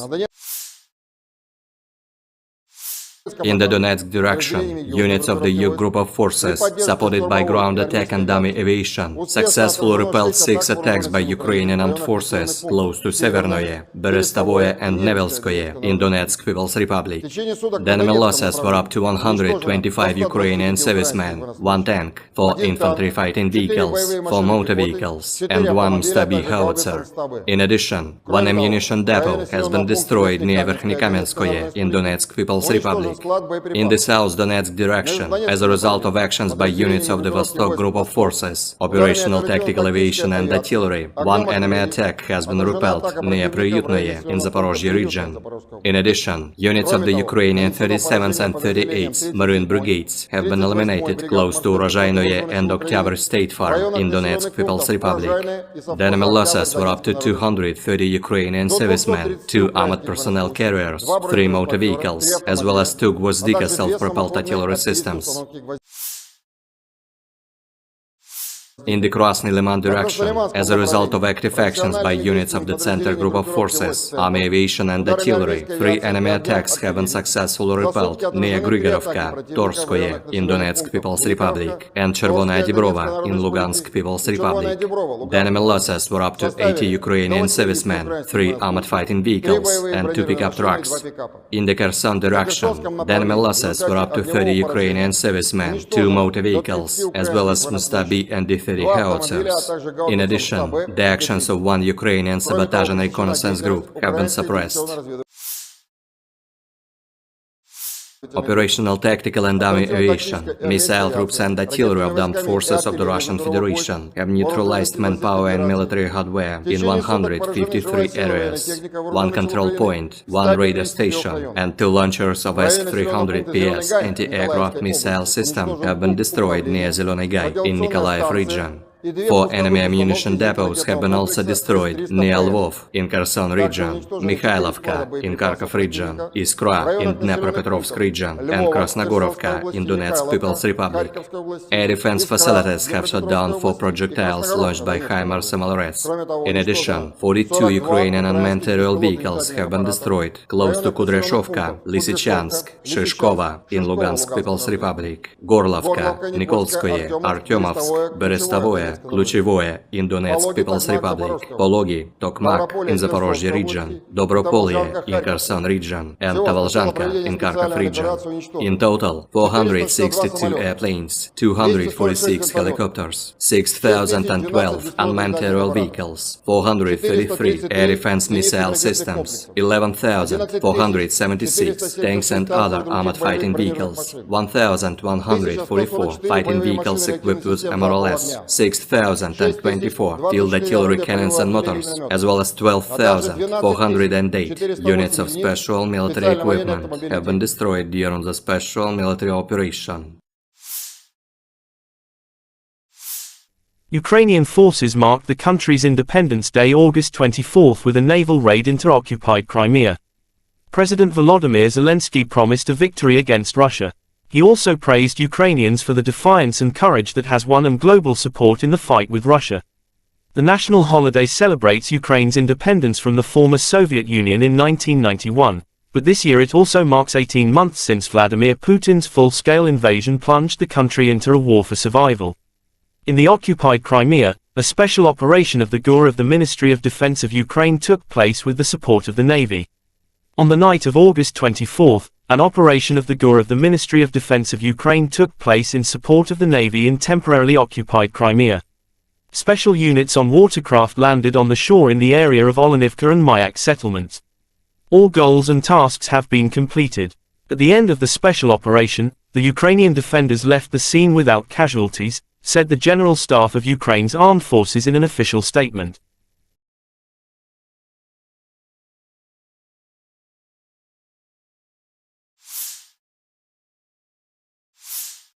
The armed forces of Ukraine continue to conduct an offensive operation in the Bakhmut and Melitopol directions.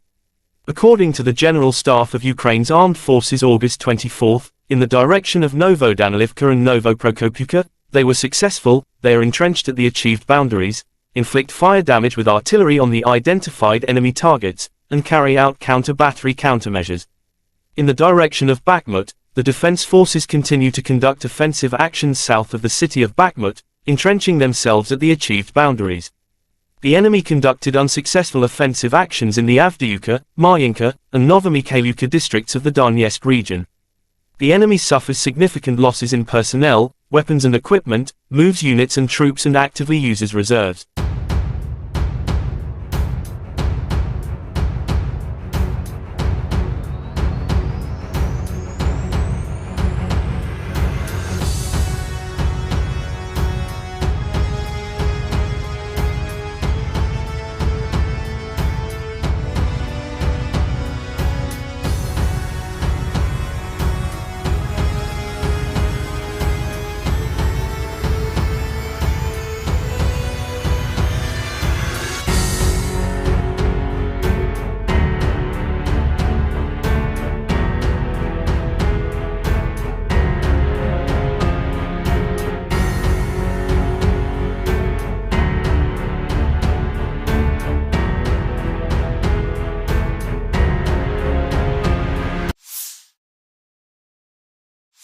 The armed forces of Ukraine reported on August 23 that Russia had lost 259,610 troops in Ukraine since the beginning of its full-scale invasion on February 24, 2022. This number includes 340 casualties Russian forces suffered in the last 24 hours. According to the General Staff of Ukraine's Armed Forces report, Russia has also lost 4,375 tanks, 8,511 armored fighting vehicles, 5,333 artillery systems, 723 multiple launch rocket systems, 494 air defense systems, 315 airplanes, 316 helicopters, 4,344 drones, 18 boats, 7,773 vehicles and fuel tanks and 801 special equipment.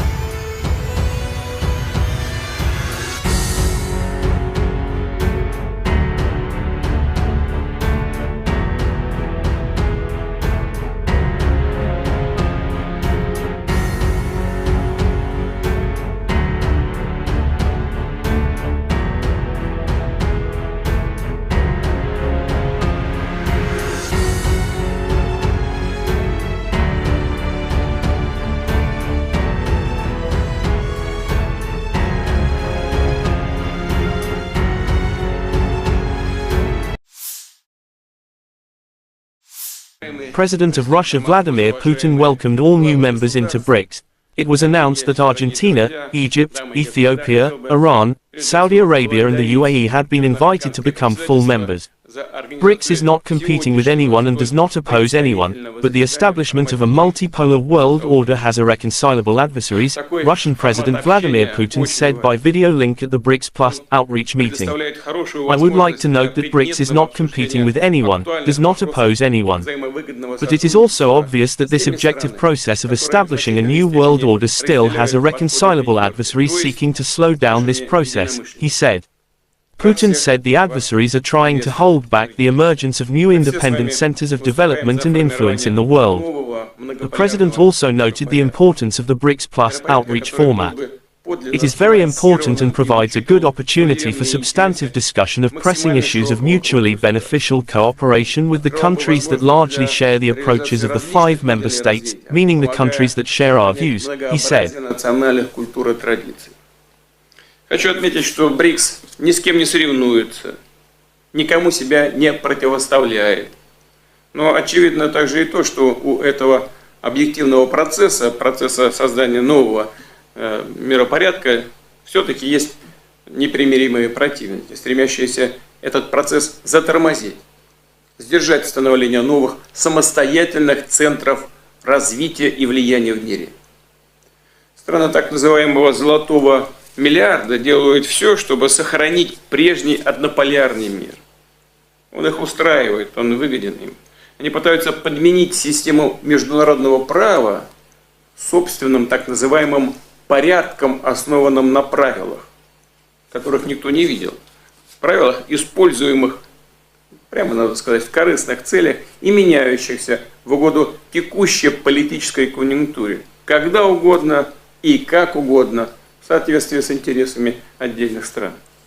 По сути, это тот же колониализм, только в новой упаковке. Кстати, и не так уж хорошо выглядящий.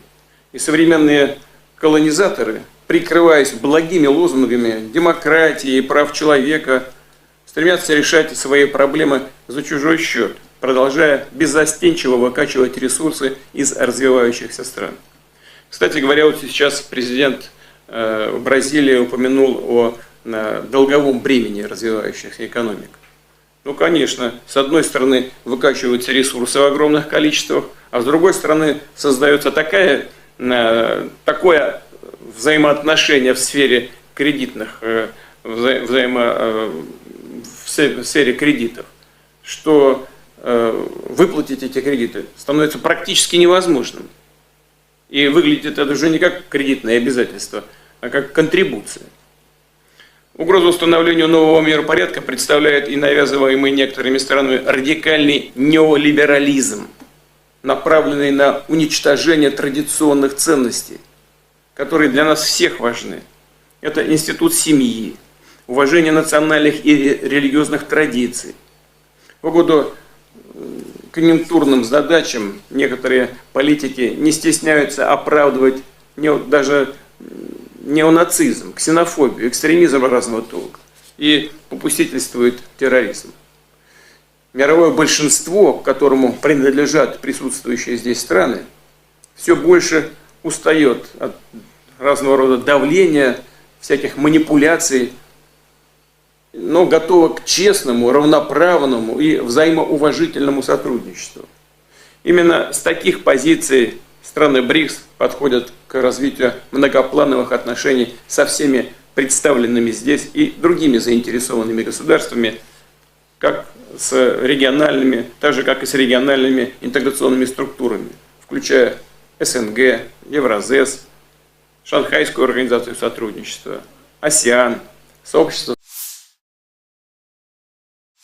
The Ministry of Defense of Russia reported about the strike with precision weapons on the decision-making center of the armed forces of Ukraine, inflicted. Last night, the Russian armed forces have launched a long-range sea and ground-based high-precision group strike against the decision-making centers of the armed forces of Ukraine. The goal of the attack has been reached. The facility has been neutralized, said Igor Konashenkov, the Russian Federation Defense Ministry spokesman. He didn't mention about specific target. In social media, Ukrainian bus station in Dnipropetrovsk, East Ukraine demolished after it's pounded at night by Russian strikes. Kyiv allegedly used station to send cannon fodder to front lines in Zaporizhia. Reports say next to bus station is large railway logistics junction used for distributing Western weapons supplies.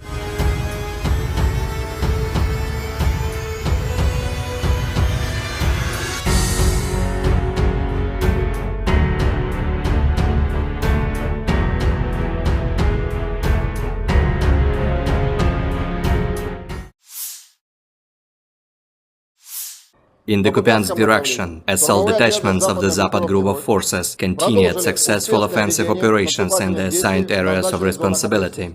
As a result of courageous actions by units, army aviation and artillery, 5 enemy attacks have been repelled close to Novoselovskoye, Novoyegorovka in Lugansk People's Republic, and Sinkovka in Kharkov region. The enemy losses were up to 50 Ukrainian servicemen, 2 infantry fighting vehicles, 3 pickup trucks, and 3 U.S. made M777 artillery systems. In the Zaporozhye direction, as a result of active and well-coordinated actions by units of the Russian grouping of troops, supported by artillery, 5 enemy attacks have been repelled near Rabotino and Uspenovka in Zaporozhye region. The enemy losses were up to 110 Ukrainian servicemen, 4 tanks, 3 armored fighting vehicles, 4 motor vehicles, 1 Polish-made Krab self-propelled artillery system, and 4 US-made M777 artillery systems.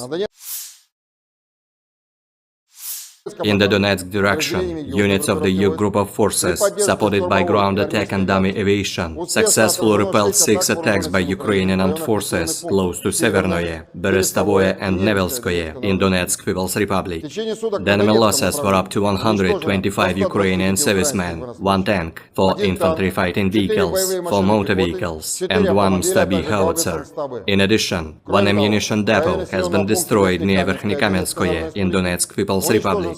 In the South Donetsk direction, as a result of actions by units of the Vostok group of forces, operational tactical aviation and artillery, 1 enemy attack has been repelled near Priyutnoye in Zaporozhye region. In addition, units of the Ukrainian 37th and 38th Marine Brigades have been eliminated close to Urozhainoye and Oktyabr State Farm in Donetsk People's Republic. The enemy losses were up to 230 Ukrainian servicemen, 2 armored personnel carriers, 3 motor vehicles, as well as 2 Gvozdika self-propelled artillery systems. In the Krasny Liman direction, as a result of active actions by units of the Center group of forces, army aviation and artillery, 3 enemy attacks have been successfully repelled near Grigorovka, Torskoye in Donetsk People's Republic, and Chervonaya Dibrova in Lugansk People's Republic. The enemy losses were up to 80 Ukrainian servicemen, 3 armored fighting vehicles, and 2 pickup trucks. In the Kherson direction, the enemy losses were up to 30 Ukrainian servicemen, 2 motor vehicles, as well as Mustabi and D-30 howitzers. In addition, the actions of 1 Ukrainian sabotage and reconnaissance group have been suppressed. Operational tactical and dummy aviation, missile troops and artillery of the armed forces of the Russian Federation have neutralized manpower and military hardware in 153 areas. 1 control point, 1 radar station, and 2 launchers of S-300PS anti-aircraft missile system have been destroyed near Zeleny Gai in Nikolaev region. 4 enemy ammunition depots have been also destroyed near Lvov in Kherson region, Mikhailovka in Kharkov region, Iskra in Dnepropetrovsk region, and Krasnogorovka in Donetsk People's Republic. Air defense facilities have shot down 4 projectiles launched by HIMARS MLRS. In addition, 42 Ukrainian unmanned aerial vehicles have been destroyed close to Kudryashovka, Lysychansk, Shishkova in Lugansk People's Republic, Gorlovka, Nikolskoye, Artyomovsk, Berestovoye, Kluchevoye in Donetsk People's Republic, Pologi, Tokmak in Zaporozhye region, Dobropolye in Kherson region, and Tavalzhanka in Kharkov region. In total, 462 airplanes, 246 helicopters, 6,012 unmanned aerial vehicles, 433 air defense missile systems, 11,476 tanks and other armored fighting vehicles, 1,144 fighting vehicles equipped with MRLS, 6,024 field artillery cannons and motors, as well as 12,408 units of special military equipment have been destroyed during the special military operation. Ukrainian forces marked the country's Independence Day August 24 with a naval raid into occupied Crimea. President Volodymyr Zelensky promised a victory against Russia. He also praised Ukrainians for the defiance and courage that has won them global support in the fight with Russia. The national holiday celebrates Ukraine's independence from the former Soviet Union in 1991, but this year it also marks 18 months since Vladimir Putin's full-scale invasion plunged the country into a war for survival. In the occupied Crimea, a special operation of the GUR of the Ministry of Defense of Ukraine took place with the support of the Navy. On the night of August 24, an operation of the GUR of the Ministry of Defense of Ukraine took place in support of the Navy in temporarily occupied Crimea. Special units on watercraft landed on the shore in the area of Olenivka and Mayak settlements. All goals and tasks have been completed. At the end of the special operation, the Ukrainian defenders left the scene without casualties, said the General Staff of Ukraine's armed forces in an official statement.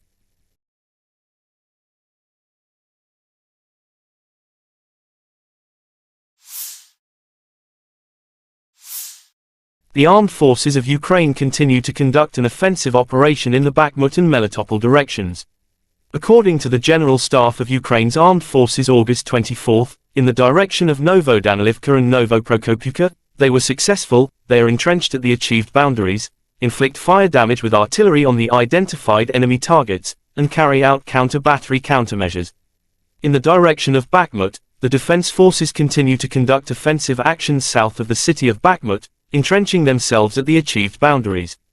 The enemy conducted unsuccessful offensive actions in the Avdiivka, Marinka, and Novomikhailivka districts of the Donetsk region. The enemy suffers significant losses in personnel, weapons and equipment, moves units and troops and actively uses reserves.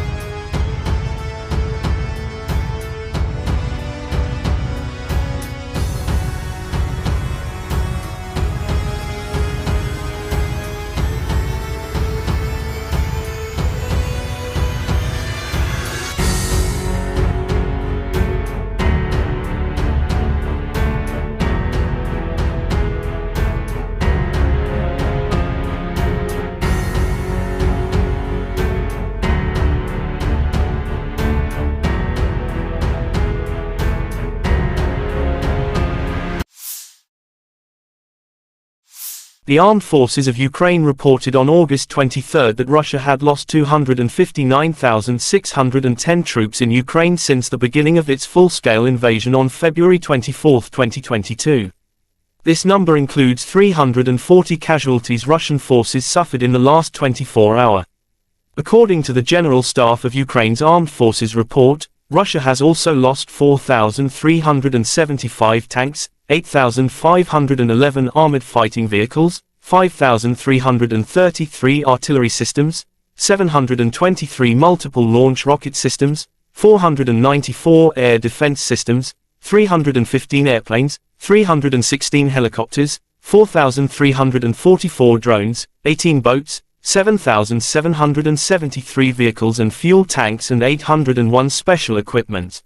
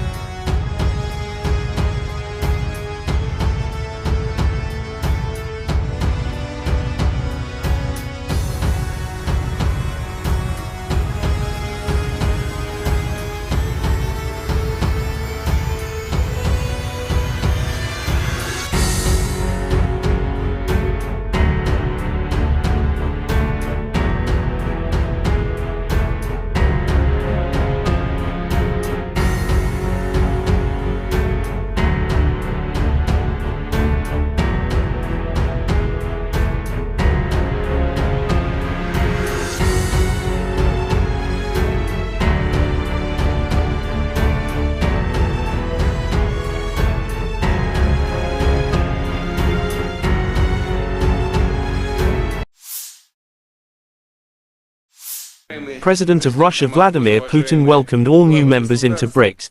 It was announced that Argentina, Egypt, Ethiopia, Iran, Saudi Arabia and the UAE had been invited to become full members. BRICS is not competing with anyone and does not oppose anyone, but the establishment of a multipolar world order has irreconcilable adversaries, Russian President Vladimir Putin said by video link at the BRICS Plus outreach meeting. I would like to note that BRICS is not competing with anyone, does not oppose anyone. But it is also obvious that this objective process of establishing a new world order still has irreconcilable adversaries seeking to slow down this process, he said. Putin said the adversaries are trying to hold back the emergence of new independent centers of development and influence in the world. The president also noted the importance of the BRICS Plus outreach format. It is very important and provides a good opportunity for substantive discussion of pressing issues of mutually beneficial cooperation with the countries that largely share the approaches of the 5 member states, meaning the countries that share our views, he said. Хочу отметить, что БРИКС ни с кем не соревнуется, никому себя не противоставляет. Но очевидно также и то, что у этого объективного процесса создания нового миропорядка, все-таки есть непримиримые противники, стремящиеся этот процесс затормозить, сдержать становление новых самостоятельных центров развития и влияния в мире. Страны так называемого «золотого миллиарда» делают все, чтобы сохранить прежний однополярный мир. Он их устраивает, он выгоден им. Они пытаются подменить систему международного права собственным так называемым порядком, основанным на правилах, которых никто не видел. Правилах, используемых, прямо надо сказать, в корыстных целях и меняющихся в угоду текущей политической конъюнктуре, когда угодно и как угодно, в соответствии с интересами отдельных стран. По сути, это тот же колониализм, только в новой упаковке. Кстати, и не так уж хорошо выглядящий. И современные колонизаторы, прикрываясь благими лозунгами демократии и прав человека, стремятся решать свои проблемы за чужой счет, продолжая беззастенчиво выкачивать ресурсы из развивающихся стран. Кстати говоря, вот сейчас президент Бразилии упомянул о долговом бремени развивающихся экономик. Ну, конечно, с одной стороны выкачиваются ресурсы в огромных количествах, а с другой стороны создается такое взаимоотношение в сфере кредитных, в сфере кредитов, что выплатить эти кредиты становится практически невозможным. И выглядит это уже не как кредитное обязательство, а как контрибуция. Угрозу установлению нового миропорядка представляет и навязываемый некоторыми странами радикальный неолиберализм, направленный на уничтожение традиционных ценностей, которые для нас всех важны. Это институт семьи, уважение национальных и религиозных традиций. В угоду конъюнктурным задачам некоторые политики не стесняются оправдывать даже неонацизм, ксенофобию, экстремизм разного толка и попустительствует терроризм. Мировое большинство, к которому принадлежат присутствующие здесь страны, все больше устает от разного рода давления, всяких манипуляций, но готово к честному, равноправному и взаимоуважительному сотрудничеству. Именно с таких позиций страны БРИКС подходят к развитию многоплановых отношений со всеми представленными здесь и другими заинтересованными государствами, как с региональными, так же как и с региональными интеграционными структурами, включая СНГ, Евразес, Шанхайскую организацию сотрудничества, АСЕАН, сообщество. The Ministry of Defense of Russia reported about the strike with precision weapons on the decision-making center of the armed forces of Ukraine, inflicted. Last night, the Russian armed forces have launched a long-range sea and ground-based high-precision group strike against the decision-making centers of the armed forces of Ukraine. The goal of the attack has been reached. The facility has been neutralized, said Igor Konashenkov, the Russian Federation Defense Ministry spokesman. He didn't mention about specific target. In social media, Ukrainian bus station in Dnipropetrovsk, East Ukraine demolished after it's pounded at night by Russian strikes. Kyiv allegedly used station to send cannon fodder to front lines in Zaporizhia. Reports say next to bus station is large railway logistics junction used for distributing Western weapons supplies.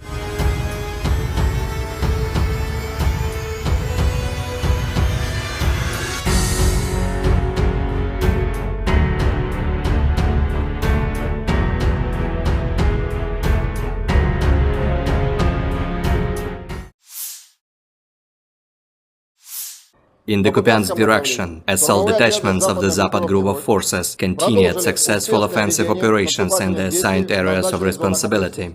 As a result of courageous actions by units, army aviation and artillery, 5 enemy attacks have been repelled close to Novoselovskoye, Novoyegorovka in Lugansk People's Republic, and Sinkovka in Kharkov region.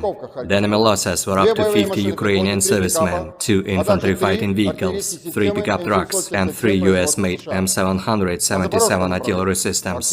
In the Zaporozhye direction, as a result of active and well-coordinated actions by units of the Russian grouping of troops, supported by artillery, 5 enemy attacks have been repelled near Rabotino and Uspenovka in Zaporozhye region. The enemy losses were up to 110 Ukrainian servicemen, 4 tanks, 3 armored fighting vehicles, 4 motor vehicles, 1 Polish-made Krab self-propelled artillery system, and 4 US-made M777 artillery systems. In the Donetsk direction, units of the U group of forces, supported by ground attack and dummy aviation, successfully repelled 6 attacks by Ukrainian armed forces close to Severnoye, Berestovoye and Nevelskoye in Donetsk People's Republic. The enemy losses were up to 125 Ukrainian servicemen, 1 tank, 4 infantry fighting vehicles, 4 motor vehicles, and 1 Stabi howitzer. In addition, 1 ammunition depot has been destroyed near Verkhnekamenskoye in Donetsk People's Republic. In the South Donetsk direction, as a result of actions by units of the Vostok group of forces, operational tactical aviation and artillery, 1 enemy attack has been repelled near Priyutnoye in Zaporozhye region. In addition, units of the Ukrainian 37th and 38th Marine Brigades have been eliminated close to Urozhainoye and Oktyabr State Farm in Donetsk People's Republic.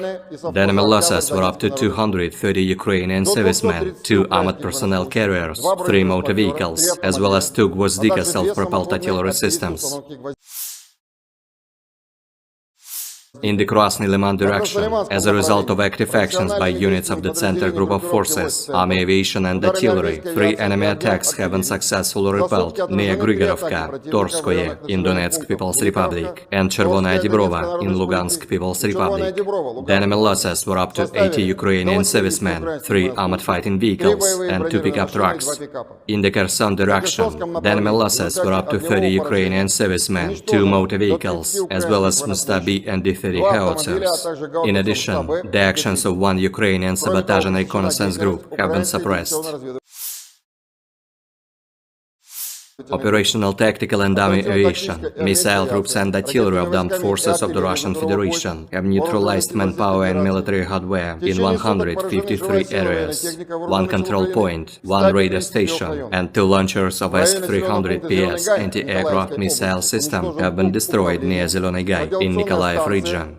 4 enemy ammunition depots have been also destroyed near Lvov in Kherson region, Mikhailovka in Kharkov region, Iskra in Dnepropetrovsk region, and Krasnogorovka in Donetsk People's Republic. Air defense facilities have shot down 4 projectiles launched by HIMARS MLRS.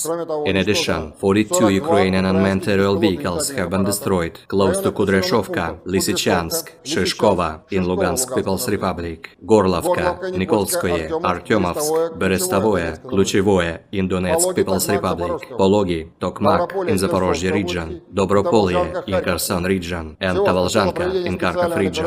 In total, 462 airplanes, 246 helicopters, 6,012 unmanned aerial vehicles, 433 air defense missile systems, 11,476 tanks and other armored fighting vehicles, 1,144 fighting vehicles equipped with MRLS, 6,024 field artillery cannons and motors, as well as 12,408 units of special military equipment have been destroyed during the special military operation. Ukrainian forces marked the country's Independence Day August 24 with a naval raid into occupied Crimea. President Volodymyr Zelensky promised a victory against Russia. He also praised Ukrainians for the defiance and courage that has won them global support in the fight with Russia. The national holiday celebrates Ukraine's independence from the former Soviet Union in 1991, but this year it also marks 18 months since Vladimir Putin's full-scale invasion plunged the country into a war for survival. In the occupied Crimea, a special operation of the GUR of the Ministry of Defense of Ukraine took place with the support of the Navy. On the night of August 24, an operation of the GUR of the Ministry of Defense of Ukraine took place in support of the Navy in temporarily occupied Crimea. Special units on watercraft landed on the shore in the area of Olenivka and Mayak settlements. All goals and tasks have been completed. At the end of the special operation, the Ukrainian defenders left the scene without casualties, said the General Staff of Ukraine's armed forces in an official statement.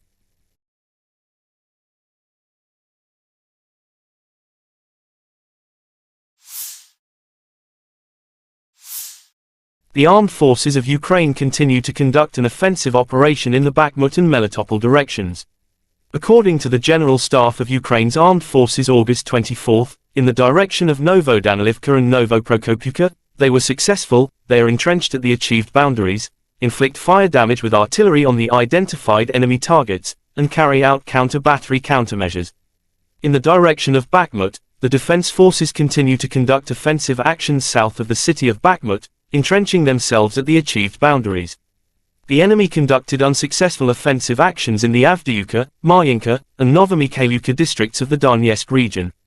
The enemy suffers significant losses in personnel, weapons and equipment, moves units and troops and actively uses reserves.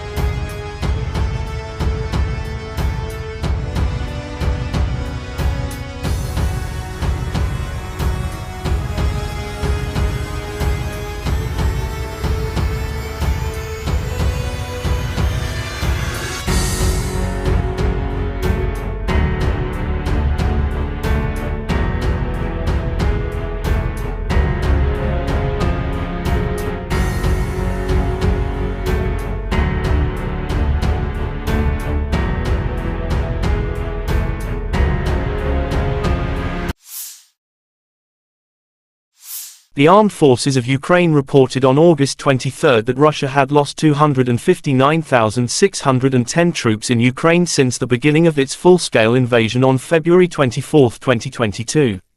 This number includes 340 casualties Russian forces suffered in the last 24 hours.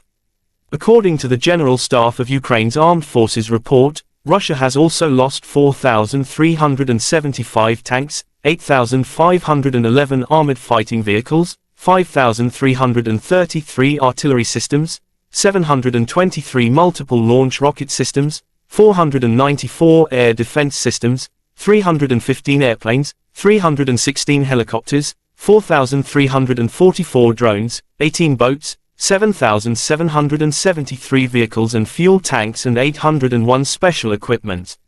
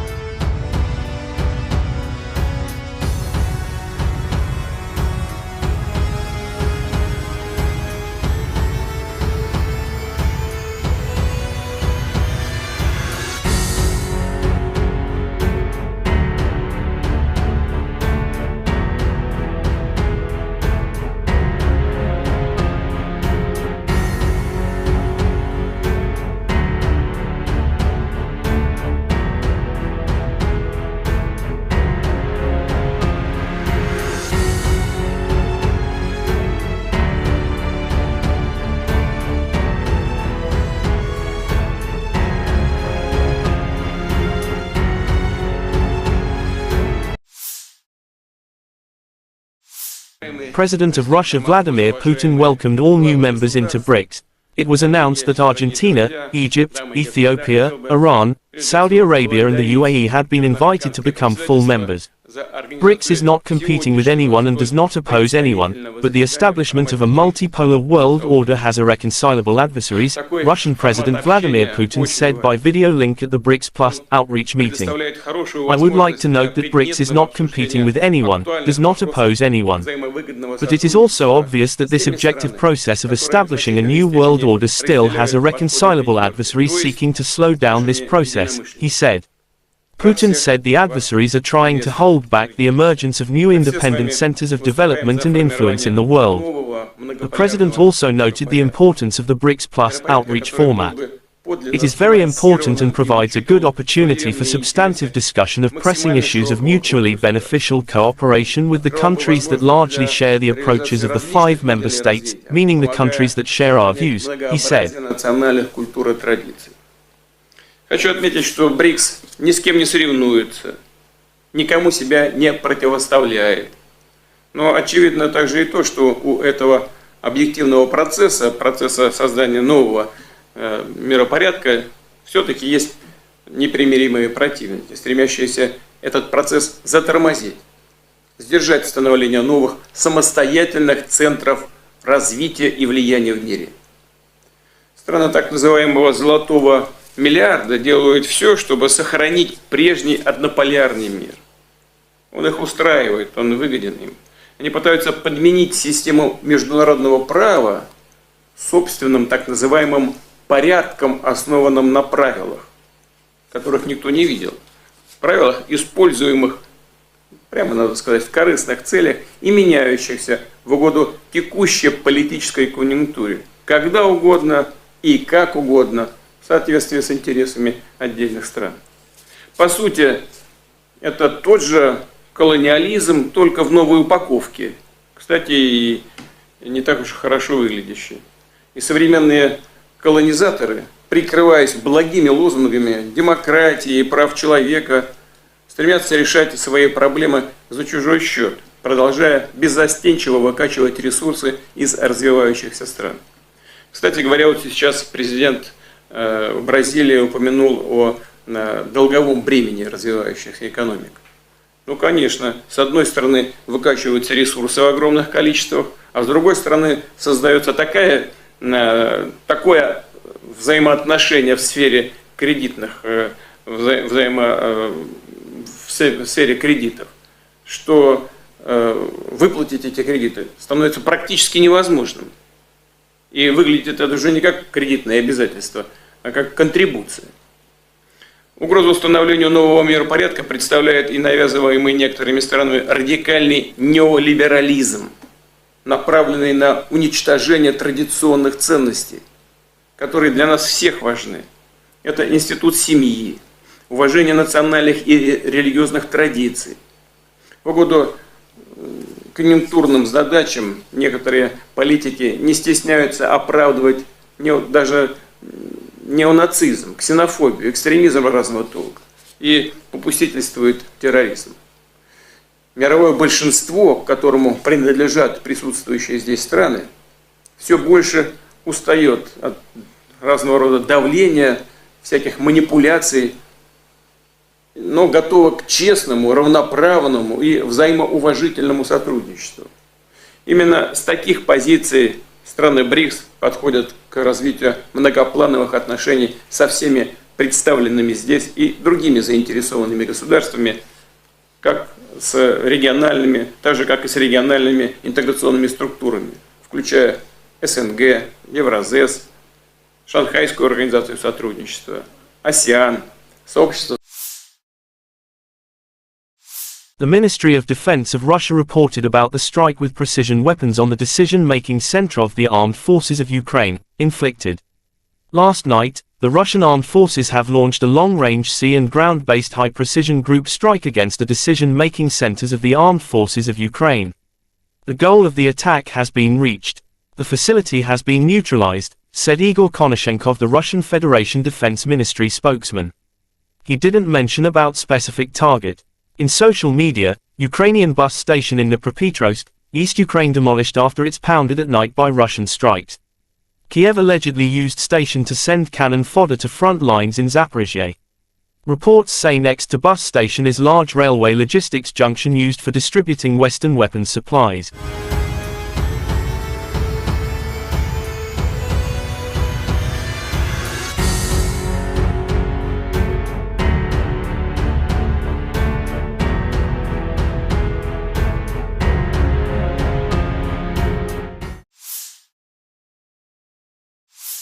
In the Kupiansk direction, assault detachments of the Zapad group of forces continued successful offensive operations in the assigned areas of responsibility.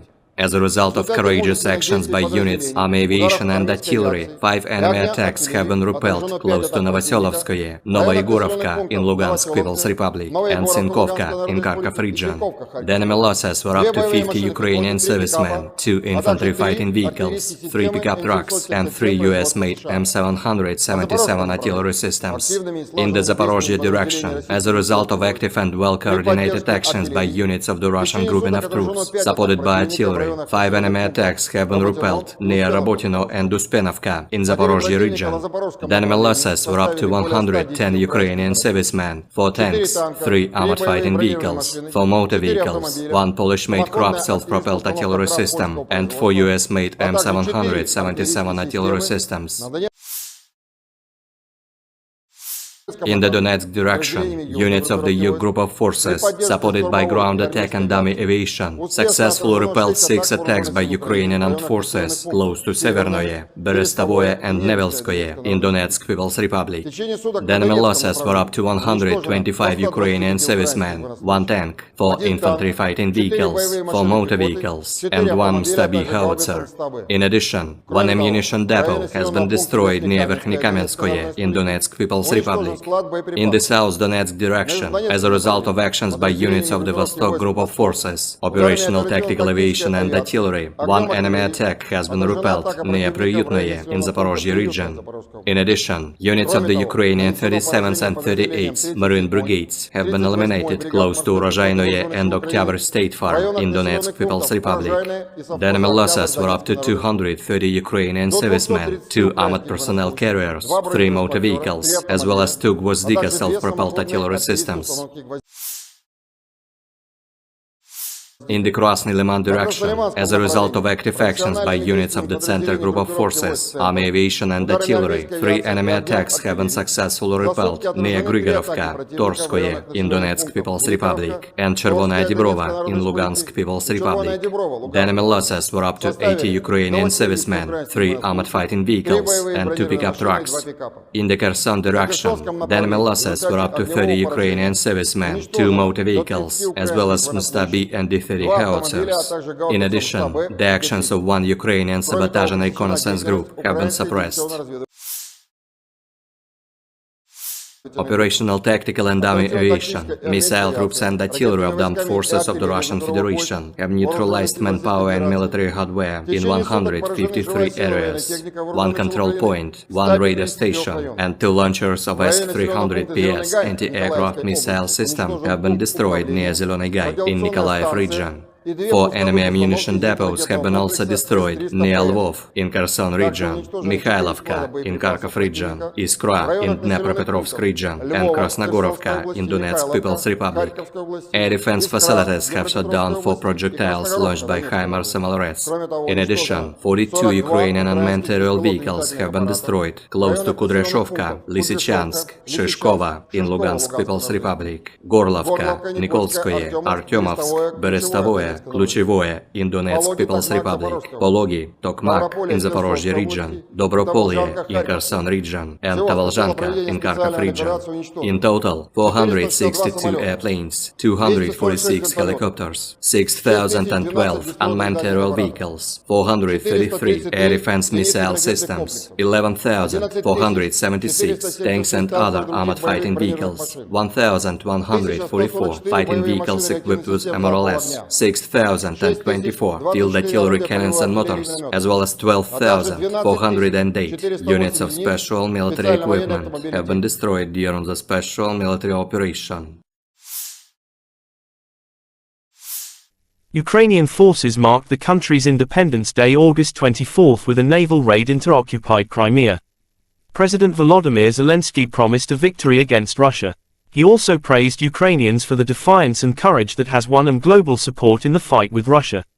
The national holiday celebrates Ukraine's independence from the former Soviet Union in 1991, but this year it also marks 18 months since Vladimir Putin's full-scale invasion plunged the country into a war for survival. In the occupied Crimea, a special operation of the GUR of the Ministry of Defense of Ukraine took place with the support of the Navy. On the night of August 24, an operation of the GUR of the Ministry of Defense of Ukraine took place in support of the Navy in temporarily occupied Crimea. Special units on watercraft landed on the shore in the area of Olenivka and Mayak settlements. All goals and tasks have been completed. At the end of the special operation, the Ukrainian defenders left the scene without casualties, said the General Staff of Ukraine's armed forces in an official statement.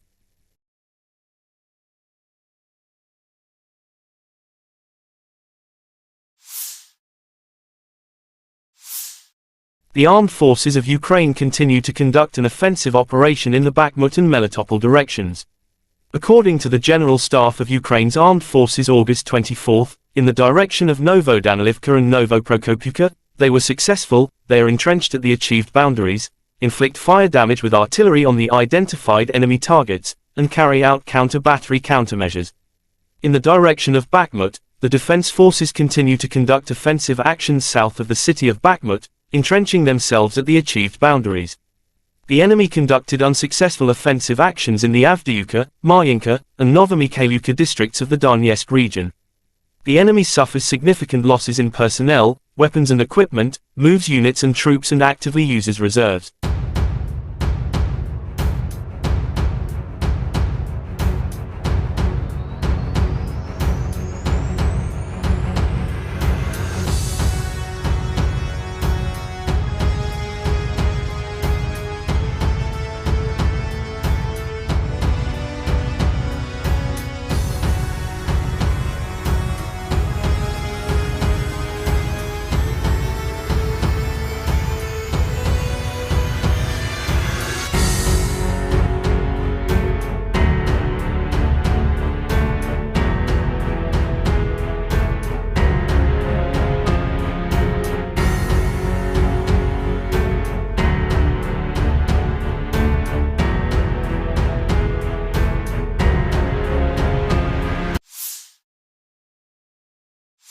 The armed forces of Ukraine reported on August 23 that Russia had lost 259,610 troops in Ukraine since the beginning of its full-scale invasion on February 24, 2022.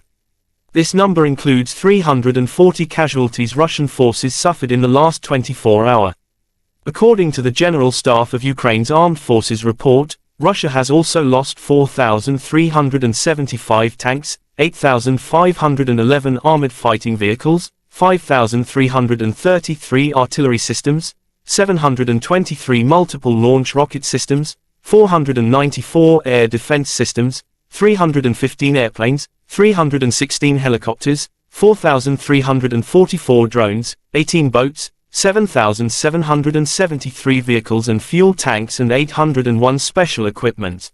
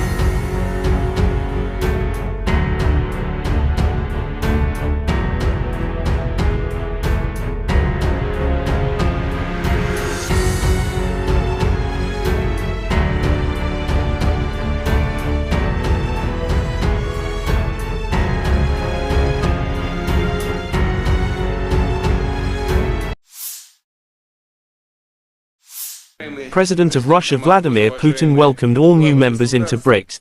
It was announced that Argentina, Egypt, Ethiopia, Iran, Saudi Arabia and the UAE had been invited to become full members.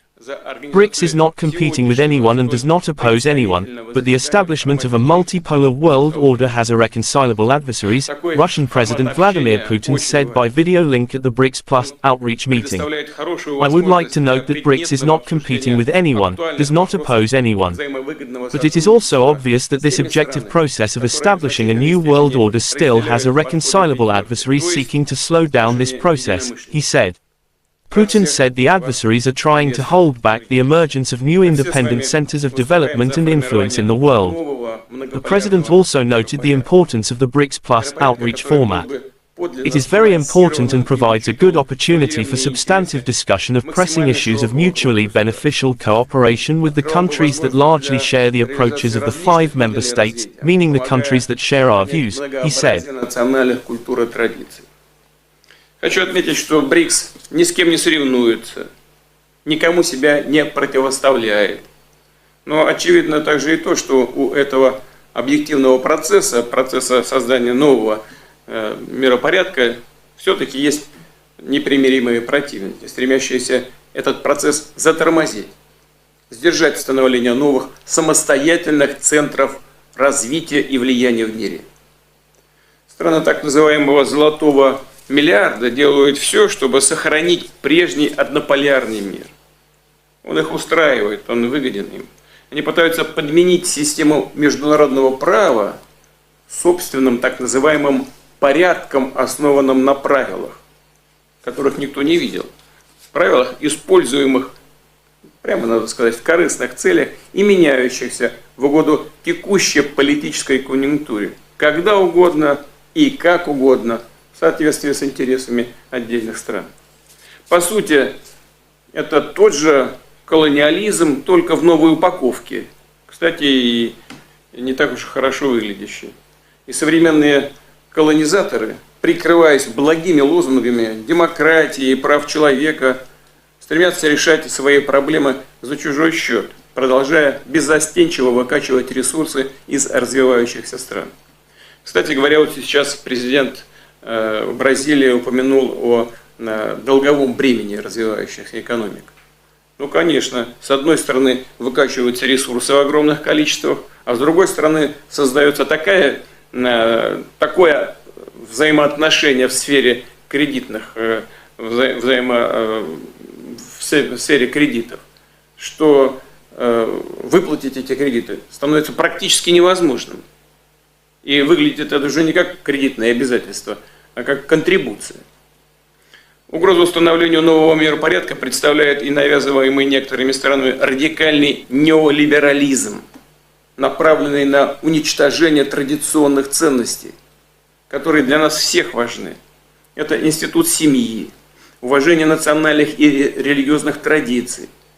В угоду конъюнктурным задачам некоторые политики не стесняются оправдывать даже неонацизм, ксенофобию, экстремизм разного толка и попустительствует терроризм. Мировое большинство, к которому принадлежат присутствующие здесь страны, все больше устает от разного рода давления, всяких манипуляций, но готово к честному, равноправному и взаимоуважительному сотрудничеству. Именно с таких позиций страны БРИКС подходят к развитию многоплановых отношений со всеми представленными здесь и другими заинтересованными государствами, как с региональными, так же как и с региональными интеграционными структурами, включая СНГ, Евразес, Шанхайскую организацию сотрудничества, АСЕАН, сообщество. The Ministry of Defense of Russia reported about the strike with precision weapons on the decision-making center of the armed forces of Ukraine, inflicted. Last night, the Russian armed forces have launched a long-range sea and ground-based high-precision group strike against the decision-making centers of the armed forces of Ukraine. The goal of the attack has been reached. The facility has been neutralized, said Igor Konashenkov, the Russian Federation Defense Ministry spokesman. He didn't mention about specific target. In social media, Ukrainian bus station in Dnipropetrovsk, East Ukraine demolished after it's pounded at night by Russian strikes. Kyiv allegedly used station to send cannon fodder to front lines in Zaphorizia. Reports say next to bus station is large railway logistics junction used for distributing Western weapons supplies.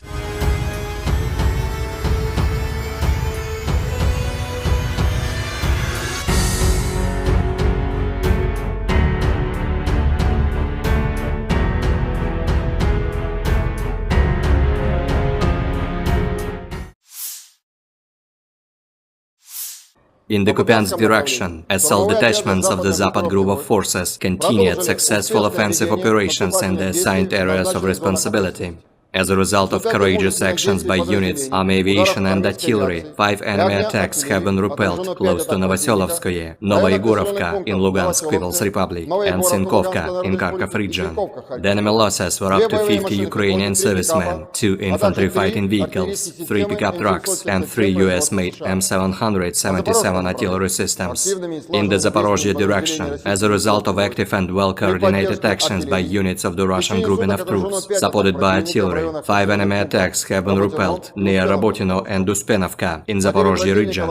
The enemy losses were up to 110 Ukrainian servicemen, 4 tanks, 3 armored fighting vehicles, 4 motor vehicles, 1 Polish-made Krupp self-propelled artillery system, and 4 US-made M777 artillery systems. In the Donetsk direction, units of the U group of forces, supported by ground attack and dummy aviation, successfully repelled 6 attacks by Ukrainian armed forces close to Severnoye, Berestovoye and Nevelskoye in Donetsk People's Republic. The enemy losses were up to 125 Ukrainian servicemen, 1 tank, 4 infantry fighting vehicles, 4 motor vehicles, and 1 Stabi howitzer. In addition, 1 ammunition depot has been destroyed near Verkhnykamenskoye in Donetsk People's Republic. In the South Donetsk direction, as a result of actions by units of the Vostok group of forces, operational tactical aviation and artillery, 1 enemy attack has been repelled near Priyutnoye in Zaporozhye region. In addition, units of the Ukrainian 37th and 38th Marine Brigades have been eliminated close to Urozhainoye and Oktyabr State Farm in Donetsk People's Republic. The enemy losses were up to 230 Ukrainian servicemen, 2 armored personnel carriers, 3 motor vehicles, as well as 2 Gvozdika self-propelled artillery systems.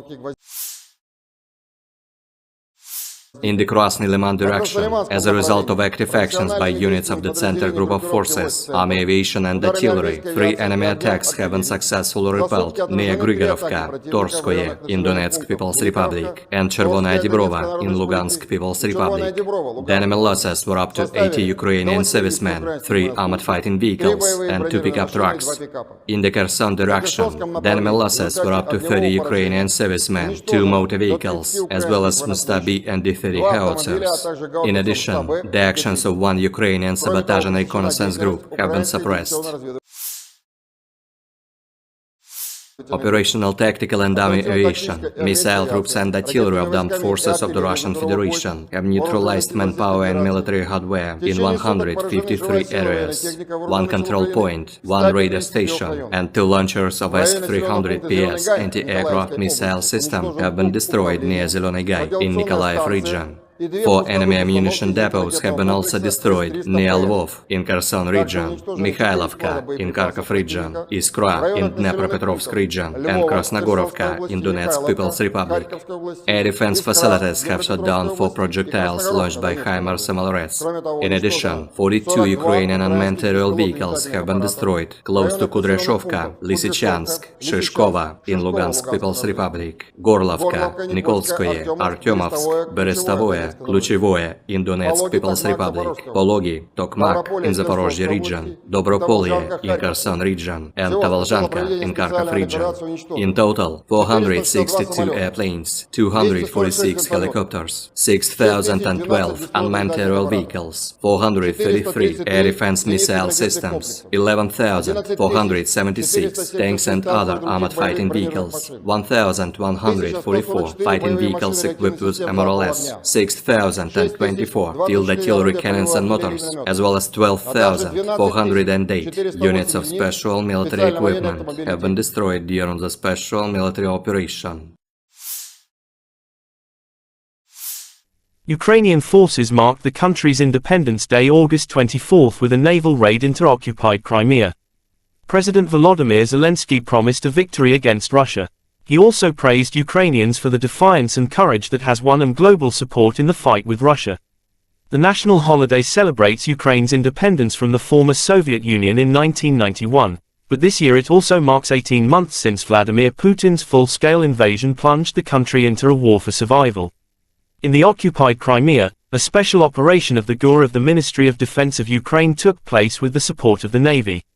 On the night of August 24, an operation of the GUR of the Ministry of Defense of Ukraine took place in support of the Navy in temporarily occupied Crimea. Special units on watercraft landed on the shore in the area of Olenivka and Mayak settlements. All goals and tasks have been completed. At the end of the special operation, the Ukrainian defenders left the scene without casualties, said the General Staff of Ukraine's armed forces in an official statement.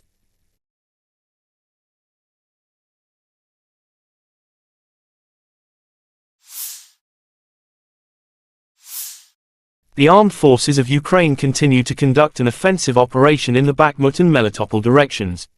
According to the General Staff of Ukraine's armed forces August 24, in the direction of Novodanilivka and Novoprokopivka, they were successful, they are entrenched at the achieved boundaries, inflict fire damage with artillery on the identified enemy targets, and carry out counter-battery countermeasures. In the direction of Bakhmut, the defense forces continue to conduct offensive actions south of the city of Bakhmut, entrenching themselves at the achieved boundaries. The enemy conducted unsuccessful offensive actions in the Avdiivka, Marinka, and Novomikhailivka districts of the Donetsk region. The enemy suffers significant losses in personnel, weapons and equipment, moves units and troops and actively uses reserves.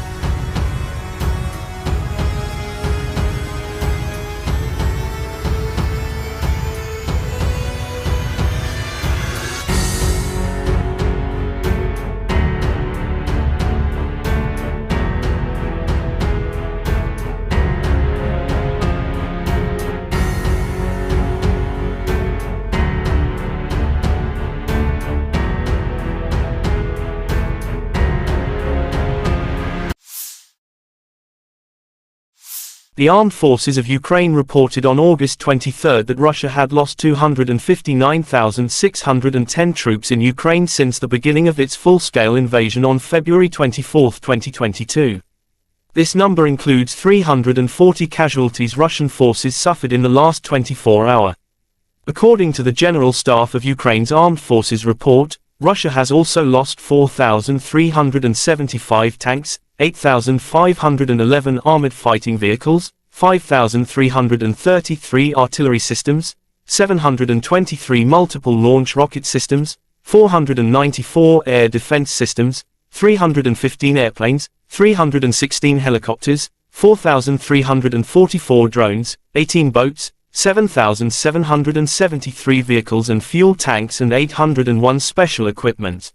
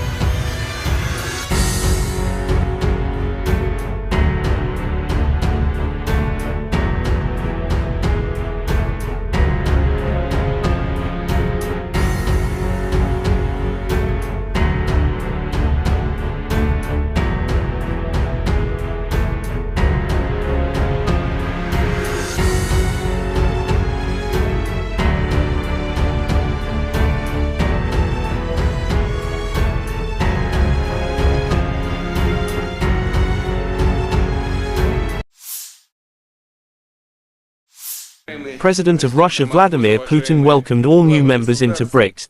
It was announced that Argentina, Egypt, Ethiopia, Iran, Saudi Arabia and the UAE had been invited to become full members. BRICS is not competing with anyone and does not oppose anyone, but the establishment of a multipolar world order has irreconcilable adversaries, Russian President Vladimir Putin said by video link at the BRICS Plus outreach meeting. I would like to note that BRICS is not competing with anyone, does not oppose anyone. But it is also obvious that this objective process of establishing a new world order still has irreconcilable adversaries seeking to slow down this process, he said. Putin said the adversaries are trying to hold back the emergence of new independent centers of development and influence in the world. The president also noted the importance of the BRICS Plus outreach format. It is very important and provides a good opportunity for substantive discussion of pressing issues of mutually beneficial cooperation with the countries that largely share the approaches of the 5 member states, meaning the countries that share our views, he said. Хочу отметить, что БРИКС ни с кем не соревнуется, никому себя не противоставляет. Но очевидно также и то, что у этого объективного процесса создания нового миропорядка, все-таки есть непримиримые противники, стремящиеся этот процесс затормозить, сдержать становление новых самостоятельных центров развития и влияния в мире. Страны так называемого «золотого миллиарда» делают все, чтобы сохранить прежний однополярный мир. Он их устраивает, он выгоден им. Они пытаются подменить систему международного права собственным так называемым порядком, основанным на правилах, которых никто не видел. Правилах, используемых, прямо надо сказать, в корыстных целях и меняющихся в угоду текущей политической конъюнктуре, когда угодно и как угодно, в соответствии с интересами отдельных стран. По сути, это тот же колониализм, только в новой упаковке. Кстати, и не так уж хорошо выглядящий. И современные колонизаторы, прикрываясь благими лозунгами демократии и прав человека, стремятся решать свои проблемы за чужой счет, продолжая беззастенчиво выкачивать ресурсы из развивающихся стран. Кстати говоря, вот сейчас президент Бразилии упомянул о долговом бремени развивающихся экономик. Ну, конечно, с одной стороны выкачиваются ресурсы в огромных количествах, а с другой стороны создается такое взаимоотношение в сфере кредитных, в сфере кредитов, что выплатить эти кредиты становится практически невозможным. И выглядит это уже не как кредитное обязательство, а как контрибуция. Угрозу установлению нового миропорядка представляет и навязываемый некоторыми странами радикальный неолиберализм, направленный на уничтожение традиционных ценностей, которые для нас всех важны. Это институт семьи, уважение национальных и религиозных традиций. В угоду конъюнктурным задачам некоторые политики не стесняются оправдывать даже неонацизм, ксенофобию, экстремизм разного толка и попустительствует терроризм. Мировое большинство, к которому принадлежат присутствующие здесь страны, все больше устает от разного рода давления, всяких манипуляций, но готова к честному, равноправному и взаимоуважительному сотрудничеству. Именно с таких позиций страны БРИКС подходят к развитию многоплановых отношений со всеми представленными здесь и другими заинтересованными государствами, как с региональными, так же как и с региональными интеграционными структурами, включая СНГ, Евразес, Шанхайскую организацию сотрудничества, АСЕАН, сообщество.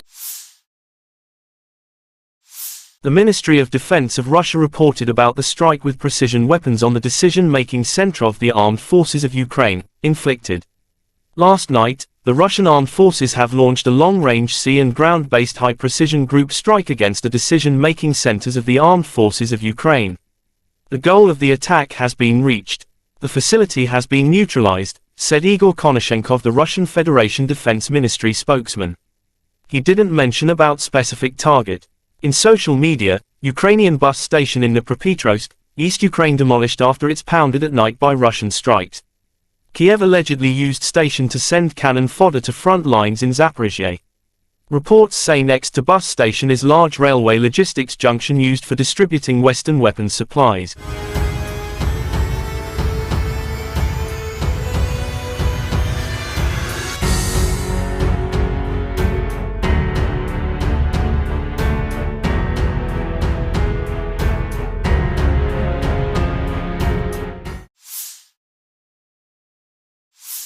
In the Kupiansk direction, assault detachments of the Zapad group of forces continued successful offensive operations in the assigned areas of responsibility.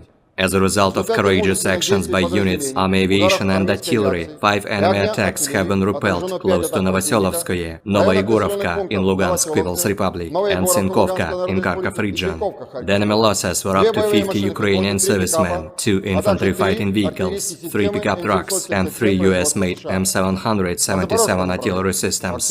In the Zaporozhye direction, as a result of active and well-coordinated actions by units of the Russian grouping of troops, supported by artillery, 5 enemy attacks have been repelled near Rabotino and Uspenovka in Zaporozhye region. The enemy losses were up to 110 Ukrainian servicemen, 4 tanks, 3 armored fighting vehicles, 4 motor vehicles, 1 Polish-made Krab self-propelled artillery system, and 4 US-made M777 artillery systems.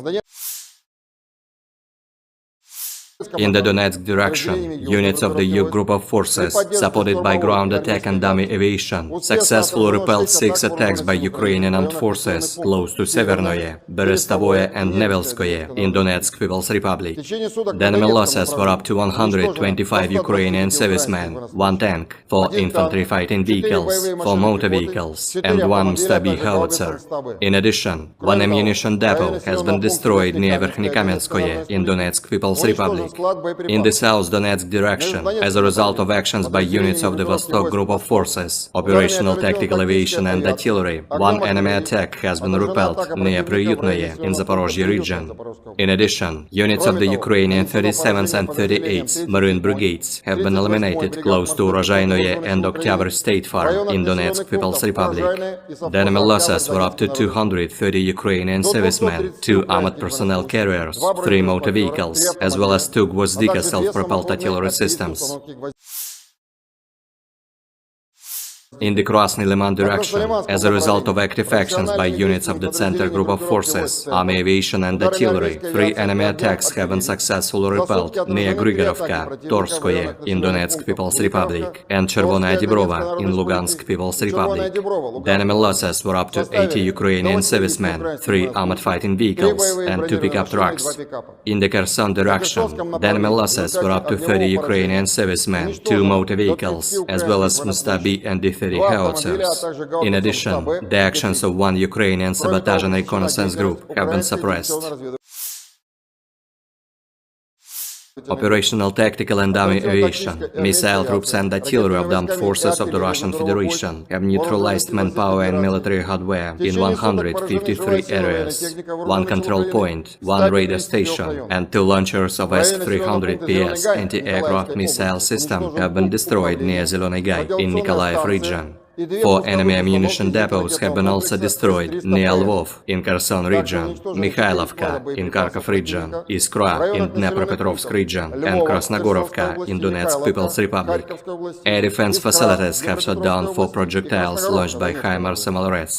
In addition, 42 Ukrainian unmanned aerial vehicles have been destroyed close to Kudryashovka, Lysychansk, Shishkova in Lugansk People's Republic, Gorlovka, Nikolskoye, Artyomovsk, Berestovoye, Kluchevoye in Donetsk People's Republic, Pologi, Tokmak in Zaporozhye region, Dobropolye in Kherson region, and Tavalzhanka in Kharkov region. In total, 462 airplanes, 246 helicopters, 6,012 unmanned aerial vehicles, 433 air defense missile systems, 11,476 tanks and other armored fighting vehicles, 1,144 fighting vehicles equipped with MRLS, 6,024 field artillery cannons and motors, as well as 12,408 units of special military equipment have been destroyed during the special military operation. Ukrainian forces marked the country's Independence Day August 24 with a naval raid into occupied Crimea. President Volodymyr Zelensky promised a victory against Russia. He also praised Ukrainians for the defiance and courage that has won them global support in the fight with Russia. The national holiday celebrates Ukraine's independence from the former Soviet Union in 1991, but this year it also marks 18 months since Vladimir Putin's full-scale invasion plunged the country into a war for survival.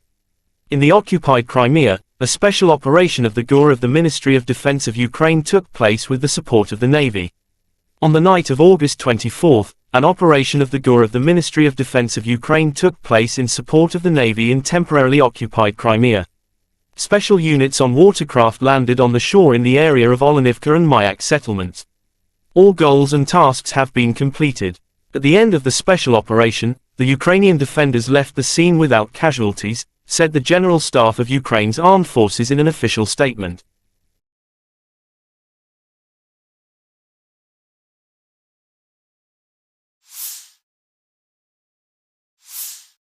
The armed forces of Ukraine continue to conduct an offensive operation in the Bakhmut and Melitopol directions. According to the General Staff of Ukraine's armed forces August 24, in the direction of Novodanilivka and Novoprokopivka, they were successful. They are entrenched at the achieved boundaries, inflict fire damage with artillery on the identified enemy targets, and carry out counter-battery countermeasures. In the direction of Bakhmut, the defense forces continue to conduct offensive actions south of the city of Bakhmut, entrenching themselves at the achieved boundaries. The enemy conducted unsuccessful offensive actions in the Avdiivka, Marinka, and Novomikhailivka districts of the Donetsk region. The enemy suffers significant losses in personnel, weapons and equipment, moves units and troops and actively uses reserves.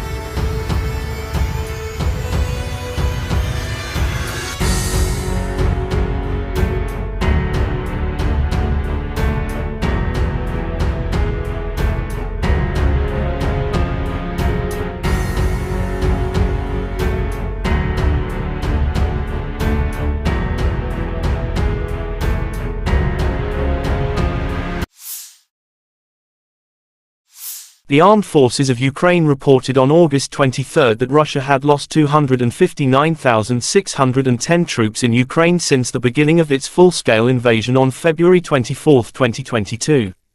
This number includes 340 casualties Russian forces suffered in the last 24 hours. According to the General Staff of Ukraine's Armed Forces report, Russia has also lost 4,375 tanks, 8,511 armored fighting vehicles, 5,333 artillery systems, 723 multiple launch rocket systems, 494 air defense systems, 315 airplanes, 316 helicopters, 4,344 drones, 18 boats, 7,773 vehicles and fuel tanks and 801 special equipment.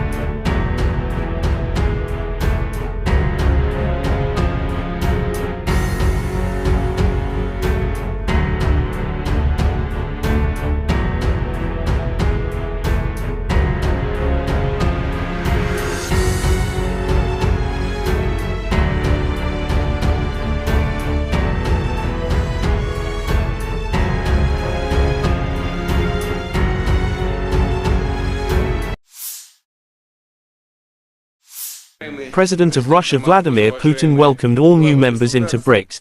It was announced that Argentina, Egypt, Ethiopia, Iran, Saudi Arabia and the UAE had been invited to become full members. BRICS is not competing with anyone and does not oppose anyone, but the establishment of a multipolar world order has irreconcilable adversaries, Russian President Vladimir Putin said by video link at the BRICS Plus outreach meeting. I would like to note that BRICS is not competing with anyone, does not oppose anyone. But it is also obvious that this objective process of establishing a new world order still has irreconcilable adversaries seeking to slow down this process, he said.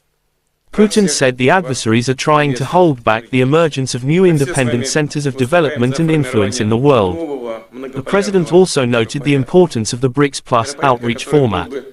It is very important and provides a good opportunity for substantive discussion of pressing issues of mutually beneficial cooperation with the countries that largely share the approaches of the 5 member states, meaning the countries that share our views, he said.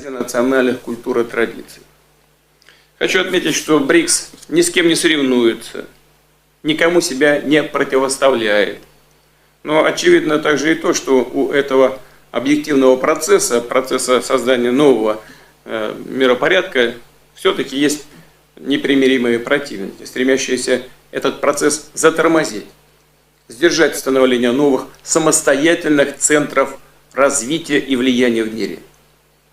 Страны так называемого «золотого миллиарда» делают все, чтобы сохранить прежний однополярный мир. Он их устраивает, он выгоден им. Они пытаются подменить систему международного права собственным так называемым порядком, основанным на правилах, которых никто не видел. Правилах, используемых, прямо надо сказать, в корыстных целях и меняющихся в угоду текущей политической конъюнктуре, когда угодно и как угодно, в соответствии с интересами отдельных стран. По сути, это тот же колониализм, только в новой упаковке. Кстати, и не так уж хорошо выглядящий. И современные колонизаторы, прикрываясь благими лозунгами демократии и прав человека, стремятся решать свои проблемы за чужой счет, продолжая беззастенчиво выкачивать ресурсы из развивающихся стран. Кстати говоря, вот сейчас президент Бразилии упомянул о долговом бремени развивающихся экономик. Ну, конечно, с одной стороны выкачиваются ресурсы в огромных количествах, а с другой стороны создается такое взаимоотношение в сфере кредитных, в сфере кредитов, что выплатить эти кредиты становится практически невозможным.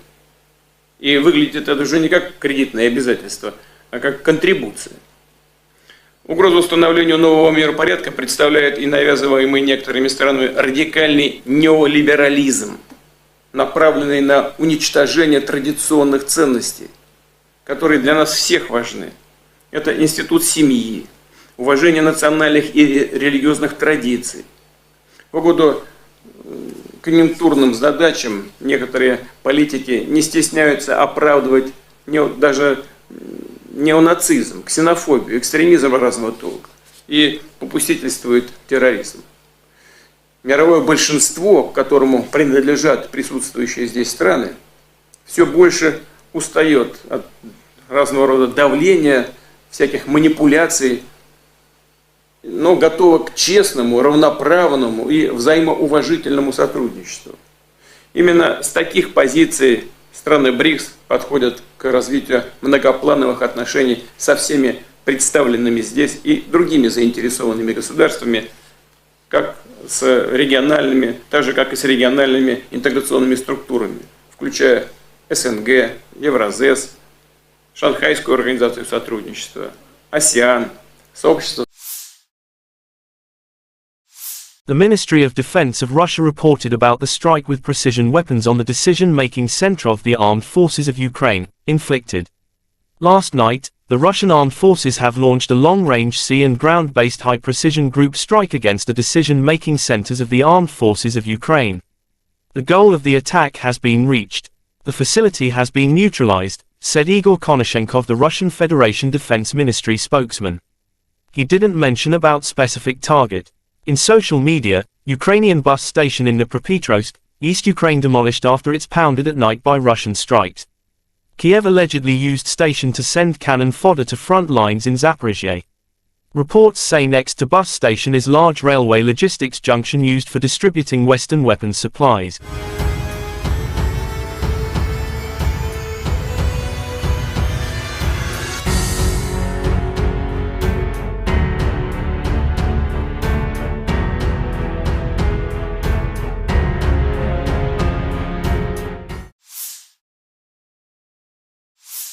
In the Kupiansk direction, assault detachments of the Zapad group of forces continued successful offensive operations in the assigned areas of responsibility. As a result of courageous actions by units, army aviation and artillery, 5 enemy attacks have been repelled close to Novoselovskoye, Novoyegorovka in Lugansk People's Republic, and Sinkovka in Kharkov region.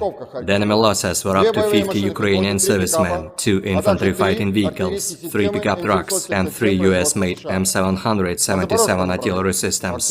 In the Zaporozhye direction, as a result of active and well-coordinated actions by units of the Russian grouping of troops, supported by artillery, 5 enemy attacks have been repelled near Rabotino and Uspenovka in Zaporozhye region. The enemy losses were up to 110 Ukrainian servicemen, 4 tanks, 3 armored fighting vehicles, 4 motor vehicles, 1 Polish-made Krab self-propelled artillery system, and 4 US-made M777 artillery systems. In the Donetsk direction, units of the U group of forces, supported by ground attack and dummy aviation, successfully repelled 6 attacks by Ukrainian armed forces close to Severnoye, Berestovoye and Nevelskoye in Donetsk People's Republic. The enemy losses were up to 125 Ukrainian servicemen, 1 tank, 4 infantry fighting vehicles, 4 motor vehicles, and 1 Mstabi howitzer. In addition, 1 ammunition depot has been destroyed near Verkhnekamenskoye in Donetsk People's Republic. In the South Donetsk direction, as a result of actions by units of the Vostok group of forces, operational tactical aviation and artillery, 1 enemy attack has been repelled near Priyutnoye in Zaporozhye region. In addition, units of the Ukrainian 37th and 38th Marine Brigades have been eliminated close to Urozhainoye and Oktyabr State Farm in Donetsk People's Republic.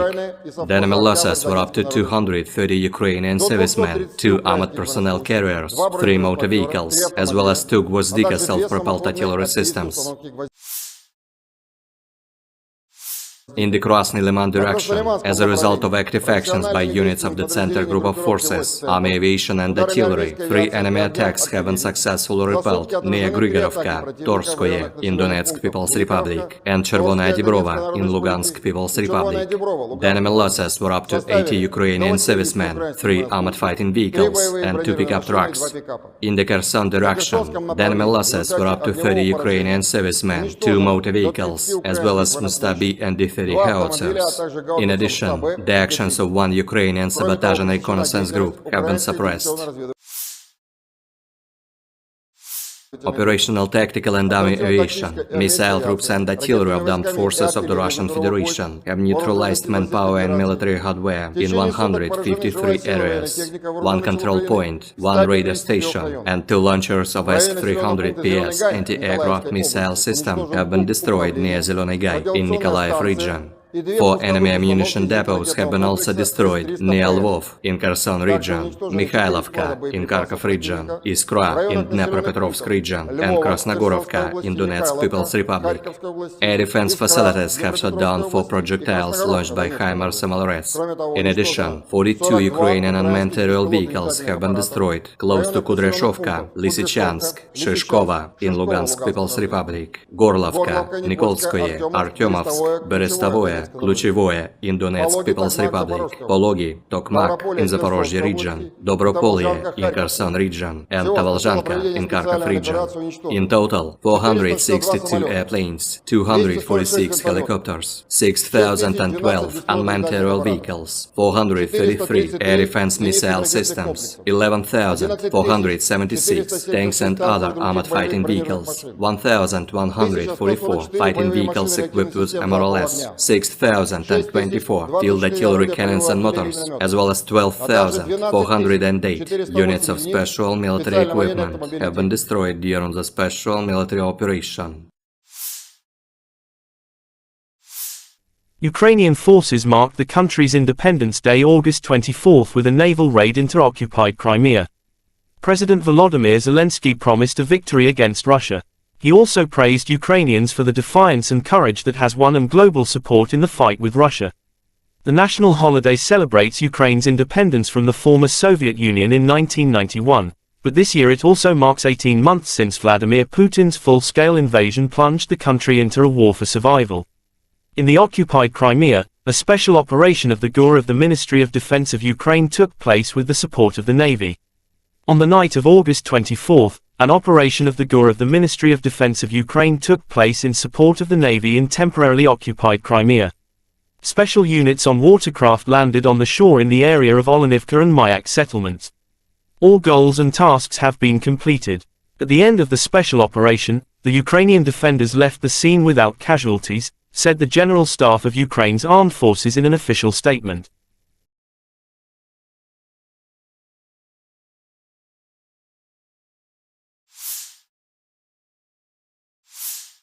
The armed forces of Ukraine continue to conduct an offensive operation in the Bakhmut and Melitopol directions. According to the General Staff of Ukraine's armed forces August 24, in the direction of Novodanilivka and Novoprokopivka, they were successful. They are entrenched at the achieved boundaries, inflict fire damage with artillery on the identified enemy targets, and carry out counter-battery countermeasures. In the direction of Bakhmut, the defense forces continue to conduct offensive actions south of the city of Bakhmut, entrenching themselves at the achieved boundaries. The enemy conducted unsuccessful offensive actions in the Avdiivka, Marinka, and Novomikhailivka districts of the Donetsk region. The enemy suffers significant losses in personnel, weapons and equipment, moves units and troops and actively uses reserves.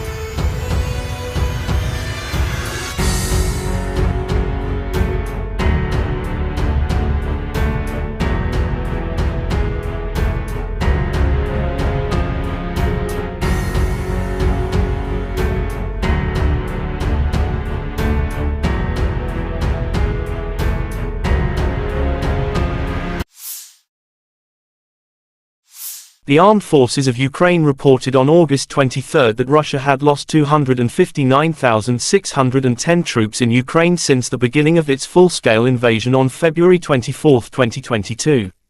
This number includes 340 casualties Russian forces suffered in the last 24 hours. According to the General Staff of Ukraine's Armed Forces report, Russia has also lost 4,375 tanks, 8,511 armored fighting vehicles, 5,333 artillery systems, 723 multiple launch rocket systems, 494 air defense systems, 315 airplanes, 316 helicopters, 4,344 drones, 18 boats, 7,773 vehicles and fuel tanks and 801 special equipment.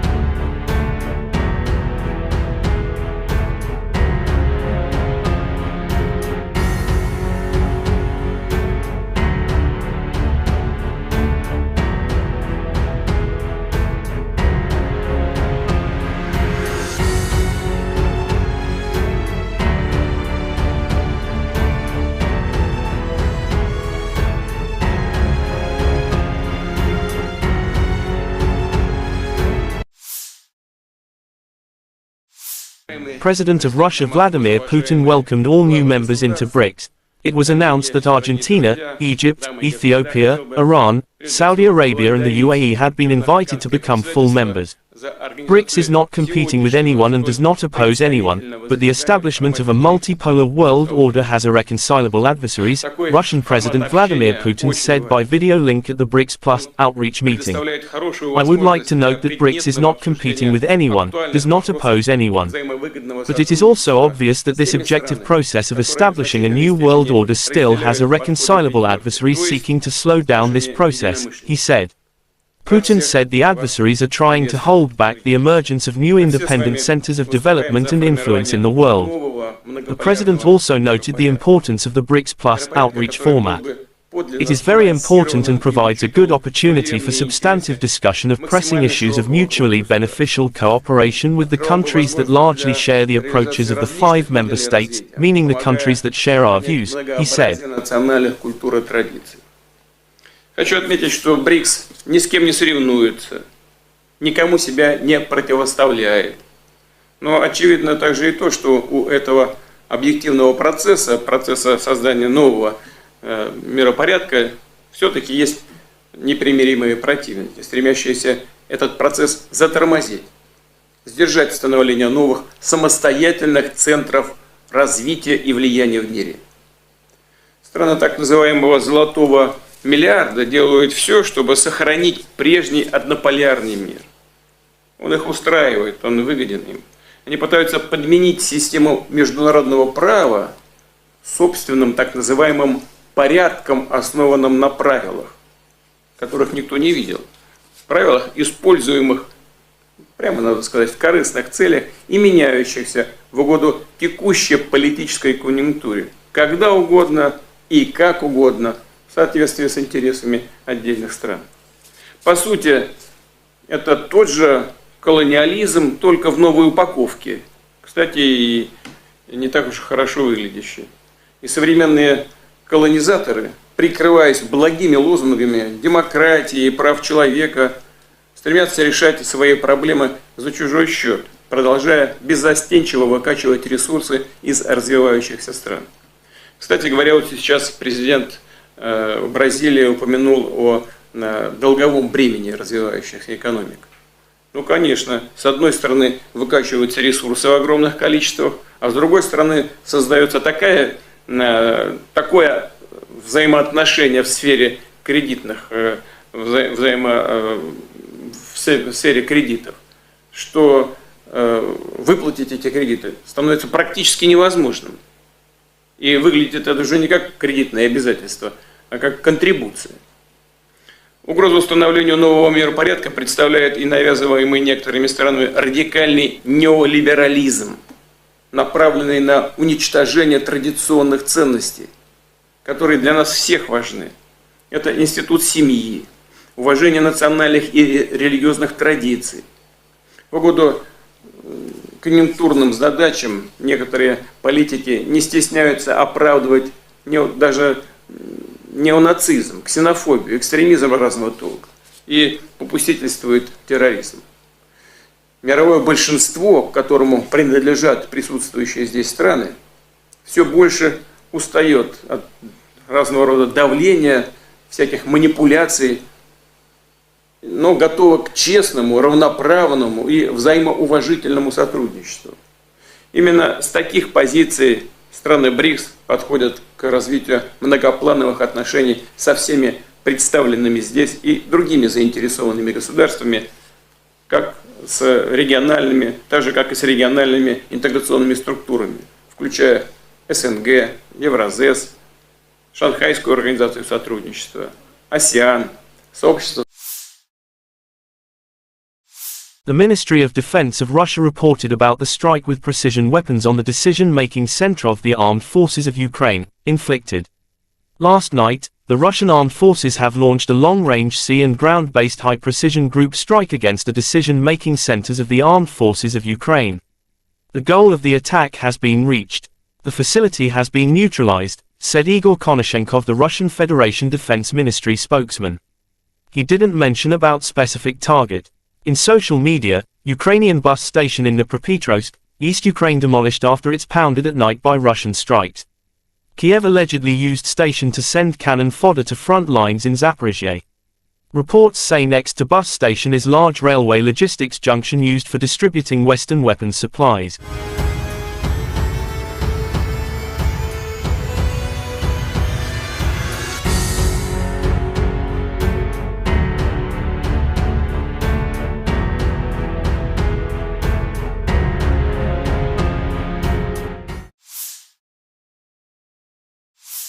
In the Kupiansk direction, assault detachments of the Zapad group of forces continued successful offensive operations in the assigned areas of responsibility. As a result of courageous actions by units, army aviation and artillery, 5 enemy attacks have been repelled close to Novoselovskoye, Novoyegorovka in Lugansk People's Republic, and Sinkovka in Kharkov region.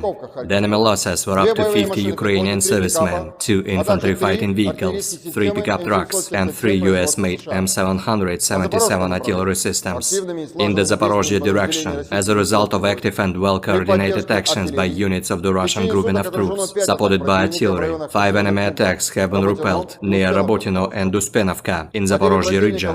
The enemy losses were up to 110 Ukrainian servicemen, 4 tanks, 3 armored fighting vehicles, 4 motor vehicles, 1 Polish-made Krupp self-propelled artillery system, and 4 US-made M777 artillery systems. In the Donetsk direction, units of the U group of forces, supported by ground attack and dummy aviation, successfully repelled 6 attacks by Ukrainian armed forces close to Severnoye, Berestovoye and Nevelskoye in Donetsk People's Republic. The enemy losses were up to 125 Ukrainian servicemen, 1 tank, 4 infantry fighting vehicles, 4 motor vehicles, and 1 Stab-B howitzer. In addition, 1 ammunition depot has been destroyed near Verkhnekamenskoye in Donetsk People's Republic. In the South Donetsk direction, as a result of actions by units of the Vostok group of forces, operational tactical aviation and artillery, 1 enemy attack has been repelled near Priyutnoye in Zaporizhia region. In addition, units of the Ukrainian 37th and 38th Marine Brigades have been eliminated close to Urozhainoye and Oktyabr State Farm in Donetsk People's Republic. The enemy losses were up to 230 Ukrainian servicemen, 2 armored personnel carriers, 3 motor vehicles, as well as 2 Gvozdika self-propelled artillery systems. In the Krasny Liman direction, as a result of active actions by units of the Center Group of Forces, Army Aviation and Artillery, 3 enemy attacks have been successfully repelled near Grigorovka, Torskoye in Donetsk People's Republic, and Chervonaya Dibrova in Lugansk People's Republic. The enemy losses were up to 80 Ukrainian servicemen, 3 armored fighting vehicles, and 2 pickup trucks. In the Kherson direction, the enemy losses were up to 30 Ukrainian servicemen, 2 motor vehicles, as well as Stab-B and D-30 howitzers. In addition, the actions of 1 Ukrainian sabotage and reconnaissance group have been suppressed. Operational tactical and dummy aviation, missile troops and artillery of the armed forces of the Russian Federation have neutralized manpower and military hardware in 153 areas. 1 control point, 1 radar station, and 2 launchers of S-300PS anti-aircraft missile system have been destroyed near Zeleny Gai in Nikolaev region. 4 enemy ammunition depots have been also destroyed near Lvov in Kherson region, Mikhailovka in Kharkov region, Iskra in Dnepropetrovsk region, and Krasnogorovka in Donetsk People's Republic. Air defense facilities have shot down 4 projectiles launched by HIMARS MLRS. In addition, 42 Ukrainian unmanned aerial vehicles have been destroyed close to Kudryashovka, Lysychansk, Shishkova in Lugansk People's Republic, Gorlovka, Nikolskoye, Artyomovsk, Berestovoye, Kluchevoye in Donetsk People's Republic, Pologi, Tokmak in Zaporizhia region, Dobropolye in Kherson region, and Tavalzhanka in Kharkov region. In total, 462 airplanes, 246 helicopters, 6,012 unmanned aerial vehicles, 433 air defense missile systems, 11,476 tanks and other armored fighting vehicles, 1,144 fighting vehicles equipped with MLRS, 6,024 field artillery cannons and motors, as well as 12,408 units of special military equipment have been destroyed during the special military operation. Ukrainian forces marked the country's Independence Day August 24 with a naval raid into occupied Crimea. President Volodymyr Zelensky promised a victory against Russia. He also praised Ukrainians for the defiance and courage that has won them global support in the fight with Russia. The national holiday celebrates Ukraine's independence from the former Soviet Union in 1991, but this year it also marks 18 months since Vladimir Putin's full-scale invasion plunged the country into a war for survival. In the occupied Crimea, a special operation of the GUR of the Ministry of Defense of Ukraine took place with the support of the Navy. On the night of August 24, an operation of the GUR of the Ministry of Defense of Ukraine took place in support of the Navy in temporarily occupied Crimea. Special units on watercraft landed on the shore in the area of Olenivka and Mayak settlements. All goals and tasks have been completed. At the end of the special operation, the Ukrainian defenders left the scene without casualties, said the General Staff of Ukraine's armed forces in an official statement.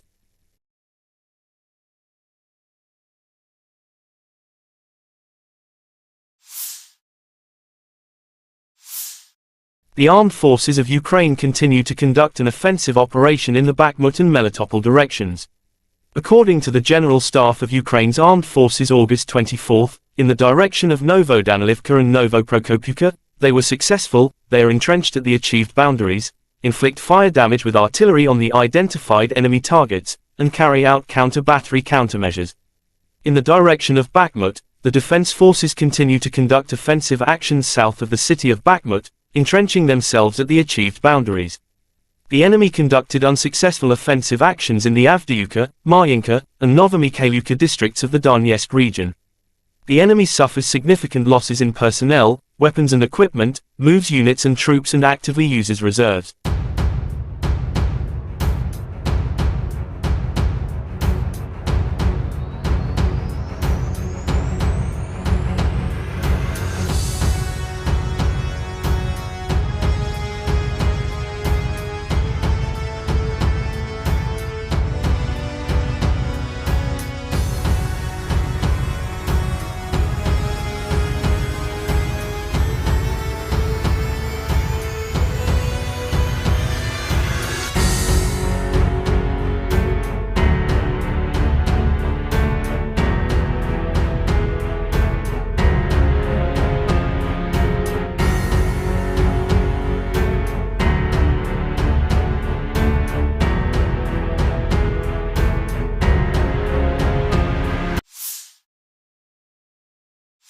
The armed forces of Ukraine reported on August 23 that Russia had lost 259,610 troops in Ukraine since the beginning of its full-scale invasion on February 24, 2022.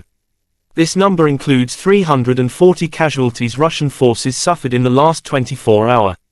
According to the General Staff of Ukraine's Armed Forces report, Russia has also lost 4,375 tanks, 8,511 armored fighting vehicles, 5,333 artillery systems, 723 multiple launch rocket systems, 494 air defense systems, 315 airplanes, 316 helicopters, 4,344 drones, 18 boats, 7,773 vehicles and fuel tanks and 801 special equipment.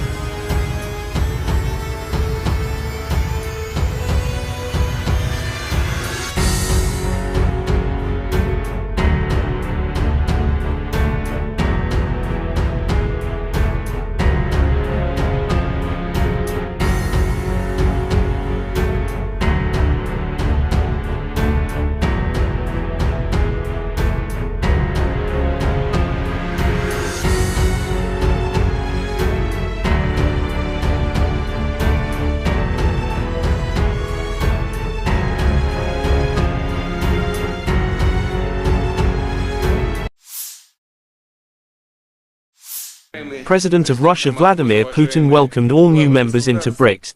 It was announced that Argentina, Egypt, Ethiopia, Iran, Saudi Arabia and the UAE had been invited to become full members. BRICS is not competing with anyone and does not oppose anyone, but the establishment of a multipolar world order has irreconcilable adversaries, Russian President Vladimir Putin said by video link at the BRICS Plus outreach meeting. I would like to note that BRICS is not competing with anyone, does not oppose anyone. But it is also obvious that this objective process of establishing a new world order still has irreconcilable adversaries seeking to slow down this process, he said. Putin said the adversaries are trying to hold back the emergence of new independent centers of development and influence in the world. The president also noted the importance of the BRICS Plus outreach format. It is very important and provides a good opportunity for substantive discussion of pressing issues of mutually beneficial cooperation with the countries that largely share the approaches of the 5 member states, meaning the countries that share our views, he said.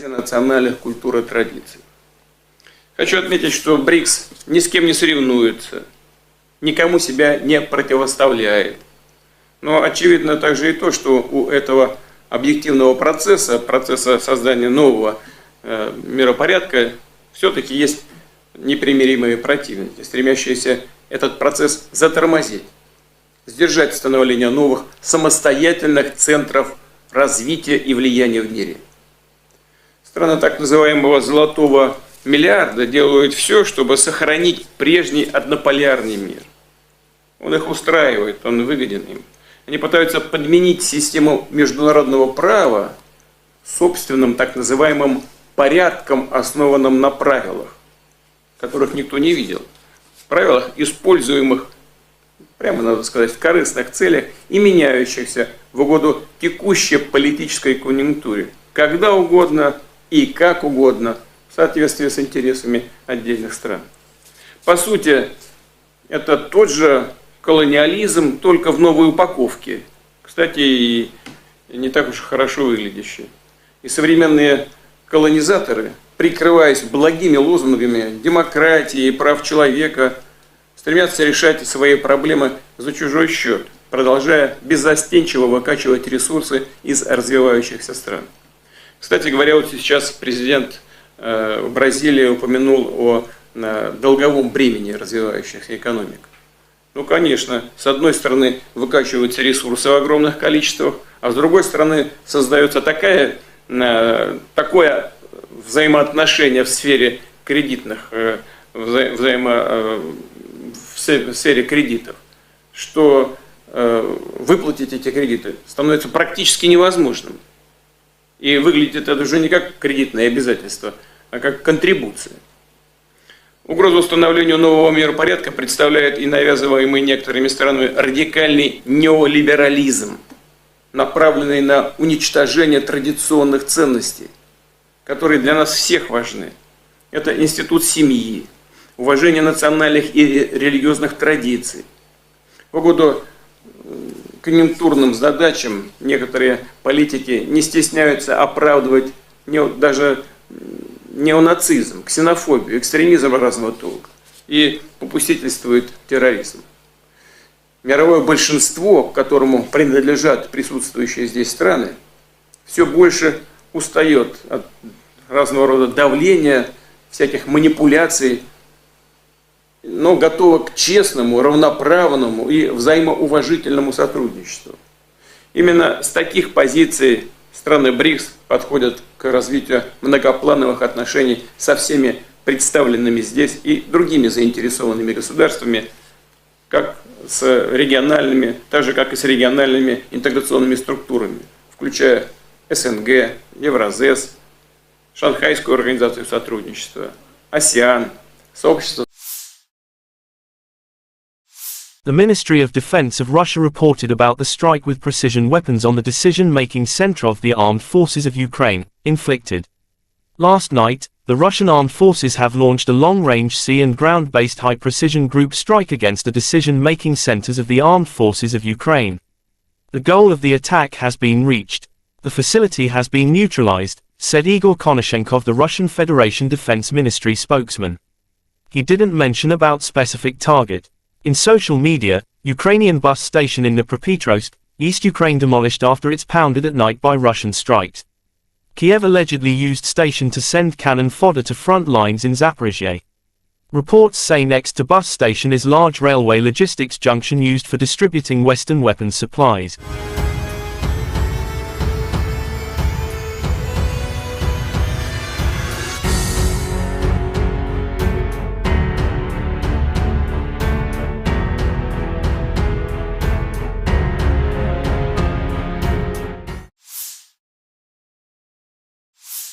In the Kupiansk direction, assault detachments of the Zapad group of forces continued successful offensive operations in the assigned areas of responsibility. As a result of courageous actions by units, army aviation and artillery, 5 enemy attacks have been repelled close to Novoselovskoye, Novoyegorovka in Lugansk People's Republic, and Sinkovka in Kharkov region. The enemy losses were up to 50 Ukrainian servicemen, 2 infantry fighting vehicles, 3 pickup trucks, and 3 U.S. made M777 artillery systems. In the Zaporozhye direction, as a result of active and well-coordinated actions by units of the Russian grouping of troops, supported by artillery, 5 enemy attacks have been repelled near Rabotino and Uspenovka in Zaporozhye region. The enemy losses were up to 110 Ukrainian servicemen, 4 tanks, 3 armored fighting vehicles, 4 motor vehicles, 1 Polish-made Krab self-propelled artillery system, and 4 US-made M777 artillery systems. In the Donetsk direction, units of the U group of forces, supported by ground attack and dummy aviation, successfully repelled 6 attacks by Ukrainian armed forces close to Severnoye, Berestovoye and Nevelskoye in Donetsk People's Republic. The enemy losses were up to 125 Ukrainian servicemen, 1 tank, 4 infantry fighting vehicles, 4 motor vehicles, and 1 Stabi howitzer.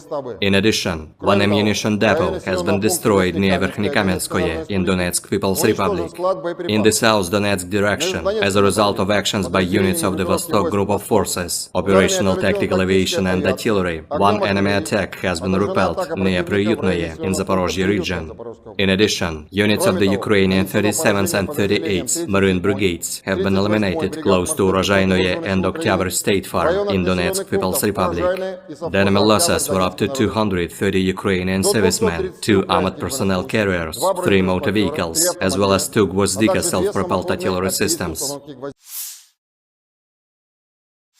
In the Krasny Liman direction, as a result of active actions by units of the Center group of forces, army aviation and artillery, 3 enemy attacks have been successfully repelled near Grigorovka, Torskoye in Donetsk People's Republic, and Chervonaya Dibrova in Lugansk People's Republic. The enemy losses were up to 80 Ukrainian servicemen, 3 armored fighting vehicles, and 2 pickup trucks. In the Kherson direction, the enemy losses were up to 30 Ukrainian servicemen, 2 motor vehicles, as well as Mustabi and D-30 howitzers. In addition, the actions of 1 Ukrainian sabotage and reconnaissance group have been suppressed. Operational tactical and dummy aviation, missile troops and artillery of the armed forces of the Russian Federation have neutralized manpower and military hardware in 153 areas. 1 control point, 1 radar station, and 2 launchers of S-300PS anti-aircraft missile system have been destroyed near Zeleny Gai in Nikolaev region. 4 enemy ammunition depots have been also destroyed near Lvov in Kherson region, Mikhailovka in Kharkov region, Iskra in Dnepropetrovsk region, and Krasnogorovka in Donetsk People's Republic. Air defense facilities have shot down 4 projectiles launched by HIMARS MLRS. In addition, 42 Ukrainian unmanned aerial vehicles have been destroyed close to Kudryashovka, Lysychansk, Shishkova in Lugansk People's Republic, Gorlovka, Nikolskoye, Artyomovsk, Berestovoye, Kluchevoye in Donetsk People's Republic, Pologi, Tokmak in Zaporozhye region, Dobropolye in Kherson region, and Tavalzhanka in Kharkov region. In total, 462 airplanes, 246 helicopters, 6,012 unmanned aerial vehicles, 433 air defense missile systems, 11,476 tanks and other armored fighting vehicles, 1,144 fighting vehicles equipped with MRLS, 6,024 field artillery cannons and motors, as well as 12,408 units of special military equipment have been destroyed during the special military operation. Ukrainian forces marked the country's Independence Day August 24 with a naval raid into occupied Crimea. President Volodymyr Zelensky promised a victory against Russia. He also praised Ukrainians for the defiance and courage that has won them global support in the fight with Russia. The national holiday celebrates Ukraine's independence from the former Soviet Union in 1991, but this year it also marks 18 months since Vladimir Putin's full-scale invasion plunged the country into a war for survival. In the occupied Crimea, a special operation of the GUR of the Ministry of Defense of Ukraine took place with the support of the Navy. On the night of August 24, an operation of the GUR of the Ministry of Defense of Ukraine took place in support of the Navy in temporarily occupied Crimea. Special units on watercraft landed on the shore in the area of Olenivka and Mayak settlements. All goals and tasks have been completed. At the end of the special operation, the Ukrainian defenders left the scene without casualties, said the General Staff of Ukraine's armed forces in an official statement.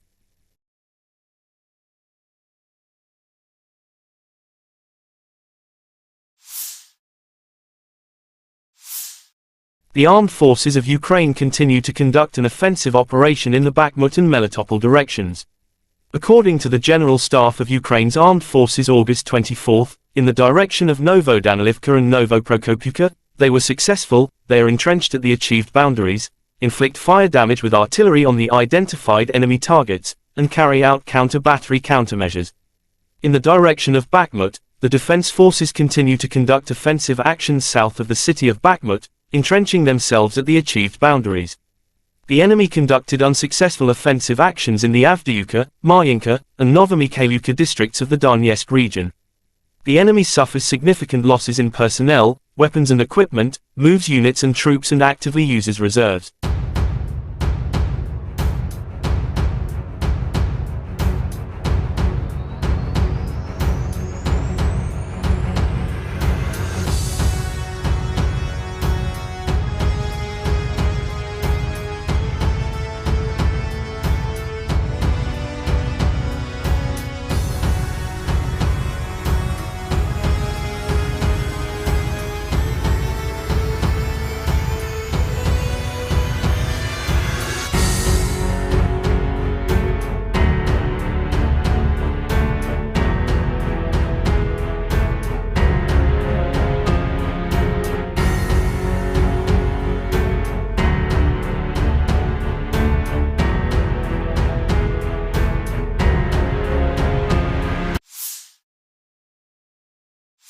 The armed forces of Ukraine reported on August 23 that Russia had lost 259,610 troops in Ukraine since the beginning of its full-scale invasion on February 24, 2022.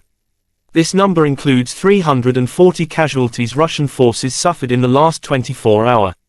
According to the General Staff of Ukraine's Armed Forces report, Russia has also lost 4,375 tanks, 8,511 armored fighting vehicles, 5,333 artillery systems, 723 multiple launch rocket systems, 494 air defense systems, 315 airplanes, 316 helicopters, 4,344 drones, 18 boats, 7,773 vehicles and fuel tanks and 801 special equipment.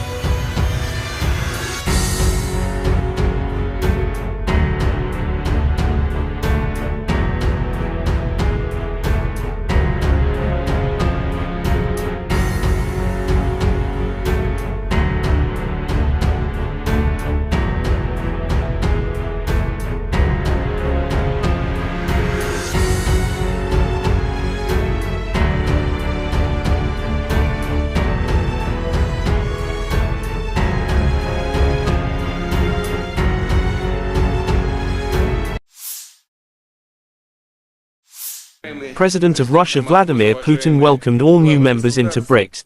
It was announced that Argentina, Egypt, Ethiopia, Iran, Saudi Arabia and the UAE had been invited to become full members.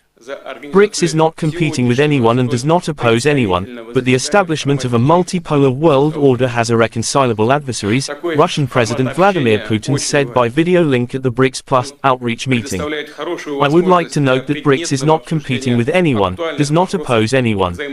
But it is also obvious that this objective process of establishing a new world order still has irreconcilable adversaries seeking to slow down this process, he said.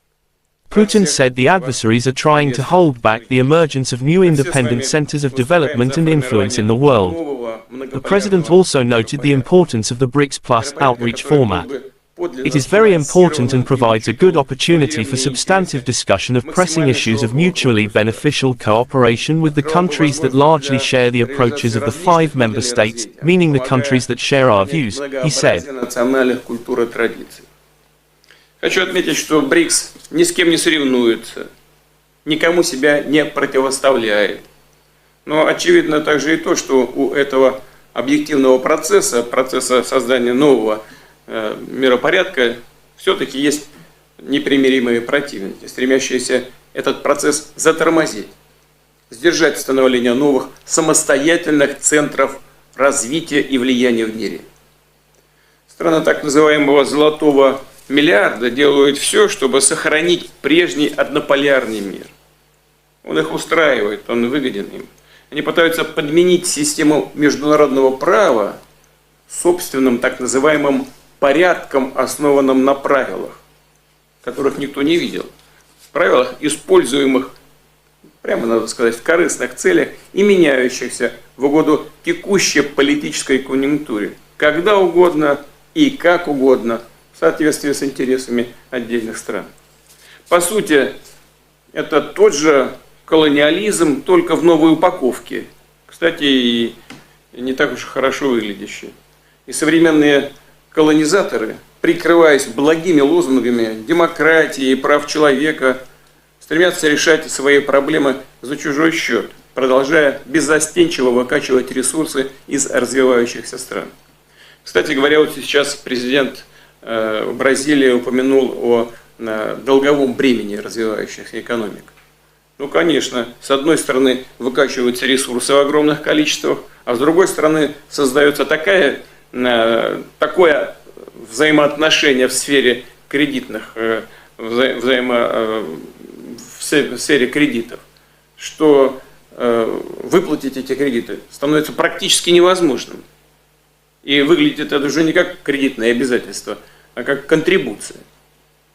Угрозу установлению нового миропорядка представляет и навязываемый некоторыми странами радикальный неолиберализм, направленный на уничтожение традиционных ценностей, которые для нас всех важны. Это институт семьи, уважение национальных и религиозных традиций.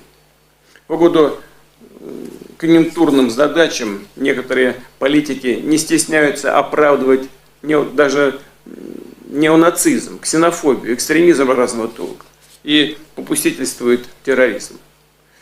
Мировое большинство, к которому принадлежат присутствующие здесь страны, все больше устает от разного рода давления, всяких манипуляций, но готово к честному, равноправному и взаимоуважительному сотрудничеству. Именно с таких позиций страны БРИКС подходят к развитию многоплановых отношений со всеми представленными здесь и другими заинтересованными государствами, как с региональными, так же как и с региональными интеграционными структурами, включая СНГ, Евразес, Шанхайскую организацию сотрудничества, АСЕАН, сообщество. The Ministry of Defense of Russia reported about the strike with precision weapons on the decision-making center of the armed forces of Ukraine, inflicted. Last night, the Russian armed forces have launched a long-range sea and ground-based high-precision group strike against the decision-making centers of the armed forces of Ukraine. The goal of the attack has been reached. The facility has been neutralized, said Igor Konashenkov, the Russian Federation Defense Ministry spokesman. He didn't mention about specific target. In social media, Ukrainian bus station in Dnipropetrovsk, East Ukraine demolished after it's pounded at night by Russian strikes. Kyiv allegedly used station to send cannon fodder to front lines in Zaphorizia. Reports say next to bus station is large railway logistics junction used for distributing Western weapons supplies.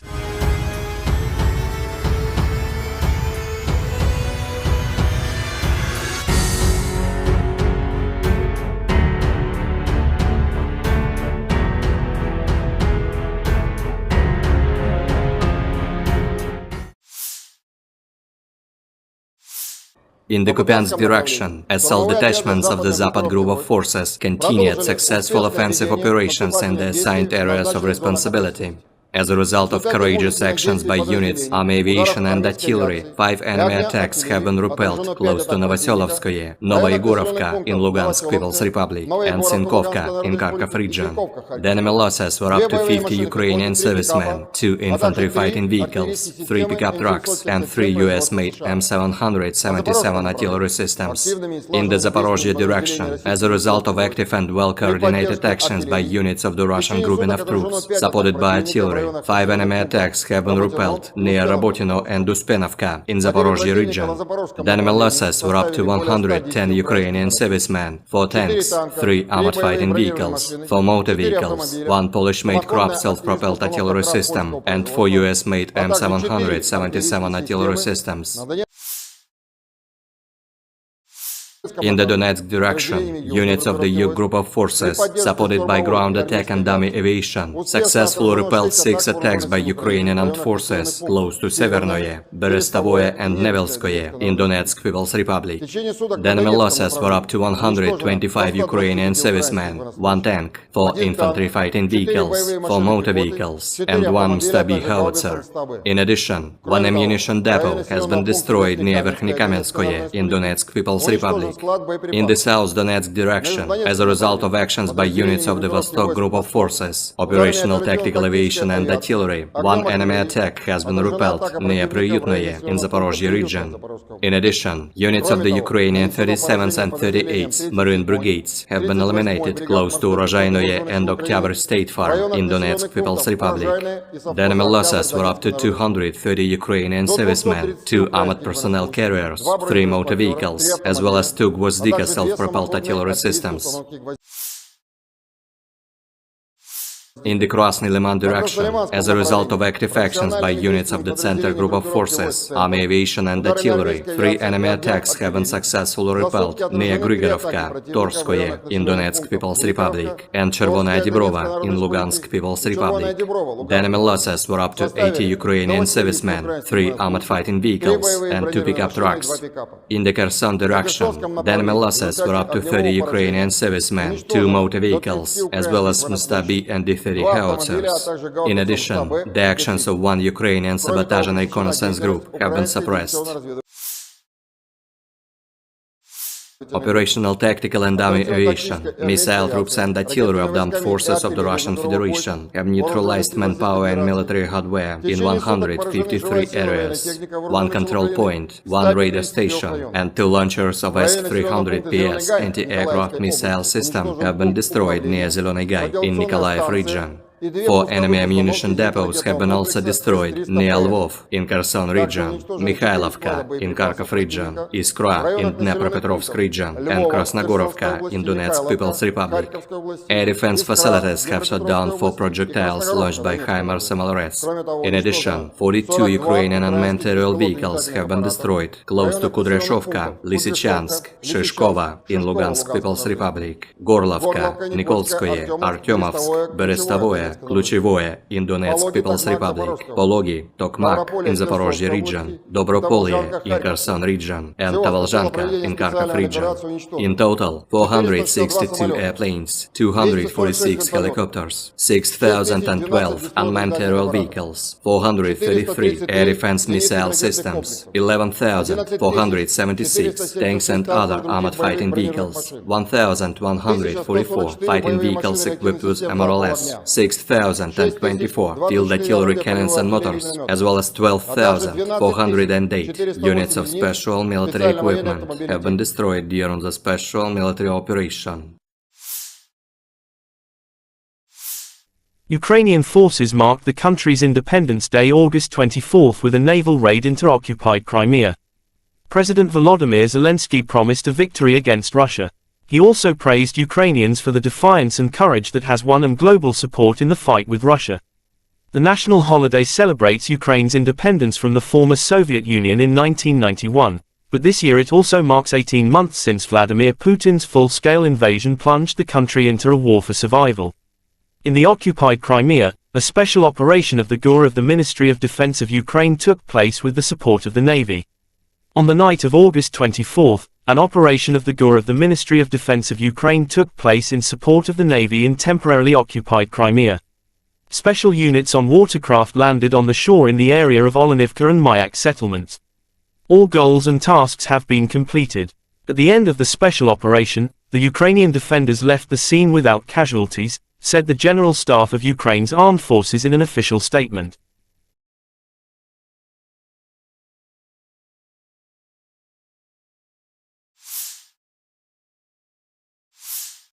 The armed forces of Ukraine continue to conduct an offensive operation in the Bakhmut and Melitopol directions.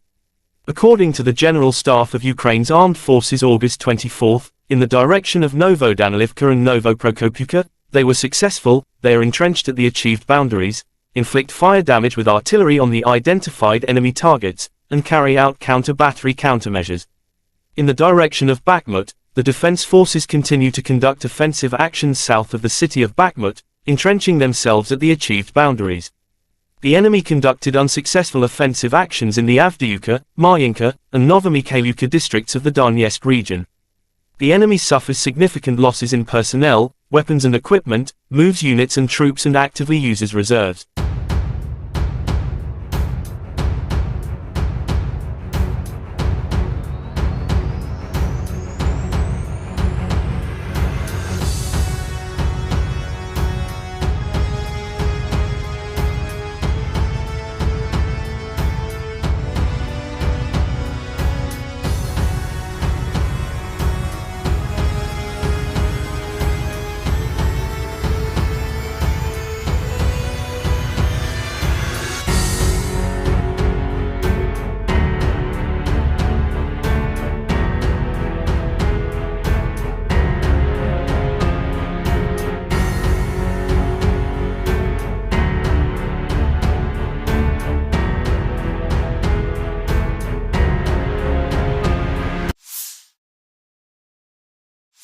The armed forces of Ukraine reported on August 23 that Russia had lost 259,610 troops in Ukraine since the beginning of its full-scale invasion on February 24, 2022. This number includes 340 casualties Russian forces suffered in the last 24 hours. According to the General Staff of Ukraine's Armed Forces report, Russia has also lost 4,375 tanks, 8,511 armored fighting vehicles, 5,333 artillery systems, 723 multiple launch rocket systems, 494 air defense systems, 315 airplanes, 316 helicopters, 4,344 drones, 18 boats, 7,773 vehicles and fuel tanks and 801 special equipment.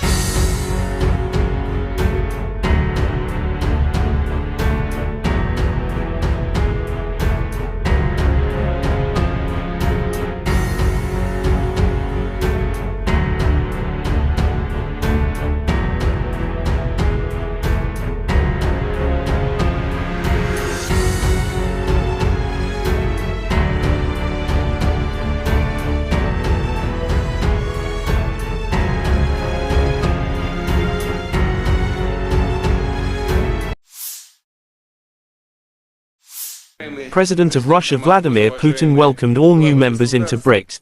It was announced that Argentina, Egypt, Ethiopia, Iran, Saudi Arabia and the UAE had been invited to become full members. BRICS is not competing with anyone and does not oppose anyone, but the establishment of a multipolar world order has irreconcilable adversaries, Russian President Vladimir Putin said by video link at the BRICS Plus outreach meeting. I would like to note that BRICS is not competing with anyone, does not oppose anyone. But it is also obvious that this objective process of establishing a new world order still has irreconcilable adversaries seeking to slow down this process, he said. Putin said the adversaries are trying to hold back the emergence of new independent centers of development and influence in the world. The president also noted the importance of the BRICS Plus outreach format. It is very important and provides a good opportunity for substantive discussion of pressing issues of mutually beneficial cooperation with the countries that largely share the approaches of the 5 member states, meaning the countries that share our views, he said.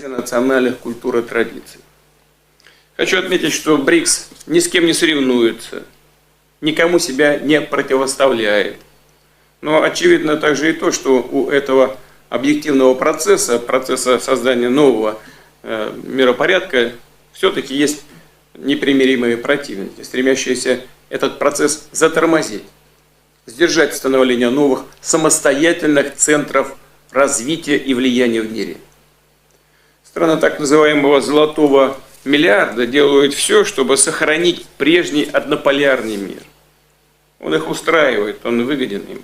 Они пытаются подменить систему международного права собственным так называемым порядком, основанным на правилах, которых никто не видел.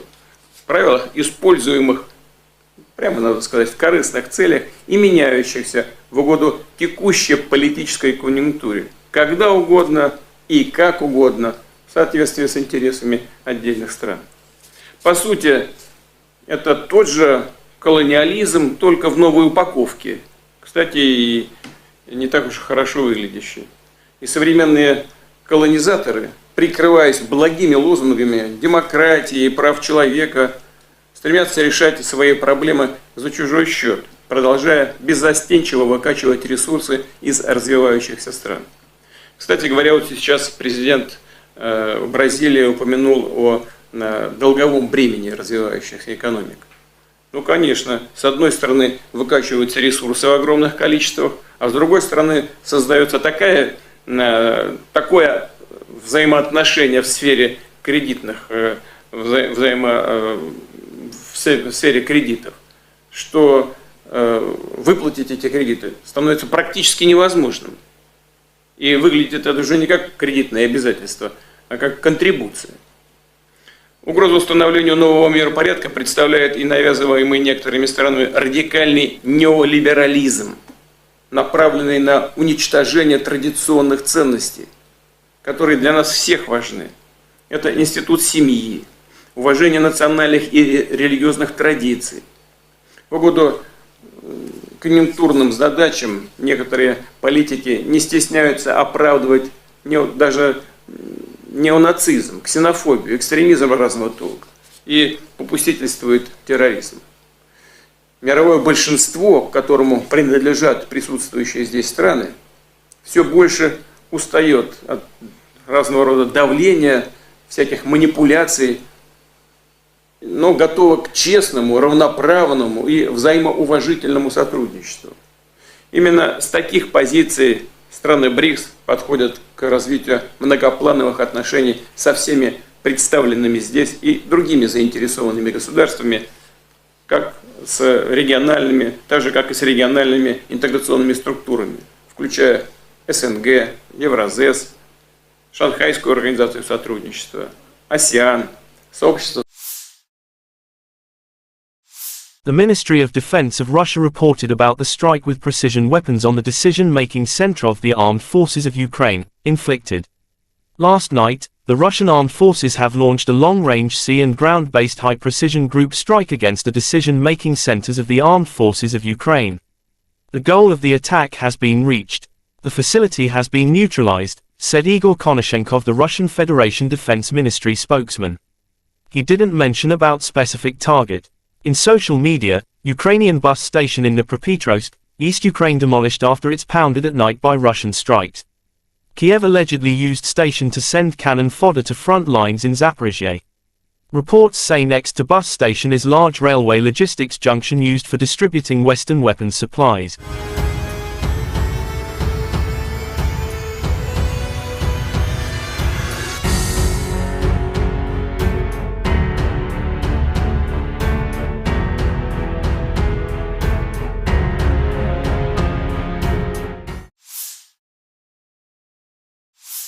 In the Kupiansk direction, assault detachments of the Zapad group of forces continued successful offensive operations in the assigned areas of responsibility. As a result of courageous actions by units, army aviation and artillery, 5 enemy attacks have been repelled close to Novoselovskoye, Novoyegorovka in Lugansk People's Republic, and Sinkovka in Kharkov region. The enemy losses were up to 50 Ukrainian servicemen, 2 infantry fighting vehicles, 3 pickup trucks, and 3 U.S. made M777 artillery systems. In the Zaporozhye direction, as a result of active and well-coordinated actions by units of the Russian grouping of troops, supported by artillery, 5 enemy attacks have been repelled near Rabotino and Uspenovka in Zaporozhye region. The enemy losses were up to 110 Ukrainian servicemen, 4 tanks, 3 armored fighting vehicles, 4 motor vehicles, 1 Polish-made Krab self-propelled artillery system, and 4 US-made M777 artillery systems. In the Donetsk direction, units of the U group of forces, supported by ground attack and dummy aviation, successfully repelled 6 attacks by Ukrainian armed forces close to Severnoye, Berestovoye and Nevelskoye in Donetsk People's Republic. The enemy losses were up to 125 Ukrainian servicemen, 1 tank, 4 infantry fighting vehicles, 4 motor vehicles, and 1 Stabi howitzer. In addition, 1 ammunition depot has been destroyed near Verkhnykamenskoye in Donetsk People's Republic. In the South Donetsk direction, as a result of actions by units of the Vostok group of forces, operational tactical aviation and artillery, 1 enemy attack has been repelled near Priyutnoye in Zaporozhye region. In addition, units of the Ukrainian 37th and 38th Marine Brigades have been eliminated close to Urozhainoye and Oktyabr State Farm in Donetsk People's Republic. The enemy losses were up to 230 Ukrainian servicemen, 2 armored personnel carriers, 3 motor vehicles, as well as 2 Gvozdika self-propelled artillery systems.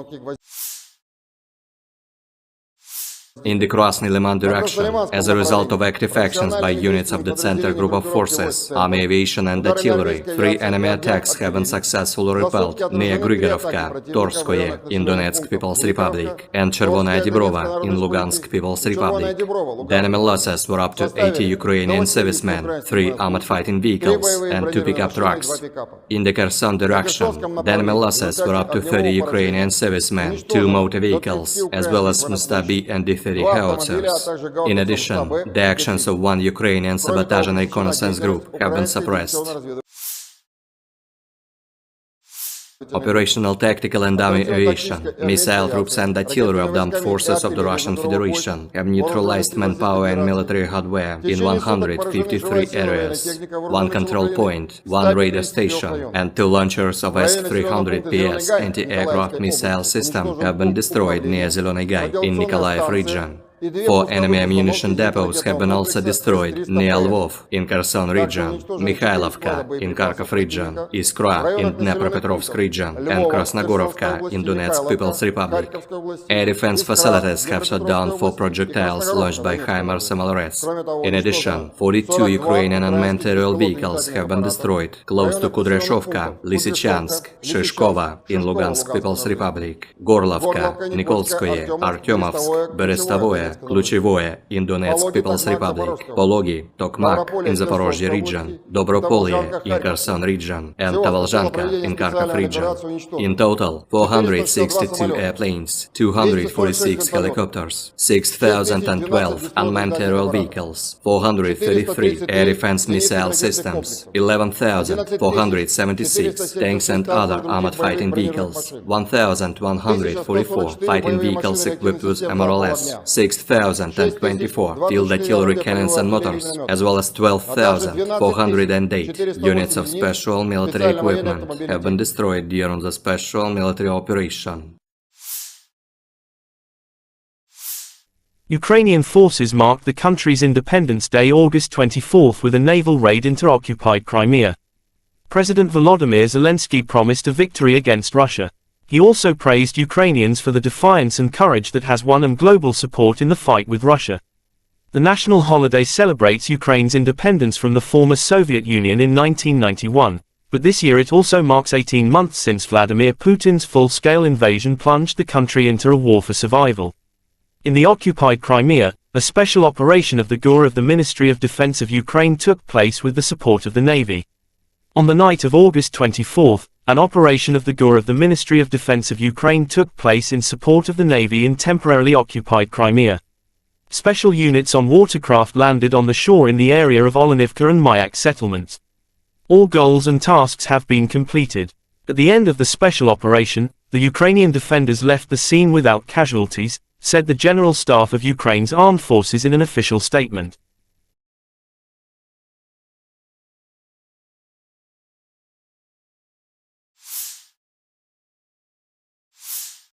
The armed forces of Ukraine continue to conduct an offensive operation in the Bakhmut and Melitopol directions. According to the General Staff of Ukraine's armed forces August 24, in the direction of Novodanilivka and Novoprokopivka, they were successful. They are entrenched at the achieved boundaries, inflict fire damage with artillery on the identified enemy targets, and carry out counter-battery countermeasures. In the direction of Bakhmut, the defense forces continue to conduct offensive actions south of the city of Bakhmut, entrenching themselves at the achieved boundaries. The enemy conducted unsuccessful offensive actions in the Avdiivka, Marinka, and Novomikhailivka districts of the Donetsk region. The enemy suffers significant losses in personnel, weapons and equipment, moves units and troops and actively uses reserves.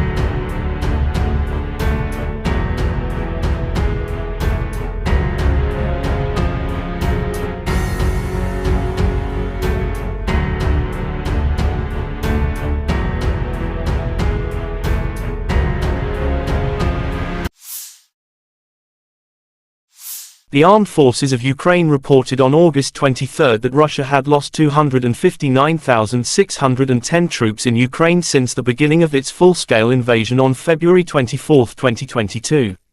This number includes 340 casualties Russian forces suffered in the last 24 hours.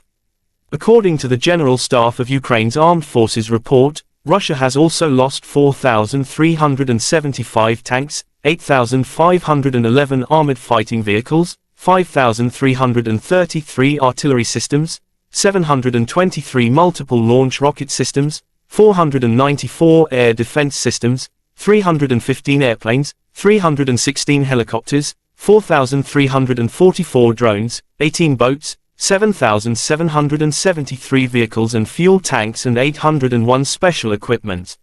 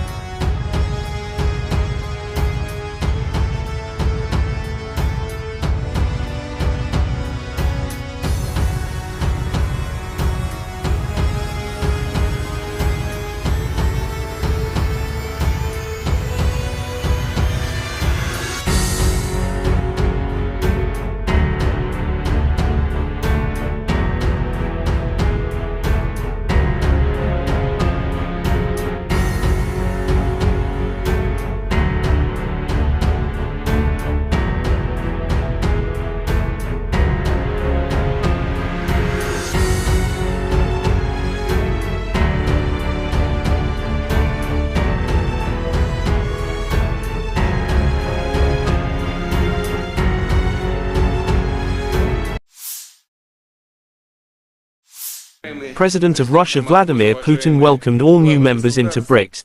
It was announced that Argentina, Egypt, Ethiopia, Iran, Saudi Arabia and the UAE had been invited to become full members.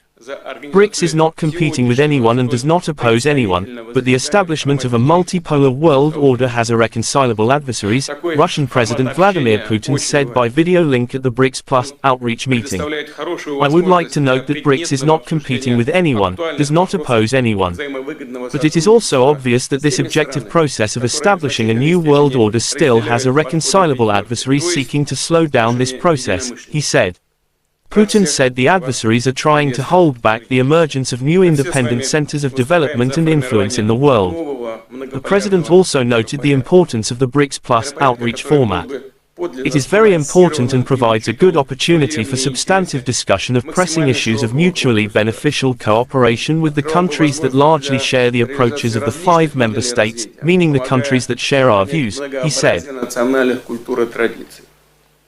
Хочу отметить, что БРИКС ни с кем не соревнуется, никому себя не противоставляет. Но очевидно также и то, что у этого объективного процесса создания нового миропорядка, все-таки есть непримиримые противники, стремящиеся этот процесс затормозить, сдержать становление новых самостоятельных центров развития и влияния в мире. Страны так называемого «золотого миллиарда» делают все, чтобы сохранить прежний однополярный мир. Он их устраивает, он выгоден им. Они пытаются подменить систему международного права собственным так называемым порядком, основанным на правилах, которых никто не видел. Правилах, используемых, прямо надо сказать, в корыстных целях и меняющихся в угоду текущей политической конъюнктуре, когда угодно и как угодно, в соответствии с интересами отдельных стран. По сути, это тот же колониализм, только в новой упаковке. Кстати, и не так уж хорошо выглядящий. И современные колонизаторы, прикрываясь благими лозунгами демократии и прав человека, стремятся решать свои проблемы за чужой счет, продолжая беззастенчиво выкачивать ресурсы из развивающихся стран. Кстати говоря, вот сейчас президент Бразилии упомянул о долговом бремени развивающихся экономик. Ну, конечно, с одной стороны выкачиваются ресурсы в огромных количествах, а с другой стороны создается такое взаимоотношение в сфере кредитных, в сфере кредитов, что выплатить эти кредиты становится практически невозможным. И выглядит это уже не как кредитное обязательство, а как контрибуция. Угрозу установлению нового миропорядка представляет и навязываемый некоторыми странами радикальный неолиберализм, направленный на уничтожение традиционных ценностей, которые для нас всех важны. Это институт семьи, уважение национальных и религиозных традиций. В угоду конъюнктурным задачам некоторые политики не стесняются оправдывать даже неонацизм, ксенофобию, экстремизм разного толка и попустительствует терроризм. Мировое большинство, к которому принадлежат присутствующие здесь страны, все больше устает от разного рода давления, всяких манипуляций, но готова к честному, равноправному и взаимоуважительному сотрудничеству. Именно с таких позиций страны БРИКС подходят к развитию многоплановых отношений со всеми представленными здесь и другими заинтересованными государствами, как с региональными, так же как и с региональными интеграционными структурами, включая СНГ, Евразес, Шанхайскую организацию сотрудничества, АСЕАН, сообщество. The Ministry of Defense of Russia reported about the strike with precision weapons on the decision-making center of the armed forces of Ukraine, inflicted. Last night, the Russian armed forces have launched a long-range sea and ground-based high-precision group strike against the decision-making centers of the armed forces of Ukraine. The goal of the attack has been reached. The facility has been neutralized, said Igor Konashenkov, the Russian Federation Defense Ministry spokesman. He didn't mention about specific target. In social media, Ukrainian bus station in Dnipropetrovsk, East Ukraine demolished after it's pounded at night by Russian strikes. Kyiv allegedly used station to send cannon fodder to front lines in Zaporizhia. Reports say next to bus station is large railway logistics junction used for distributing Western weapons supplies.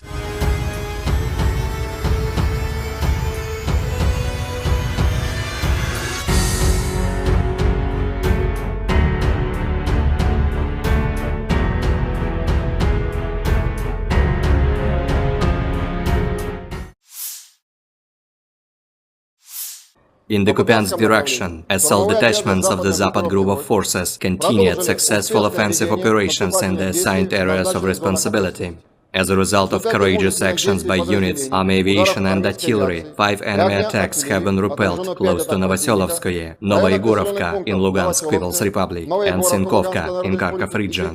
The enemy losses were up to 50 Ukrainian servicemen, 2 infantry fighting vehicles, 3 pickup trucks, and 3 U.S.-made M777 artillery systems. In the Zaporozhye direction, as a result of active and well-coordinated actions by units of the Russian grouping of troops, supported by artillery, 5 enemy attacks have been repelled near Rabotino and Uspenovka in Zaporozhye region. The enemy losses were up to 110 Ukrainian servicemen, 4 tanks, 3 armored fighting vehicles, 4 motor vehicles, 1 Polish-made Krupp self-propelled artillery system, and 4 US-made M777 artillery systems. In the Donetsk direction, units of the U group of forces, supported by ground attack and dummy aviation, successfully repelled 6 attacks by Ukrainian armed forces close to Severnoye, Berestovoye and Nevelskoye in Donetsk People's Republic. The enemy losses were up to 125 Ukrainian servicemen, 1 tank, 4 infantry fighting vehicles, 4 motor vehicles, and 1 Stabi howitzer. In addition, 1 ammunition depot has been destroyed near Verkhnekamenskoye in Donetsk People's Republic. In the South Donetsk direction, as a result of actions by units of the Vostok group of forces, operational tactical aviation and artillery, 1 enemy attack has been repelled near Priyutnoye in Zaporozhye region. In addition, units of the Ukrainian 37th and 38th Marine Brigades have been eliminated close to Urozhainoye and Oktyabr State Farm in Donetsk People's Republic. The enemy losses were up to 230 Ukrainian servicemen, 2 armored personnel carriers, 3 motor vehicles, as well as 2 Gvozdika self-propelled artillery systems. In the Krasny Liman direction, as a result of active actions by units of the Center group of forces, army aviation and artillery, 3 enemy attacks have been successfully repelled near Grigorovka, Torskoye in Donetsk People's Republic, and Chervonaya Dibrova in Lugansk People's Republic. The enemy losses were up to 80 Ukrainian servicemen, 3 armored fighting vehicles, and 2 pickup trucks. In the Kherson direction, the enemy losses were up to 30 Ukrainian servicemen, 2 motor vehicles, as well as Stabi and D-30 howitzers. In addition, the actions of 1 Ukrainian sabotage and reconnaissance group have been suppressed. Operational tactical and dummy aviation, missile troops and artillery of the armed forces of the Russian Federation have neutralized manpower and military hardware in 153 areas. 1 control point, 1 radar station, and 2 launchers of S-300PS anti-aircraft missile system have been destroyed near Zeleny Gai in Nikolaev region. 4 enemy ammunition depots have been also destroyed near Lvov in Kherson region, Mikhailovka in Kharkov region, Iskra in Dnepropetrovsk region, and Krasnogorovka in Donetsk People's Republic. Air defense facilities have shot down 4 projectiles launched by HIMARS MLRS. In addition, 42 Ukrainian unmanned aerial vehicles have been destroyed close to Kudryashovka, Lysychansk, Shishkova in Lugansk People's Republic, Gorlovka, Nikolskoye, Artyomovsk, Berestovoye, Kluchevoye in Donetsk People's Republic, Pologi, Tokmak in Zaporozhye region, Dobropolye in Kherson region, and Tavalzhanka in Kharkov region. In total, 462 airplanes, 246 helicopters, 6,012 unmanned aerial vehicles, 433 air defense missile systems, 11,476 tanks and other armored fighting vehicles, 1,144 fighting vehicles equipped with MRLS, 6,024 field artillery cannons and motors, as well as 12,408 units of special military equipment have been destroyed during the special military operation. Ukrainian forces marked the country's Independence Day August 24 with a naval raid into occupied Crimea. President Volodymyr Zelensky promised a victory against Russia. He also praised Ukrainians for the defiance and courage that has won them global support in the fight with Russia. The national holiday celebrates Ukraine's independence from the former Soviet Union in 1991, but this year it also marks 18 months since Vladimir Putin's full-scale invasion plunged the country into a war for survival. In the occupied Crimea, a special operation of the GUR of the Ministry of Defense of Ukraine took place with the support of the Navy. On the night of August 24, an operation of the GUR of the Ministry of Defense of Ukraine took place in support of the Navy in temporarily occupied Crimea. Special units on watercraft landed on the shore in the area of Olenivka and Mayak settlements. All goals and tasks have been completed. At the end of the special operation, the Ukrainian defenders left the scene without casualties, said the General Staff of Ukraine's armed forces in an official statement.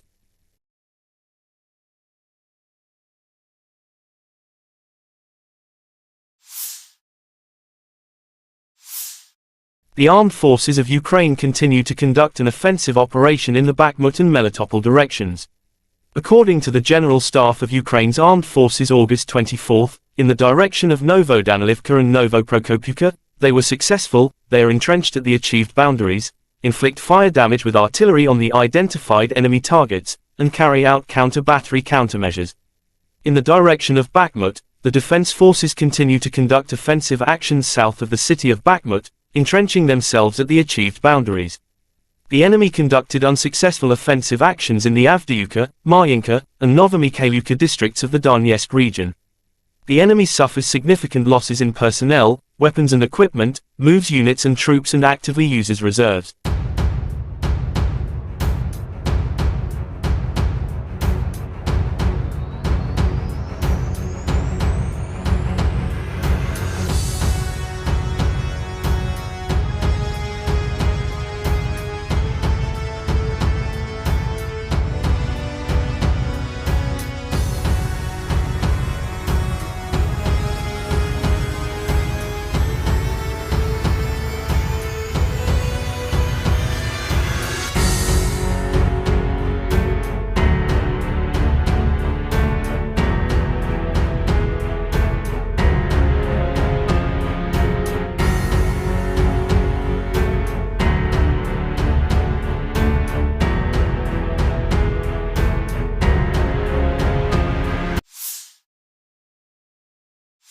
The armed forces of Ukraine reported on August 23 that Russia had lost 259,610 troops in Ukraine since the beginning of its full-scale invasion on February 24, 2022. This number includes 340 casualties Russian forces suffered in the last 24 hours.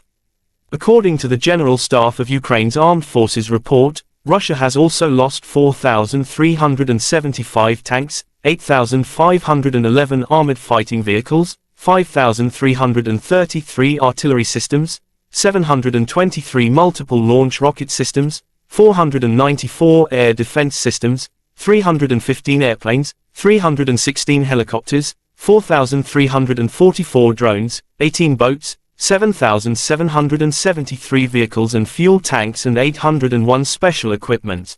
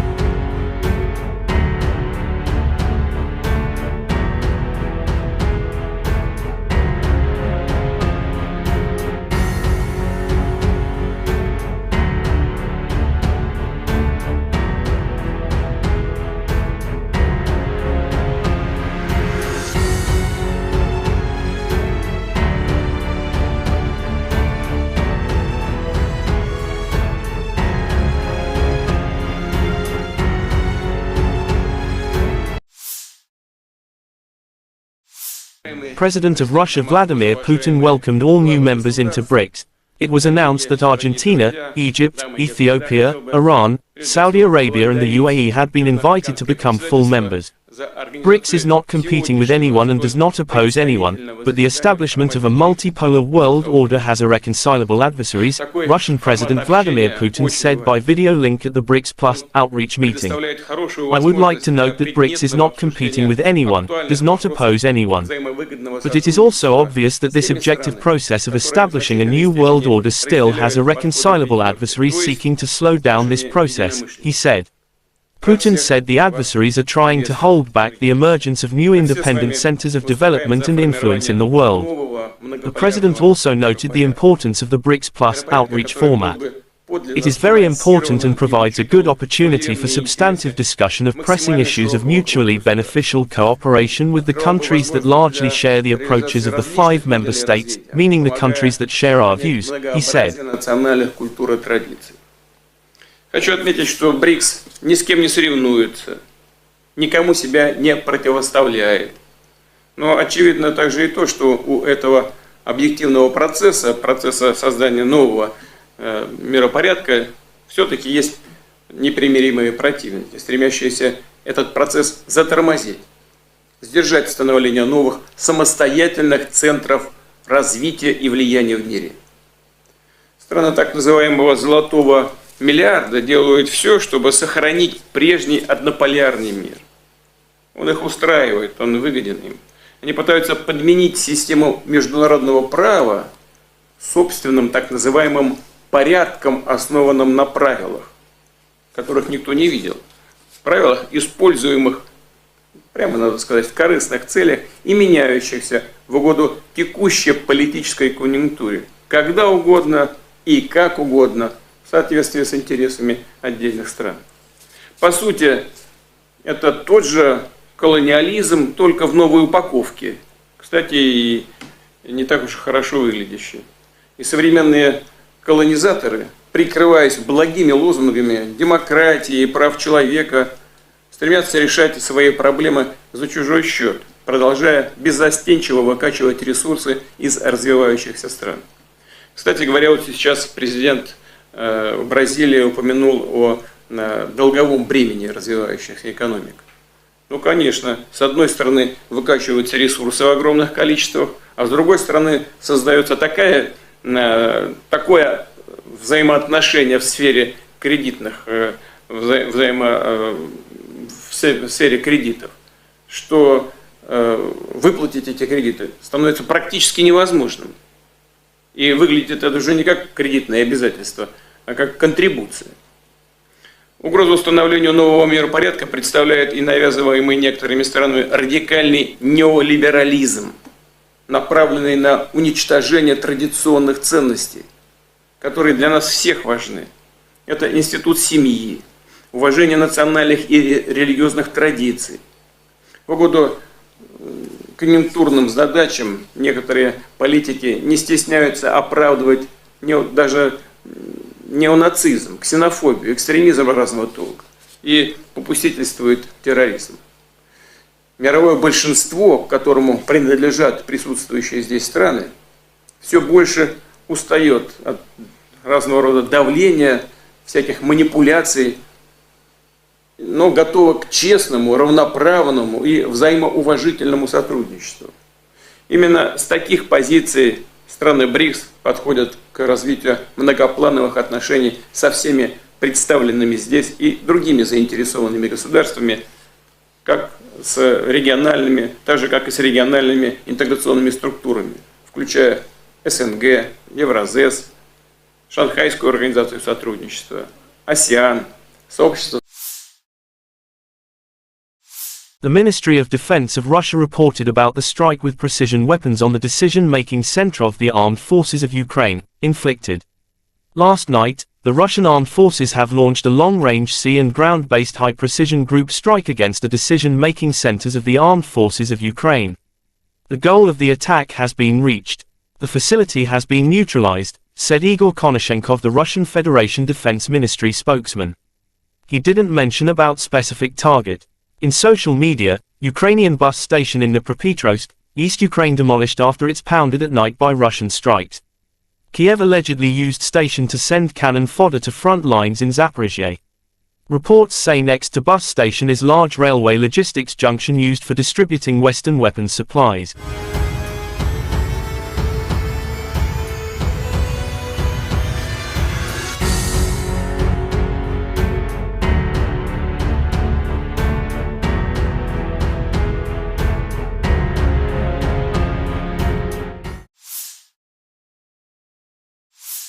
In the Kupiansk direction, assault detachments of the Zapad group of forces continued successful offensive operations in the assigned areas of responsibility.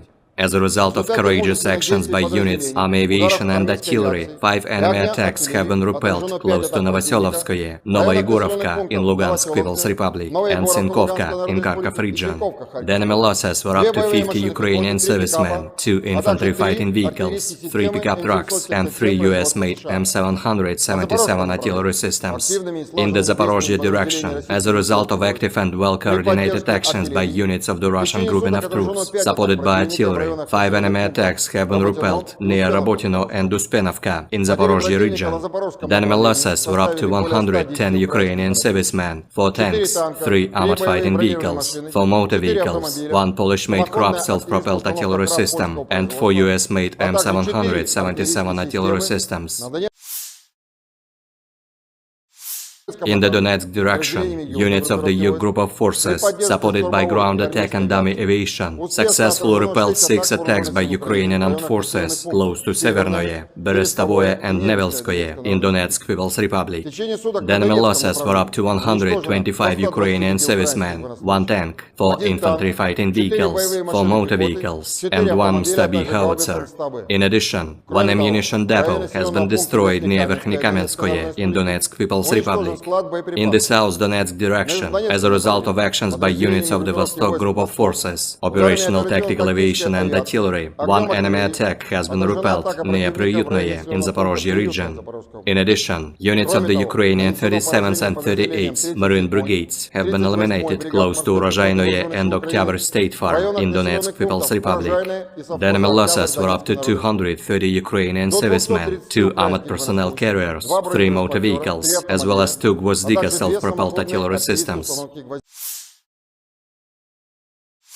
In the Krasny Liman direction, as a result of active actions by units of the Center group of forces, army aviation and artillery, 3 enemy attacks have been successfully repelled near Grigorovka, Torskoye in Donetsk People's Republic, and Chervonaya Dibrova in Lugansk People's Republic. The enemy losses were up to 80 Ukrainian servicemen, 3 armored fighting vehicles, and 2 pickup trucks. In the Kherson direction, the enemy losses were up to 30 Ukrainian servicemen, 2 motor vehicles, as well as Mustabi and D-30 howitzers. In addition, the actions of 1 Ukrainian sabotage and reconnaissance group have been suppressed. Operational tactical and dummy aviation, missile troops and artillery of the armed forces of the Russian Federation have neutralized manpower and military hardware in 153 areas. 1 control point, 1 radar station, and 2 launchers of S-300PS anti-aircraft missile system have been destroyed near Zeleny Gai in Nikolaev region. 4 enemy ammunition depots have been also destroyed near Lvov in Kherson region, Mikhailovka in Kharkov region, Iskra in Dnepropetrovsk region, and Krasnogorovka in Donetsk People's Republic. Air defense facilities have shot down 4 projectiles launched by HIMARS MLRS. In addition, 42 Ukrainian unmanned aerial vehicles have been destroyed close to Kudryashovka, Lysychansk, Shishkova in Lugansk People's Republic, Gorlovka, Nikolskoye, Artyomovsk, Berestovoye, Kluchevoye in Donetsk People's Republic, Pologi, Tokmak in Zaporozhye region, Dobropolye in Kherson region, and Tavalzhanka in Kharkov region. In total, 462 airplanes, 246 helicopters, 6,012 unmanned aerial vehicles, 433 air defense missile systems, 11,476 tanks and other armored fighting vehicles, 1,144 fighting vehicles equipped with MRLS, 6,024 field artillery cannons and motors, as well as 12,408 units of special military equipment have been destroyed during the special military operation. Ukrainian forces marked the country's Independence Day August 24 with a naval raid into occupied Crimea. President Volodymyr Zelensky promised a victory against Russia. He also praised Ukrainians for the defiance and courage that has won them global support in the fight with Russia.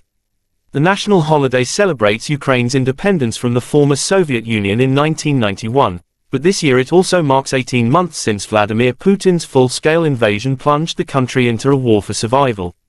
In the occupied Crimea, a special operation of the GUR of the Ministry of Defense of Ukraine took place with the support of the Navy. On the night of August 24, an operation of the GUR of the Ministry of Defense of Ukraine took place in support of the Navy in temporarily occupied Crimea. Special units on watercraft landed on the shore in the area of Olenivka and Mayak settlements. All goals and tasks have been completed. At the end of the special operation, the Ukrainian defenders left the scene without casualties, said the General Staff of Ukraine's armed forces in an official statement.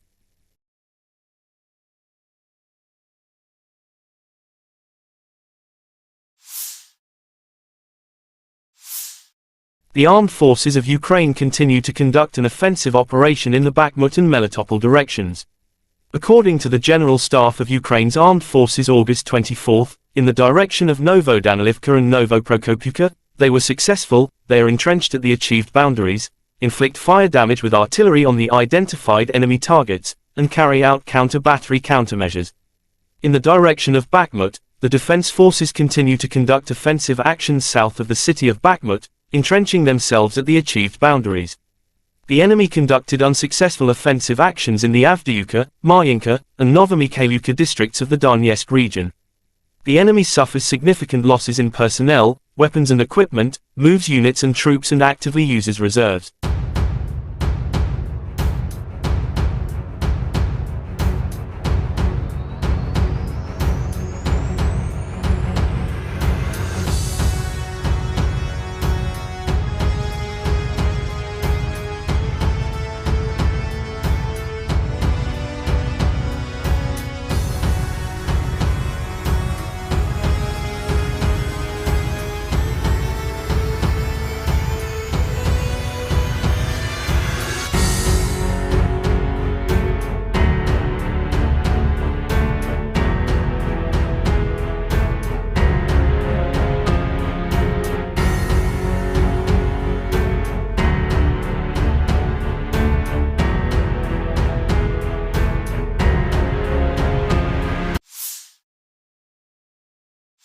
The armed forces of Ukraine reported on August 23 that Russia had lost 259,610 troops in Ukraine since the beginning of its full-scale invasion on February 24, 2022. This number includes 340 casualties Russian forces suffered in the last 24 hours. According to the General Staff of Ukraine's Armed Forces report, Russia has also lost 4,375 tanks, 8,511 armored fighting vehicles, 5,333 artillery systems, 723 multiple launch rocket systems, 494 air defense systems, 315 airplanes, 316 helicopters, 4,344 drones, 18 boats, 7,773 vehicles and fuel tanks and 801 special equipment.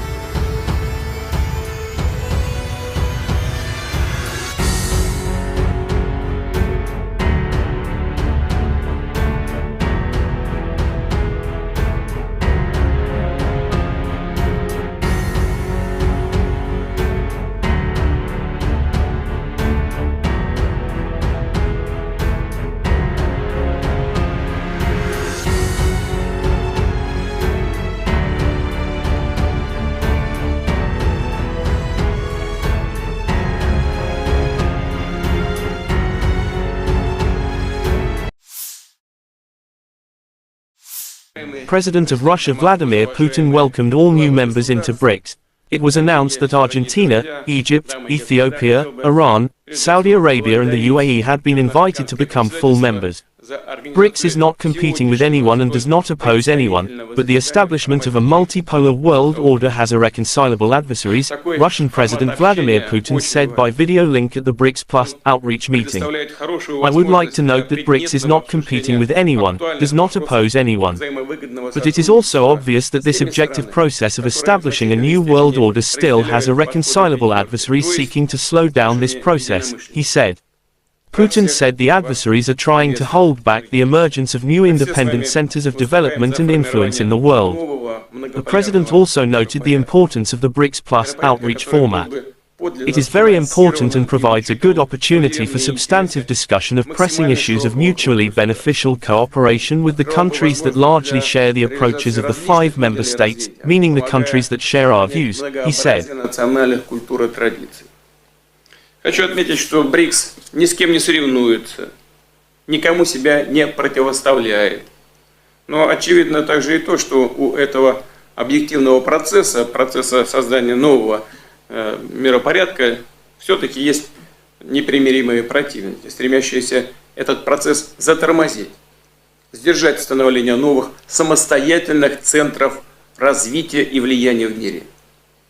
Страны так называемого «золотого миллиарда» делают все, чтобы сохранить прежний однополярный мир. Он их устраивает, он выгоден им. Они пытаются подменить систему международного права собственным так называемым порядком, основанным на правилах, которых никто не видел. Правилах, используемых, прямо надо сказать, в корыстных целях и меняющихся в угоду текущей политической конъюнктуре, когда угодно и как угодно, в соответствии с интересами отдельных стран. По сути, это тот же колониализм, только в новой упаковке. Кстати, и не так уж хорошо выглядящий.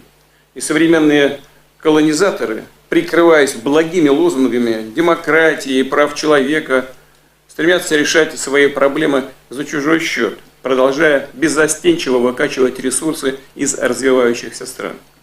Кстати говоря, вот сейчас президент Бразилии упомянул о долговом бремени развивающихся экономик. Ну, конечно, с одной стороны выкачиваются ресурсы в огромных количествах, а с другой стороны создается такое взаимоотношение в сфере кредитных, в сфере кредитов, что выплатить эти кредиты становится практически невозможным. И выглядит это уже не как кредитное обязательство, а как контрибуция. Угрозу установлению нового миропорядка представляет и навязываемый некоторыми странами радикальный неолиберализм, направленный на уничтожение традиционных ценностей, которые для нас всех важны. Это институт семьи, уважение национальных и религиозных традиций. В угоду конъюнктурным задачам некоторые политики не стесняются оправдывать даже неонацизм, ксенофобию, экстремизм разного толка и попустительствует терроризм. Мировое большинство, к которому принадлежат присутствующие здесь страны, все больше устает от разного рода давления, всяких манипуляций, но готова к честному, равноправному и взаимоуважительному сотрудничеству. Именно с таких позиций страны БРИКС подходят к развитию многоплановых отношений со всеми представленными здесь и другими заинтересованными государствами, как с региональными, так же как и с региональными интеграционными структурами, включая СНГ, Евразес, Шанхайскую организацию сотрудничества, АСЕАН, сообщество.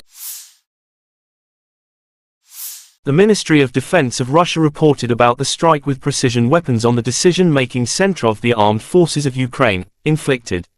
Last night, the Russian armed forces have launched a long-range sea and ground-based high-precision group strike against the decision-making centers of the armed forces of Ukraine. The goal of the attack has been reached. The facility has been neutralized, said Igor Konashenkov, the Russian Federation Defense Ministry spokesman. He didn't mention about specific target. In social media, Ukrainian bus station in Dnipropetrovsk, East Ukraine demolished after it's pounded at night by Russian strikes. Kyiv allegedly used station to send cannon fodder to front lines in Zaporizhia. Reports say next to bus station is large railway logistics junction used for distributing Western weapons supplies.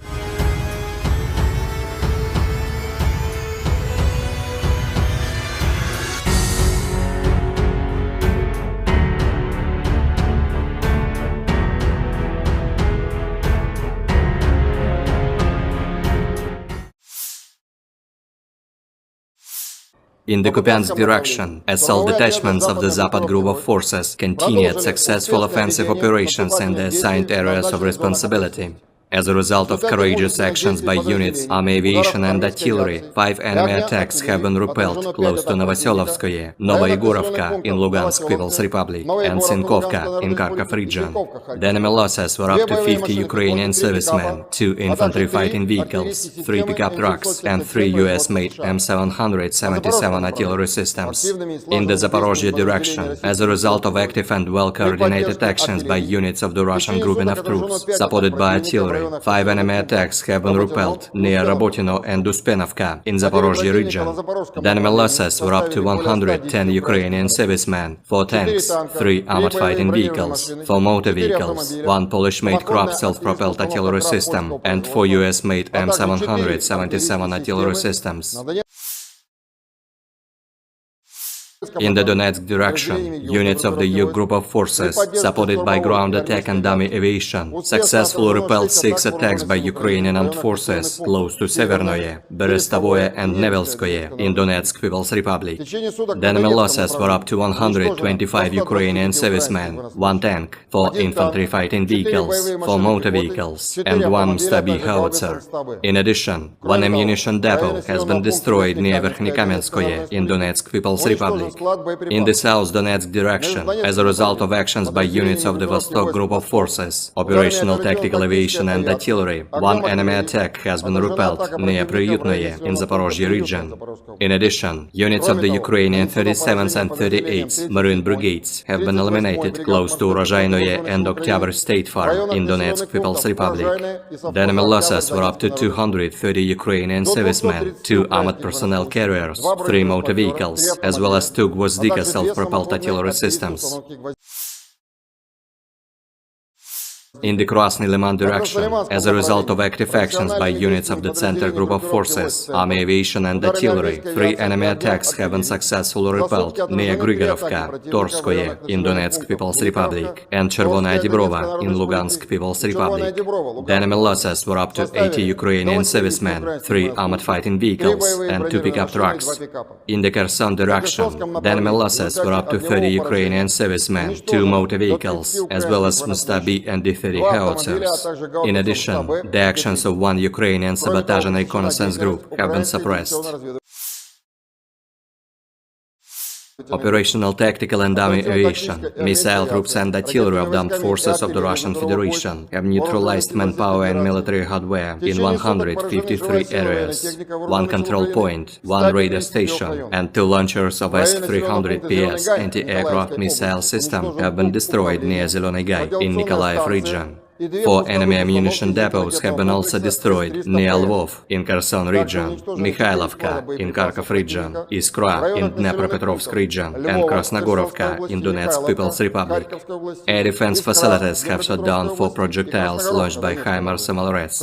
In addition, 42 Ukrainian unmanned aerial vehicles have been destroyed close to Kudryashovka, Lysychansk, Shishkova in Lugansk People's Republic, Gorlovka, Nikolskoye, Artyomovsk, Berestovoye, Kluchevoye in Donetsk People's Republic, Pologi, Tokmak in Zaporozhye region, Dobropolye in Kherson region, and Tavalzhanka in Kharkov region. In total, 462 airplanes, 246 helicopters, 6,012 unmanned aerial vehicles, 433 air defense missile systems, 11,476 tanks and other armored fighting vehicles, 1,144 fighting vehicles equipped with MRLS, 6,024 field artillery cannons and motors, as well as 12,408 units of special military equipment have been destroyed during the special military operation. Ukrainian forces marked the country's Independence Day August 24 with a naval raid into occupied Crimea. President Volodymyr Zelensky promised a victory against Russia. He also praised Ukrainians for the defiance and courage that has won them global support in the fight with Russia. The national holiday celebrates Ukraine's independence from the former Soviet Union in 1991, but this year it also marks 18 months since Vladimir Putin's full-scale invasion plunged the country into a war for survival. In the occupied Crimea, a special operation of the GUR of the Ministry of Defense of Ukraine took place with the support of the Navy.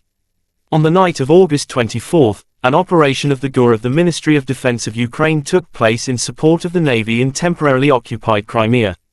Special units on watercraft landed on the shore in the area of Olenivka and Mayak settlements. All goals and tasks have been completed. At the end of the special operation, the Ukrainian defenders left the scene without casualties, said the General Staff of Ukraine's armed forces in an official statement.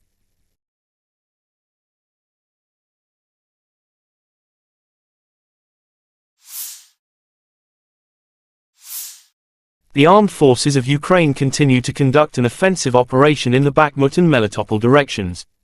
According to the General Staff of Ukraine's armed forces August 24, in the direction of Novodanilivka and Novoprokopivka, they were successful. They are entrenched at the achieved boundaries, inflict fire damage with artillery on the identified enemy targets, and carry out counter-battery countermeasures. In the direction of Bakhmut, the defense forces continue to conduct offensive actions south of the city of Bakhmut, entrenching themselves at the achieved boundaries. The enemy conducted unsuccessful offensive actions in the Avdiivka, Marinka, and Novomikhailivka districts of the Donetsk region. The enemy suffers significant losses in personnel, weapons and equipment, moves units and troops and actively uses reserves.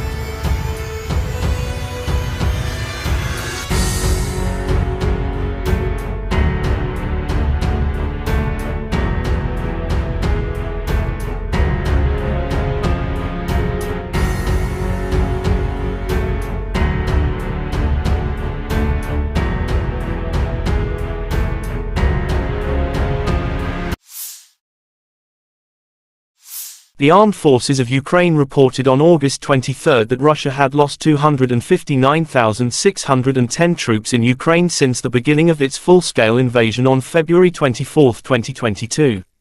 This number includes 340 casualties Russian forces suffered in the last 24 hours.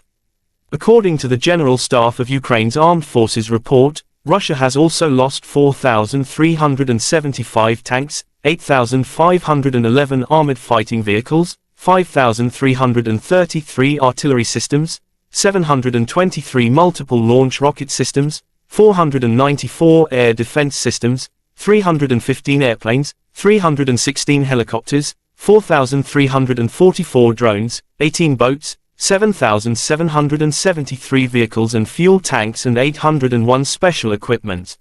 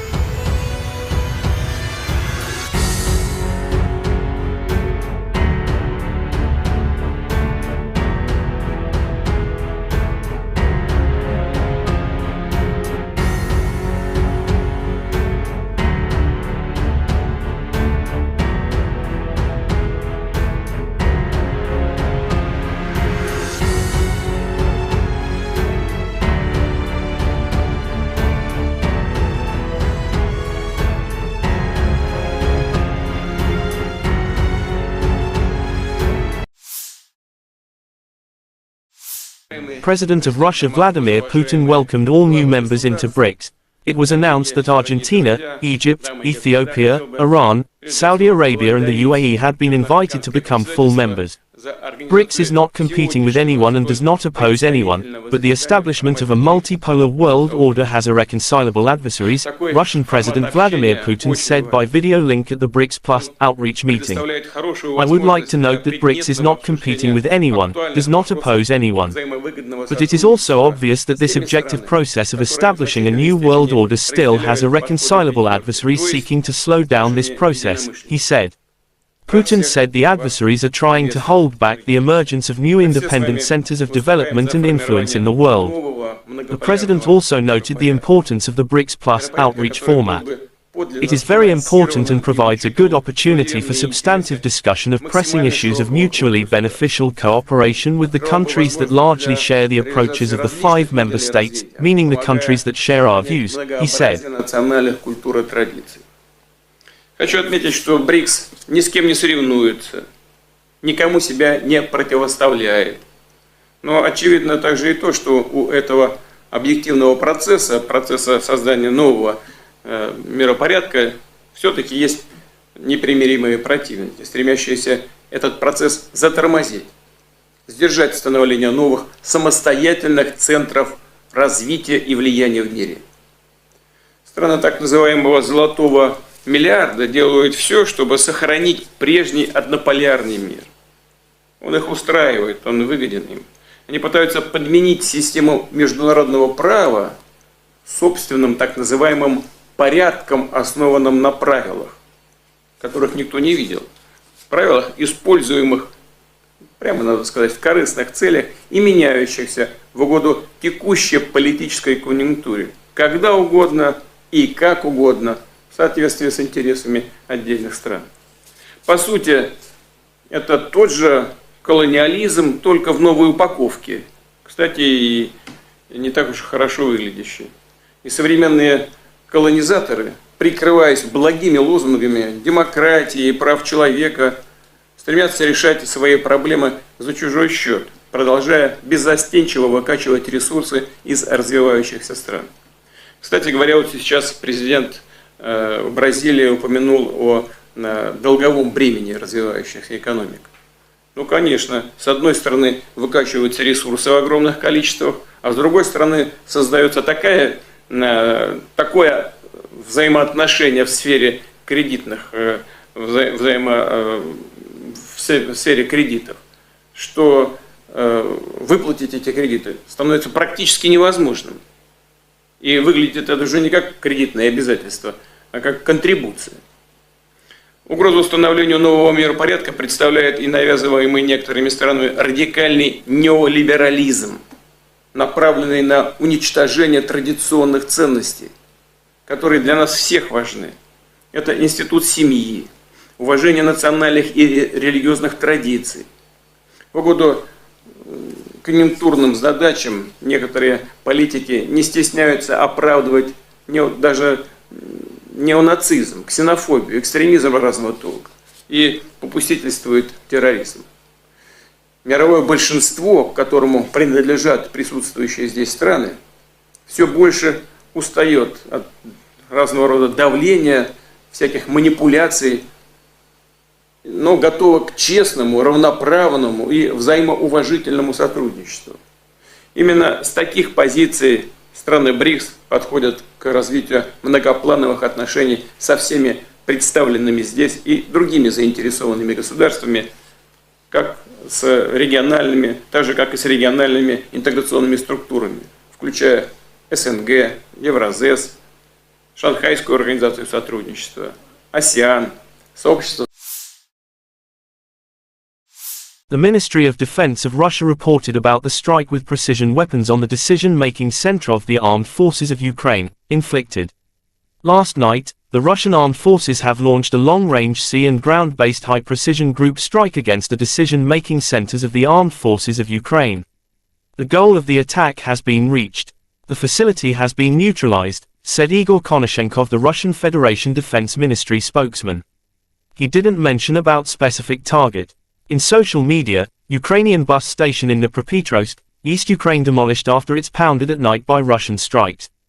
Kyiv allegedly used station to send cannon fodder to front lines in Zaporizhia. Reports say next to bus station is large railway logistics junction used for distributing Western weapons supplies.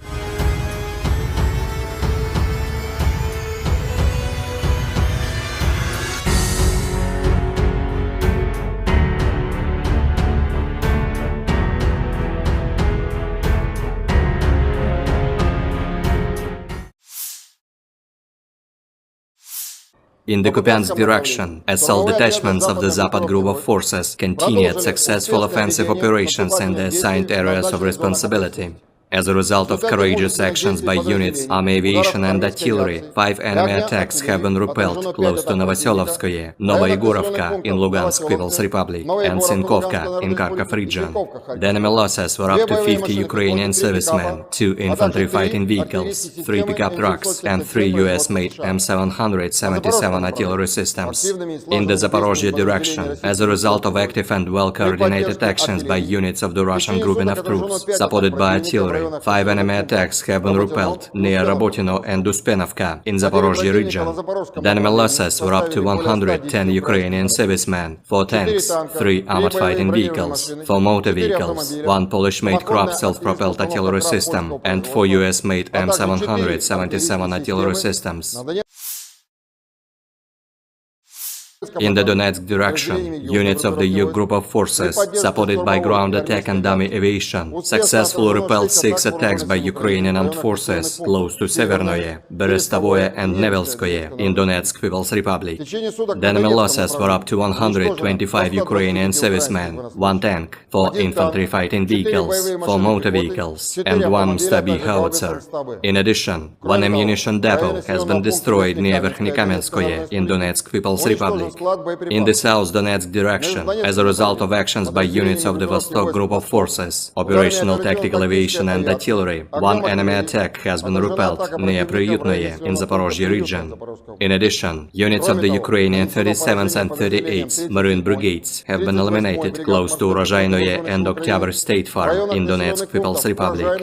The enemy losses were up to 230 Ukrainian servicemen, 2 armored personnel carriers, 3 motor vehicles, as well as 2 Gvozdika self-propelled artillery systems.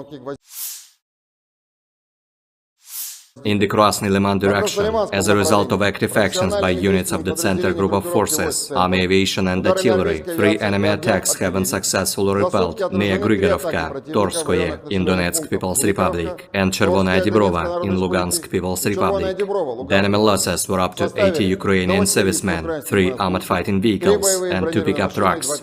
In the Kherson direction, the enemy losses were up to 30 Ukrainian servicemen, 2 motor vehicles, as well as Mstabi and D-30 howitzers. In addition, the actions of 1 Ukrainian sabotage and reconnaissance group have been suppressed. Operational tactical and dummy aviation, missile troops and artillery of the armed forces of the Russian Federation have neutralized manpower and military hardware in 153 areas. 1 control point, 1 radar station, and 2 launchers of S-300PS anti-aircraft missile system have been destroyed near Zeleny Gai in Nikolaev region. 4 enemy ammunition depots have been also destroyed near Lvov in Kherson region, Mikhailovka in Kharkov region, Iskra in Dnepropetrovsk region, and Krasnogorovka in Donetsk People's Republic. Air defense facilities have shot down 4 projectiles launched by HIMARS MLRS. In addition, 42 Ukrainian unmanned aerial vehicles have been destroyed close to Kudryashovka, Lysychansk, Shishkova in Lugansk People's Republic, Gorlovka, Nikolskoye, Artyomovsk, Berestovoye, Kluchevoye in Donetsk People's Republic, Pologi, Tokmak in Zaporozhye region, Dobropolye in Kherson region, and Tavalzhanka in Kharkov region. In total, 462 airplanes, 246 helicopters, 6,012 unmanned aerial vehicles, 433 air defense missile systems, 11,476 tanks and other armored fighting vehicles, 1,144 fighting vehicles equipped with MRLS, 6,024 field artillery cannons and motors, as well as 12,408 units of special military equipment have been destroyed during the special military operation. Ukrainian forces marked the country's Independence Day August 24 with a naval raid into occupied Crimea. President Volodymyr Zelensky promised a victory against Russia. He also praised Ukrainians for the defiance and courage that has won them global support in the fight with Russia. The national holiday celebrates Ukraine's independence from the former Soviet Union in 1991, but this year it also marks 18 months since Vladimir Putin's full-scale invasion plunged the country into a war for survival. In the occupied Crimea, a special operation of the GUR of the Ministry of Defense of Ukraine took place with the support of the Navy. On the night of August 24, an operation of the GUR of the Ministry of Defense of Ukraine took place in support of the Navy in temporarily occupied Crimea. Special units on watercraft landed on the shore in the area of Olenivka and Mayak settlements. All goals and tasks have been completed. At the end of the special operation, the Ukrainian defenders left the scene without casualties, said the General Staff of Ukraine's armed forces in an official statement.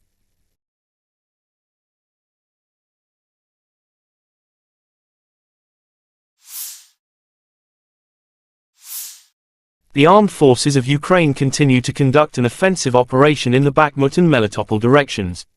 According to the General Staff of Ukraine's armed forces August 24, in the direction of Novodanilivka and Novoprokopivka, they were successful. They are entrenched at the achieved boundaries, inflict fire damage with artillery on the identified enemy targets, and carry out counter-battery countermeasures. In the direction of Bakhmut, the defense forces continue to conduct offensive actions south of the city of Bakhmut, entrenching themselves at the achieved boundaries. The enemy conducted unsuccessful offensive actions in the Avdiivka, Marinka, and Novomikhailivka districts of the Donetsk region. The enemy suffers significant losses in personnel, weapons and equipment, moves units and troops and actively uses reserves.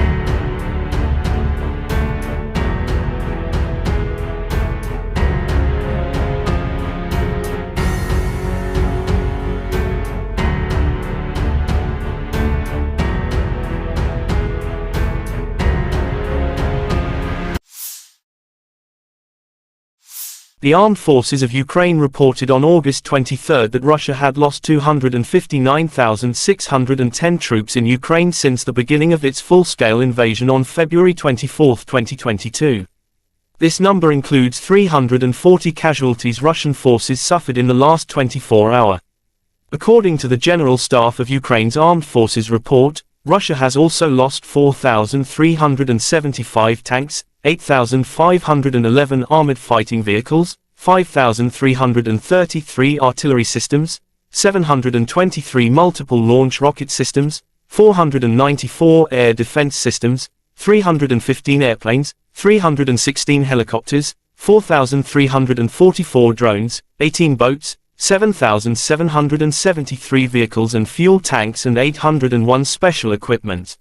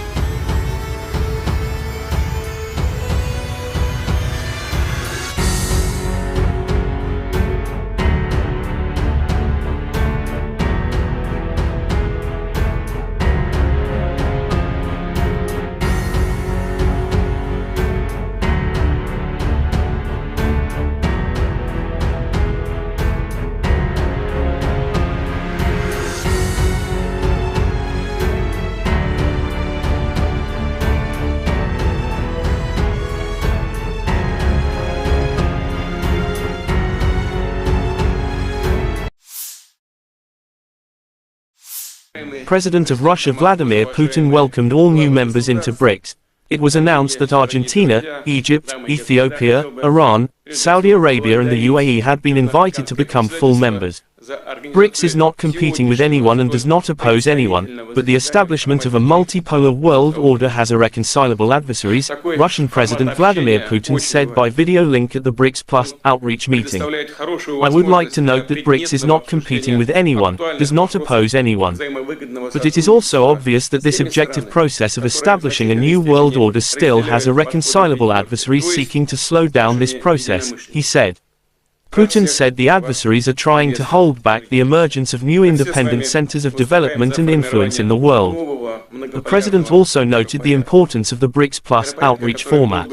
It is very important and provides a good opportunity for substantive discussion of pressing issues of mutually beneficial cooperation with the countries that largely share the approaches of the 5 member states, meaning the countries that share our views, he said. Хочу отметить, что БРИКС ни с кем не соревнуется, никому себя не противоставляет.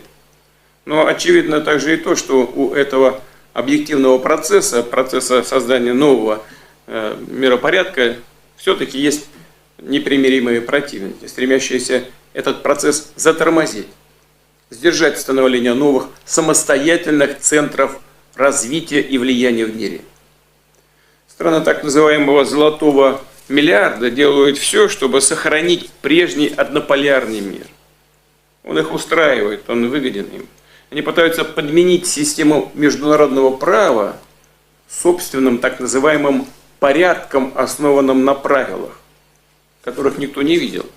Правилах, используемых, прямо надо сказать, в корыстных целях и меняющихся в угоду текущей политической конъюнктуре, когда угодно и как угодно, в соответствии с интересами отдельных стран. По сути, это тот же колониализм, только в новой упаковке. Кстати, и не так уж хорошо выглядящий. И современные колонизаторы, прикрываясь благими лозунгами демократии и прав человека, стремятся решать свои проблемы за чужой счет, продолжая беззастенчиво выкачивать ресурсы из развивающихся стран. Кстати говоря, вот сейчас президент Бразилии упомянул о долговом бремени развивающихся экономик. Ну, конечно, с одной стороны выкачиваются ресурсы в огромных количествах, а с другой стороны создается такое взаимоотношение в сфере кредитных, в сфере кредитов, что выплатить эти кредиты становится практически невозможным. И выглядит это уже не как кредитное обязательство, а как контрибуция. Угрозу установлению нового миропорядка представляет и навязываемый некоторыми странами радикальный неолиберализм, направленный на уничтожение традиционных ценностей, которые для нас всех важны. Это институт семьи, уважение национальных и религиозных традиций. В угоду конъюнктурным задачам некоторые политики не стесняются оправдывать даже неонацизм, ксенофобию, экстремизм разного толка и попустительствует терроризм. Мировое большинство, к которому принадлежат присутствующие здесь страны, все больше устает от разного рода давления, всяких манипуляций, но готово к честному, равноправному и взаимоуважительному сотрудничеству. Именно с таких позиций страны БРИКС подходят к развитию многоплановых отношений со всеми представленными здесь и другими заинтересованными государствами, как с региональными, так же как и с региональными интеграционными структурами, включая СНГ, Евразес, Шанхайскую организацию сотрудничества, АСЕАН, сообщество. The Ministry of Defense of Russia reported about the strike with precision weapons on the decision-making center of the armed forces of Ukraine, inflicted. Last night, the Russian armed forces have launched a long-range sea and ground-based high-precision group strike against the decision-making centers of the armed forces of Ukraine. The goal of the attack has been reached. The facility has been neutralized, said Igor Konashenkov, the Russian Federation Defense Ministry spokesman. He didn't mention about specific target. In social media, Ukrainian bus station in Dnipropetrovsk, East Ukraine demolished after it's pounded at night by Russian strikes. Kyiv allegedly used station to send cannon fodder to front lines in Zaphorizia. Reports say next to bus station is large railway logistics junction used for distributing Western weapons supplies.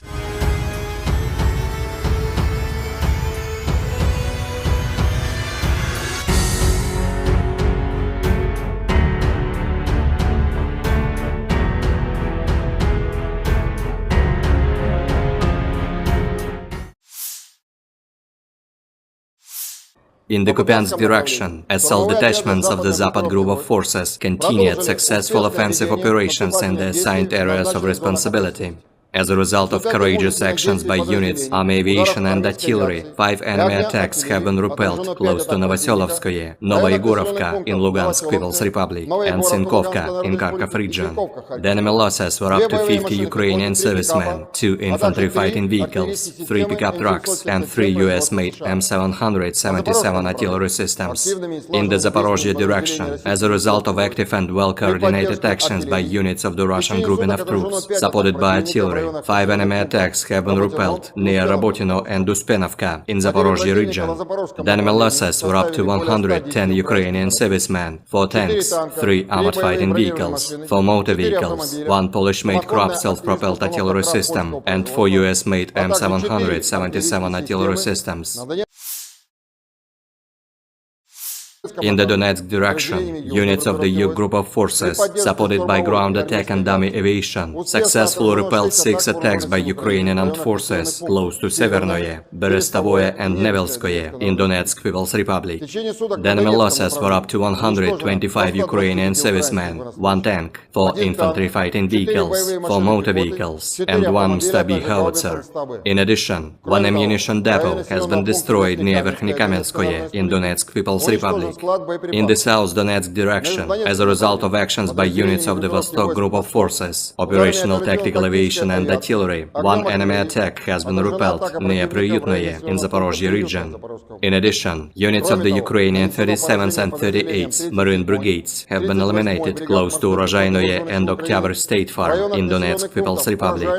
The enemy losses were up to 230 Ukrainian servicemen, 2 armored personnel carriers, 3 motor vehicles, as well as 2 Gvozdika self-propelled artillery systems. In the Krasny Liman direction, as a result of active actions by units of the Center Group of Forces, Army Aviation and Artillery, 3 enemy attacks have been successfully repelled near Grigorovka, Torskoye in Donetsk People's Republic, and Chervonaya Dibrova in Lugansk People's Republic. The enemy losses were up to 80 Ukrainian servicemen, 3 armored fighting vehicles, and 2 pickup trucks. In the Kherson direction, the enemy losses were up to 30 Ukrainian servicemen, 2 motor vehicles, as well as Mustabi and D-30 howitzers. In addition, the actions of 1 Ukrainian sabotage and reconnaissance group have been suppressed. Operational tactical and army aviation, missile troops and artillery of the armed forces of the Russian Federation have neutralized manpower and military hardware in 153 areas. 1 control point, 1 radar station, and 2 launchers of S-300PS anti-aircraft missile system have been destroyed near Zeleny Gai in Nikolaev region. 4 enemy ammunition depots have been also destroyed near Lvov in Kherson region, Mikhailovka in Kharkov region, Iskra in Dnepropetrovsk region, and Krasnogorovka in Donetsk People's Republic.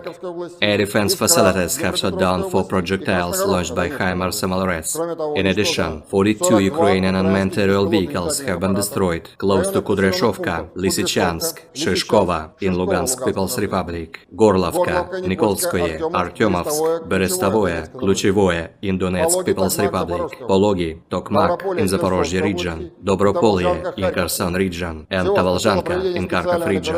In total, 462 airplanes, 246 helicopters, 6,012 unmanned aerial vehicles, 433 air defense missile systems, 11,476 tanks and other armored fighting vehicles, 1,144 fighting vehicles equipped with MRLS, 6,024 field artillery cannons and motors, as well as 12,408 units of special military equipment have been destroyed during the special military operation. Ukrainian forces marked the country's Independence Day August 24 with a naval raid into occupied Crimea. President Volodymyr Zelensky promised a victory against Russia. He also praised Ukrainians for the defiance and courage that has won them global support in the fight with Russia. The national holiday celebrates Ukraine's independence from the former Soviet Union in 1991, but this year it also marks 18 months since Vladimir Putin's full-scale invasion plunged the country into a war for survival. In the occupied Crimea, a special operation of the GUR of the Ministry of Defense of Ukraine took place with the support of the Navy. On the night of August 24, an operation of the GUR of the Ministry of Defense of Ukraine took place in support of the Navy in temporarily occupied Crimea. Special units on watercraft landed on the shore in the area of